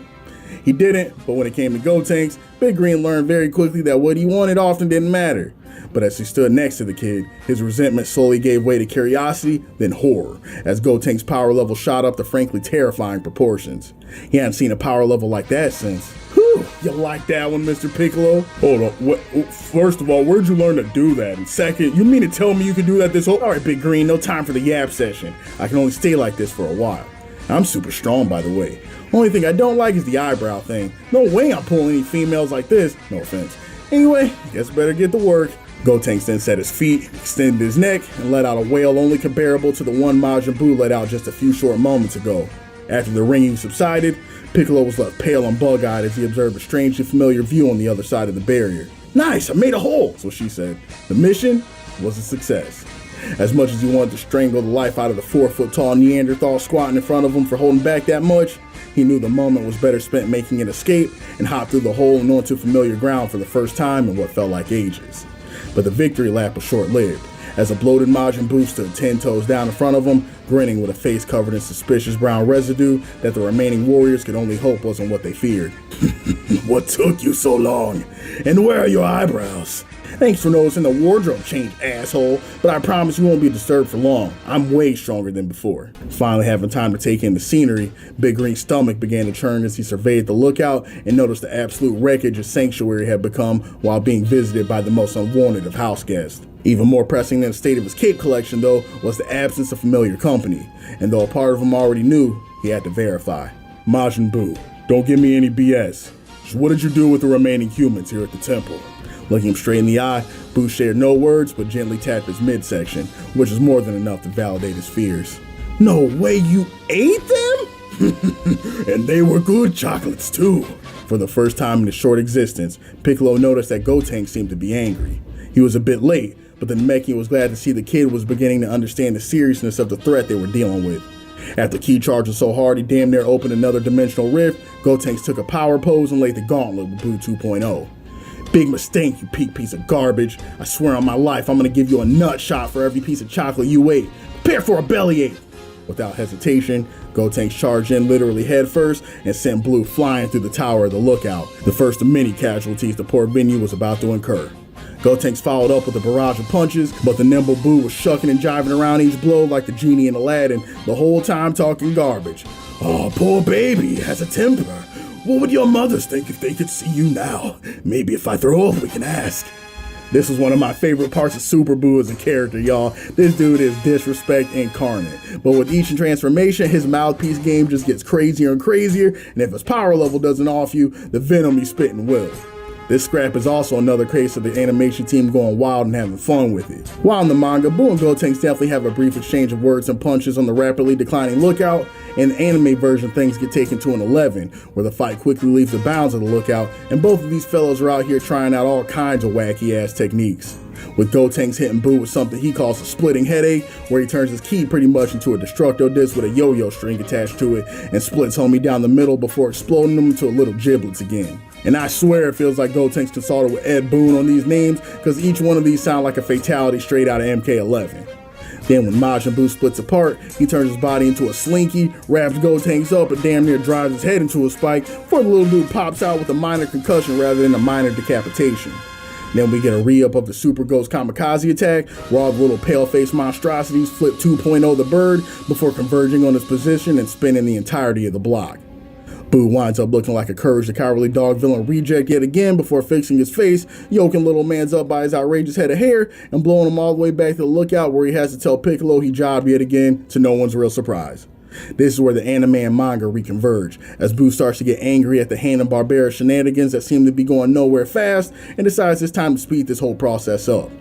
Buu then gets on his doll some timing and uses the power of yoga to curl up into a massive ball and shoots himself like a projectile at the gremlin Gotenks, ready to put this whole chapter to rest.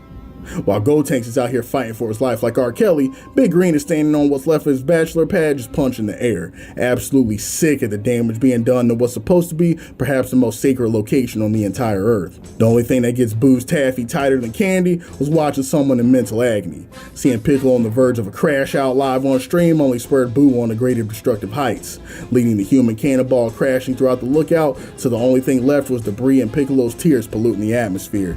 Kid, if you don't find a way to stop Buu right now, I'm gonna dive headfirst off what's left of this Lookout and attend that Pop Smoke concert I've been waiting to go to all these years. God, Piccolo dramatic much? Fine, this right here will stop him. Super, but before Gotenks could finish, yet another hole was cratered beneath Gotenks' feet, right along with Piccolo's heart. Super Buu threw out the Shonen Battle rules of engagement a long time ago. Kid, do you really have to say the name of every move before you decide to do something about it? We are literally and figuratively getting killed out here. Piccolo, Mr. Special being canon, and it's you of all people giving me that advice? We're really gonna pretend like the last 3 sagas haven't been full of every named character on the roster, delivering an H-Bomber guide tier video essay about their next move to everyone within a 20-mile radius, but now I'm supposed to not get my rocks off? I swear, this whole genre's going to hell in a handbasket. Where's the love for tradition? But repairing the shattered fourth wall would have to wait till they weren't occupied with the shattered Lookout, as Majin Buu was on his way back around for another rotation, and if things kept up the way they were going, the temple wasn't going to be the only thing that was getting mourned. Super donut chain, shouted Gotenks, and as Buu was preparing to make contact, he was shrouded in a coil that immediately shut, seemingly leaving Buu captured. Whoa, it worked, but he's not going to be in this form for long. I gotta figure out which of my special moves to finish him off with before he goes back to normal and President Gappington starts hopping down my throat again. No Puffy, of course. Kid, I heard all that and you're damn right I'm about to get on your ass. Quit screwing around. I thought you realized by now Majin Buu's no joke. Got what it takes, hurry up and finish it off. Oh god, here he goes again. Wait, I know what I'll do. Alright Piccolo, since you want me to finish him off so bad, I'm gonna need your help on this one. I saw this move in a sports anime I watched. Animation, it's crazy. You gotta give it a shot sometime. Kid, I swear on Kai's name, if you don't do something about Majin Buu right now, I'm gonna Piccolo, no more of that kind of talk. This whole time you've been feeding me all this crap about working together. Then when I try to collaborate with you, you refuse to help and just want to complain. I swear, all adults are a bunch of damn hypocrites. Damn it, fine, just do the stupid move before we get in trouble for copyright. Awesome, here it goes. Ultra Buu Volleyball. In seconds, Gotenks bumped the Buu ball over to Green, who somehow instinctively took an immaculate receiving position. Volleyball must just be in the making genetics or something. After a textbook set from Big Green, Gotenks was now in position, taking to the air and delivering an absolutely devastating spike to the newly formed Buu volleyball that would have sent a jolt through Hinata and the other crow's spine. Gotenks hurriedly raced to the crater to see the extent of the damage he just wrought on his ravished rival, while Piccolo lazily floated toward the wreckage, unable to shake the feeling that he just got played like an absolute buffoon, and Gotenks could have very much done the exact same thing without him having to reveal his volleyball power level. As the two made their way to the Earth's surface, the extent of Gotenks' power became shockingly clear as the two gazed upon the second impact tier crater where Buu made contact with the Earth. Realistically, no living creature should have survived. Get out here, Buu. You're acting as faker than Satan's win record. I know that wasn't enough to finish you off. Look, I can only stay super strong and Omega cool like this for a few more minutes, so if you're really trying to run this 30, you better do it now before we have to wait a full hour before I smash your Play-Doh in again. That appeared to trigger a response, because in the next moment, an enormous wave of energy escaped from the pit below, with Gotenks narrowly escaping the blast before getting his remaining body hair singed off. Piccolo stood in disbelief at the reckless display of power, commenting on how if a blast like that happened to shift direction just slightly, the totality of the Earth would have gotten put on the grill prematurely. Gotenks, on the other hand, was much less introspective, instead opting for a more hands-on approach and tapping into his Vegeta genetics to deliver upon Buu a death missile chain.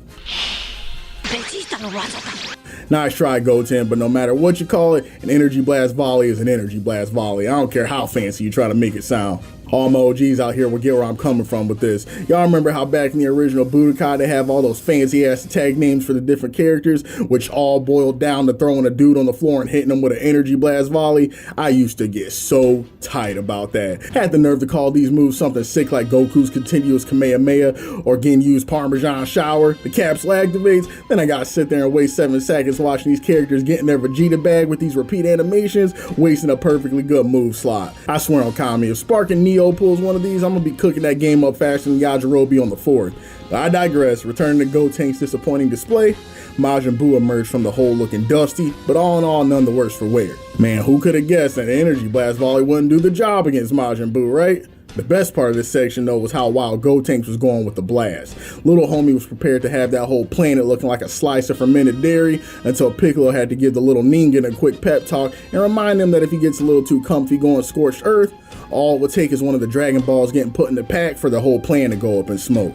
Around the way, rather than the self-satisfied smirk that seemed to be permanently etched on his pink pigmentation, Buu was now looking a great deal less refined. Alright kid, you may not have done permanent damage to his body, but I'm very familiar with what getting mentally touched looks like, and Majin Buu is currently a salt factory if I've ever seen it.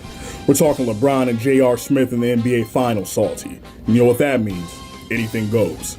Be careful from here on out, boy. I know you like to feel yourself, but the only thing you're going to be feeling is the leather on King Yemma's sofa if you underestimate Buu just because you got a couple good licks in.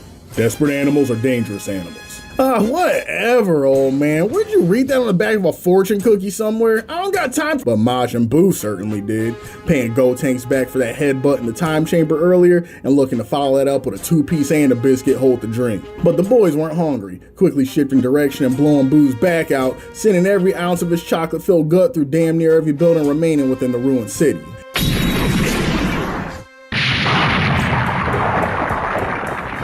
As Gotenks was in hot pursuit, Majin Buu finally embraced the Looney Tunes-ass nature of this whole fight and shot out a mouth blast that could be seen all the way from Elon Musk's secret bunker on the moon. And as the devastation clears, we see this fella Gotenks on his Wile E. Coyote timing, completely covered in soot and debris, looking like he just took one of those Acme Dynamite sticks straight to the medulla, complete with a missing tooth and all. But as y'all know, Goten is the king of petty, and after deciding that one hot-ass line of breath deserves another, blurted out a nasty mouth beam that would have made his Uncle Nappa proud, showing Buu he wasn't the only one capable of Animaniacs tier violence.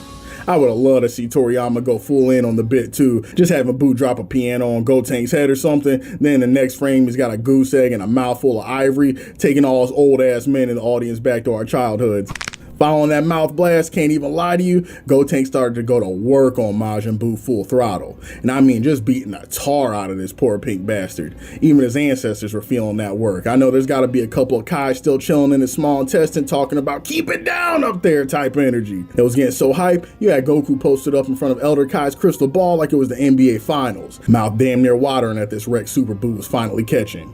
And right as we see a severely damaged Buu reeling back and preparing to hang his jean shorts on the wall like he's John Cena preparing for his WWE retirement, Gotenks is in the middle of his Kamehameha pop-off when this bozo downgrades back to base form before he can hit the final blow, and everybody watching this fiasco take place in real time dies a little bit inside as the reality of how utterly screwed they are begins to take effect. It reminds me of that one Simpsons gag where Bart's chilling with Lisa and he's like, look sis, you can pinpoint the exact moment where his heart breaks in half. Literally watching these folks will to live fade away in real time. You hate to see it. Meanwhile, this man Majin Buu, after peeping the de-evolution back in the frog tanks, feels his gumballs expand at least 4 times the size and starts giggling to himself about how he's gonna mercy kill this fella. What had me extra weak about this though is while Gotenks is trying to cope with the fact that he's about to get beat worse than an incel's meat after 9 p.m, but he can't help but say out loud, look, as bad as this is, we have to admit it's kind of funny even to me. It's that type of awareness that makes Gotenks a solid gold character, and on an even bigger note, Z homies, one thing I've really come to love about DBZ the more I age. When your boy reflects on his changing relationship with DBZ over the years as a factor in his life, I've realized that back in my younger days, I came to DBZ for the flashy fights, right? It was so much fun seeing the transformations, the melodrama, the insane choreography in some episodes. It was all so badass and just fun to watch.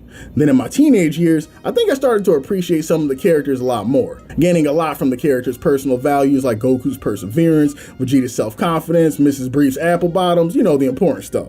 But revisiting the series with y'all has made me gain a real appreciation for Sensei Toriyama's sense of humor and how his ability to keep Dragon Ball fun despite how over the top the stakes get at times. No matter how bad the situation was looking for Earth, Toriyama was never above a good nutshot, boob joke, or some random gag. And while it may seem out of place at first, in so many ways it gives Dragon Ball the character and identity that it has. And it's also the reason I feel like so many fan projects and things like that suffer, and just why no one else can seem to recreate Toriyama's formula no matter how hard they try. A lot of projects looking to emulate Dragon Ball lean super hard into the edgy power scaling aspect of it. And my goal isn't to downplay that or talk down to anyone. We all appreciate Dragon Ball for our own reasons. But I think those kind of takes from the series always miss the mark just a bit because they don't acknowledge how humor and the mixture of lightheartedness with severe repercussions Sensei Toriyama was able to balance as a key ingredient to the Dragon Ball pie. Characters like Gotenks and Mr. Satan used to get on my nerves so bad as a kid because I always felt like screen time with them was a waste that we could be seeing the main characters boxing or Goku charging up or something. But as a grown fella, these are now a couple of my favorite characters due to how grounded they are despite the absolute ridiculousness of the circumstances they've been thrown into and the genuinely hilarious way they're written at times, juxtaposed with the apocalyptic circumstances of the arcs they're introduced in. Just goes to show why Dragon Ball is timeless. No matter how old you get or how many times you come back to the series, there's always something new to discover or appreciate. Speaking of old, back on the planet of the Kais, Goku's on the verge of dying twice after finally realizing after peeping Gotenks' exhibition against Buu that he may have pooped the bed leaving the Earth's fate in the hands of 2 kids who combined ages barely hit double digits. You can go down now, Gohan, you were ready a while ago. The whole crew damn near fainted hearing old Kai utter those words. Yeah, you've been good for like 5 minutes now. I was wondering why you were still standing there with your mouth open. As the shock wore off and the emotions turned to frustration, Gohan let out a pain, but why though? What, are you slow? It's more dramatic that way. Now get out of my light. They say Gojo might be coming back in this chapter. Wait, old man, I still feel pretty basic. How do I go ultimate or whatever? Us OGs call it mystic, but whatever. Just pretend you're going super the hell it's called and you'll get your power boost. That's simple. Wasting no more time, Gohan took a power stance and began ki charging. In a short order, it became apparent that the Kai's unorthodox ritual, crop dusting and all, had paid off immensely. The look of utter shock on Goku's face was all the confirmation that was needed. Looking down on his own hands in disbelief, it finally happened. Gohan had once again retaken his place on the tier list of DBZ power scaling and was now firmly entrenched as that guy. Goku could barely contain his excitement at his son, commenting on the absolutely extraordinary increase in power, despite the fact that his son hadn't transformed at all. The Kai made a brief comment that was so cool and one that I absolutely would be geeked to see the repercussions of if the series decided to go that direction. After hearing Goku's comments about Gohan achieving that level of power without a transformation, Kai fires off a shot in the whole Saiyan way of life, telling him that transforming is low-key overrated and essentially that the Super Saiyan transformation is all a bunch of smoke and mirror nonsense. I know all my Dragon Ball homies in the power scaling community about lost their lunch after hearing that. This goes back to what I was chopping it up with y'all all the way back in the late Cell Saga when Green and 17 were scrapping, where I was getting into how cool it would have been to see the series lean into the uniqueness of each character's abilities, as well as their personal form of martial arts rather than the emphasis on transformations and power boosting. I love the show all the same, but thinking about how varied this could have made things and how it could potentially knock the dust off of some of these characters who haven't been relevant since Goku had a tail and a double-digit body count really hydrates my cactus. And along with the Elder Kai bars, we also get one of the best character moments between Goku and Gohan in this space of time as well. Kibito, finally coming out of his hater arc, decides that Gohan is one of the good Ningans and offers the instant transmission on back to Earth to put the finishing touches on Majin Buu's extended Earthside vacation. Kaioshin offers to go down and get busy with the Alpha Ningen as well, but Kibito just looks at his better half straight in the eye and tells him it's a no-go. Their ass. Arguably have been since the very beginning of the arc, and the only thing going planet side with Gohan will do now is give him 3 bullets to catch the chest rather than 1 that he'll be taking when dealing with Majin Buu alone. And despite how extra weak it made him look in front of the Elder Kai, though by this point the bar was already lower than Krillin's booster seat, he had to agree that they let the young man do his hero thing without extra baggage. And that's when his fellow son Goku stepped up to the plate and gave his condolences as well, informing him that as much as he hates to do it, he has to respect his retirement and let Bronny get some limelight, though he would have loved to have one more year with the Lakers to see his boy go to work. And y'all, as much as I've been guilty of the Goku's and awful Pops meme and throwing the bad dad allegations on him myself, this man really does love this boy Gohan and has had the strongest of faith in him, even when the world itself was on the line and everyone else thought he was crazy. Toriyama, the broadcast team, they all did an absolutely amazing job of conveying the emotion in this scene. You can truly feel the pride Goku has in his son.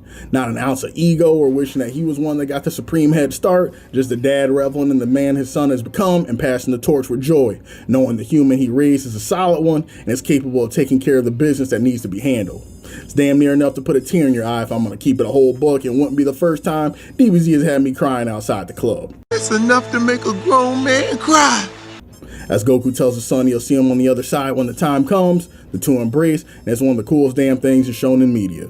Two fellas can't even shoot each other a compliment or dap one another up nowadays without being accused of glazing or suspect activities in these streets. So seeing a healthy showcase of physical affection between a father and son is beyond desperately needed, especially in a day and age where fatherless activities are in a surplus. With the farewells being bid and Elder Kai not getting a single bit of respect for his role in saving the arc, Gohan lands on ground zero, primed and ready to pop out and show fellas. But there's one thing that he needs to do before the work begins. Before the land of the Kai's A1 hater makes his return, Gohan requests a fit check, having Kibbles drip him out in his dad's battle gear before shooting the deuces and introducing himself to the Pink Phenom.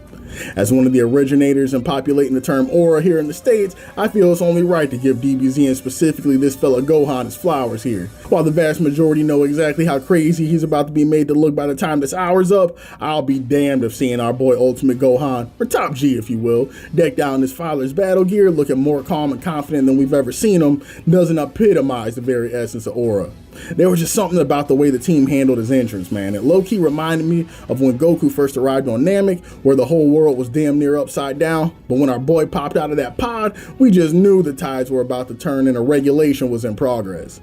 Top G's arrival to Earth parallels this moment so much. The moment of silence before getting to the Boo beatdown, we take a moment as the camera pans to get a full shot of the young man in all his mystic glory, before zooming in on his face as he takes in a breath of fresh air and decides that it's time to act up.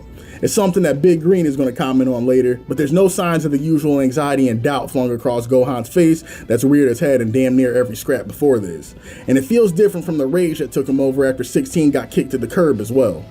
Our homie Gohan is in rare form. There's a quiet confidence surrounding him that as a viewer, you can't help but be like, oh shit, as we wait and see how this new version of our familiar hero is going to handle the problems that have proved impossible for all those that have come before. Other than his mighty father-in-law, of course. Speaking of which, our view returns to Green and the boys who are in the middle of trying to finish their wills before Boo's patience runs out. By this point, even their base form fusion has run out, and their fear was about as subtle as a hand grenade and a barrel full of oatmeal. Well, boys, guess the least I could do at this point is to go out swinging with you. If we all die together, maybe we'll share seats on the bus and I can cuss you out in hell, too. And right as it appeared Majin Buu is preparing to rush forward for an offensive, his weight shifts, and before they can even decide which god to thank, Buu is sitting crisscross applesauce in front of him, napping without a care in the world. For all my Baki heads out there, this reminds me so much of when that boy Pickle got unthawed and proceeded to enter straight REM sleep while standing in front of the whole roster of the main cast because their scouter readings were so low, his body couldn't even pretend to be threatened by him. Piccolo thought for sure that had to be a bluff, positive that the moment they got a little too comfortable and turned their back, they would be guaranteed members of the Boxer Shorts Chocolate Brigade. But Boo's sleep wound up being very short-lived as a force of nature that can no longer be ignored made his way to the battleground. A napping Majin Buu was awakened in short order as he had no choice but to place his attention on the rapidly approaching energy signature that was upon them any second. It appeared that the meal he had been desperately searching for had finally arrived. And it certainly wasn't just Majin Buu who felt it. Green and the boys as well stood in anticipation of the extraordinary power now heading their direction. But before they could make an adequate guess, the orange-clad figure pulled up with all the necessary theatrics that a heroic entrance called for. Peeping the King Kai 11s and the orange safety vest, Piccolo was sure that by some inexplicable miracle, Goku had once again been allowed to rise from his grave to deliver them from the consequences of their own actions yet again. But his prediction missed the mark. Goten knew that Bang and Yamcha adjacent blowout from any distance. Big Brother was here to kick ass and chew bubblegum, and thankfully for him, there was still one last piece remaining. Big Green's reaction really sells this part, because all the memes aside, we know that by now Gohan really is like a son to the big homie at this point. But Gohan's aura after getting the supreme boost is so different that it had this fella really questioning if he even knew the man standing in front of him. It wasn't just the OD power level that Green shook, but Gohan's features, the calmness, all the gentleness that had characterized the kid for the longest part of his life gave way to a sort of quiet confidence and maybe even danger that had never been there before. This was the Gohan your girl told you not to worry about. He knew time was of the essence, so he asked Gotenks about the situation on the survivors. His worst fears were confirmed when Gotenks gave him the news. All dead and their mom and Dende both were included in that number. They were good too. Your mother tasted the best. Gohan was ready to flatline this overgrown starburst, but managed to stop himself mere moments before after picking up a faint key that the boy seemed to be unable to trace. Dende was still alive, meaning he could now go to work guilt-free. Majin Buu was still talking that heat too as Gohan moved directly into spitting distance of the giant. And I promise this fella's looking to create the wildest UFC title card of all time. Never had the difference between 5'11 and 6 foot been so pronounced, but there Gohan was, the picture of confidence ready to give us an absolutely classic moment. So Gohan walks forward, nuts hanging, chest forward, ready to bump the nastiest of uglies with Majin Buu. Buu sees little homie grew some hair on his chest and is like, oh, so you think you can throw hands with Majin Buu? Then this fella Gohan was like, throw hands? Nah, the only thing I'm throwing back is his hammer that pulled out the extended... Nah, could you imagine though? But he did say he was trying to wash Buu though. This was past throwing hands now. Then this fella Buu out here looking like Big Ed off a 90 Day Fiancé starts belly laughing, hot ass breath all up in Gohan's face. Tell him to hold up. That's why you look familiar. Buu already cleaned you up. I almost cried. Big Green and the boys were on the sidelines and they were watching Gohan lose the roasting battle and immediately began to presume the worst. Realizing they got so swept up in Gohan's Riz domain, he almost forgot who it was they were dealing with. This fella Majin Buu is absolutely disgusting too. After finally having realized who Gohan was, he just starts laughing so hard in this grown man's face, his eyes started rolling back until Gohan locks in for a quick minute, shoots off one of those Helga Pataki back fists for the one time, smoking Buu so hard he looks like he's gonna have to start rapping about relocating his jaw like that fella Kanye in The Wire. And Gohan wasn't done though. As Buu was doing his best to get the license plate of that train that just hit him, Gohan hits him with a sweet chin music directly on the button, refusing to pass the aux. Now Buu's pissed and finally has a chance to swing on him after he finally recombobulated himself. But this fella Gohan tags him yet again with a roundhouse that would have made Van Damme crack a little smile, duffs him directly in the bread basket, giving him that perfect cell classic, then kicks him away before he hurls all that chocolate up on his fresh blue Timbos. At this point though, Gohan is just pissed and decided that just launching Buu to a new area code to think about what he's done is getting off a little too easy. So this son of a Saiyan starts pursuing homie flying upside down, mind you. Then when he catches up parallel to Buu, going back to back with him, no drizzy, he winds up the old order and sends Buu back down to the wasteland floor for a combination that has had the Dragon Ball games in a chokehold since at least Tenkaichi. As Buu's legs finally start working again, he checks the sky to make sure there ain't another boot coming, only to hear a voice behind him talking about some over here baka. Then we get a line that's had the anime community in shambles since at least 2013. Now in the fan translation of this moment, after Gohan gets done hitting Buu with the over here cool guy moment, Buddy gets in his early 2000s Call of Duty lobby bag and calls this fella mentally challenged, hitting Majin Buu with a hard R, leaving both Buu and Piccolo in shock, wondering just what corner of 4chan their little guy's been lurking on to be busting out this tier of insults on the villains. And when your boy first saw this image back in the day, I was absolutely convinced that it was the internet just memeing and turning a silly character moment into something way the hell extra, because that's just how it works out here. But the more I dug into it, there may be a bit more behind Gohan's human resources nightmare than I originally thought. Apparently, in the original Japanese, Big Body Gohan here refers to Majin Buu by the phrase Usunoro. Now, for all my gaijin ass knows, this could all be cap, but from my understanding, this translates to something along the lines of simpleton or fool. And one thing I've learned from all these years of being a weeb is that the Japanese language is very context dependent. So the same word can mean a number of different things depending on where it's being used as well as with what inflection. So as outrageous as this whole thing looks on the surface, I can absolutely see how a translator could finagle this interpretation and leave Gohan looking like the edgiest thing to come out of the 2000s since Shadow the Hedgehog. You're a beta male, Sonic. And it also does a lot to explain the absolutely dumbfounded look on Piccolo, the boys, and even Majin Buu's face. The whole thing is actually pure insanity. Buu just sitting there mouth wide open, cheeks freshly clapped, just staring at this orange menace like, hey, yo, did this dude really call me that? Ain't he the new protagonist? Somebody get they mans. While Piccolo, Trunks, and Goten's eyes are damn near out of their socket, trying to figure out how this is going to change the rating on the series if Gohan's arrival just fundamentally messed up their royalty checks for the foreseeable future. I wonder if this is why Goku was so pressed about having Gohan keep calm back when my boy was still rocking that do-rag at the World Martial Arts Tournament. But he must have been peeping game from King Kai's house, heard Gohan going full gamer mode while he was getting mopped up in Apex, and knew if somebody didn't calm him down, the whole gang was about to be trending on Twitter for all the wrong reasons. By comparison, the English dub version we get over here is so mild that it almost makes the reactions funnier considering how much of a nothing comment Gohan makes when paired with the peanut gallery's reactions to it. In our dub, after smacking Buu up some and preparing for his cool guy moment, Gohan hits us with the nice day, huh? To which Big Green Buu and company proceed to lose their minds like it's a super hot fire cipher.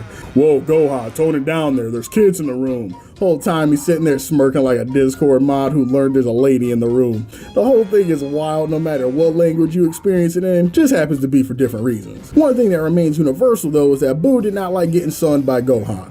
After Buu expresses to the kid that he could feel his vibes increasing all the way here on Earth, he's none too pleased by the result and Gohan's very existence irks his nerves, so he decided a change was in order. Gohan had to throw one last cheap shot, reminding Buu that he knows better than anyone how boned he is, but Buu decided he would not be taking the chubby alone. Gohan kept his distance, initially peeping Buu's behavior and figuring he must be going through some kind of weird ki charge, which he wasn't all that worried about because at this point he knew however much Buu still had in the tank, he wasn't close to seeing the reserves he now had in the bank after the supreme boost. But as the seconds proceeded, something told Gohan that there was more at play here and Buu's eventual smile confirmed it. Once the realization hit, Gohan launched into the air with all the speed his air maxes would allow, made for Green and company's location and hurries them into the air before they get caught up in Buu's send-off attack. As the wreckage was clearing, I know Gohan had to be sitting there like, man, if I had a nickel for every time a major villain attempted to self-destruct both of us in a world-ending blaze of pettiness, I'd only have 10 cents, but it's definitely super weird to happen twice. After Green's pride recovered from Gohan yoking him up like a bride being carted to her honeymoon, he thanked Gohan for the quick thinking and began wondering out loud if this is how Majin Buu was really going to go out. Not off the back of them learning a new attack or some beam struggle, but is blowing himself up in a mental collapse after getting caught a hard R. Gohan wasn't so convinced though. After blowing Buu's back out in even just a short time he was able to, he knows that he's capable of a much bigger, planet-ending explosion if he really wanted to go that route. That pink redacted was up to something, and Gohan was determined to figure out what. In the brief respite after Buu's explosion, Gohan gave his homies a lure of his power boost and needed to see if Piccolo would be game for popping on a blue wig to make good on his dad's promise. But that conversation too would have to go on the back burner, because everything was for naught without the Dragon Balls and Gohan needed to confirm they still had that radar. Checking his hidden pocket, Big Green came in clutch and had the radar handy safe and sound. But was disappointed to remind Gohan that without Little Green to run the show, that initial plan they made was little more than a dream on Popo's magic carpet. Gohan, using his powers as an empath, helped Piccolo dive deeper into the Earth's remaining chakra network to see that though it might be faint, Dende's energy signature was very much alive. Visibly excited there may be hope after all, the gang took flight to Dende's location to see what it would take to piece together a new plan with the Earth's remaining forces. While en route though, the squad looked out and made contact with the Earth's true secret weapon. Observing from the air, Satan trudged his aching sciatica across what was left of the Earth, making preparations to drink his own pee. Is it necessary for me to drink my own urine? Probably not. No, but I do it anyway because it's sterile and I like the taste. Cold-blooded ass Trunks looked down and was like, wow, Saiyajin's crusty ass is still alive? Can we leave him? We can just tell Videl Majin Buu crushed his pelvis or something when we bring her back. No, Goten, I hate to admit it, but we're grabbing him. To be 100% honest, he's got the best record against Majin Buu out of any of us except maybe old filthy Frank over here. He tried to save the Earth in his own way, and he deserves his accolades for that. And so Green circled down like a merciful vulture and picked Satan up by the scruff of his neck as they make their way to the Earth's guardian, hoping to carve out one last miracle.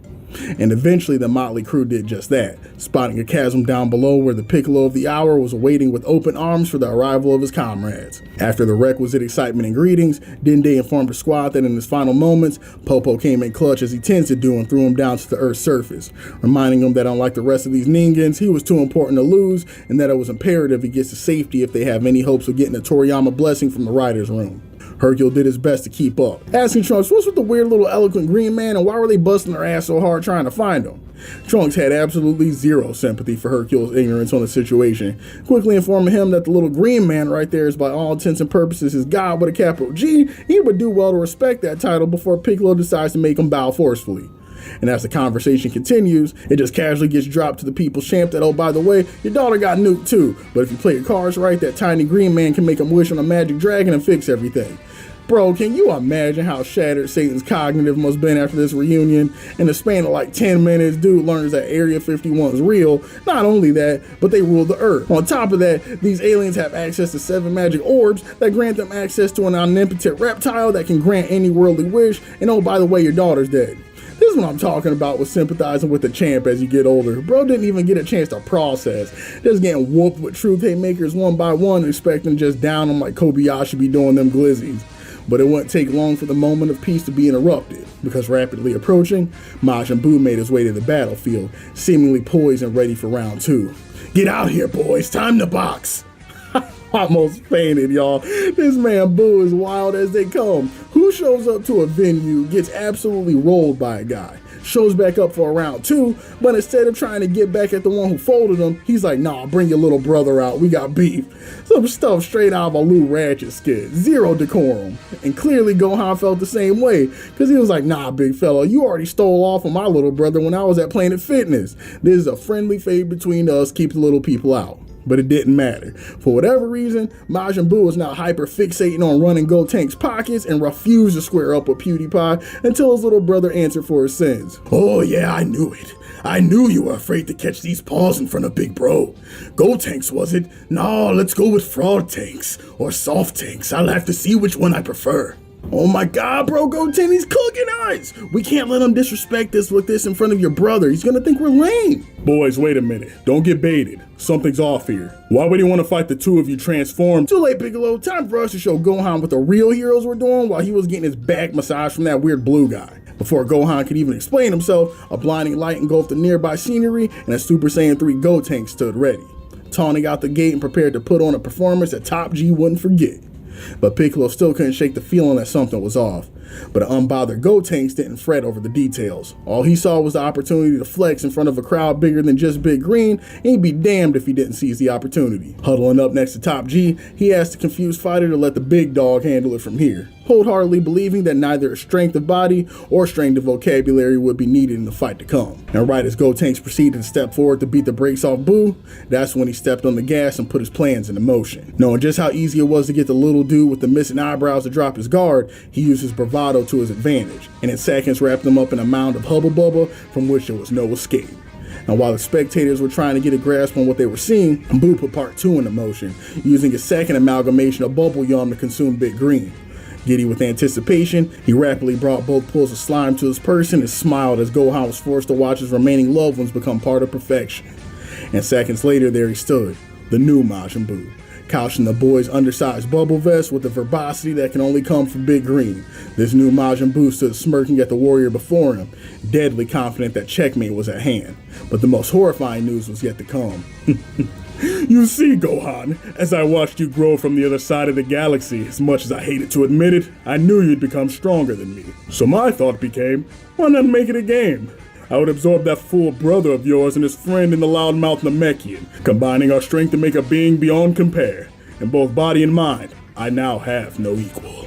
You sound confident enough, but I guess you weren't as smart as you let on.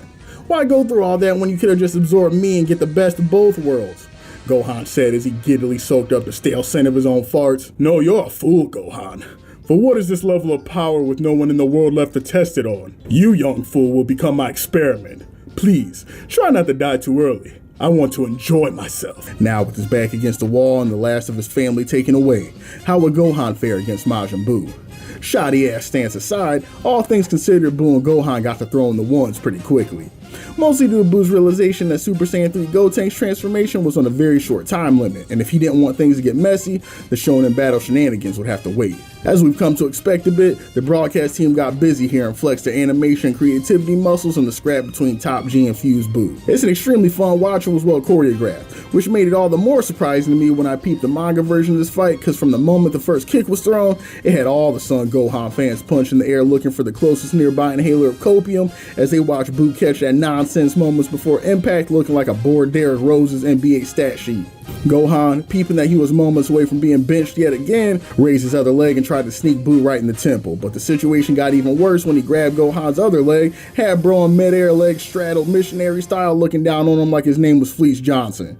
Top G knew he had to act fast, so he shot a key blast trying to do anything he could to beat the sketch allegations, but then this fella Buu took his third leg, yoinked Gohan up by the neck, and started choking the life out of him, smiling like a menace as he played with his food with sadistic pleasure. For just a minute, y'all, can we mourn Gohan's usefulness in the story and acknowledge just how little time he got to return to his former glory before getting made into a chalk outline and relegated to ass-pool purgatory? For my homies that have been around for a minute, y'all know I mess with the little buddy Gohan, and I'm the first one to come to his defense about not being a fighter for real and being relegated to that role due to circumstance outside of his control. But as much as I mess with old potty mouth and can relate to him having to put on the gloves for a greater purpose, one thing that really drives my potato is how Gohan as a character becomes little more than a convenient plot device after a certain point, and that reality super shines here. While we went through an arc-spanning training arc and heroic road to redemption only to watch this man show up to the earth in his father's clothes, drop a hard R, piss Buu off, and become fodder for the villain so the real heroes could come back and finish the job that old Chokan couldn't manage yet again. And that's really the story of this kid's whole life in Dragon Ball, for keeping it a buck. Show up, have potential, do something cool, lose, repeat until we need a character to get us out of an unwinnable situation, and then we start to cycle back from the top. At QCJ from San Andreas.mp4. Oh shit, here we go again. I 100% empathize with Toriyama's decisions surrounding the character though. Not only did Gohan have the unenviable position of being the guy that's supposed to replace Son Goku of all people, but with the direction that the manga took, I know it had to be really difficult to write a character so averse to fighting and put him at center stage of a series that became for many all about the spectacle and the throwing of the proverbial hands. I just couldn't help but get a little sentimental because this fella Buu was absolutely taking this man Gohan to the cleaners, boy. It was so sad the story literally changed genres for a moment as we went from shonen battle to horror, watching this fella Gohan hiding in the rocks and looking around corners hoping the boogeyman wouldn't catch him breathing too hard and spank him on the backside. And I'm sure y'all can hazard a guess as to how much Majin Buu was enjoying playing with his food. Before that first exchange of blows even took place, he knew he had this fight in the bag, so the whole altercation for him was more play than it was a battle for the fate of the universe. I'd be remiss though if I didn't comment on how much I love Buu's voice in the transformation and how A1 his trash talking game is. For me, there are a few moments in particular that stick out. The first is when Buu tanks is dodging all of Gohan's desperate punches, makes his arm crank that soldier boy, and then starts pillow talking in his ear about how he clearly didn't learn everything he needed to from Piccolo, or else he wouldn't be getting done this crazy right now. The second moment is right after this, where Gohan is in a fit of rage, gets his arm out of the hole and attempts to kick Buu away, trying to get his hot ass bubblegum breath out of his nose, when Buu pulls up and with the slightest of touches rests his knuckles right on the side of Gohan's face as he looks on in horror. Bro, if this was Vegeta, he would have literally self-deleted after something like that. This is the most disrespectful thing you can do to another fighter, man. Rather than taking his head off and finishing things up like he could have, he wants Gohan to know that while he could have ended stuff a long time ago, your life is in my hands. And every second you're breathing from now on is out of the kindness of my heart. Straight evil behavior. It got so bad even B and the People's Chance had to pull up and make sure no canon events were occurring that could end up nuking his chances of getting a granddaughter. When you're out here getting saved by Hercule Satan, you know it's time to reevaluate the whole entire situation. But the absolute best line has to be before Gohan's head starts getting used as a mop for the whole wasteland, where he and Buu are in Goku and Vegeta's nostalgia poses, preparing to get active, and he goes, "I'm gonna show you why my little brother looks up to me." And all this dude Buu says in response is, he doesn't. Bro, never have two words been strung together with more venom. The damage in Gohan's cognitive still remains unrepaired to this day. But what makes it even worse is you don't know whether that burn is a lie or not. Because after absorbing the two little fellas, I could 100% see them saying something about Gohan low-key being ass and not measuring up to their output in their transformed state as cocky as they are. Boo-Tanks is a master at psychological warfare, and to me, those make the best kind of villains. And I know I've harped on it, but can y'all believe that this is truly the last fight we're ever going to see Gohan in within Z? That absolutely blows me away. They really wrote this fella top G out of the script on an L, and the pattern does nothing but continue as we work our way into Super. Boo-Tanks, being the absolute bastard he is, prepares to end Gohan's series tenure with a technique from his brother, wrapping him up in a galactic donut to finish things off. Goku and company are peeping all this from the land of the dead, and I know old Kai was pissed that he had his ass cha-cha sliding for 72 hours straight, only to have his people getting used like a Q-tip within a half hour. The ass beating was so crucial, Elder Kai only saw one way out of it. The Goku card had to be pulled one last time, and he knew the only way that could happen. But before we can find out what that meant, our view turns to Gohan getting the second worst experience with a donut he's ever had in his life, when Boo finally figured out just how he wanted to retire Top G's jersey. This ought to look familiar. I can't imagine a more fitting attack to delete you from the script with, can you? And next thing Gohan knew, a Kamehameha with nothing but bad intentions was headed straight for his midsection, ready to put him into the history of Trunks continuity. But at the last minute, Gohan summoned strength from deep within his loins and burst out of the galactic delicacy, escaping just in time to see the beam trail off into the distance and wonder how he got himself into this mess. But matters of great import were at hand, as our view returns to Yimba's, whose whole workflow has been thrown out of whack by Goku's inability to finish his plate, leading to 99.6% of the planet Earth's population clogging up his waiting room. As we peep the CEO of the dead lamenting his current logistics nightmare, he's decided that in order to ensure the current status quo doesn't end up permanent, some exceptions on the good boy pass may need to be made so business can be attended to. And as the frame slowly expands and our perspective alters, keen-eyed viewers will recognize that onesie and those size 4.5 Saiyan booties anywhere. The prince's body and soul have been restored to provide aid for the quickly crumbling situation on Earth, and I'd be lying to y'all if I said I didn't miss the cocky piece of Uzaru refuse. Finally stepping away from watching Goku's SSJ3 transformation long enough to dry his tears, the prince knew that for them to bring an absolute piece of work like him back from the depths of hell, something awful must have been going on back home. But he's rarely been one to turn down a good time. As Baba finishes charging up her Tesla, we make our way back to Planet Fitness, where old Kai has finished informing Goku of his plan. He'll give him his remaining time on the clock to go back to Earth and regulate so this Majin Buu business doesn't get any uglier than it already has. I love this moment a lot because it really shows Toriyama's comedic chops. For any of my Z crew out there that have seen it, please tell me this moment didn't remind you of that scene from the movie Kung Pao where Master Tang dies. Goku rolls up on Elder Kai, who just proclaimed that he will boldly give his life to ensure the safety of the Ningen race and in fact, the entire universe. Goku somberly walks towards the old man, stunned but grateful that he would do something so exceedingly selfless. Elder Kai then says farewell as his body lifelessly falls to the floor, and in that same moment Goku's halo fades, signaling the passing of the torch. Goku then remains above the body, proclaiming that he'll do everything he can not to waste the life given to him, when all of a sudden this old-ass man springs back to life like, "Psych, where the hoes at?" And realizing that Kakarot is already a weak heart, and that theatrical performance right there almost put him into another cardiac arrest. Straight drama queen, this Elder Kai fellow, you gotta love him. But while Goku was having the life returned to him, Top G was getting the life kicked out of him. Boo continued to taunt Gohan at every turn, pushing him to desperation as he deliberately worked to destroy any meager semblance of hope Gohan might still have to finish the fight.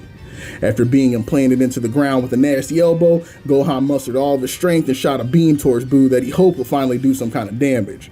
Briefly caught off guard, Boo was quick to regroup and turned that nonsense to cinder with all the vicious ferocity of a prime Hakeem Olajuwon, duffing the blast so hard it shot through the Earth's surface and made its way into the Milky Way to ruin some poor extraterrestrial's retirement plans. With a hate-filled smile, Boo made his way to the crater to come face to face with a Gohan who was using the reprieve to apply icy hot and think of what lie he was going to tell to Videl when he saw her in the afterlife regarding how he sold the match for the Earth. What's wrong, my friend? You don't look happy to see me. I still have 10 minutes left like this, so let's enjoy ourselves. And with the most glorious "that's what she said" set up leaving his lips, Boo proceeded to beat the stank off this man. And I won't hold y'all, the way it was characterized in the manga almost made me sick to my stomach laughing. The mud hole stomping Boo was giving Gohan right then was truly Looney Tunes tier. Toriyama wouldn't even let us see it. All we got were onomatopoeias and Hercule and Dende's reactions, which made the whole thing even worse than if we actually got a glimpse of what what was going on.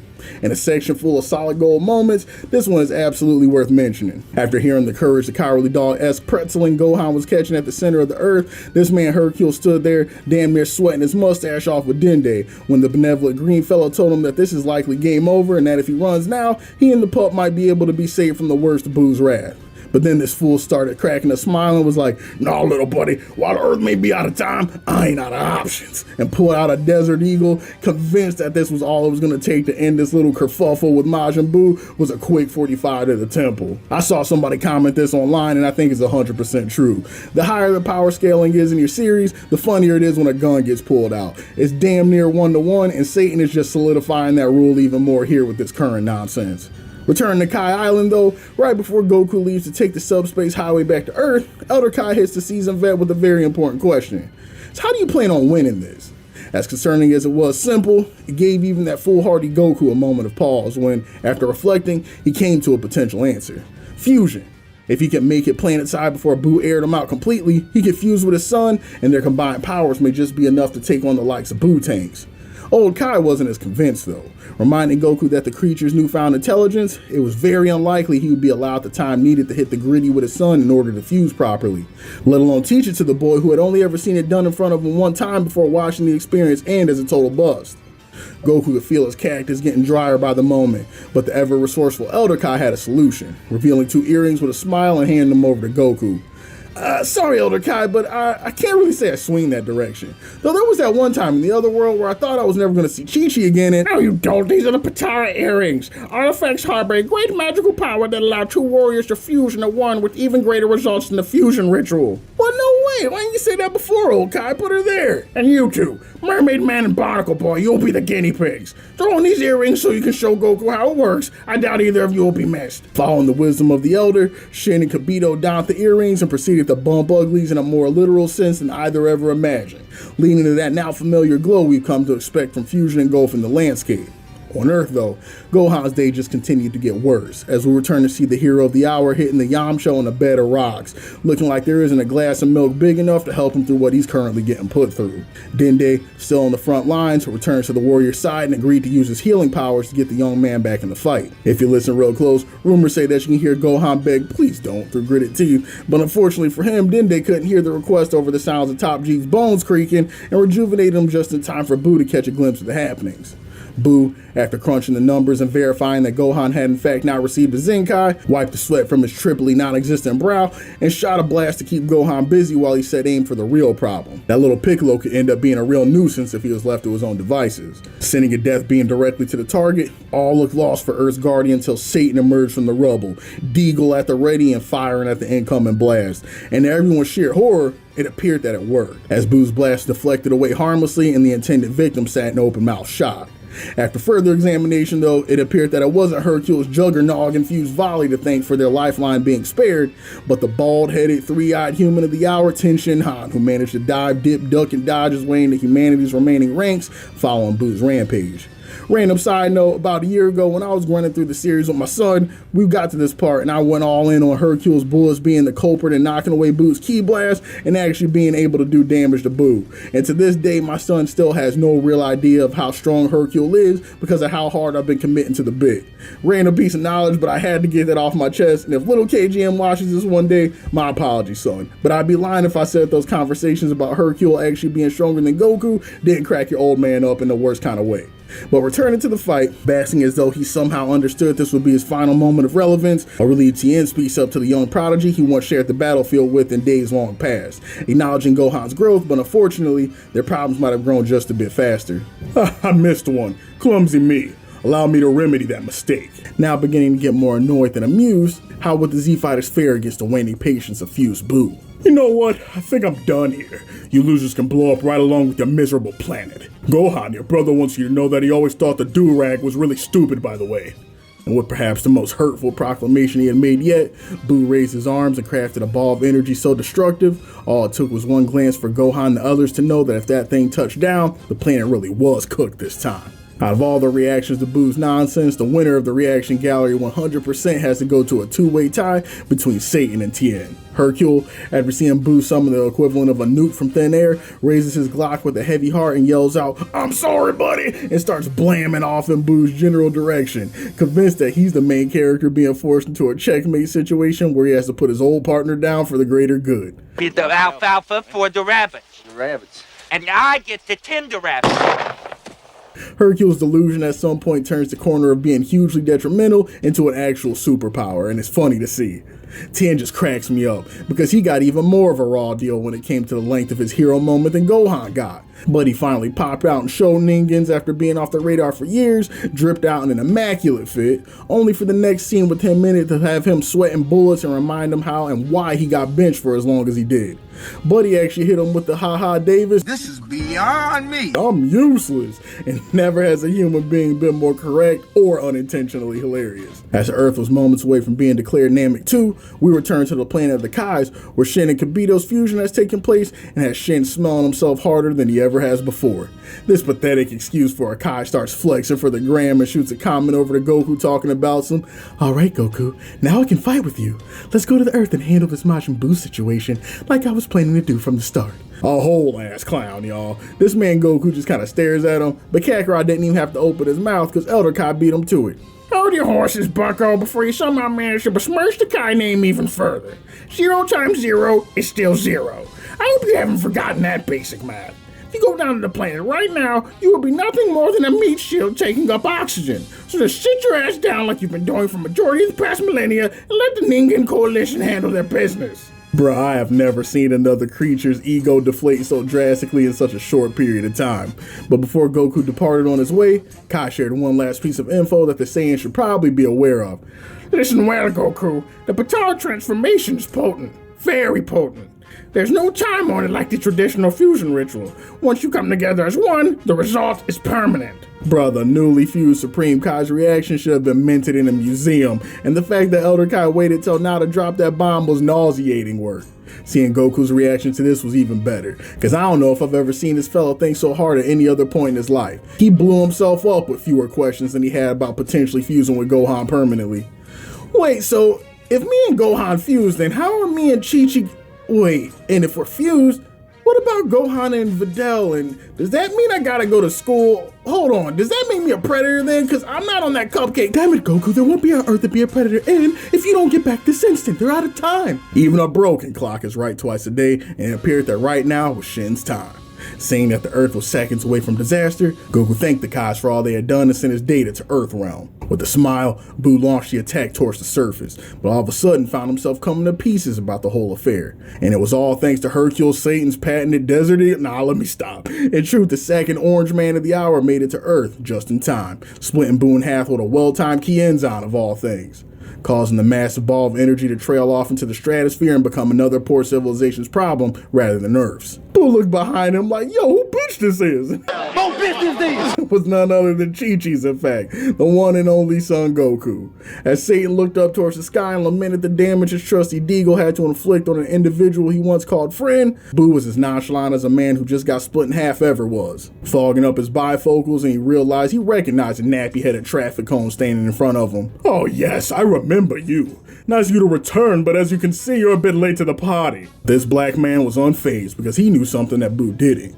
With a hearty smile that could have made the likes of the D-Clan proud, Goku pointed directly at Buu, gleefully informing him that he was in the possession of the plot devices to end all plot devices, and Buu might do well to wipe that sarcastic smile off his face.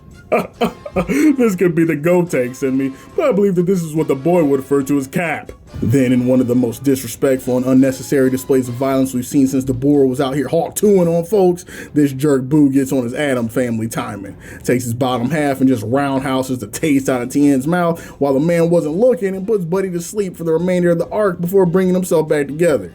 Goku was on the same page I was too, because he was like, really bro? Tien didn't even say anything that time. That was for clout chasing. Don't be too upset, Goku. I did him a favor. Let him dream about tongue-kissing that mime in the Himalayas. That'll be far more pleasant for him than what he'll see when he wakes up.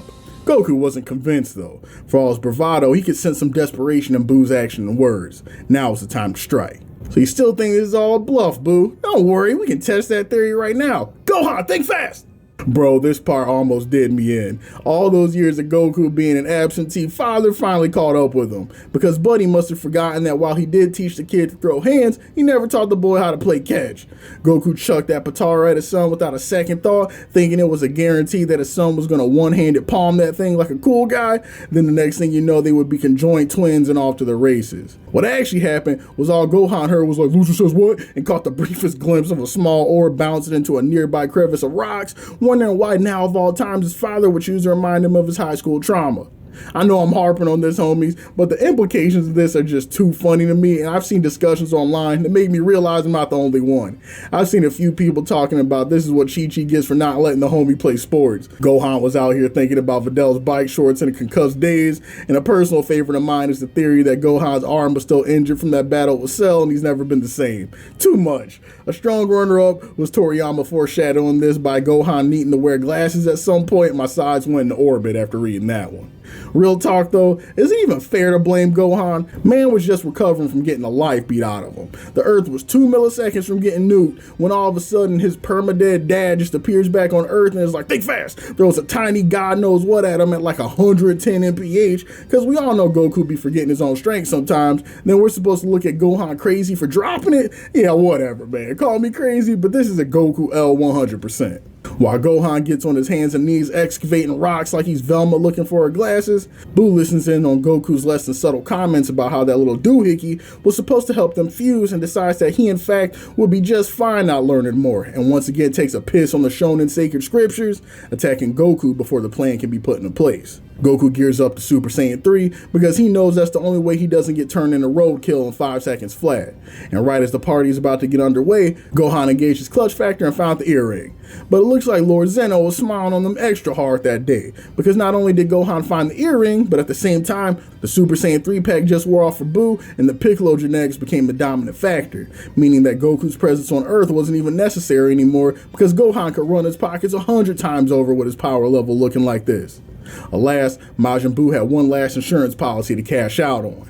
Knowing that the transformation was coming to an end, Buu took a quick minute to roast present company for not paying attention to the fact that he never properly healed his third leg before enveloping Gohan in an all too familiar ooze and making him a part of an ever-growing lineup of perfection before Goku could react. To everyone's dismay, Buu was able to fuse with Gohan before Goku was.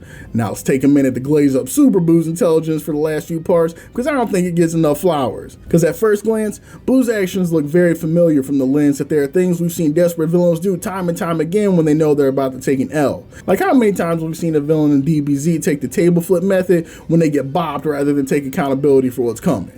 But what's cool about Buu is his actions on the surface rarely capture the full picture of his intentions. His blowing up the Earth gambit wasn't just about losing patience with the pathetic Earthlings who seem to not die when they're supposed to. Homie knew full well his Gotenks transformation was about to pop, and if he didn't put his foot to the gas with the quickness, Gohan would be dropping way more than a hard R in his dome piece in the coming minutes. And also, how can you not dap Buddy up just a little bit for how quickly he was able to piece together a new plan with the arrival of Goku? He managed to stall reinforcements long enough not only to cook up a perfect counterplay, but I even think KO and Tien was calculated as a way to ensure the Operation Absorb Top G didn't go belly up through the interference of a random jobber playing hero. We appreciate a smart king in these streets, but he's over here playing Death Note while everyone else is still in Dragon Ball mode, and you gotta respect it. One person that certainly wasn't on Team Buuhan though was Goku. Buddy was pressed beyond belief with that villain managed to perfectly hit an Uno reverse on him, and now he was about to get the steamrolling of a lifetime after all those promises he made on Planet Fitness. Goku surveyed his options. At the very least, he still had the Potara, so out of those remaining on Earth, there had to be someone that he could fuse with to make a difference, right? So he looked down the peanut gallery, and no sooner than he glanced over did he find himself overcome by the black pill. Tien was bald. Not only that, boy was slumped with no signs of returning to Earth anytime soon. Dende was bald too. Not only that, he was a Piccolo with no hands. That combination was a walking L. That left only one remaining option, but Goku barely wanted to think about it. Worst came to worst, he could fuse with Satan. At the very least, dude had a hairline, but this was about the only prerequisite he met. There was a very real chance that if Goku threw this man that earring, he could get weaker rather than stronger. Not to mention how weird his wife was about body hair. But beggars couldn't be choosers and they were out of time. Satan, think fast! Apparently, learning nothing from that mess with Gohan, with little warning, Goku prepared to chuck that Potara at Hercule. But right before it could leave his quivering hands, a familiar presence stopped him in his tracks. No way, it couldn't be, right? But it was. The Prince of all plot armor was back on Earth, hairline sharper than ever, ready to take a fat L for the team. Before Baba could even leave the danger zone, Goku had already transmissioned himself to Vegeta's location, never happier to see his rival's 5-head glistening in Earth's rays than he was at that moment. Goku, you're alive? The time was up. Sorry, Baba can't talk. Boo's on his way as we speak. If Say Less was a person, in that moment his name would have been Baba, because she skedaddled out of there faster than when Roshi gets drunk and starts pushing up on her at poker night. Vegeta, look, put on this earring fast before Boo gets here. Kakarot, why in Yimma's blue hell would 1, I ever put on this gaudy piece of effeminate jewelry, and 2, take a gift from the biggest pain in my ass that the gods deem fit to shove in my prostate at every turn? Look, Vegeta, I know we like to do this cute back and forth thing every time we meet, but we don't got time for the banter. Boo is on his way, and I know you sense it. We need to fuse together and combine our powers so he's gonna destroy absolutely everything. Let him. On my pride as a Saiyan, I swear I would rather die than gain any power that has to do with joining forces with you. Vegeta, come on. Throw that idiotic pride away and help me if we do. God, I hate you, Kakarot. What? I said I hate you. Do you think I didn't see it? You held back against me in the most important match of my life. Super Saiyan 3, you actually had a whole ass form in your pocket and you didn't even think to give me a glimpse. Do you know how humiliating that is? Do you know what I went through in hell? I had jobbers I killed decades ago busting my balls, talking about Kakarot gave you the kid's gloves. He at least had to go full power on me. I can't even bear to look at you, let alone share bodies. Ha, that'll be the day. With all the disappointments of Charlie Brown at Christmas, Goku slacked his shoulders and apologized to the prince. He knew he had wronged him, but he needed to keep that ace in the hole in case things with Boo went sideways, because once he did it, he knew he'd be out of time. But he couldn't live an apology. He had to get through to Vegeta, and the only way he knew to do that was with the truth. Look, Vegeta, I apologize for making the Uno games a hell of a waking nightmare, but this is reality. Everyone was eaten by Majin Buu. That means Gohan, Goten, as well as Piccolo, Trunks, and even Bulma were absorbed while we were catching R&R in the afterlife. If you can't do it for me, do it for them, because this is our only shot. We can figure out the details on what sleepovers with our wives look like afterwards. A deafening silence filled the air as the prince put every ounce of his cognitive to work on processing Kakarot's ultimatum. Damn it, hand it over, quickly now! It appeared that Vegeta's more rational side had won. The prince had truly come a long way, but there was no time to celebrate the character development though. Boo was now directly in front of them, ball of energy in hand, ready to nuke any possibility of a comeback. As Vegeta struggled with the placement of the Potara, Goku had one last proclamation. Thanks, buddy. Oh, one last thing. Once we do this, we can't split apart. So hope my hairline genetics are the dominant one, huh? Eat shit, Kappa. Before he could completely express his disdain, the merger had begun. After being blinded by an intense flash he had now become intimately familiar with, emerged a fighter the likes of which he had never seen. Donning a flamboyant royal blue battle gi with a grin to match, Boo froze for the briefest of moments to analyze the fighter in front of him. For the first time since he fused, his immaculate planning encountered an anomaly it was too late to overcome. The fusion of the Saiyan fighters Vegeta and Goku had now taken place. Vegito had now arrived. Where do you even start with this fellow Vegito? Buddy came into the world with a shit-eating grin and is damn near permanently plastered on his face for the entirety of his screen time. But would anything else be appropriate for the fusion of Vegeta and Goku? Both of these fellows are absolutely infamous for becoming disrespect incarnate when they know they're a tier above their opponent. So Vegito came into the world with an absolute zero chance of being anything less than the anime version of Deadpool. After the shadow boxing ended, Vegito got on his requisite sandbag timing, letting Boo get a few licks off, with his only goal being to showcase how the man could no longer even hope to crease his Jordans, let alone fold him. Then after sending a playful flurry Boo's way, he starts gut checking him and lands a two-piece ending with a kick to the head to have Boo doing his best Mac the Knight impersonation. When the clock strikes 6:30, babe. Then in broadcast version, this fella Boo starts yapping on about a ball of energy passed down in his family for generations that he was about to wax the earth with, yada yada yada. When Vegeto's like, oh brother, this guy stinks, and boots that thing into the stratosphere like he was auditioning for the newest season of Blue Lock. After seeing him toy with that level of energy, Boo realizes this guy's really just been playing games and asks him to lock in. Vegito then activates the tingle in his back and the party begins. One piece of banner I like in the anime is when Boo's like, look mijo, if we're playing a numbers game out here, I got 3 Saiyans while you only got 2, so you might as well back down now because the Steiner math ain't coming out right.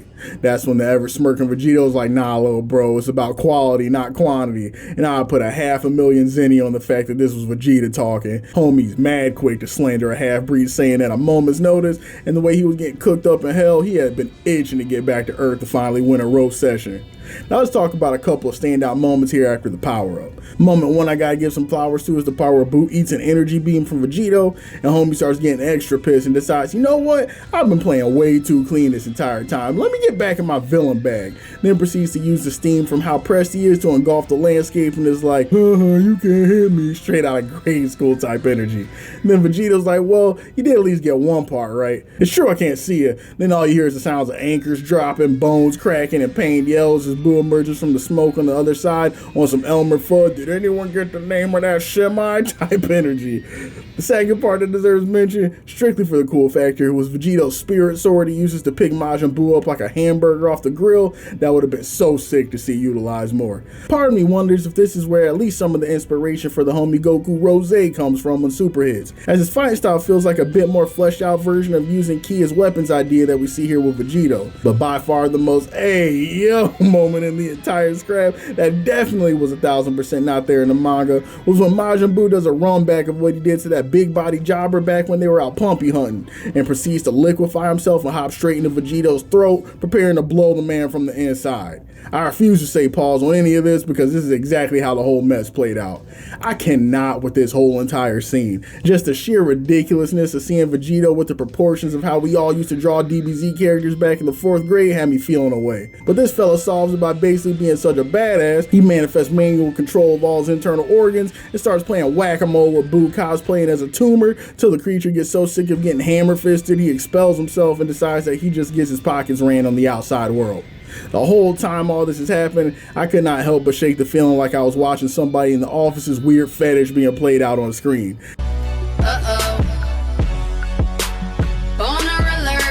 It's like when you go back and peep episodes of iCarly or Totally Spies or something that you would watch as a kid, and you start to realize that some of this stuff wasn't just quirky episode ideas, and that one of these animators or scene supervisors might need to be put on a list. After Vegito proved that he was indeed the throat goat and Boo was back on the outside world, the desperation continued, with Boo hitting a Go Tank special, this time going for the Super Sperm Blob Kamikaze attack. And what follows just a series of Vegito playing with his food. Shunkan Ito went out of the way of the Kamikaze attack, hitting Boo with Bruce Lee quotes and telling him don't think about the punches but feel them, quite literally in this case, and in the English version even telling Boo that the man was cooked before the term came into pop culture usage. Everywhere Boo turned, there was Vegito with a smart remark telling him how ass he is, and the frustration was starting to build up to say the very least.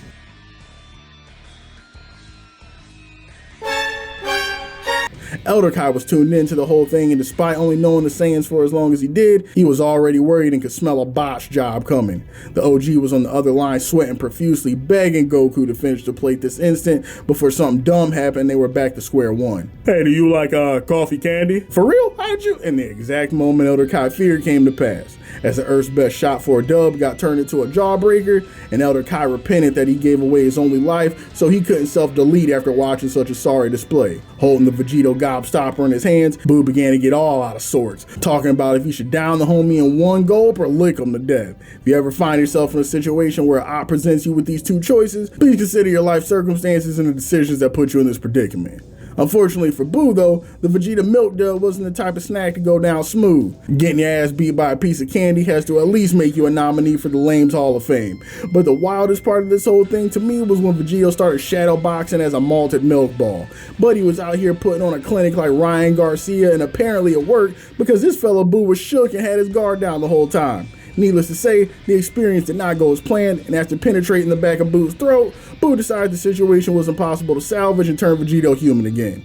Can't even blame bro, them nights in hell was about to be real long if he showed up at Emma's with the footage of him getting exercised by a Nestle Crunch ball. After returning to normal, Vegito postures up and pretends that he intends to end the fight after a 10 count. On the surface it appears like Buddy was just living up to those Saiyan jobber genes dormant within him, but turns out there was a little more thought put into it than that. While Boo is panicking thinking about how he can take this fight after being thoroughly walloped by every conceivable metric, he recalls a piece of his body he had never returned to himself and smiles. Using that remaining piece, wraps around Vegito and absorbs him, coming out on top after what would be an understatement to call a grueling battle. Back in Kyle Land, Kibito Sheen is already packing his bags, thinking about what universe they can occupy that might be out of Boo's reach. But Elder Kai isn't so sure this is necessary quite yet, pointing out the fact that previously, every time Boo absorbed a new fighter, he transformed. So why isn't this the case with Vegito? It's a hunch, but there could be more at play. And the OG's hunch was exactly right, as we return to the perspective of Vegito inside Buu, who as he gets to work getting the mucus off his Chef Boyardee gloves, makes mention of his plan to infiltrate Buu from the inside and free all those who have been previously absorbed. An interesting point of contention rests inside this moment as well. As Vegito takes a few steps inside of Buu's body, all of a sudden he diffuses, and even Vegeta and Goku are unsure why. As a youngster, I always thought this was because Buu's stomach acid damaged one of the earrings, causing him to return to normal. But returning to this now, I'm reminded that this very much wasn't the case, as the earrings were still very much intact, that is until Vegeta palms his and crushes it in front of Goku's face. So this led me to doing some digging, and what I found is that this moment actually got retconned as the series continued. In the past, many fans thought that with Buu being an ancient magic creature that he is, something about Buu's magic interfered with the magic of the Potara, leading to the fusion coming apart. Hell, for my mileage, why not? Sounded good enough to me anyway. But there's the Goku bad air theory, where there's just something about Buu's gut microbiome that just inherently does not play well with the Potara fusion. Ultimately though, the retcon comes into play in Super, where a character informs Vegeta, Goku, and Shin that apparently the Potara fusion only remains permanent if one is a Supreme Kai. In any other case, the fusion is set to only last an hour. Definitely a random rabbit hole I wasn't planning on embarking on, but still cool to have an answer. Z-Crew, this whole excursion with Goku and Vegeta trips me out to this day. It feels like watching a whole new show. I know I can't be the only one that didn't have DBZ turn into Osmosis Jones on their bingo card. Whew. This cat was sick before I even got here. After Vegito pridefully crushing the Potaro and damn near losing his lunch at the idea of having to link up with Kakarot, these fellas are really just out here taking a nice casual stroll of Majin Buu's orifices like they just take this ride to work every day. The homie Goku out here just chopping it up with Vegeta like it's any old day, talking about, damn, it really stink out here, huh? We must be next to the bowels or something, because this is crazy. Vegeta barely had the heart to look at him, confirming that it did in fact smell like the back of Android 16's earrings out there, and he sure as hell didn't eat Kakarot of all people, reminding him of that fact every couple of seconds. Big props to the art designers on this episode too, for taking what was just a few panels within the manga and really bringing Buu's insides to life, since I hope I never have to utter again. For those hip to it, the inside of Buu reminds me a lot of that nightmare fuel ass level fetus of God and Darkstalkers. Just an absolutely haunted ass environment full of hostile, fleshy, pulsating masses waiting to kill any foreign objects that weren't Hercules that found their way inside. After getting up to some magic school bus tier hijinks exploring the cavernous inside of Buu's colon, Vegeta and Goku eventually stumble upon their homies covered in absolutely foul membrane of Buu bits. The Saiyans end up destroying the stem housing the inhabitants, and as they do so, our boy Buu on the outside slowly begins to regress back to base Super Buu, which is such a hilarious thing to say out loud, but it's the only way I can think to describe it. Vegeta comes up with the idea to blow a hole through Buu's midsection now that he's powered down so much and escape with the POWs. Goku happened to be the one putting his noodle to work this time though, and had other plans, reminding Vegeta that even though this fellow may be magnitudes weaker than he was before, he can still have them hitching a ride back in Baba's Tesla in no time if they get froggy enough to instigate a tussle right now. But Goku informed his compatriot that all was not lost, that he had just a plan that would allow them to clean this Buu situation right up and salvage it for good. Hell no, Kakarot. I already know what you're going to suggest, and if it means channeling my inner Ginyu and busting it wide open, I'd rather Majin Buu just bust open my skull. It'll be a far less painful experience. Goku was fully prepared to give Vegeta the wedgie of the century to get him to see reason, but before he could put the chalk on his hands, he was stopped in his tracks by another unexpected captive within Buu's walls. No Marilyn Manson, but it appeared that Buu somehow managed to swallow himself. They were to free Big Body Buu now, just what would that mean for the Majin Buu they were inhabiting? But before they could find out, an unexpected voice beckoned from nearby. Enough playing around in my body. Buu should have known it was you. Buu didn't know how the two chuckleheads in front of him managed to avoid getting absorbed, but a couple of quick haymakers ought to clear up whatever glitch they managed to find. Goku knew just how screwed they were and couldn't help himself from saying it out loud. Way to go, Vegeta. You've been on Earth, what, like a good hour, and somehow you still managed to throw the match? If we still had the Potara, we could have been fused and flushed Buu down his own urethra by now. Buu was all ears. Word, y'all can't fuse? Say less. Vegeta had half the mind to switch teams. He knew Kakarot was stupid, but to reveal just how powerless they were directly in front of the enemy was a low even for him. After Goku dropped the news, Buu went from half submerged in his own fluids to staying in full mass with a smile beaming across his face. After all that nonsense with Vegito a moment ago, he was in the mood for some free eats. After thinking for a moment, Goku key charged and hit the panic button, warning Buu to not move any closer or they'll blow a hole through his body faster than he can say AdamandEve.com. But for whatever reason, Buu was completely unfazed, matter-of-factly stating to the Saiyan that he lacked the requisite Dragon Balls to pull off a maneuver like that. With his fatho-meter thoroughly being filled by this point, Goku took aim and fired off a shot directly at Boo's body to let him know that the moment for threats had long passed. Briefly reveling in the silence after Boo shut his pie hole, the satisfaction quickly wore off when the smoke cleared and no damage had been done to Boo's body whatsoever. Scratching the back of his neck, Boo reminded his companion that he and his present company were currently smaller than a pair of Kendrick Lamar's gym socks, and they would do well to remember their place. Vegeta, seeing Goku's heroic efforts proving ineffective, decided to do things his way. Well, Boo, once again Kakarot has left everyone disappointed with a premature finish. But I have a different plan. I wonder what'll happen if I remove Tubby here from the little pod. Will you put the baby weight back on? Or who knows, maybe he'll turn into that skinny menthol smoking excuse for a Majin I saw back on the big screen in hell. Let's find out. Nothing less than sheer panic ran across Boo's face as he witnessed Vegeta beginning to pull the plug on the original Majin Buu. Boo waved his hands erratically, warning the Prince of all plans that detaching that Boo will be the biggest mistake he's made since that one night he decided to check Bulma's phone. But seeing Boo react the way he did sealed the deal. Vegeta had to know just what about the potential of losing Big Boo could have this mongrel so scared. So with a healthy tug, he removed Boo's pod and for a second, silence. Super Boo faded away and it appeared that his threats were only a bluff and they made the correct choice. But this was just the calm before the storm, as everything within Boo began to tense up and nearly explode. Boo was changing, and if they didn't leave now, they wouldn't even have to worry about the transformation. Using every ounce of strength and speed they had, Goku and Vegeta yoinked up their companions and proceeded to search for an exit out of the House of Boo. For a moment it appeared that all was lost, but Vegeta spotted an opening and with zero hesitation the two raced with their allies in hand and found their way back into Earth's atmosphere, escaping out of one of Boo's many blowholes. The only problem now was Boo. Upon releasing the original, they thought this Boo would turn into either Rick Boo or Charlie Boo, but it appeared that these estimations were off base. For some reason, Boo's energy signature was rising, with no signs of stopping. The creature's power only continued to rise as his body regressed and only a small bite-sized Boo remained. As the game looked out in dreadful curiosity at Majin Boo's new change, the one that spoke up first was Vegeta, calling this new Boo the M slur and stating very confidently that they should be able to knock this new Boo's head off at low diff. Bro, of all the pot calling the kettle blacks I've seen in my days, where does all 4 foot 4 inches of this man Vegeta get off on cooking anybody about their height? Just zero self-awareness, man. Half of this dude's body is forehead and he wants to sit out here throwing stones from the glassiest of houses. Absolutely outrageous work. While Vegeta was roasting, Kibito Sheen appeared to be none too happy about what Boo had just cooked up. Then Buddy hit us with a lore dump. Turns out, the initial big body Boo we were introduced to wasn't the real Boo at all. That form came as a result of him absorbing high blood pressure Boo, which is also why we saw Boo take the form of 2009 Brock Lesnar Kai, whom he absorbed before elevated cholesterol Kai.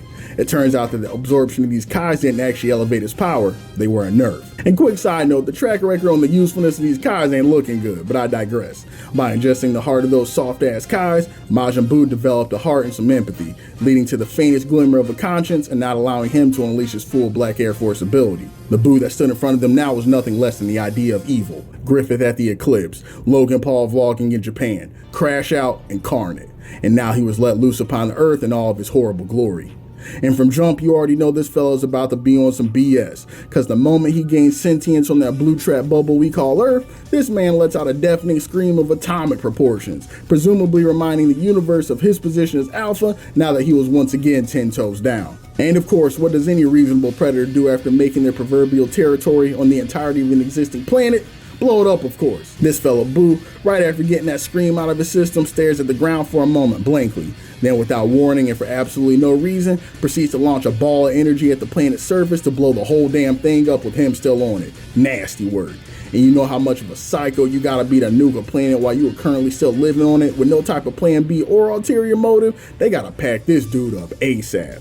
Thankfully, Vegeta's past life as a villain activated his spidey sense and helped him to realize this new Boo was up to no good, causing him to shoot a blast of energy to intercept the attack and send it back to the stratosphere just in time. Only Kid Buu was wild enough to make Goku and Vegeta of all people ask what the hell your problem is.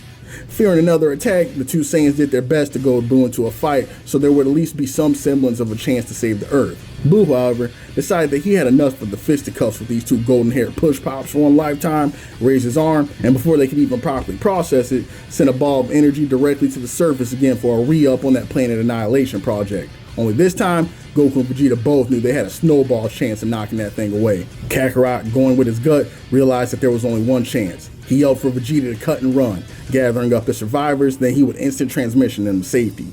The fate of the Earth was now sealed, and all they could hope for at this point was some level of damage control. Homies, the pure chaos of this moment mixed with the tension was absolutely chef's kiss. The dilemma Toriyama Sensei wrote Goku into right here is nothing less than diabolical. He had every intent on grabbing his boys, getting Vegeta's annoying ass out there and skedaddling, but as they were making their escape, he looked down to the surface and saw the absolutely terrified faces of Satan, Little Green, and B staring up at him and couldn't bear it. Goku was forced to make a pit stop to ensure their safety, but that detour meant a heavy sacrifice. After grabbing the remaining survivors, Goku and Big Veg were booking it to safety, but with the pressure of the current circumstances and the Kai's living realities away from Earth, Goku was finding it impossible to get a beat on their location, which meant that things weren't looking good right now, to put it mildly.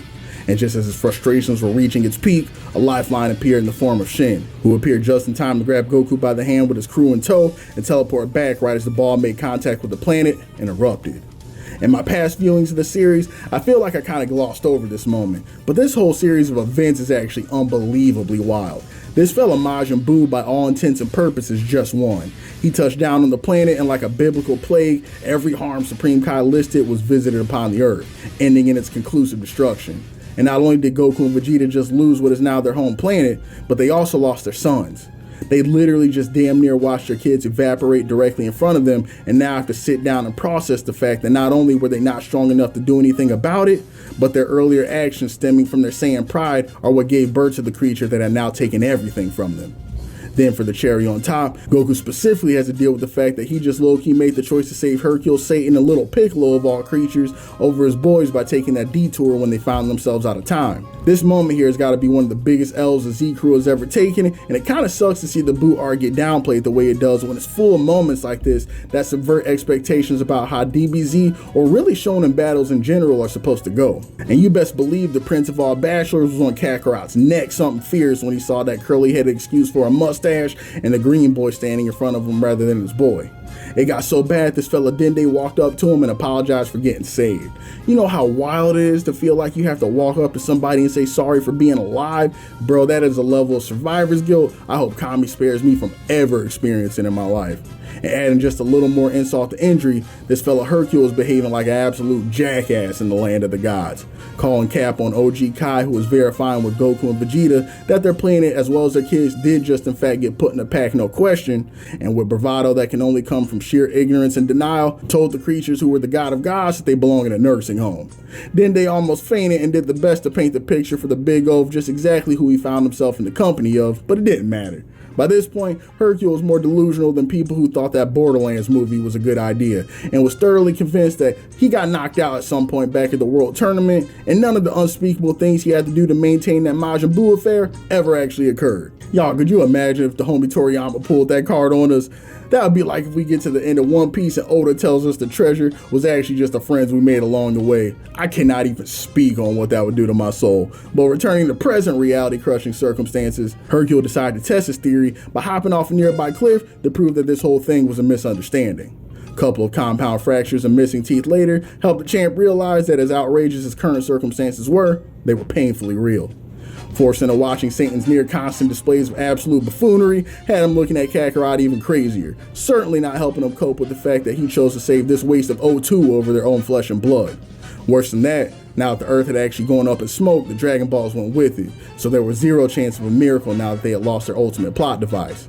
OG Kai couldn't believe what he was hearing though. The blasphemy of these Earthlings knew no bounds. Dragon Balls were strictly tools belonging on the planet Namek, and the fact that they were now apparently commonly known artifacts being used among humans for who knows what frivolity just couldn't help but upset his DNA as a deity just a little. Hearing Kai's butthurt rant though ignited something in Little Piccolo, who spoke up with uncharacteristic enthusiasm. Little Green reminded them that though he may be unemployed now due to his plant being indisposed, as far as he knew, the planet of the Greens was alive, and if they found out the proper orbs, they would likely be able to get a new set of balls that could help them reset the situation on Earth. After what felt like an eternity of bad news, Goku hollered out in excitement at the new glimmer of hope that had reached their far-off planet. But there was one problem. Old Kai wasn't playing ball. No matter how useful they may be, he still considered the use of Dragon Balls on Earth as a major violation, and being the creature of weak constitution that he was, though Shin had the ability to teleport the team damn near anywhere in the universe, his proverbial Pataras weren't a vice as long as Elder Kai deemed the act unacceptable. But Goku had a remedy, reminding the Kai that there may be another set of balls he should be thinking about that have gotten pretty blue by this point, and it's not just because he was a Kai.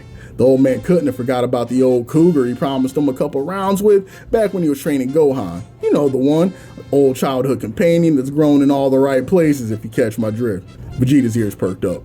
Elder Kai had to admit he was intrigued, but it wasn't lost on him that Goku's entire planet just got zeroed out and they were close to renaming the land Planet of the Sausage if present company dictated an accurate label. His knowledge of the desires of lonely old men was not to be underestimated though, as Goku continued spitting game to the Elder Kai and appeared to be hitting all the right notes. Want a diamond ring, I want some bracelets and everything. Reminding him of how if they were allowed to use the Dragon Balls again and get a redo of the Earth situation, that also means a certain blue-haired bombshell would be back in business and ripe for the picking, if you know what I mean. This confirmed the worst of Vegeta's fears and he went ape, clearing his throat and asking with a dry seriousness that Goku couldn't be bold enough to be referring to Bulma, could he? Goku's awkward smile and rare silence was all he needed to confirm. You clown, how dare you offer some senile old fool another man's wife? If it's that serious, let him take a shot at your own woman. Goku's answer to this, though, has me weak to this day. Out of all the possible excuses that reside in the land of the Kais, this man's son Goku told Vegeta that there's no way that could work. The main reason he offered up Bulma on the platter is because she's way badder than his own wife. Chi-Chi ain't got the proper tools to titillate the palate of a refined gentleman like the eldest of the God of Gods. Bruh, I can't. There's just way too much to unpack here. If I'm Vegeta, I don't know how to feel anymore. So first this asshole decides that he's somehow the one that gets to decide if my wife is gonna pimp herself out. And then he tells me the only reason he did it is because she was the finest woman on the planet that he could think of and it just made the most sense. On one hand, he's foul beyond belief, but on the other hand, he peeps game and who am I to talk down on the facts? But at the same time, does that mean Buddy has been eyeing up my wife all these years and trying to make my new title the Prince of Cuckolds? And does his wife know that he low-key thinks she's a solid 4 out of 10 and she ain't even the first lady he thinks of when the conversation of who you gonna pipe down comes up? Endless layers, but the contemplation would have to wait, as Kibito Shin made an observation on Elder Kai's 4K crystal ball that would immediately up the urgency. In the vacuum of space where the Earth once stood in all its dignity, now sat Majin Buu, resurrected from his own self-nuking and prepared to run the gauntlet on the universe. Panicking, at the behest of Elder Kai, Kibito Shin gave Goku and Vegeta his Patara so they could fuse one final time and be the universe's best shot at a Buu beatdown. Holding the Patara in hand, Goku looked at the artifact and was possessed by the spirit of Steve Rogers and crushed a piece of jewelry, boldly declaring that no, he doesn't think he will. With a smile, Goku told him that's no longer how they do things around these parts. He wanted to go blow for blow with Buu using his own power, and since Buu was no longer fused, they wouldn't be either. And in perhaps a once in an afterlife circumstance, Prince Vegeta agreed with Kakarot with zero objection, crushing his earrings in his fist and reminding present company that unfortunately for them, that's just how Saiyans be. Besides, Goku thought out loud, with how far away they were, they had plenty of time if Goku didn't even get a chance to finish before the villain of the hour instantly appeared in all of his ravenous glory to finish the job he didn't get to on Earth. But before we get the climactic mollywhopping underway, I would feel I'd done y'all a disservice if I didn't talk about just a couple things beforehand.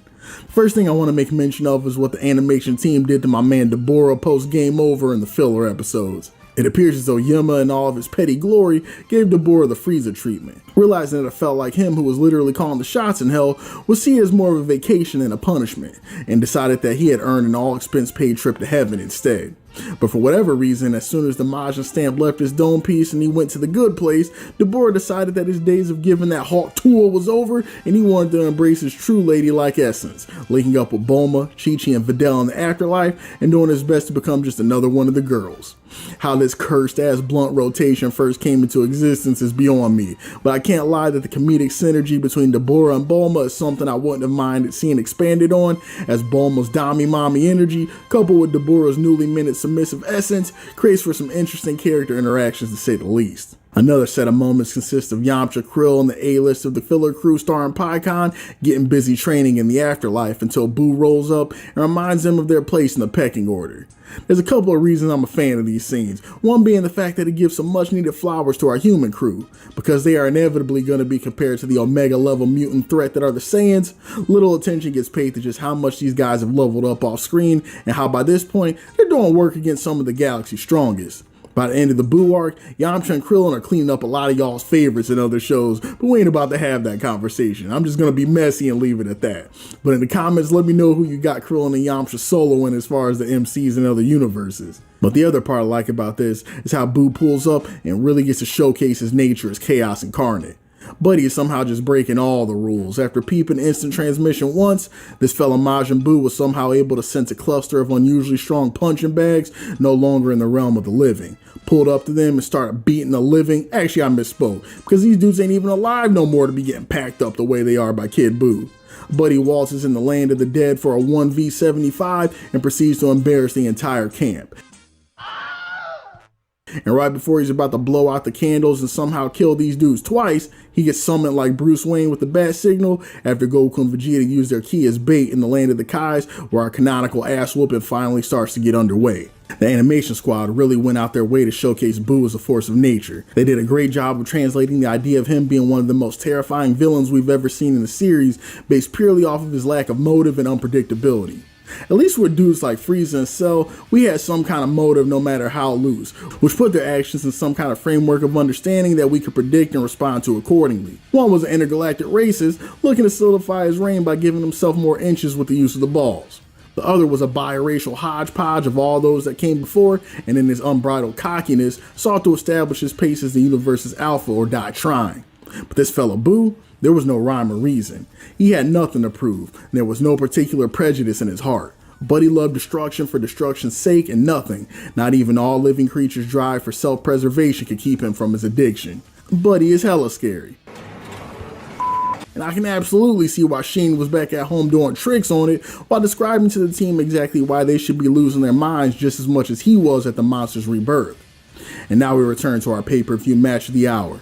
After the initial shock of Majin Buu rolling up on the planet without no type of "yo, I'm outside" text, a plan had to come together quickly. Goku recommended that Sheen take everyone to another planet with the quickness, because both him and Vegeta had a sneaking suspicion stuff was about to get real ugly, real fast. And on the not unlikely chance that mans like Majin Buu decided he wanted to speed run and checkmate the board again, it would be best for all involved if they weren't anywhere remotely close to the festivities. Elder Kai was beyond pissed at the audacity of these two Ningen adjacent boneheads rolling up to the planet of deities and telling them to kick rocks. But he knew enough about Majin Buu by this point to know they weren't wrong, so with a middle finger and a begrudging heart, he made his way over to that disappointment machine so they could be teleported out of harm's way to catch a live stream from a safe distance. And as he set up his 1440p crystal ball, like any reasonable individual, he was prepared to see Goku and Vegeta using their combined strength to take on the universal manifestation of chaos in an unrivaled display of cooperation and combat prowess that had never before been displayed on the planet Fitness. But he almost went into cardiac arrest when he saw two pathetic excuses of a power level standing parallel playing Jonkin, with every intent on wasting what little chance they had on some gross form of Saiyan chivalry rather than playing Jumpman like their life depended on it. They were actually doomed.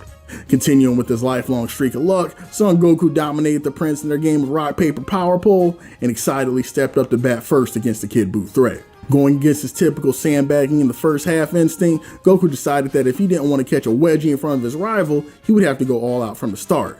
And Vegeta wouldn't have had it any other way, as he was eager to see what this Super Saiyan 3 nonsense was about in person and how it compared to the Twitch streams he was catching with watery eyes back in hell. Now I gotta bring this up because y'all know I'm low-key a Son Goku apologist, but this next line damn near made me want to throw out all my merch and burn my jersey. After Vegeta makes mention of wanting to see Goku's little transformation, this fella shot a grin over to Vegeta and was like, "Oh yeah, sure about that, buddy?" Because back when I busted out this bad boy on Earth, I could have completely busted Big Back Boo low diff, but I wanted to give our kids something to do, so I backed off. Bro, I know Piccolo was somewhere at King Yima scuffing his paper bag 11s and making up new swears Namekians didn't even know they had. This fella Kakarot is a whole piece of work. Man's like Goku sat there and lied straight to Big Green's face talking about, I don't know, old buddy, even if I did go all out, I'm not sure I would have had enough gas in the tank to finish the job. Then he wants to sit here in front of the prince of all haters and talk about how he could have pulled us out of this arc 80 episodes ago, but he didn't want his kids to be bored, so he was willing to let the planet explode. Please say psych. I hope for everyone's sake this was just Goku talking spicy to get under everyone's skin, because if not, Yemba got a special place in hell once he catches HIV again and his day finally comes. Almost as heartbreaking as Goku's reveal though was the sight in front of him. This dude Majin Buu could not have been less amused. He saw the 2 pickle rigs standing in front of him as so little of a threat, he ended up taking a little nappy nap while Goku just revealed to the world how he was playing games in front of everybody's face. Being none too happy, he internalized that disrespect and hopped straight into SSJ3 to let the cooking commence. But let me backtrack, because it's not entirely true that Goku got straight to business. While he does put his foot on the gas right away in the manga, in the broadcast version, we get the Goku we all know and love, who tests the waters with his base levels of Super Saiyan before making the transition we see in the written version. And as annoying as it can be seeing Goku play with his food, there's no way I can be upset, because the art and choreography is absolutely on point for the entirety of this section. The Dragon Ball anime is low-key notorious for a lack of consistency across the board due to the length of the series and the sheer number of artists and animators that have worked on the IP as it made its legendary run. As a result of this, OG fans of the series at some point will likely begin to attach themselves to specific fights and interpretations of the characters due to picking up on these differences and gravitating towards the way certain artists express certain characters in the action on screen. 2 of the most infamous animation supervisors that did work on Dragon Ball and were responsible for some of the most nightmarish, memeable screenshots to ever come out of the show were Ebisawa and Uchiyama. While the names might not be familiar, I promise y'all are familiar with their work. Ebisawa gave us such classics as the early Saiyan Saga Vegeta with the absolutely egregious dome piece that still gets clowned on to this day, and above all, I think this is one of the hallmarks of the Ebisawa touch. The man loves him some weirdly shaped chins and elongated foreheads. Bro is damn near single-handedly responsible for the Vegeta hairline jokes that will be repeated by commenters into eternity.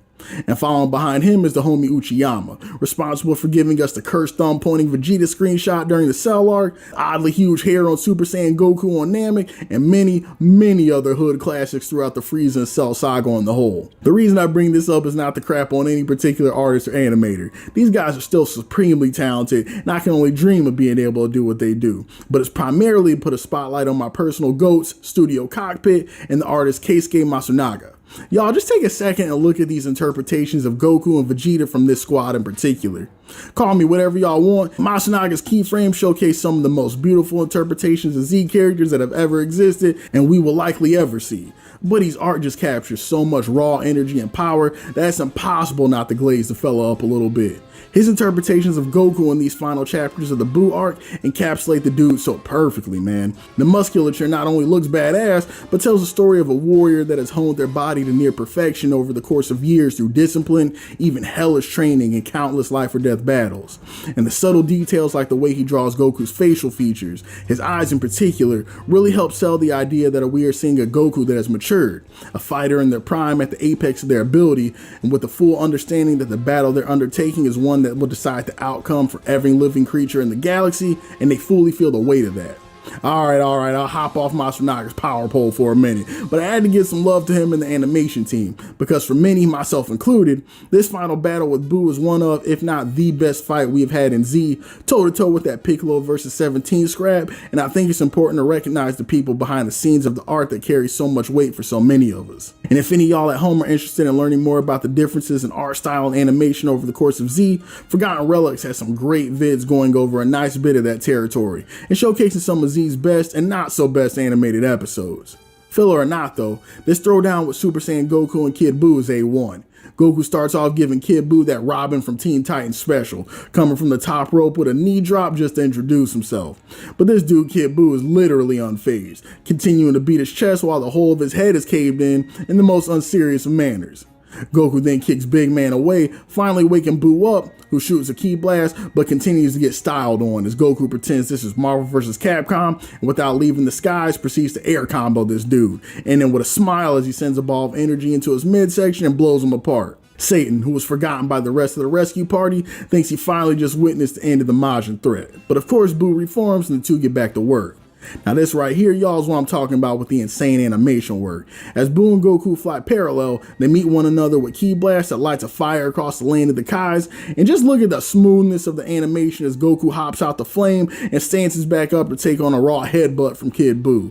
Even if you ain't an animation nerd like me, I know you can tell there's something special going on in this fight. And that, homies, is the work of Studio Cockpit and Matsunaga.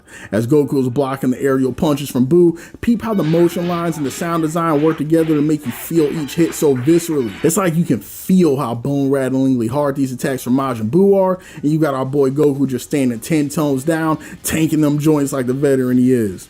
Then you got my man Vegeta, arms folded in the back, looking to grip harder than he's ever looked in his life thanks to that Matsunaga blessing he received as well. One thing the team at Cockpit really nails down in this fight as well is the free-flowing nature of both Goku and Kid Buu's fighting styles. This throwdown between both of these titans isn't just the same kind of slugfest we've seen in previous fisticuffs with the big bad. We don't have elaborate stances being taken up just for the sake of it and turning into the same flurry of straight punches and kicks with the occasional ki blast like we've seen in previous occasions. Kid Buu is the incarnation of chaos, and in this battle he fights as such. Dude is the definition of unpredictable, taking hits randomly just because he feels like it, turning his body into a kite to stop himself from being blown back, using his shape-shifting tentacles to violate in all manner of ways. The way Kid Buu expresses himself through his hands in this scrap perfectly encapsulate who he is as a character, and it feels like they showed the same level of care with Goku as well, showcasing the power of his attacks, but also reminding the audience that Son Goku is a practiced martial artist, with all the battlefield awareness and flexibility that comes with that. We see the homie Goku kicking and stancing up before and after attacks in a way we rarely get to see, and using his flexibility and pattern recognition to break dance all over this fella Majin Buu in a way that only a fighter of his talent and caliber could. Beautiful stuff in motion. If you haven't had a chance to just watch the fight raw, or you haven't peeped it in a while, I highly encourage you to take a minute out of your day and throw it on. If you love DBZ and everything that it is, you owe yourself that much. After Goku gets yoked up by Boo's best Willow Smith impersonation, Goku is parked in a massive fissure within the earth as Buu basically just pees on the ground and marks his territory, beating his chest on a primal display of dominance that has everybody shook. Even Hercules praying the blind man wakes back up and get him a dub. Goku emerges and Buu, peeping that his food still has a bit of life left in it, plans on remedying that, preparing yet another planet-busting ball of energy that for some reason, this man Goku still allows him to cook up on the spot like he hasn't already seen this movie before. Eventually, Kakarot moves the thumb from his prostate and shoots a ball of energy. I guess in an attempt to distract Buu so the ki charge will fall apart. But instead, the blast becomes a part of Buu's attack and is launched directly at Goku, who attempts to tank it, but realizes this is absolutely not happening. So settles for launching it away so it can cause untold amounts of damage to whatever creatures still happen to be living on Planet Fitness. Buu's attack proved to be much craftier than anticipated though, and right as Goku is beginning to get lost in thought, the attack pierces the ground, devastating the landscape and giving us a re-up of the Namek situation. The lightning, destroyed earth, and lifeless chasms becoming a sight we've grown all too familiar with. This is finally when Goku decides to wake all the way up in the broadcast version, looking down upon Buu as pushed his Super Saiyan transformation to its limit and decide that he must now go further beyond. Tapping into his remaining reserves to reach Super Saiyan 3 and gearing up to finally give Buu the match he's been looking for. Goku's post-transformation scrapbook Kid Buu continues to be an absolute feast for the eyes.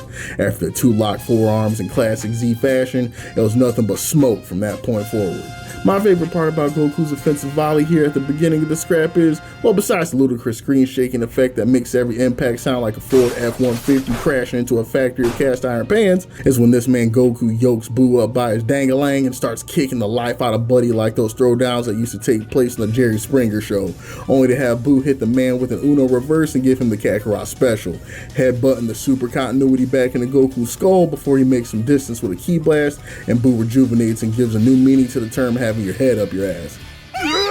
Once Goku got his mandatory one-liner off, Buu got back in his nostalgia bag and pulled out a maneuver he was all too happy to use back on Earth, turning himself into a solid gum cannonball and had Goku more pressed than I seen him in a minute after he took that first body check full throttle. If y'all were able to chill with me last episode, you already know how many flowers I gave to the artists and the animators responsible for making this Majin Buu scrap come to life in the anime. But I can't talk about this section without giving some love to Big Bro Toriyama Sensei for his masterful work in the Super Saiyan 3 Goku vs Kid Buu matchup either. I won't hold y'all, I low-key got a little emotional reading through this part, not only because it's near the climax representing the end of Z, but also because you could just see how much Toriyama had grown as an artist throughout his journey working on DBZ.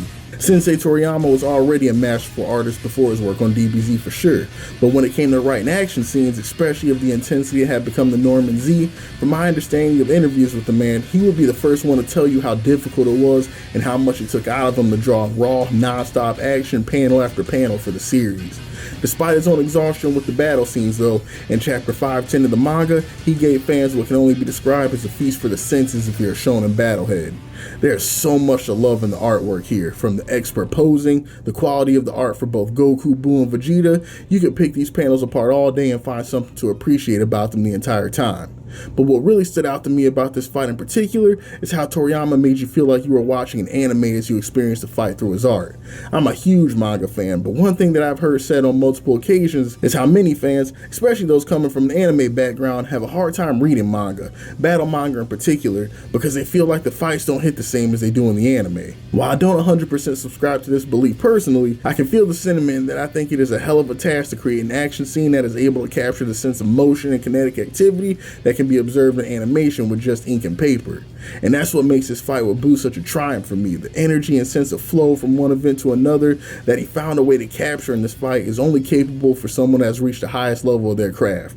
At no point did I find myself confused about anything I saw on the page. Every action is perfectly readable, and the way he's able to direct your attention to exactly whatever on the page he wants you to look at is nothing less than witchcraft. So that endorsement I have of rewatching this fight in animation holds true for print as well. Damn fine job for all parties involved, and appreciate the GOAT for sending us off on such a high note despite all these damn fight scenes driving him up Korin's tower by this point. Heading back into the world of animation though, as Goku continues his back and forth with Kid Buu and is gearing up for a Kamehameha to level the playing field, one of my favorite moments of the series pops up when our view is quite literally taken to hell as we see damn near every loser the Z Squad has ever body bagged watching a boxing match live on Twitch, wishing death on Kakarot worse than 50 Cent's Ops and Mini Men. Bruh, this is just so funny to me. This is literally some fan canon tier stuff that I would write, but now it's been immortalized in DBZ animation canon. You got that bum Goku beating a foot race back before Goku established a new Snake Way meta, glazing him up something crazy and just excited to be back on camera again for 2.5 seconds. And of course you got Frieza in the chat, racist as ever. Nasty monkeys. The whole barrel of monkeys. You know, monkey see, monkey do. Catch this, monkey. You're nothing but an overgrown monkey. You monkey! How's he no good saying monkey? Destroy that squirrely monkey! Dropping the M word with a hard R at the end, standing next to Birdman Sr. trying to convince everybody that the fight would have gone different if he didn't have the sun in his eye, his gout wasn't acting up, and his dog's girlfriend's laundry wasn't getting out the wash. Right next to him was Big Body Cell, who was looking for somebody to give him the dirty on just who the hell this little pink gremlin was, because he was running Goku's pockets crazier than he ever did, and Goku gave up fighting him. Bro, this about had tears in my eyes. Not only for the pettiness of it all, and him shooting a stray at Goku any chance he can, but y'all know this dude Cell be walking around hell annoying the death out of everybody, repeating that story like your uncle who used to play varsity football back in the day.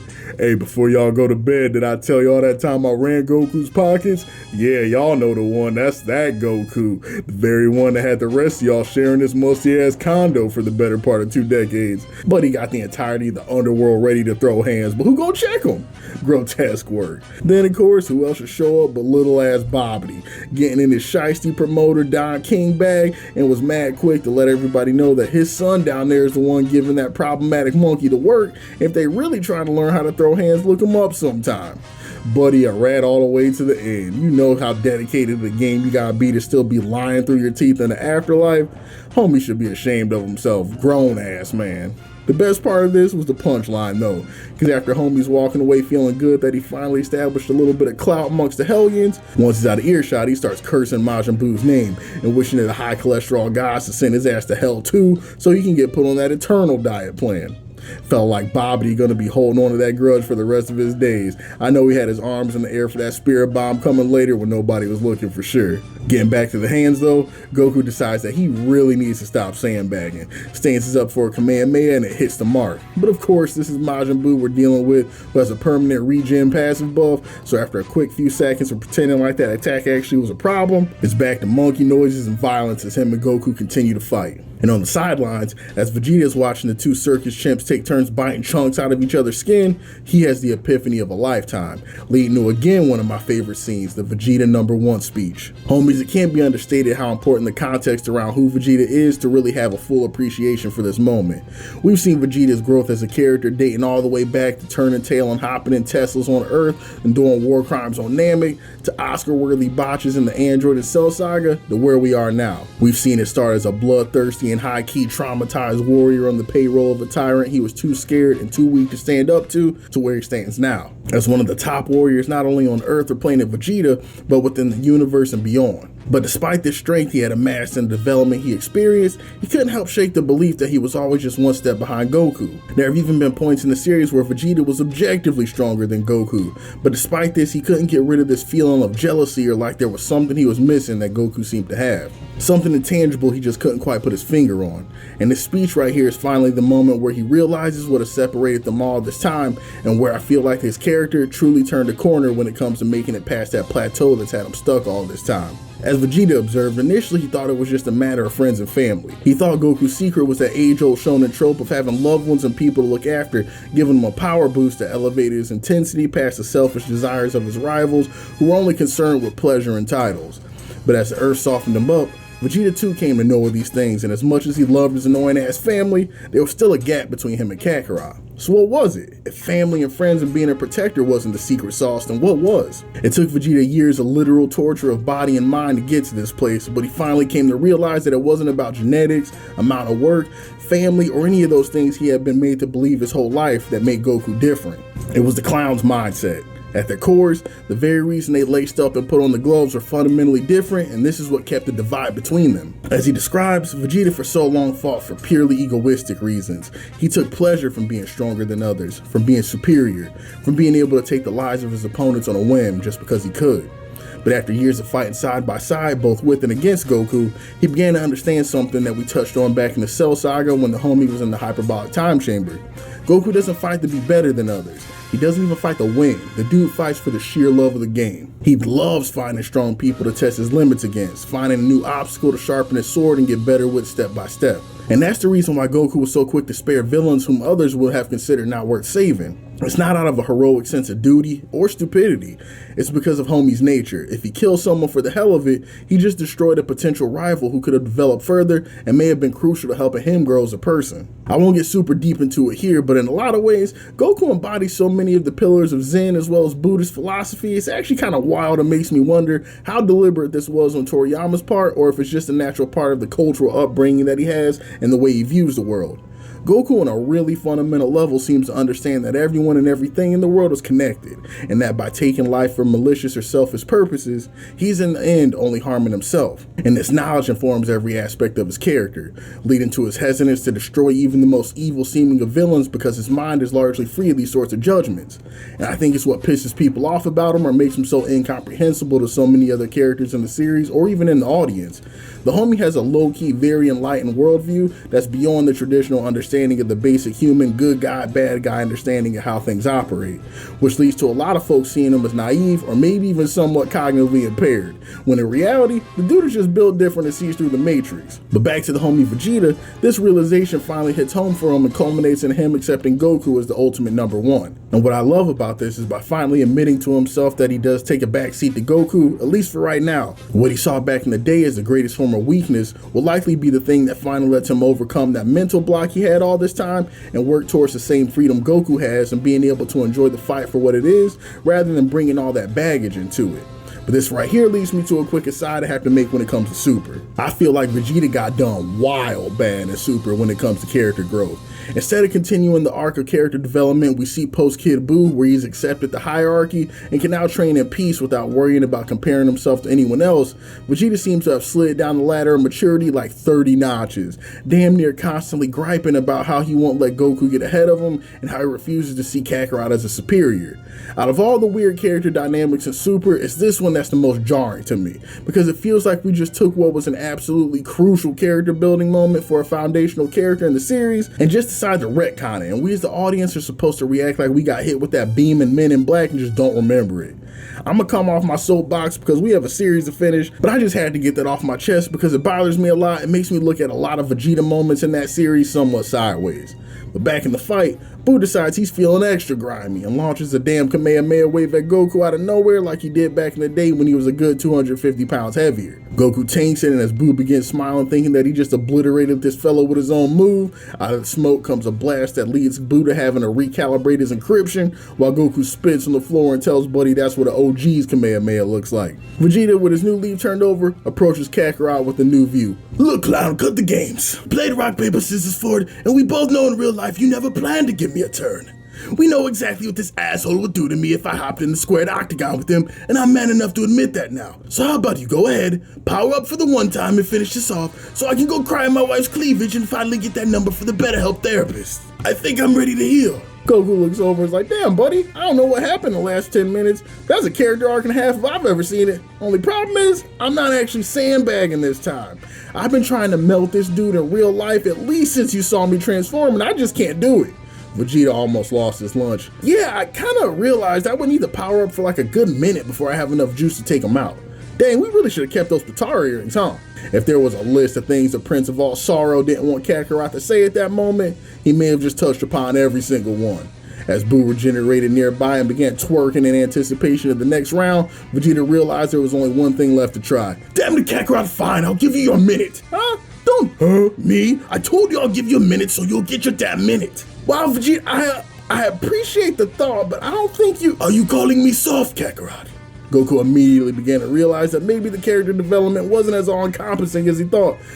No, not at all. I'm just saying that this dude is a demon, like actually not okay levels of strength. And no offense, but you're already a ghost. Do you know what happens when you die when you're already dead? At that point, it's a wrap. You just stop being a thing. Dragon Balls wouldn't even be able to get you out of that one. Damn it, I get it. But at this point, we're thoroughly out of options. I'll be damned if the Prince of All Saiyans couldn't manage to hold off this monstrosity for a single measly minute. The Prince of All Saiyans could in fact not hold off this monstrosity for a measly minute. Majin Buu had Vegeta looking like that one meme of the dude with the boxing gloves talking about, damn, the manifestation of pure evil got hands. The Prince of All Humblings had an inkling of just how awful Majin Buu's power was, but as he sought to buy his rival turned friend into making some time, he gained a whole new respect on just exactly the type of stones it must have taken for Kakarot to square up with this mongrel for as long as he did. And as Vegeta caught himself in a record scratch freeze frame moment as Buu choked him out with his tail, gagging the life out of him in front of the last creature on Earth he would ever want to see him in such a sorry state, a foreign voice in the sidelines bubbled up, declaring war on Majin Buu. No longer able to just sit idly by and watch the carnage, the people's champ decided it was time to take matters into his own hands and have a heart-to-heart, or maybe fist-to-fist with his old companion. Stop right there, you baby back bitch. Do you really think that I, Hercule Satan, former protector of Earth, would just stand idly by during the match of the millennium? Knuckle up, Buttercup, cause I'm about to beat the ugly off you. Low-key upset he wasted one of his nastiest one-liners on what he was convinced was still a dream. To the surprise of everyone still remaining in the universe, Hercule took up a fighting stance, appearing to be serious about giving Buu what little, and I mean very little, he had in the tank to support the Goku Please Save Us All GoFundMe drive. As Buu internalized that the little man with the hairy afro did indeed want smoke, what came next was a masterclass in Satan antics that will continue to keep the DBZ power scaling community in shambles for years to come. I promise y'all, I'm actually convinced that this fella Satan is actually a plant from the JJK universe.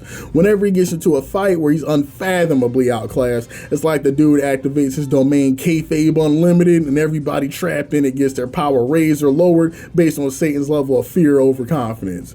Tell me how this man somehow dodged a full speed slap by Kid Buu. At this point, I'm pretty sure we've established that at the top tier in the DBZ canon at this point, hell, even the B Squad by now are moving at Mach speed or higher when they're scrapping in try-hard mode, especially when they're trying to do some damage. So y'all telling me this fellow Satan is able to drop to his knees faster than the speed of light? Somebody give this man a Brazzer sponsorship already.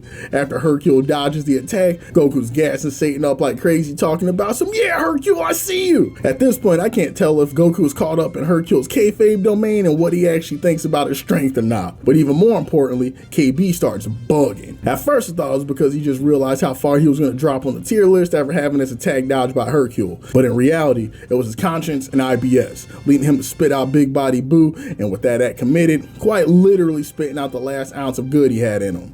Kid Buu was now pure, unfiltered black Air Force, and the world was about to be a worse place for it. And what's the first thing Kid Buu does after he regains his composure? Y'all already know, finish his plate with Hercule, who had the cajones to play in his face thinking the whole thing was sweet. But yet again, here's another moment we gotta give Hercule his flowers, cause this man took a real life dove to the face from Majin Buu and lived to tell the tale. That's what I'm talking about! That's why he's the MVP! That's why he's the GOAT! The GOAT! Now, I'd be lying if I sat here in front of you and said it was a dignified display or anything like that. But what other human out here is taking a straight sock to the face from KB and not exploding like an episode of Dr. Pimple Popper on the spot? I still don't understand the mechanics of how this works, because even if Kid Buu was holding back, which experience has shown little homie doesn't exactly do, the level of raw strength we've seen out of this monstrosity leaves me to believe that he's sending like 95% of the Z roster to that big Tupac concert in the sky if they can even take a remotely serious hit from him. But here in front of all the world to see, this fella Satan ate one square to the noggin and continued to stand on, or maybe crawl on business nonetheless. While all this commotion was going on, Vegeta found a few of his remaining teeth on the lawn and put them back in long enough to ask Goku why he hadn't punched KB's card yet. All this fella Goku could do was tell him, "I ain't really sure, little bro. Guess I just ain't got the sauce right now." Vegeta looked at him horrified. Kakarot, the absolute clown king, decided to wait till now, when Vegeta finally put on his big boy onesie and admitted defeat. When the universe was solely in his power to save with no alternative options, now is when he wants to decide to dip his toe into the jobber bag and decide he ain't really got it in him like that.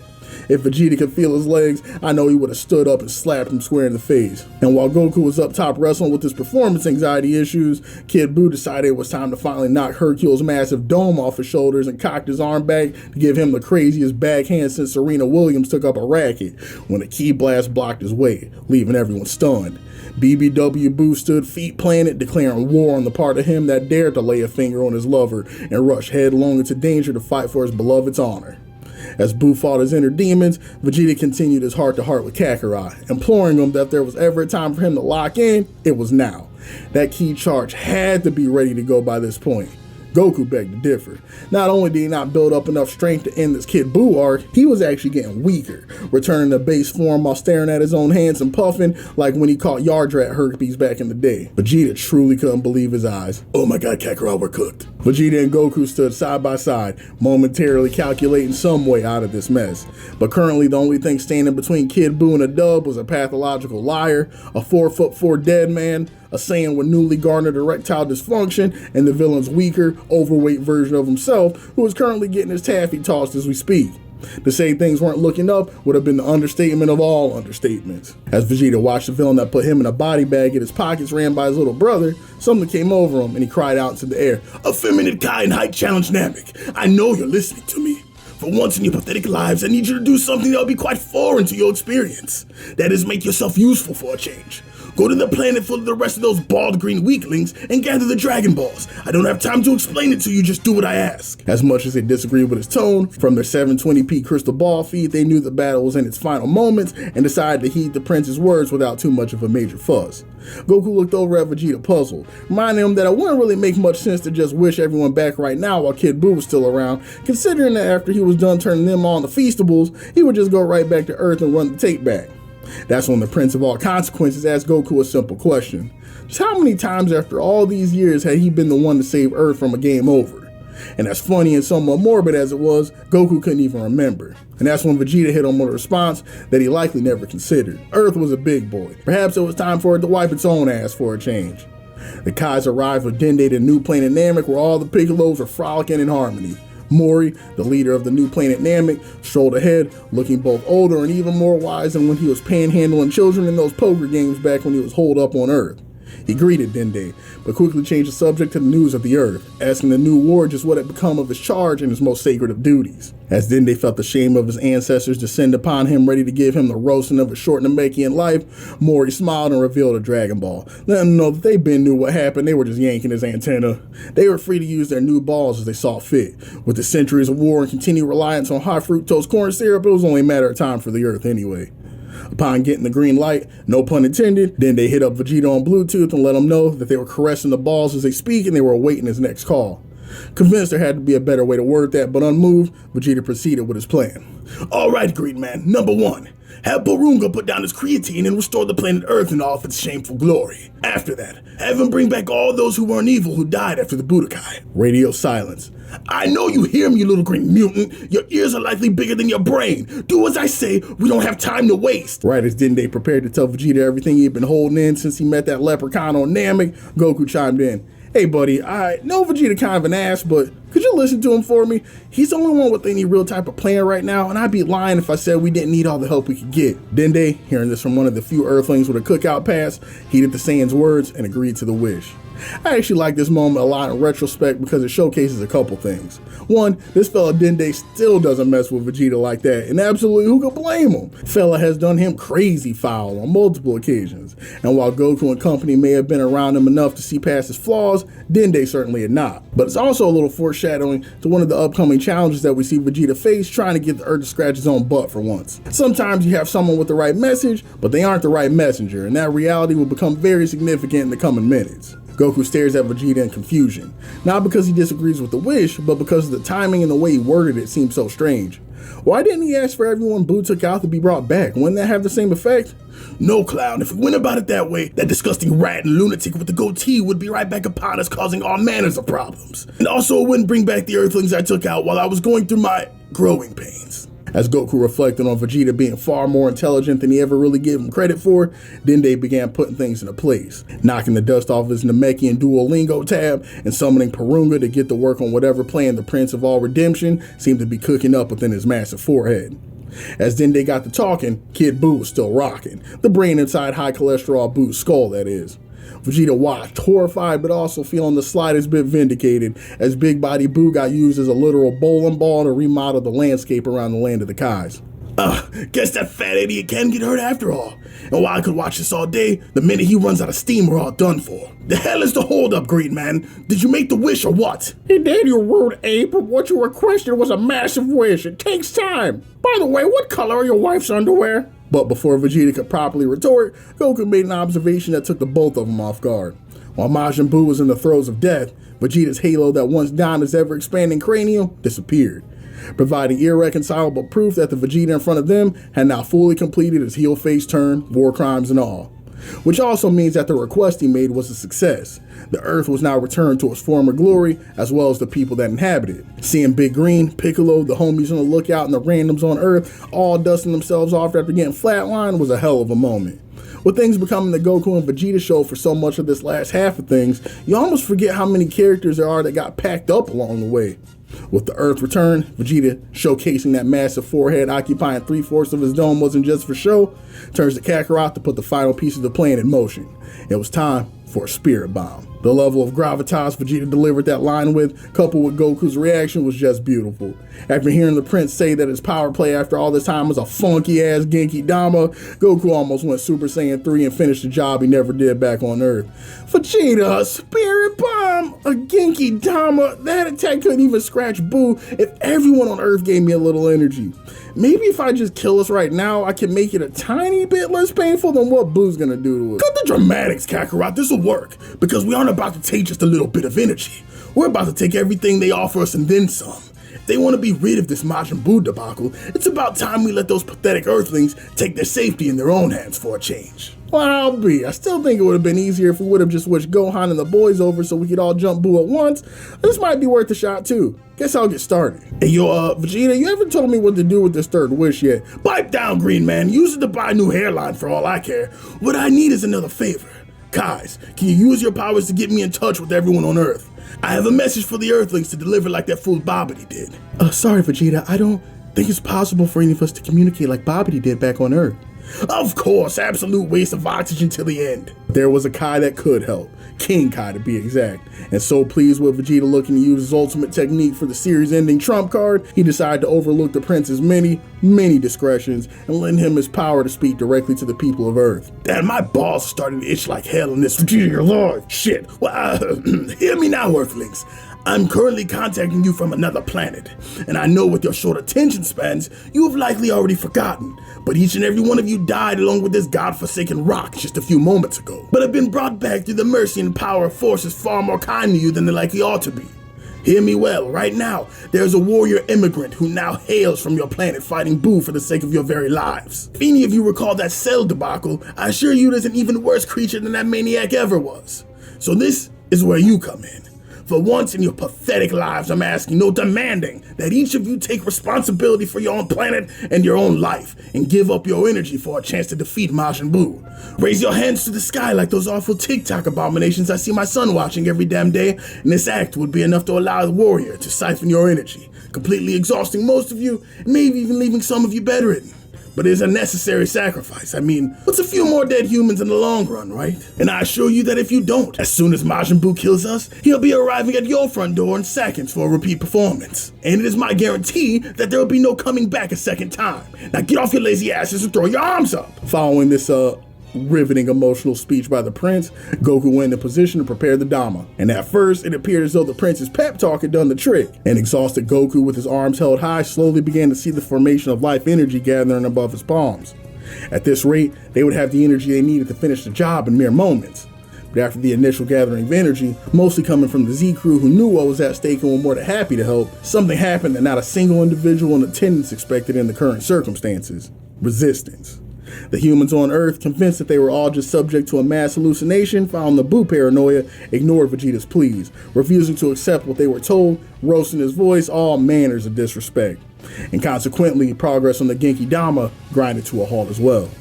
It appeared that Earthlings, too busy with the monotony of their day-to-day lives, were consequently too busy to save themselves as well. With Earth seemingly turning a blind eye to its own health and safety, what hope did the Z crew have left?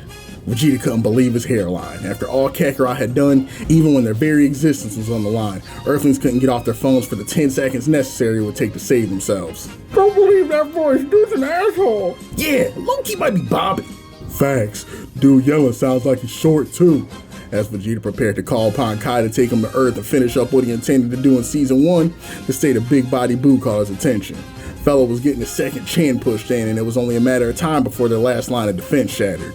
Hercule, seeing that his buddy was on his last leg, threw a rock in a desperate attempt to distract KB from the final blow. Unfortunately for him, this worked, and now Boo's focus was starkly aimed in his direction. Worse, though, was upon shifting his attention, he noticed a massive orb in the sky and decided he didn't want to see what that whole thing was about, so he would just end the movie now.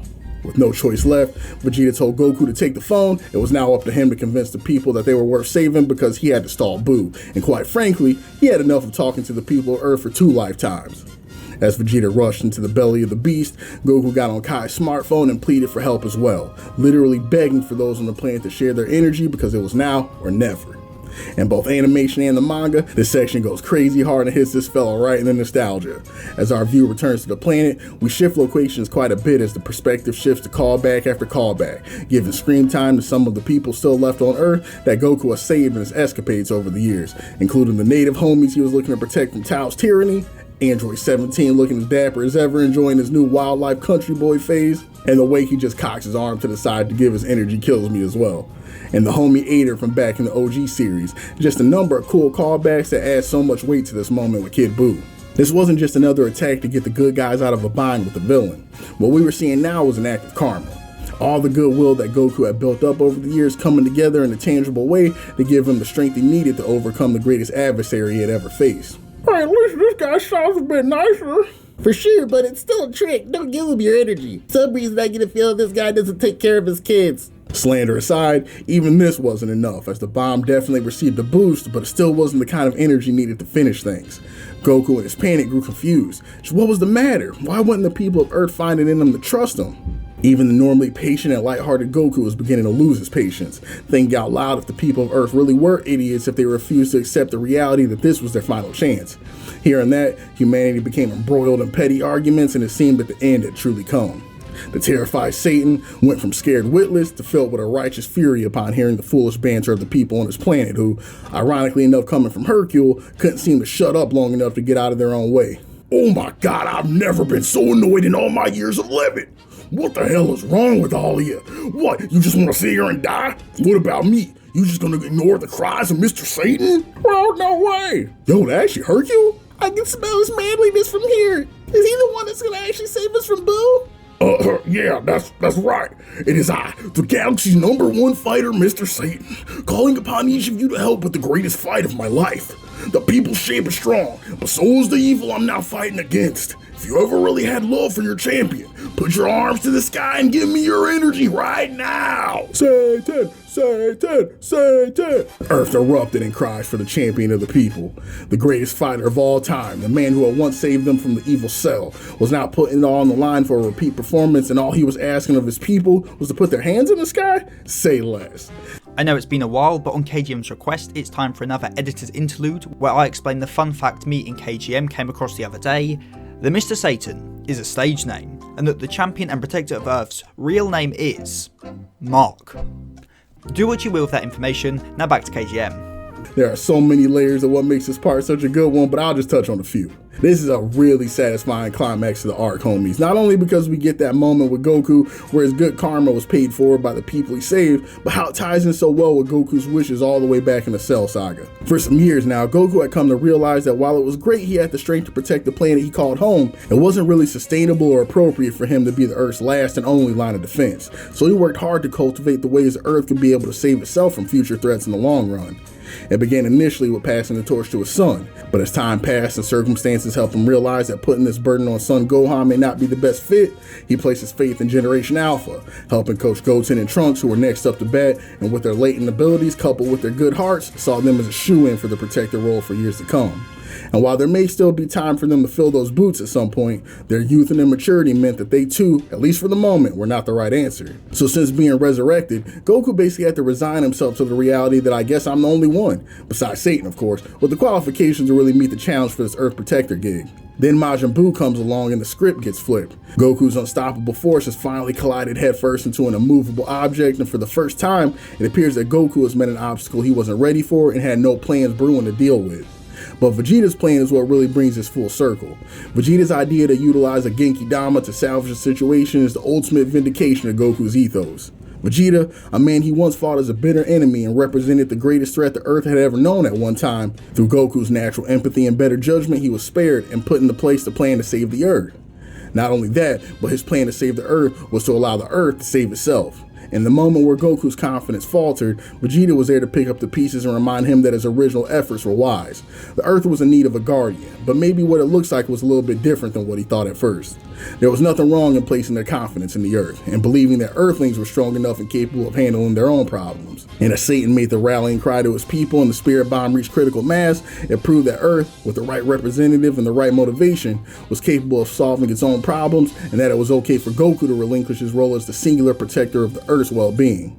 Shifting back to the homie, as Goku realized that the spirit bomb was now at a point where it could end things, Vegeta was down for the count. An absolutely cruel twist of fate. The energy they needed was now there, but in order to strike the final blow, he was being asked to finish off one of his closest friends who afforded him the opportunity in the first place. As Vegeta passed out from the damage and Goku made up his mind that he would rather the fight be lost and end the prince's life, it was Hercule Satan coming in yet again as the arc's MVP, racing across the battlefield and picking up Vegeta's incapacitated body so Goku could launch the bomb. As Goku smiled and acknowledged Hercule as the GOAT, he shifted his attention back to Buu, with all the strength remaining in his lumbar, threw the spirit bomb directly at Kid Buu with the worst possible intentions, ready to erase every trace of that monster from the planet of the Kais without remorse. Buu attempted a Kamehameha, but it was futile. That attack was too strong, and before Buu knew it, the Dama was upon him. But strangely, even after the attack clearly made contact, Buu appeared to be standing his ground. This part never fails to blow my mind, homies. Just how damn strong is Kid Buu? This fella is tanking the Genki Dama to end all Genki Damas barehanded, double pistol chesty, 10 toes down. Not only did he just get done going back-to-back rounds with Super Saiyan 3 Goku, he just ran the gauntlet against Vegeta at his most powerful in the series and Majin Buu on top, and this guy still has enough in the tank to steamroll a Genki Dama made out of literally everyone on Earth's energy, on top of the energy from other planets, and people devil floating around in the land of the dead. I don't ever want to hear anybody speak on Kid Buu not being that guy. This fella is problems incarnated. Ain't nobody doing it out here like him for real. Damn near all creatures living and dead still watching the Twitch stream now sure beyond a shadow of a doubt that sentient life across the multiverse was now actively on borrowed time. A single little Piccolo residing amongst the Kais and his people had one last idea. So you got a third wish or what? My girl been blowing up my phone and I'm about to split. Oh, our bad, Porunga. One last request. The being called Son Goku. Is it within your power as we speak to restore his energy while in the fight against Majin Buu? Say less. And with the wish confirmed, as Porunga sped off to his nightcap, our view returns to Goku, who on the brink of giving up, receives a call that his energy has been restored and the animation budget is dried up. It's time to end things. Alright, one last point to glaze up Toriyama Sensei because the ending is so perfect. He even found a way to fit in the Dragon Balls, the MacGuffin the entire series has been based on, into the climax of the narrative in an organic way, and I'll never be able to comprehend what went on in that fella's head to be able to pull things together the way he did. Once and forever, rest in power to the GOAT. A newly revitalized Goku powers up to Super Saiyan, and you can see from the look on Buu's face that he knows it's over. Upon reading and listening to Goku's farewell to Buu this time around, I can't deny it got me a little bit. Despite all the destruction and pain Buu wrought on the lives of Goku and the people he loves, in his final moments he still couldn't find it in him to hate the dude. He literally sends Buu off with a prayer, acknowledging just how much he accomplished achieving his level of strength all his own, and when the wheel of incarnation spins again, he hopes Buu's Black Air Force energy dissipates just a bit so they can box again. And Goku promises that when that day comes, he'll be ready.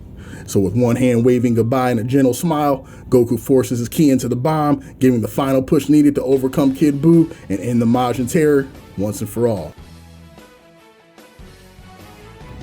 And as Goku drifts down to Earth, telling Vegeta the news, he hits the prince with his trademark thumbs up and smile.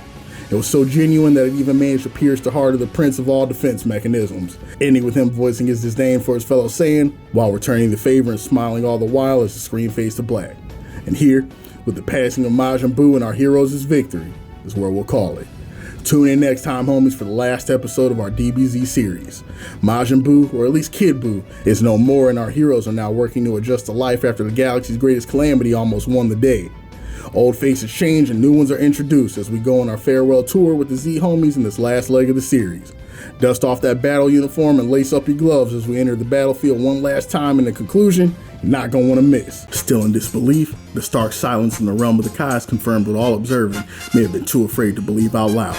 Majin Buu had actually been defeated and there wasn't a single shred left for the villain to return for a rematch. Whether it was on Earth, on Namek, or even the quiet corners of hell, all those capable of sensing energy rejoiced in what Goku and the others had been able to accomplish. The nightmare as they knew it was finally over. Satan came over to a completely drained Goku to confirm, and after the warrior verified that it was indeed done, he once again tuned into King Kai's intercom for an announcement to his people. Haha, yes, people of Earth. It is your returning champion, Mr. Satan, calling with news on his most recent battle to the death. Thanks to my courage and you heeding the words of your greatest ambassador, Majin Buu has been destroyed. At last, the nightmare is over, and you can reach me at my Cash App MarkSatan69, as I now have opened up my credit line for donations. Satan, Satan, Satan could be heard reverberating around every corner of the earth. And while those on the lookout celebrated certain heroes who may have held their weight just a bit more than others, Videl hid her face in a corner, evaporating the last shreds of dignity that she held for a shameless man that she called a father. As the Kaizen company made their way back to their world to assess the damage, after giving a hearty hug to his ride or die bee, Satan, following the path of his pup, made another discovery, instinctively shouting out "Boo!", creating a trauma response in Goku and Vegeta the likes of Saiyan DNA had never seen. As they rolled up, prepared to play Jonkin to see who would step up first, a loud sigh of relief was let out upon realizing it was Big Body Buu who was the remaining survivor of the Buu clan. Channeling his inner Hashirama who just caught an Uchiha clan member smiling, Vegeta walked up, arm already cocked, prepared to deliver absolute devastation upon the plus-size pugilist. Out of the way, perjurer, there'll be no continuation of this arc. Vegeta, hold on, listen, this Buu's pure good, honest. He swore on his third leg he never hurt a good guy again, and just look at him. You know those hips won't tell a lie. Satan, if you thought that was gonna help your chances, you would have been better off mentioning how thick you think my wife is. Enough wasting my time. I'll blow him apart right now, and you're going with him if you don't move. Oh, lighten up, Vegeta. We all know Bulma's crazy thick, but that's besides the point. Dende, go heal Buu. It's only fair, right? Him and Satan both help us out big time against KB. Without them, we'd all be playing Words with Friends in Yimma's lobby right now. And we'll take Satan up on his offer. He'll have to keep Boo quiet for a year and a half in his house, then we'll use the Dragon Balls to wipe everyone's memories of Majin Buu. Everybody wins. Now I'm beat. I'm gonna go home, eat Chi-Chi for dinner, and take a nice long nap. Goku, I think you meant to say, I know what I said, now let's get back home. And with Goku's dinner plans now set, using his Shunkan Ito, he brought everyone back home as friends, family, and loved ones all greeted one another for the first time in what felt like ages. Good had won the day. The fighting was over, and it was now time for the Z homies to celebrate and bask in the intensely earned period of R&R. And in the blink of an eye,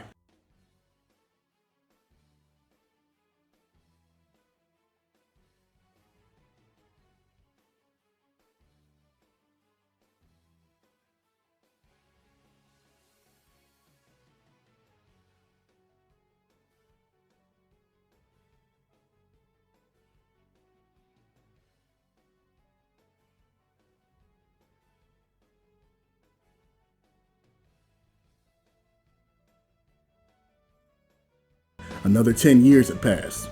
We take the perspective of a teenage Trunks, looking remarkably close to the vision of him we saw all those years back in the beginning of the Android Saga.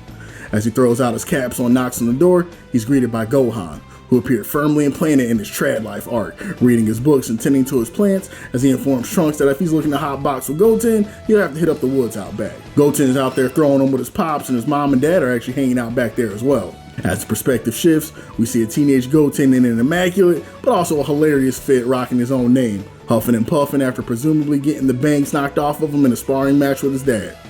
Bulma, currently the torchbearer for Big Cougar Energy, begins popping off on Goku, who has apparently been going for the last 4 years training and doing Lord knows what, while giving his closest homies a new phone who this treatment. Goku, unable to help himself, tells Bulma about the grandma energy can feel leaking from her pores, but before she can perform a fatality, Vegeta has a few questions of his own, asking Kakarot if he plans on entering the Budokai tomorrow. He replies in the affirmative, telling Vegeta that there's a fighter he's been stalking for a minute now he intends to lace up when he shows up. Knowing just how ridiculously powerful Goku was and continues to be, there being someone on his radar has Vegeta mighty curious himself now. As they chop it up, Trunks arrives to the scene and remarks on how he notices Goten has gotten back on his training. Hilariously, Goten is pissed off about it, telling Trunks about how he was supposed to go out with an absolute baddie tomorrow, but his old man was blocking his blessings like crazy and forcing him into this musty-ass tournament. Goku reminds his son that Hose is out 24/7, but hands like they were about to experience this once in a lifetime. Ha! I see your son has gotten hypnotized by the Punani too, Kakarot. Truly a damn shame. For some commie-forsaken reason, Trunks is taking to calling himself the Drink for whatever reason, and I cannot and refuse to wrap my head around it. Goku was in hard agreement, chastising his son for how undisciplined they'd been, but happy enough that the Earth was in a peaceful enough place where that wasn't a problem. And homies, I'd be lying if I said there wasn't something extremely satisfying about seeing an older Goku and Vegeta chopping it up like two unks at a cookout during this time of peace. These two have more than earned it, and it's really cool to watch them enjoy the fruits of the labor that they put in. As the conversation continues, a visitor from above puts an abrupt stop to the conversation. The crew remarks that it's Pan, and the little girl, no more than 4 or 5 years old, touches down and informs her grandfather that she just got done running her daily laps around the world. Bulma inquires and finds out the little girl's entering the Budokai as well. They got rid of the kids division at some point, so she'll be taking on grown-ass men as she sets out to prove the might of the youngest of the Sun lineage. As he places his hand on her with pride though, Goku does not seem worried at all, remarking that Pan has the most willpower out of all of them, and they should be more scared of whoever she winds up against. This resolves things in Vegeta's mind as he decides he'll be joining as well, and so will Trunks if he plans to have any money this month to spend on his asinine hair products. And in quick fashion, the day of the Budokai arrives. We are treated to the spectacle of Mark Satan, who has clearly been paid a visit by the Norwood Reaper, going over their Vince McMahon tier boss job to have Boo clean up any riffraff that happens to make it to the finals, keeping Marky Mark's status as the Earth's champ alive and ensuring Boo's throne in the lap of luxury. As they finalize, there's a knock at the door and they are greeted by Grandpa Goku and the adorable Pan, who seems as though they have something to conversate with their loaded grandpa on their mom's side about. As Mark yokes up his granddaughter and showers her in affection the way only a proud grandpa can, Goku informs Satan that he and the crew will be entering the festivities this year, complete with Goten and Trunks laying it on thick as they remind the audience that they haven't strayed too far from their years as the illustrious Gotenks. Mark saw his life flash before his eyes and was able to rest again after Goku informed him that they had no plans on taking his title. Rather, there was something to come in this this year that he was eager to face, and the crew needed hooked up with some seats due to their last minute prep. Old Hercule did him one better. Not only did he give them seats, they got the best ones in the house, perhaps a little too good, as we see the spectating Z crew watching from the sidelines, mad anxious at the red carpet treatment their old buddy Hercule rolled out for them. Quick aside, homies, I can't begin to describe how fun it is to see the dynamic play out between the aging Z-cast. There's so much history that's been established between each of these characters now, and watching Grandpa Goku successfully co-parent with Mark of all people, a scenario absolutely unthinkable at some points in the series past, creates this feeling of growth and a real grounding of the passage of time in the world that few time skips really are able to nail down. Making our way to the tournament though, we got a real cast of characters. Outside of the ones we already know and love, we have Kurano, the requisite pretty boy who would be in the lead in any shonen that wasn't DBZ. Mokeko, whose hands are decidedly rated E for everyone because he has zero problem stomping out a kid like Mario punching on them turtle shells. The young and innocent Oob, who looks like he got flown out as a part of a Mr. Beast PR stunt. Captain Chicken, who I got no smoke for, go ahead and do your thing, King. Knock, the fellow who wants to be Axel Low from Guilty Gear so bad and will soon prove why his name is all too appropriate. And of course, good old Butch, who in the original Japanese was a Tokosuki, meaning boy crazy. Homie is a bona fide camp gay stereotype and 1000% a byproduct of the times. Pretty sure he even tries to bust down Trunks and Goten's cheeks at some point, and needless to say, this fellow would be eliminated from any modern day roster faster than you can say did he. But Goku approaches Big Body Boo for a favor, asking him to manipulate the lottery so he can get the fight that he wants while he's still at 100%. If looks can kill, I don't think Vegeta has been this jealous since he saw Bulma still had Yamcha added on Snap. Goku was taking this fight extremely seriously, and he would soon find out why. Goku informed his myth comrade that the one he was after was that malnourished brown fella Oob. He gave the breakdown on his wish in Kid Buu's final moments for him to be reincarnated with a good soul. According to Goku, Yama heard his wish, and thus Oob was born. And conveniently enough, if you turn the kid's name backwards, it spells Boo. Who said Kami didn't know how to be subtle? And so the lineup commences. With Mokeko doing his best right off rip to scare the life out of the toddler like the true hero he is. Butch trying to get a big old gulp with a drink, and Axel Low getting dangerously close to Vegeta's face and being knocked back into the Guilty Gear timeline before he could register he was on his back. And seeing that adorable little pan go to work was enough to heat up the coldest heart. Touting all the bravery one would expect from someone with the Sun name, as soon as that gong sounded, she began to quite literally kick the taste out of Mokeko's mouth and launched dude directly into the side of the tournament wall. An absolute wonderful callback to the days of little Goku being a menace in his first Tenkaichi Budokai and cementing Pan as a warrior who all those on Earth and beyond will need to keep an eye on for years to come. In a lot of ways, it feels like Pan may be the truest successor to Goku, and one of my biggest hopes as a fan would have seen an adaptation in the future that does justice to her character, as well as those of Goten, Trunks, and Oob, and see how they would get developed in the Dragon Ball timeline. The train ride ain't over, because up next, we have the hotly anticipated matchup between Goku and Oob. One thing I really appreciated was one, not just a cameo by everyone's favorite announcer, but the flowers he put on Goku's name with his arrival in the ring. He didn't just play Goku like some random martial artist guru stepping up to stomp out some kid. He really spoke into big homie Kakarot's history in that ring. Goku has had some absolute slobber knockers at the Tenkaichi Budokai, and announcer homie seems like one of the few humans in the world that really understands what type of time Goku's really on, and is more than willing to speak on it to make sure others don't forget either. And this is juxtaposed with Oob, who is in a really cool twist the underdog in this fight. This is his first Budokai, and his goal is a heartfelt but simple one. Win Jimmy's blessing by winning the tournament so he can go back home with enough D's nuts and B's burgers to feed his people for the foreseeable future. Goku approaches the ring with his weighty confidence and a smile, but Oob couldn't be more the opposite. Not only feeling the pressures of all those around him, but also the strength of the warrior now standing in front of him. To say he was having doubts would be a hefty understatement. Back in the trenches, he was known for having hands, but they were on the big stage. He was a fish out of water. In his first match, they stacked him up against a 50-year-old man with over 100 bodies to his name, and for some weird reason, he keeps smiling whenever they awkwardly make eye contact. At this point, getting beat up was the least of his worries. As the two stood across from each other, Goku could feel Oob's discomfort, and no manner of small talk that he tried was enough to set the kid's mind at ease. He had a severe case of the chokes, and if there was any hope of getting that kind of fight out of him that he wanted, he was going to have to drastically change his approach. Hey kid, get your little ass over here and listen up. I pretended to be a nice guy earlier that cared about your feelings, but actually, I'm crazy bad. Real piece of shit, if you will. Okay? Yeah, want to hear a funny joke? Look in the mirror, pal. Wait, if I'm in front of a mirror, wouldn't I be shut up, nerd? By the way, nice outie belly button you got there. I'll tell your mom to put the bottle in the fridge after I'm done rearranging her cheeks. Hey, Goten, your dad's kind of out of pocket right now. What's his problem? Now for the finisher. Goku says in his head, rushing towards Oob for a roundhouse to the side of the noggin while shouting, "Your dad has a cute smile!" And as the kick landed and Goku took his position against the other side of the ring, less from the physical impact and more from the emotional damage, something inside Oob snapped. His mother and father loved each other very much, and he'd be damned if he let this creepy middle-aged sex pervert do something that would destroy his family. For the honor of his mother and father, he had to strike.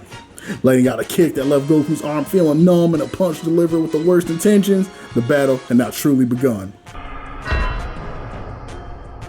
And the intensity of the back and forth was something that none in attendance expected.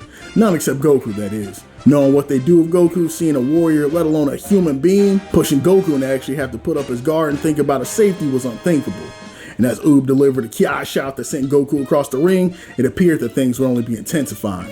Goku came to an immediate stop in midair, what for us has become a mundane sight, but for Oob, man, was another shock. Are you telling me this absolute menace knows how to levitate too? It's kind of demon that they put me up against. Yeah, by the way you're looking at me, I guess you never learned how to fly yet, huh? As expected, that's a hard one to learn without some kind of teacher. Lucky for you though, I know just the guy. Apologies for being such an ass back there. But you were so nervous, I had to find a way to loosen you up a little so I could properly test you. And I can't lie, you're just as strong as they say. But I can tell you still got a lot more in the tank. This is the first time you ever had a scrap like this, right? So here's what I'm gonna do, kiddo. I'm gonna be your new teacher. I'll go to your place and we're gonna train to our heart's content. Oob didn't even know where to start. This guy was a weirdo for sure, but he couldn't help but feel that he wasn't a bad guy. Maybe he would just be quick and explain why that won't work.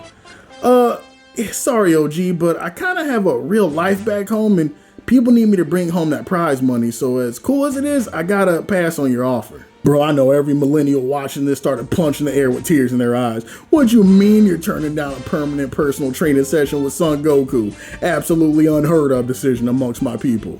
But Goku had been waiting the better part of a decade for his chance, and there was no way he was gonna let it go that easy. Oh, you're just worried about money? Don't sweat it. Marco's me big time. He's probably loaded by now. Cash won't be a problem. Jeez, Quick, quit being so shy. One of these days you're gonna be the dude protecting the earth. We can't have to savor the people out here with limp wrists and social anxiety. Chill here for a minute. In the middle of his match, Goku rises up to the press box for a quick aside with his family. Hey guys, I'm going away for a hot minute to live with this kid I just met so we can fight all day. Yo, you for real, Dad? I'll go read a book, Gohan, you'll be fine. In all seriousness though, I don't know how long I'm gonna be gone, so help take care of your mom while I'm out. And as he proceeded to exit the stadium, the most heartbreaking reaction of all was Pan. That little girl absolutely adored her grandfather, and Goku adored her. Hey little lady, no crying like that. I'm leaving, but I promise I'll visit as much as I can. So in the meantime, no crying. Pan, the little soldier that she was, bucked up and agreed to hold down the fort in her grandfather's stead. Mans like Goku also addressed Goten and Trunks, reminding them of their significance. While it's true he was putting all his eggs into the Oob basket, there will come a point where he's going to need some guidance and those two are going to be his OGs. Make sure they stay lifted and take it easy on the girls out there, because their leadership was going to be needed.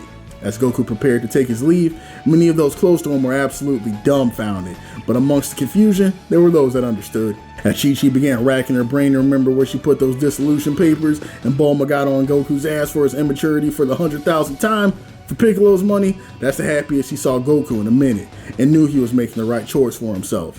And Vegeta understood perhaps most of all, seeing past Goku's flimsy facade of creating a new guardian for the world peace, and knew at his heart that there was something far simpler Goku was looking for.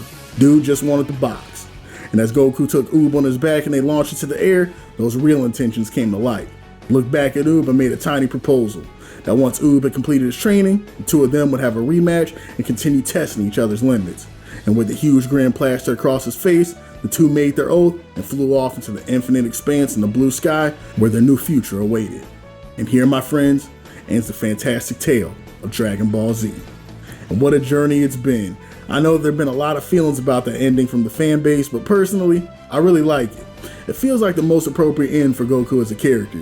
Goku has never been a homebody. And as much as many of us think about how cool it would be to watch him live out his days within the loving community he established in peace and prosperity, that was never who Kakarot was as a character. From the moment we're introduced to him and he was taken away from his little bubble in Grandpa Gohan's house, Goku has been Mr. Worldwide.